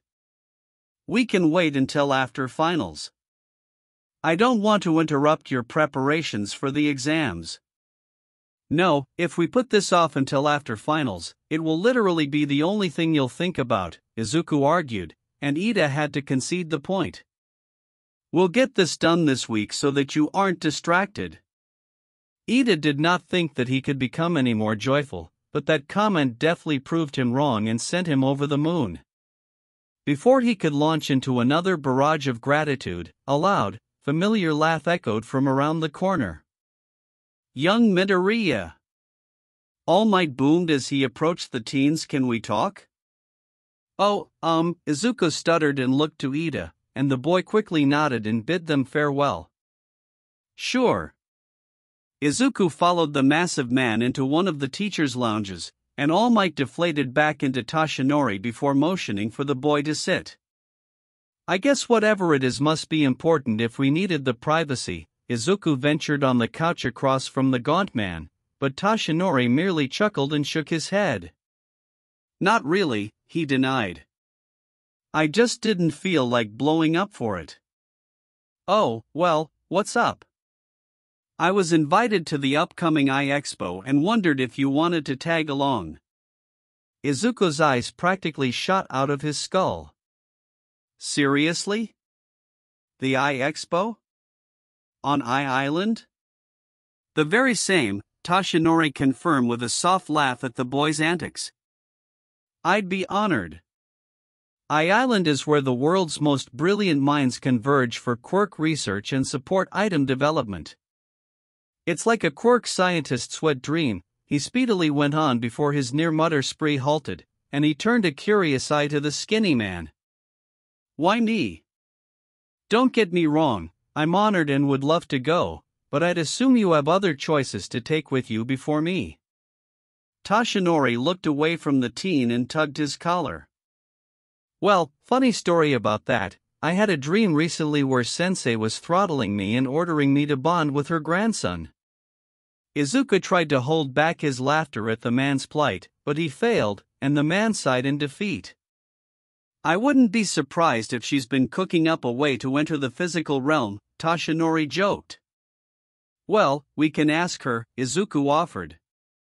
Toshinori looked at him quizzically until the teen's hand lit up in blue, and Izuku slowly pushed it toward the man. Izuku watched as a large, muscly hand in a black sleeve reached out of Toshinori until a yellow glove smacked the hand, and it retreated. Izuku reached for the gloved hand, and when they grabbed onto each other, the ethereal form of Nana that was only visible to Izuku slowly pulled herself from Toshinori. Something within him compelled him to intensify the flames, and when he did, Nana's gloved hand became much more vibrant, and Toshinori gasped. The man watched a painfully familiar glove manifest in the teen's hand, followed by the muscled arm, white cape, and long, black hair of his sensei. "Holy hell, it worked," she exclaimed, and she slowly craned her head to look back at her former protege. "Toshi. Sensei." The man whispered in utter shock. Meanwhile, Izuku was as white as a ghost and sweating bullets. He was trying to keep calm, but the frigid presence breathing down his neck and haunting whispers in his ear were making it very difficult for him. Nana's tearful half-embrace with Toshinori was interrupted when the grip on her hand became vice-like, and she turned to Izuku only to go pale herself. Hovering menacingly behind him was the horrifying visage of death itself in the form of a grinning, heterochromatic cat. Seeing the state her grandson was in, she turned back to Toshinori to confirm that he was seeing it too, but he looked at her and the boy in confusion. "We'll have to cut this short," she hastily decided. "Bond with him or I'll sponsor a Hiko in your dreams for the rest of your life." With that, she pried her hand away from Izuku's and faded back into One for All. In an instant, the deathly presence vanished and Izuku collapsed onto the couch. Young Midoriya, he reached for the boy in concern. "What happened?" "Just, Izuku started with a shiver. "Quirk stuff. I'll take that invitation." "Well, I actually have 2+1s, Toshinori chuckled. "Perks of being the #1 hero, I guess. You can ask your mother if she wants to come along, as well." "I'll ask, but she doesn't really like Fly Dash." The door swung open before he could finish, and the woman herself stepped into the room with narrowed eyes. "There you are," she hissed and stormed over to him to grab his ear and drag him out of the room. "You know better than to think you can hide from me. It's straight home after school, mister." "Ow, ow." "Okay," Izuku pleaded. "Can you please just take off the ankle monitor?" "Not until finals are over," she denied. Ridestro sighed the long day away at his desk as he finished the last bit of Detnerat paperwork. He was ready and willing to invest in the development of a machine that would automatically file paperwork for the user, he just needed to find a new name for it. According to Trumpet, Paperworkinator wasn't a good name. "Grand Commander, Kusari has reached your office as requested," a nasally voice announced through a speaker at his desk. "Excellent. Thank you, Skeptic," he replied. "Permission to speak freely, sir?" Skeptic requested. "Of course. Why did you place Geaton in charge of so many of the indoctrination centers? You know how he is with his social Darwinism. It's no wonder they were discovered and shut down so soon." "I ask myself the same question," Ridestro sighed. "At least the rest of you are doing fine work in spreading our influence and maintaining our army." "Indeed, sir. What do you require of someone of Kusari's rank, if I may ask?" "I need his touch for an important task, something Geaton would be much too heavy-handed for." When a knock came from the other side of the door, Ridestro welcomed the new arrival inside and stood behind his desk with an easy smile. The man who casually meandered inside was tall, though not as tall as Ridestro, and he was much younger, being in his mid-20s. The lanky man had straight, red hair that hung down to his chin, the bangs of which fell over his face to somewhat obscure his violet eyes that lazily took in his commander. He was wearing a large, dark red leather jacket with a black hood and equally black pants and shoes. "Nagato Terumi, codename Kusari," Ridestro smoothly began. "One of my most trusted enforcers behind Geaton." "At your service," Kusari lazily drawled, though he was inwardly perplexed by the grandiose introduction. "I have a very crucial mission for you," Ridestro answered the unasked question, and Kusari's demeanor instantly transformed. His posture straightened, and his eyes focused into the piercing pinpricks the Grand Commander was familiar with. Redestro knew better than to be fooled by his subordinates' generally easygoing, laissez-faire attitude. Behind the lackadaisical facade was a sharply analytical mind with an equally deadly quirk to match, as well as the skills to use it with fatal efficiency. His jacket wasn't red purely because he liked the color, after all. The young man silently stood before his leader and awaited the details of his mission, and Redestro's smile deepened into a dangerous one. How would you feel about infiltrating the League of Villains? The atmosphere outside of Recovery Girl's office in the evening later that week was tense. Izuku had gone in with Tensei and Recovery Girl to perform the procedure 20 minutes prior, and the assortment of adults and one teenager awaited any updates whatsoever. On one side sat Ida and his parents near the nurse's door, waiting with bated breath for the procedure to end. Across from them were the stressed but hopeful trio of Eraserhead, Present Mike, and Midnight, all there in support of their friend, comrade in arms, and former classmate. Tensei's attempts to put them all at ease by popping several wheelies in his wheelchair and blasting down the hall with his quirk before Izuku arrived helped for a brief moment, but the worry inevitably crept back onto them. Off to the side stood Inko and Principal Nizu, both silent as well and concerned for slightly different reasons. Inko was concerned for her son since she knew how energy-intensive fixing significant injuries would be for him. She was glad that Recovery Girl was in there with them to oversee the procedure and monitor the progress of the older Ida's spine while shoveling energy-rich gummies into Izuku as needed. Nizu, meanwhile, was concerned for a myriad of reasons.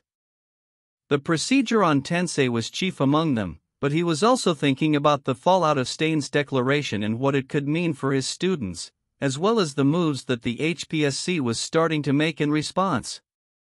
He sincerely hoped that Izuku was successful in healing Tensei's spine for the sake of bringing some amount of good news to the fold.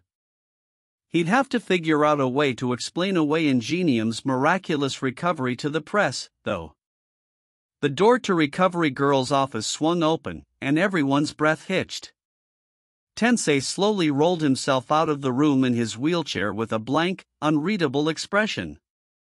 He met the eyes of each of the people in attendance and said nothing before closing his eyes and sighing heavily.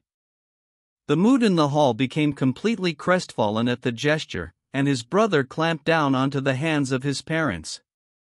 Then, a sly smirk appeared onto his face before he slowly moved his legs onto the ground and stepped out of his chair and onto his feet to the shock of everyone present. "Ingenium is back, bitches," he cheered.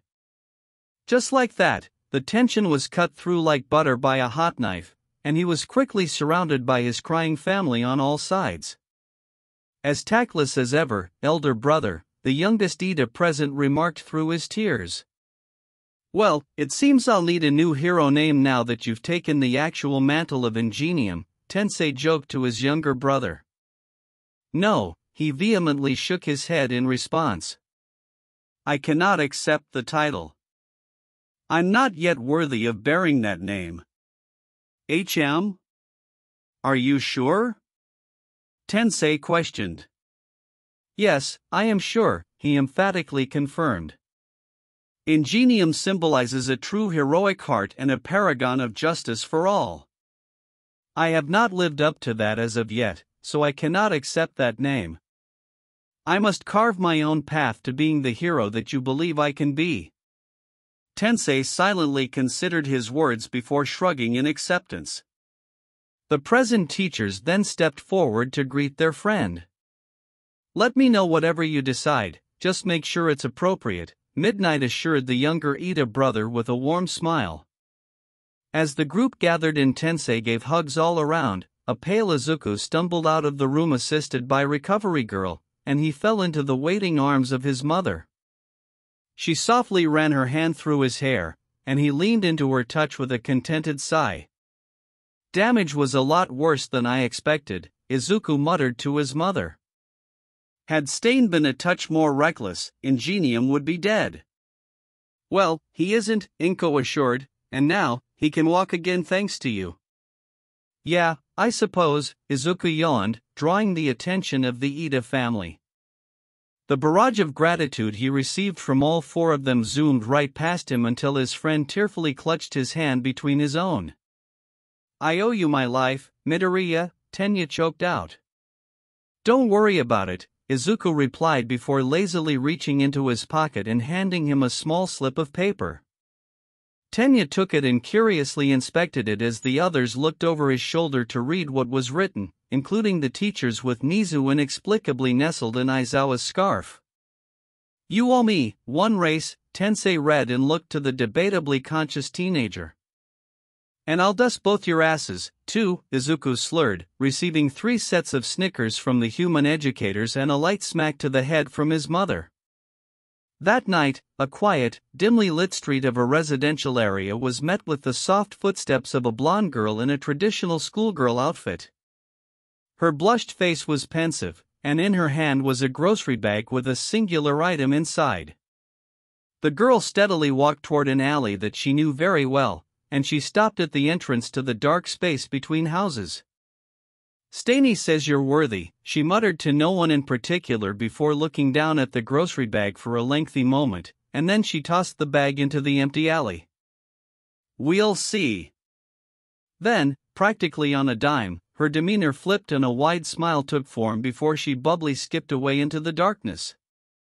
Chapter 21, Final Exams.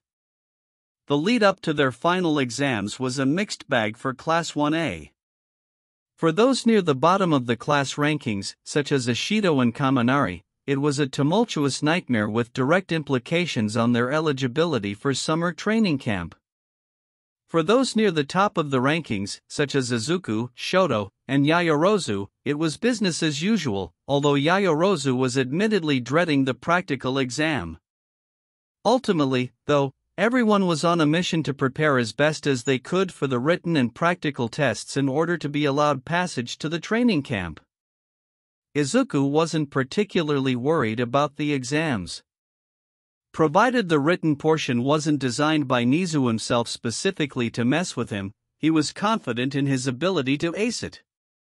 The practical would likely be more challenging, but he didn't anticipate anything that he wouldn't be able to handle, especially after the circus that had been their semester.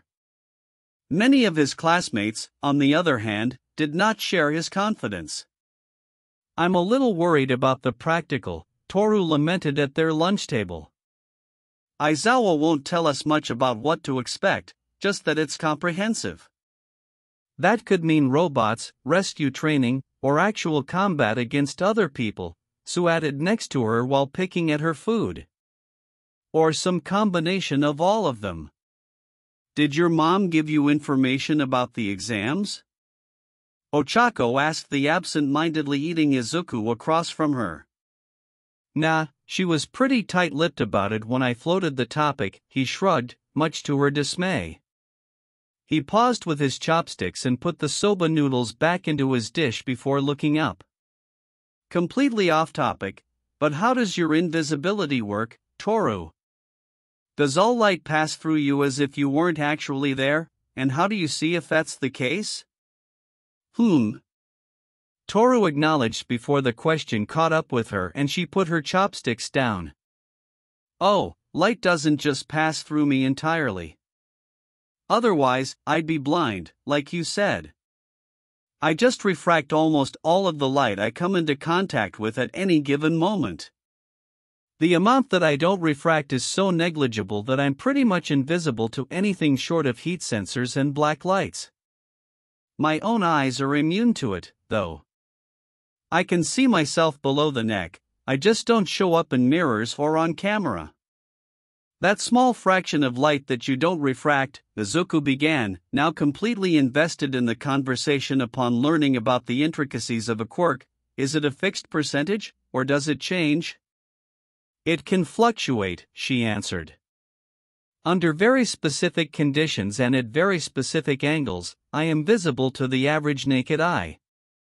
That rarely ever happens, though. And beyond that, you'd only be detected with an infrared or UV sensor since you don't refract those parts of the electromagnetic spectrum, Izuku concluded, and Tsu, Ochako, and Ida also found themselves invested in the conversation. Shoto, meanwhile, continued eating away at his bowl of katsudon. Pretty much, yeah, Toru confirmed with an unseen nod. Fascinating, Izuku remarked while scribbling away in his notebook that the 5 other occupants of the table were absolutely certain was not there mere moments prior. If you can see yourself but don't show up in the mirror, what do you do with your hair? Ochako posed to her invisible friend. Who says I have any? Toru posed in return with a glimmer of mirth in her tone. I could tell you that I inherited the physical traits of my dad's chameleon mutation, and you'd never actually know if I'm lying or not. That's fair, Ochako conceded. So, your father has a chameleon mutation. What about your mother? Ida chimed in. She's bioluminescent, but she can turn hers on and off, unlike me, she answered. Her dad could also go invisible, but he could only do it for minutes at a time. I guess I inherited a permanent version from him, I don't really know. Quirks are weird. Understatement of the year, Izuku chuckled before ducking his head out of the way of an errant elbow from a student walking behind him. Oh, sorry, came the decidedly unapologetic drawl of Nito Monoma. Your head's so big that it's hard to miss. No worries, I've got nothing against the visually impaired, Izuku assured in a manner that the others seated couldn't accurately determine the inacuity of. Monoma's eye lightly twitched at the perceived jab as well as the light snort from the seated Todoroki. You 3 encountered the hero killer, he stated with little fanfare, and the silence and newfound attention he received from 2 of the 3 boys in question caused his haughty smirk to return. Class 1A really isn't content with not being the center of attention, huh? You do realize that you're not actually in the spotlight because people think you're competent heroes, or because you're worthy, or anything that absurd, right? Now he had the full attention of 5/6 of the table, and the sight of Ochako glowering at him only served to embolden him. The reality is that you all are damsels in distress that keep wandering into trouble, so here's a little food for thought. What happens when the rest of us are caught up in the messes you all create and we become unwilling victims to whatever horrible villains you decide to rain down upon us? Monoma, so wrapped up in his rant, did not notice Kendo stomping up to him with the intent of knocking him out for antagonizing the other class. However, before she could touch him, her wrist was wrapped up in soft, purple rope-like flame, and she followed it in surprise to Izuku casually extending it from his index finger. Monoma was taken out of his rant when he realized what had happened, and he looked back and forth between his bewildered classmate behind him and the seemingly unbothered Izuku in his seat. I didn't even. Monoma quietly began, but Izuku cut him off. You didn't notice, and that's exactly the problem, isn't it? Izuku casually remarked from his seat as he killed the flame. I'm right in front of you, you're looking right at me, and I still managed to catch you by surprise. That's not even to mention the fact that you didn't notice Kendo's approach at all. Monoma's look of surprise transformed into a sneer, and Izuku sighed before giving the boy a pointed glare. If and when the day comes where we drag you all into our mess, then the hope would be that you guys can handle yourselves just as well as us. If you are really as good as you claim yourself to be, and if the perceived gulf between 1A and 1B is as overblown as you claim it is, then you shouldn't have much trouble surviving the same near-death experiences that we all did, right? Move it, Monoma, Kendo growled. You've been enough of an asshole for the year already after that display. Monoma only scoffed and walked away from the table, and Kendo sighed. Sorry about him, again, she genuinely offered. He's been really deep into his 1B superiority shtick since internships ended. It's all good, Izuku waved it off. Finals are on us and tensions will inevitably run high. Speaking of finals, I heard from one of my friends who's a third year that it'll be combat against robots like the entrance exam, Kendo revealed. Seriously? Ochako asked, and Sue, Toru, and Ida were just as surprised at the coveted info. It's only what I heard, but it's better than going in blind, Kendo shrugged. Izuku wasn't entirely convinced. Fighting more robots would be much too simple, and it wouldn't really test them on anything beyond their destructive capabilities, which the entrance exam and sports festival both already tested. He suspected that Principal Nizu had something else in mind for them, but it was ultimately pointless to speculate. They'd find out when they found out. It was then that Shoto brought his attention away from his meal, and he turned to look at Izuku. I think I like katsudon almost as much as soba. Really? Izuku asked with a bright smile. Glad to have another enlightened soul in this world. Shoto nodded, and he looked to Izuku's soba. How was yours? Definitely in my top 3, Izuku confirmed, and Shoto gave his friend a small smile. The 3 days of written exams came and went, and, ready or not, the practical exam was finally upon them. Class 1A stood before the teachers of UA in their costumes, and they were mostly psyched up for whatever was to come. Now then, let's begin the last test, Aizawa instructed to the assembled students, and only Izuku noticed that his scarf was more bulbous than usual. Keep in mind that you can, in fact, fail this final if you make any stupid mistakes. Your attendance at training camp depends on this. Aizawa fixed them all with a firm glare. Now, I expect that you all have tried to gather information about what you'll be facing today, but curb your expectations because they're most likely inaccurate. The bulge in his scarf moved, and out popped their principal. This year's test will have a new focus, hero work, of course, but also teamwork, critical thinking, and combat against actual humans. You all will be working together in pairs against one of our esteemed UA teachers. That caught the class completely by surprise. Not only were robots not on the menu, but they'd be facing their very own instructors who were actual pro heroes with loads of actual experience. Those who were previously eased into a robot-induced false sense of security were swiftly snatched out of it, and it only heightened when Aizawa revealed that their partners and opponents had already been selected for them. First up, Midoriya will be paired with Bakugo, Aizawa announced, and Izuku's eyes widened a fraction whereas Bakugo didn't quite know how to feel. Your opponent. Aizawa trailed off, and a loud, boisterous laughter erupted from above the building they were all standing in front of. I am here. All Might shouted as he vaulted over the building and landed in front of the shocked students. Izuku and Bakugo had very different reactions to the prospect of battling the number 1 hero. Bakugo was grinning madly at the idea of doing direct battle with the greatest hero of all time and proving himself once and for all. Izuku, meanwhile, was both unnerved that arguably the most powerful man alive would be attacking them and somewhat excited to be able to cut loose against an opponent that could most certainly take it.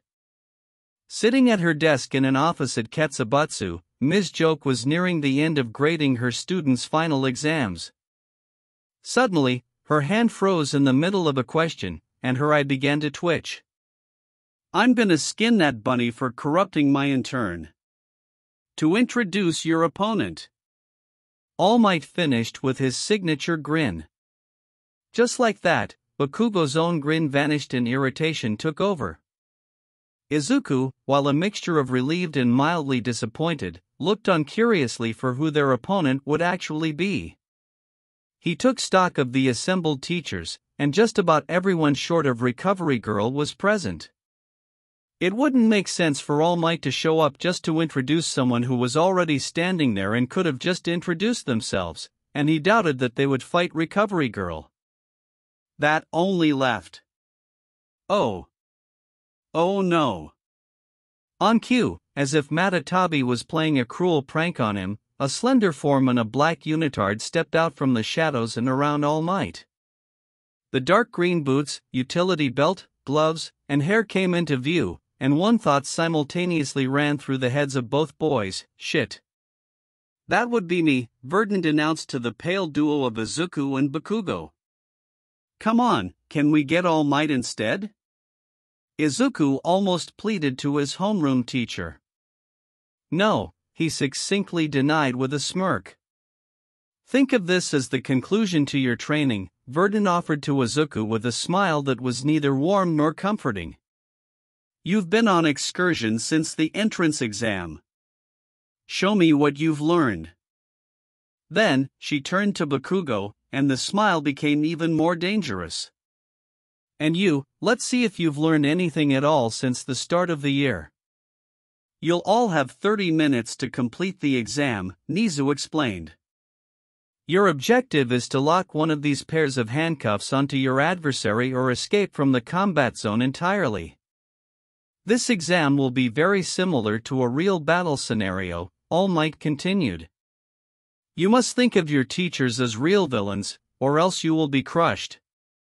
But, in an ordinary situation, the experience gap would be too much to surmount, so we called on our support department to whip us up an equalizer in the form of ultra-compressed weights. You think we need a handicap in order to beat you, an offended Bakugo growled.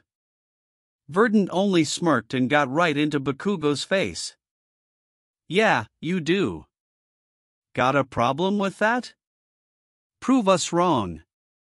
The blonde practically snarled, but quickly paused and took a breath to calm himself. He sent a smoldering glare back at the retired pro. Damn right, I will. The tests will take place simultaneously, so here are each of your stages, Aizawa spoke up with a stack of papers for the 10 teams. The designated training grounds shouldn't be hard for you all to find, but for those of you with off-campus stages like the USJ, buses are already prepared. Don't waste time. With that informal dismissal, the paired students scrambled away towards their designated stages. Verdant shot the two a final look before walking away. Don't keep me waiting, she called out to the two as she departed. Izuku and Bakugo stared after her retreating form, and they briefly shared a look before Bakugo huffed and walked away towards their exam stage. Izuku noted that the blonde looked like he wanted to say something, but he put it out of his mind for the coming exam. It certainly wasn't going to be as easy as he expected. Shoto, meanwhile, stared at the retreating duo of Izuku and Bakugo. He had only briefly seen Verdant in action at the USJ, and he figured that even with the destructive power both boys possessed, they probably had their work cut out for them. Stain showed them all that one doesn't necessarily need excessive firepower to be dangerous. He turned to his partner for the exam, Yaoyorozu, and he noticed that she looked rather uneasy. Is something wrong? Shoto seemingly surprised the girl with the question since she quickly shot up straight. Oh, no, everything's fine, she shakily tried to assure, but even she doubted that she sounded very convincing. Shoto blankly observed the girl for a lengthy moment, and she began to lightly fidget under his two-tone scrutiny. Externally, he gave nothing away to her, but internally, he was carefully considering how to go about the situation he found himself in. Yaoyorozu was clearly unnerved about something regarding the exam. Ordinarily, he would elect not to think about it and focus on the task at hand, but he couldn't help but think about how Midoriya cut through his defenses to reach out to him for no other reason than because he wanted to help him, and he really needed help at that time. So, looking at the girl experiencing some sort of emotional turmoil, what would Midoriya do? It might be good to talk about whatever is troubling you so that it doesn't bog you down during the exam, he reasoned. We can talk on the way there. Yaoyorozu was taken aback at the proposal from the usually stoic and reserved teen.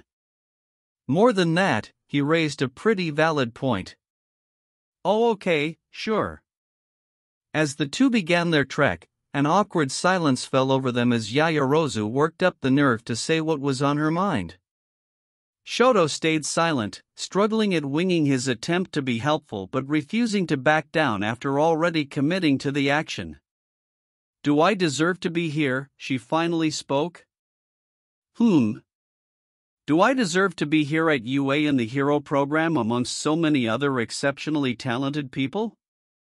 People like you, Midoriya, or even Bakugo? Shoto was initially silent as he considered what she said. He didn't quite understand what she was getting at. She was at the top of their class and had a powerful quirk, as well as the know-how to wield it efficiently and dangerously.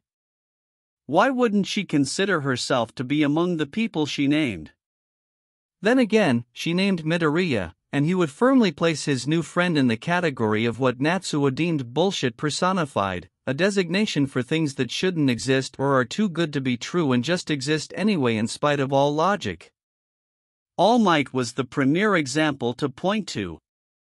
As a rule of thumb, Midoriya probably isn't the best person to compare yourself to, Shoto responded.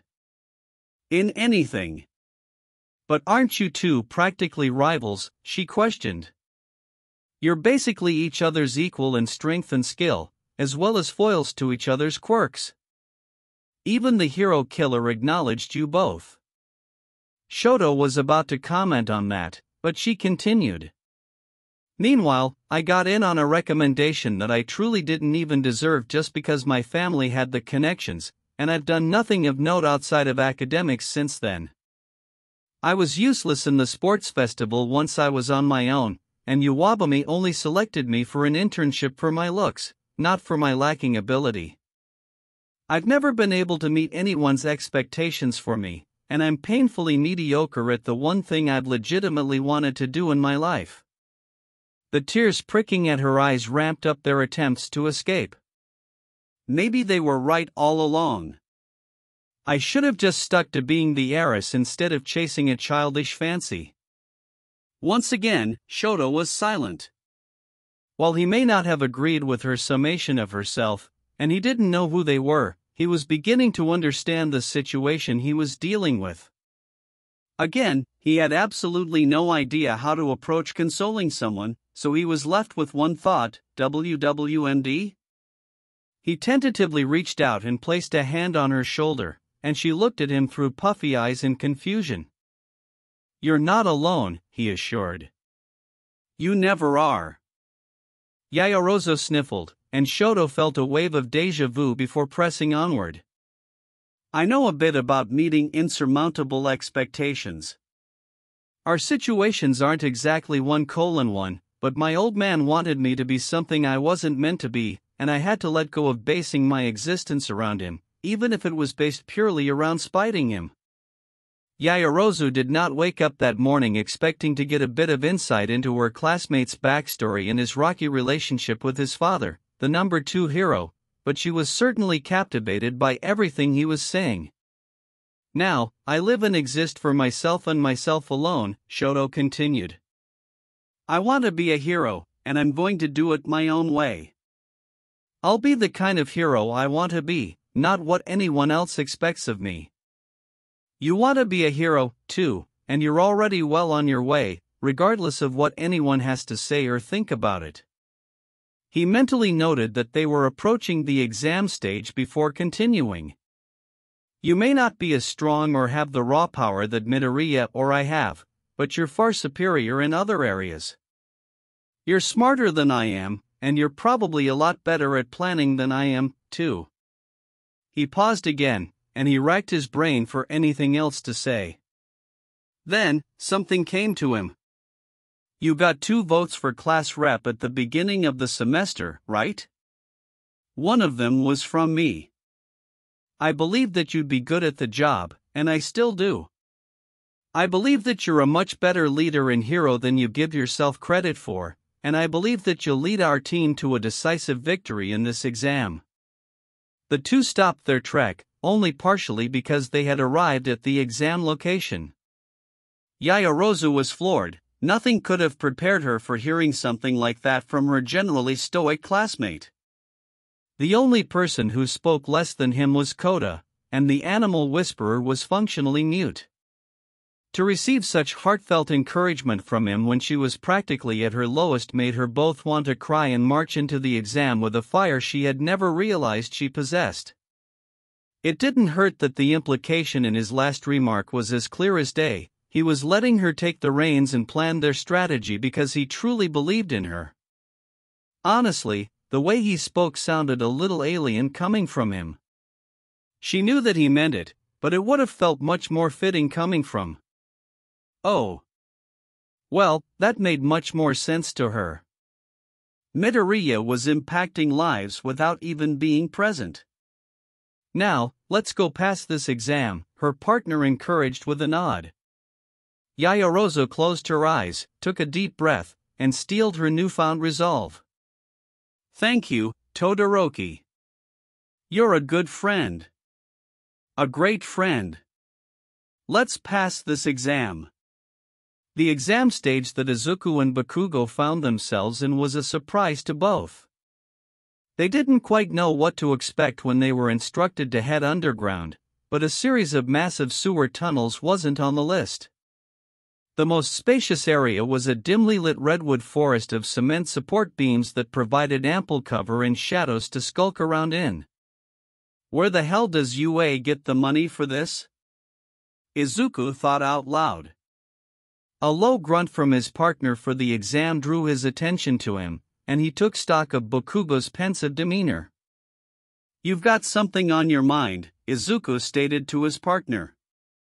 It wasn't a question, and Bakugo knew that. Whatever beef you and Icy Hot had is settled, the ornery blonde snorted. He got his rematch, but I never did. We're settling it after this exam. Izuku blinked, and then he shrugged. He could certainly understand the frustration a de facto victory in the sports festival would generate. He had no problem obliging his request. So, got a plan in mind for this?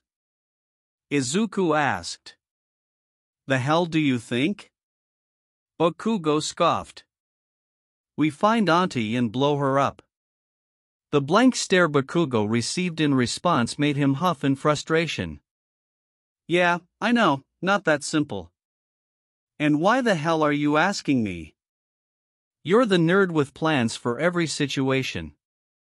Besides, you should know a lot more about her skills and fighting style than me. Izuku cupped his hand around his chin and hummed.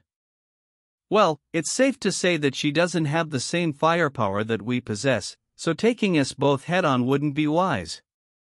She'll likely stick to the shadows and employ hit-and-run tactics to wear us down before taking us out.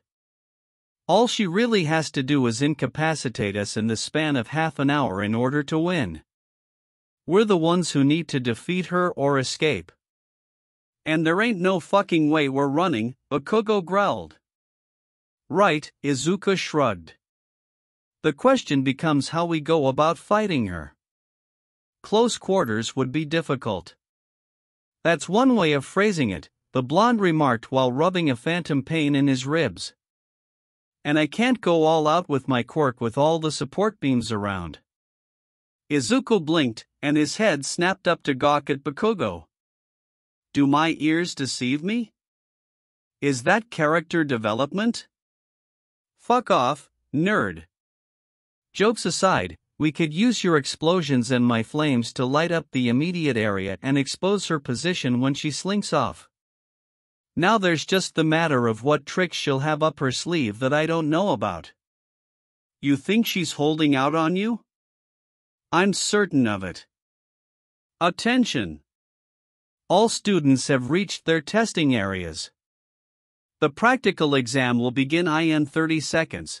The voice of All Might bellowed through an intercom somewhere in the massive room. The two teens nodded to each other and stepped forward into the darker expanse of the room. Begin! Izuku and Bakugo were not given any time to think before they were hit with a flashbang and smoke bomb combo to disorient them, and Bakugo was immediately met with a stiff kick to the jaw while his vision was obscured that sent him sprawling to the ground. Izuku engulfed his arm in green fire and swung it to blow the offending smoke away just in time to narrowly dodge a kick aimed right at his head. He brought his strengthened arm up to block the punch that followed, and he snatched her arm into his grasp and threw her over his shoulder towards the support beam. Verdant recovered from the throw and kicked off of the beam just before Izuku's fist impacted the structure and knocked a few large chunks of concrete off of it. Irresponsible, she chided while extending her arm. Izuku, immediately realizing his error, ignited a bright yellow and ducked out of the path of the chunks of concrete that zoomed from behind him right through where he once stood, but he wasn't able to dodge the vicious punt to his chin that sent him to the ground with his partner. Said partner blasted himself back into the fray with a furious cry, and he unleashed a decent-sized explosion at the woman, but she was already gone. Fucking hell! Bakugo cursed. She really isn't holding back, Izuku mused as he climbed to his feet. No shit, Bakugo responded. We can't let her control the pace.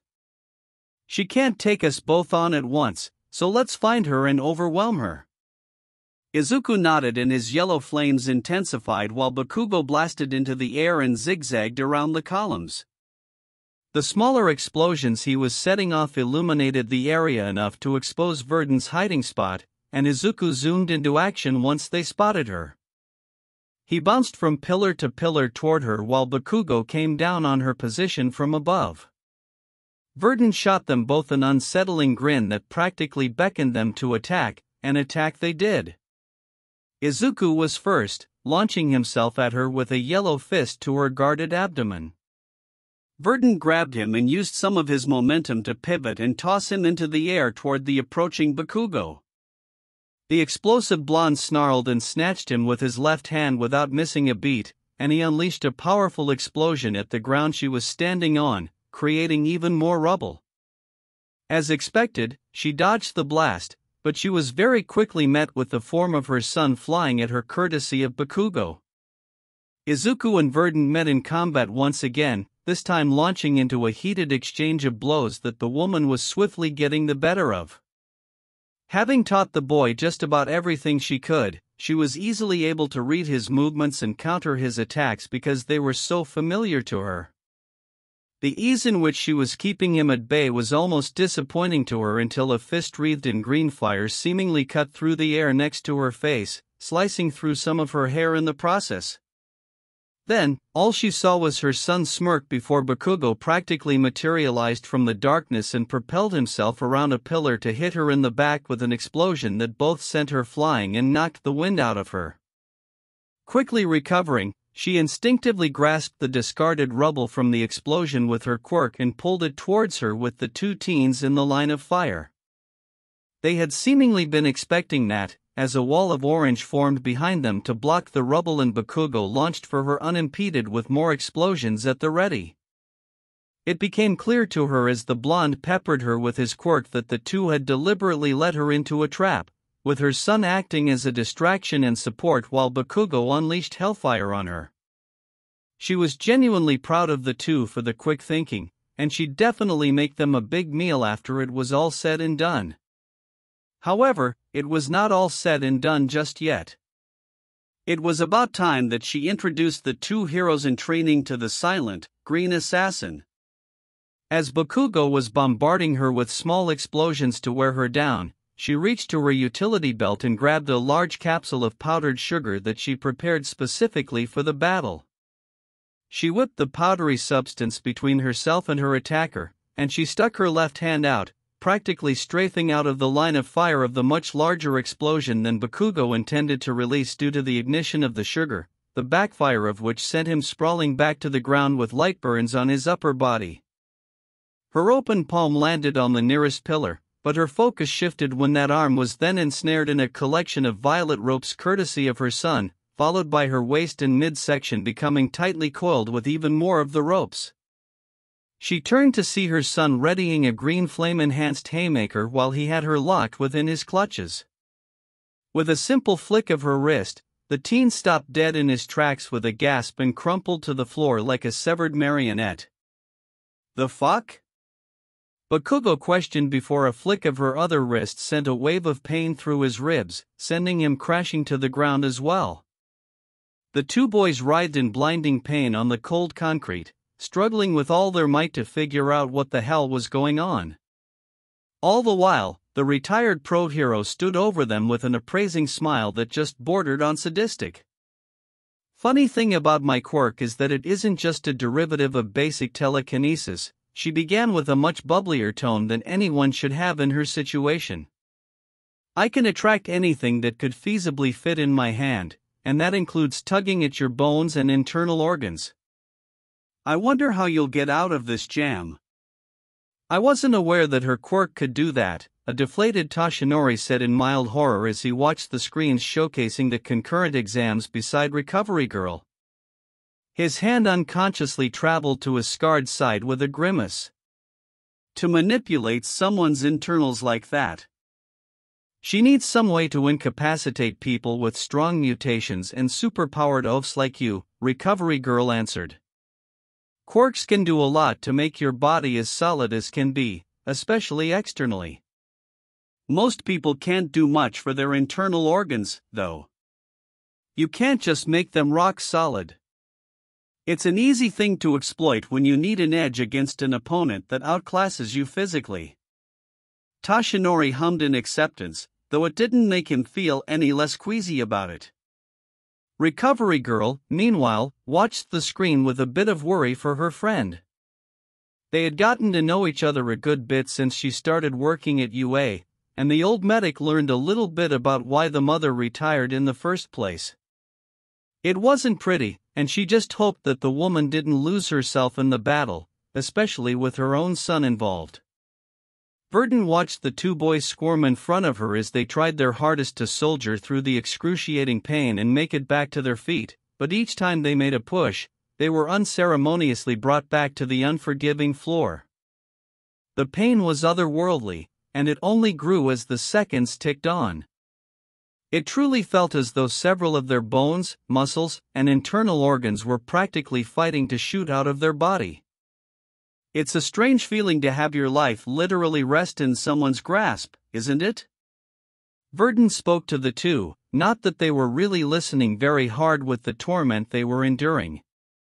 That feeling of hopelessness when the situation looks so completely bleak, when you feel that there's absolutely nothing you can do to survive. Rock bottom is either a grave or a turning point. Are you a survivor, or is this the end of your road? Now, Izuku was listening.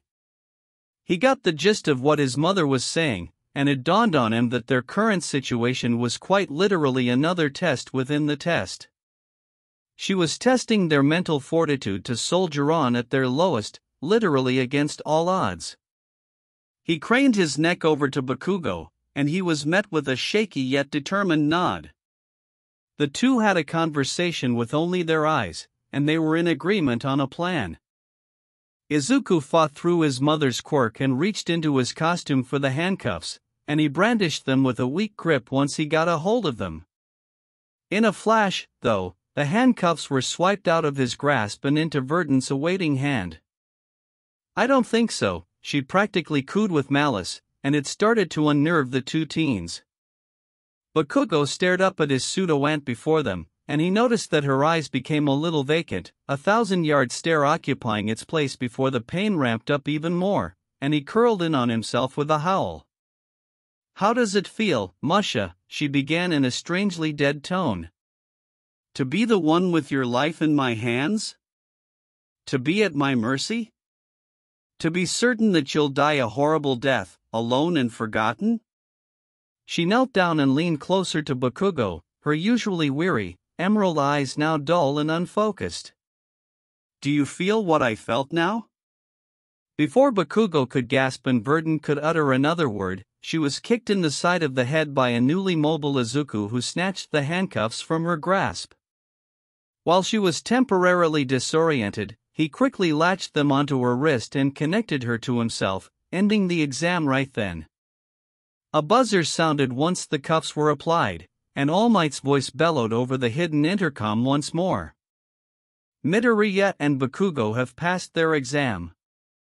Izuku would have been able to pick up on how strained All Might's voice was in that announcement had he been paying any attention whatsoever, but his focus was instead on his mother who was sloppily trying to compose herself. Needless to say, he was highly unsettled by what he had witnessed and heard from his mother. More than that, though, he was livid. It didn't take a genius to surmise that his mother wasn't seeing Bakugo in those last few moments, rather someone else who had apparently left her for dead in the past. The utterance of Musha narrowed it down to who that could have been, and Izuku could feel the blackness that he had been trying to run away from spark back up with a fiery vengeance. If his suspicions were correct, he was going to fucking kill a top 10 hero. I am so sorry. The hushed whisper from his mother shook him out of his rage, and he laid eyes on the quivering form of the woman who raised him. She was staring down at her hands in utter horror, and tears were practically pouring down her cheeks. I'm so sorry. Without a moment's hesitation, Izuku wrapped himself around his mother and nestled her into himself with his free arm, and she practically melted into her son's comfort as she broke.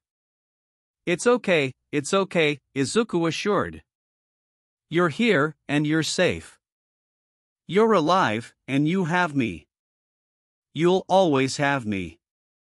While Inko slowly composed herself from within the comfort of her son's hold, Izuku met eyes with Bakugo. The blonde's typically angry gaze was nowhere to be found, and all that remained was a look of genuine concern. As if silently asking for permission, Bakugo ignored the residual pain from her last attack and tentatively reached for the woman he saw as an aunt. Izuku nodded, and Bakugo placed a gloved hand on her shoulder, bringing her out of her quiet sobs and focusing her attention onto the son of her best friend. Then, she looked up at her own son sporting a mixture of concern and distress that was far too aged for her liking. She took the deepest breath she could muster, and she offered the two boys a grateful, watery smile. I'm okay. Thank you both. You sure? Bakugo asked with a raised eyebrow. Yes, I'm sure, she replied, and she brought her son into the biggest hug that being handcuffed to him would allow. I love you so much, Izu. I love you too, Mom, Izuku lowly responded to hide the emotion in his voice from Bakugo, but it was unsuccessful. That didn't matter, though, as Inko looked to the blonde and motioned for him to join the hug. He begrudgingly did so. And I love you, too, Katsuki, the mother said warmly. Whatever, likewise, Auntie, Bakugo grumbled. When the trio broke the group hug, she fixed the two with a proud, beaming smile. You boys were absolutely stellar. I am so unbelievably proud of how far you both have come. At points, it felt like you were practically strafing around to avoid hits, Izuku commented as they walked through the massive tunnel towards a smaller tunnel that presumably led to the exit. I knew you were really agile and quick on your feet, but that was ridiculous. It's part of my quirk, she explained with a giggle, much to the surprise of both teens. Attraction of small objects works twofold. I can attract small things, and I can also attract myself to larger things. In the second instance, I am the small object. How the hell does that work? Bakugo questioned. It's partially that my quirk was mislabeled when I was a child. Back then, I could attract pencils, dolls, and other things, and we all just kind of thought that was the extent of it. When I started training to be a pro, I experimented with the limits of my quirk and discovered a few other aspects to it. With objects that are too big for me to attract, I can sort of flip a switch and send myself toward them instead. I do it in battle by attracting myself to walls or the floor to give myself a non-negligible boost in speed and mobility. So, that's why you're always so hard to hit, Izuku grumbled while scribbling away in his notebook that Bakugo had half a mind to destroy for popping out of literally nowhere.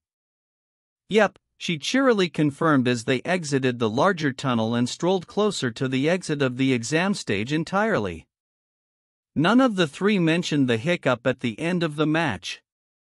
The two boys were left with several thoughts whizzing about their minds, but each boy had one thought present itself to the forefront ahead of all the others. For one of them, it was added confirmation that Inko was a truly terrifying individual and a kernel of information about a pro that he'd have to look into. For the other, it was a bit of a wake-up call. He never wanted to force his mother to talk about anything, but he felt that he'd eventually have to. Toshinori and Recovery Girl watched the screens in silence. What was that all about? Toshinori asked in concern, and he could even feel one for all buzzing within. Recovery Girl sighed. She has some unresolved baggage from her time as an active pro. I don't know the full story, and I can't make her talk to anyone, but maybe her son will have some luck. Toshinori turned back to the screen with a frown. Luckily, Midoriya and Bakugo were one of the first teams to finish, so he could ease his mind with the rest of the students' exams. Tamura slumped into his seat in one of the booths of the bar with a glass of whiskey in hand. A short huff escaped him before he downed his drink in one go. It had been a few weeks since the release of the Stain video, and the recruitment effort for the league had been slow going. The bulk of the interested parties were either low-level weaklings looking to move up in the criminal underworld or unstable psychopaths just out to murder indiscriminately. The second category wouldn't have bothered him much before, but he constantly found himself thinking back to the things Stain had said to him. Sensei didn't like him questioning who he was or what he even wanted to accomplish, but Tamura was nearing a point where he didn't care how Sensei felt. Sensei wouldn't even tell him why Player 2 was so important to the man beyond his belief that he was connected to All Might, as dubious as that connection felt to Tamura.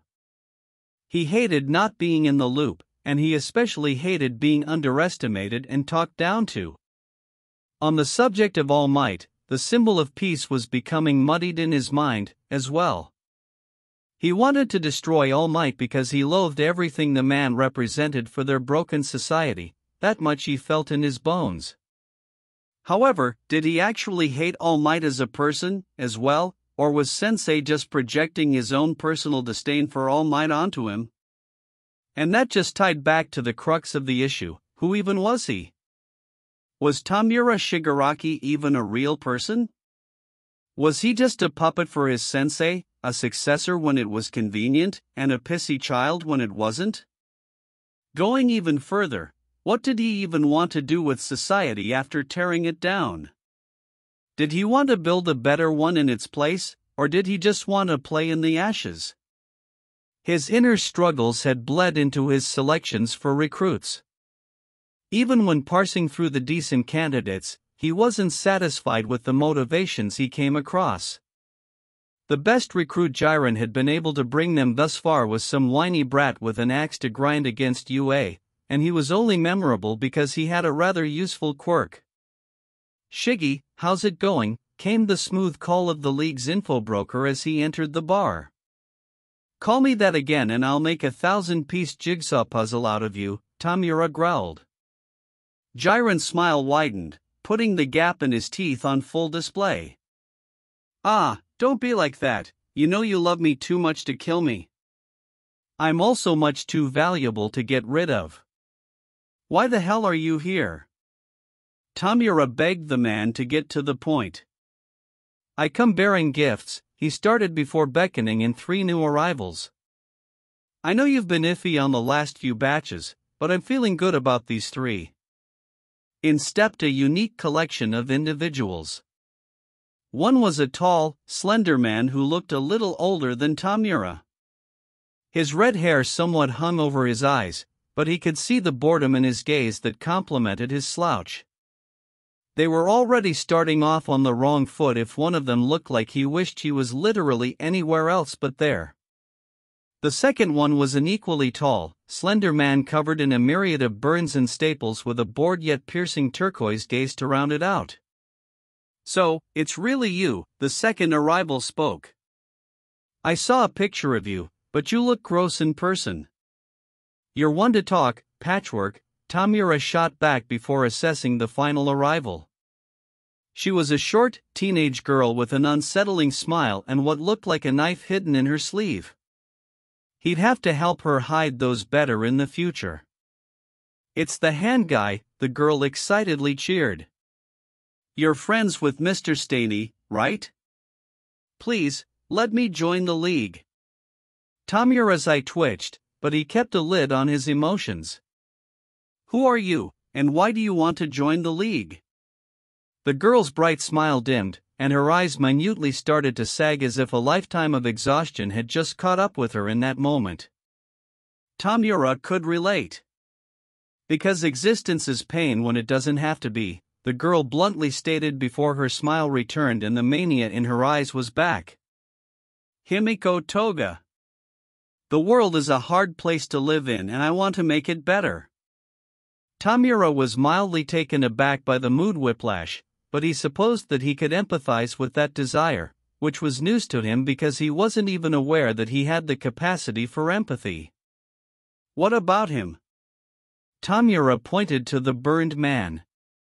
Unlike her, this guy doesn't have a serious rap sheet as of yet, but he holds true to the hero killer's ideology, Jiren supplied.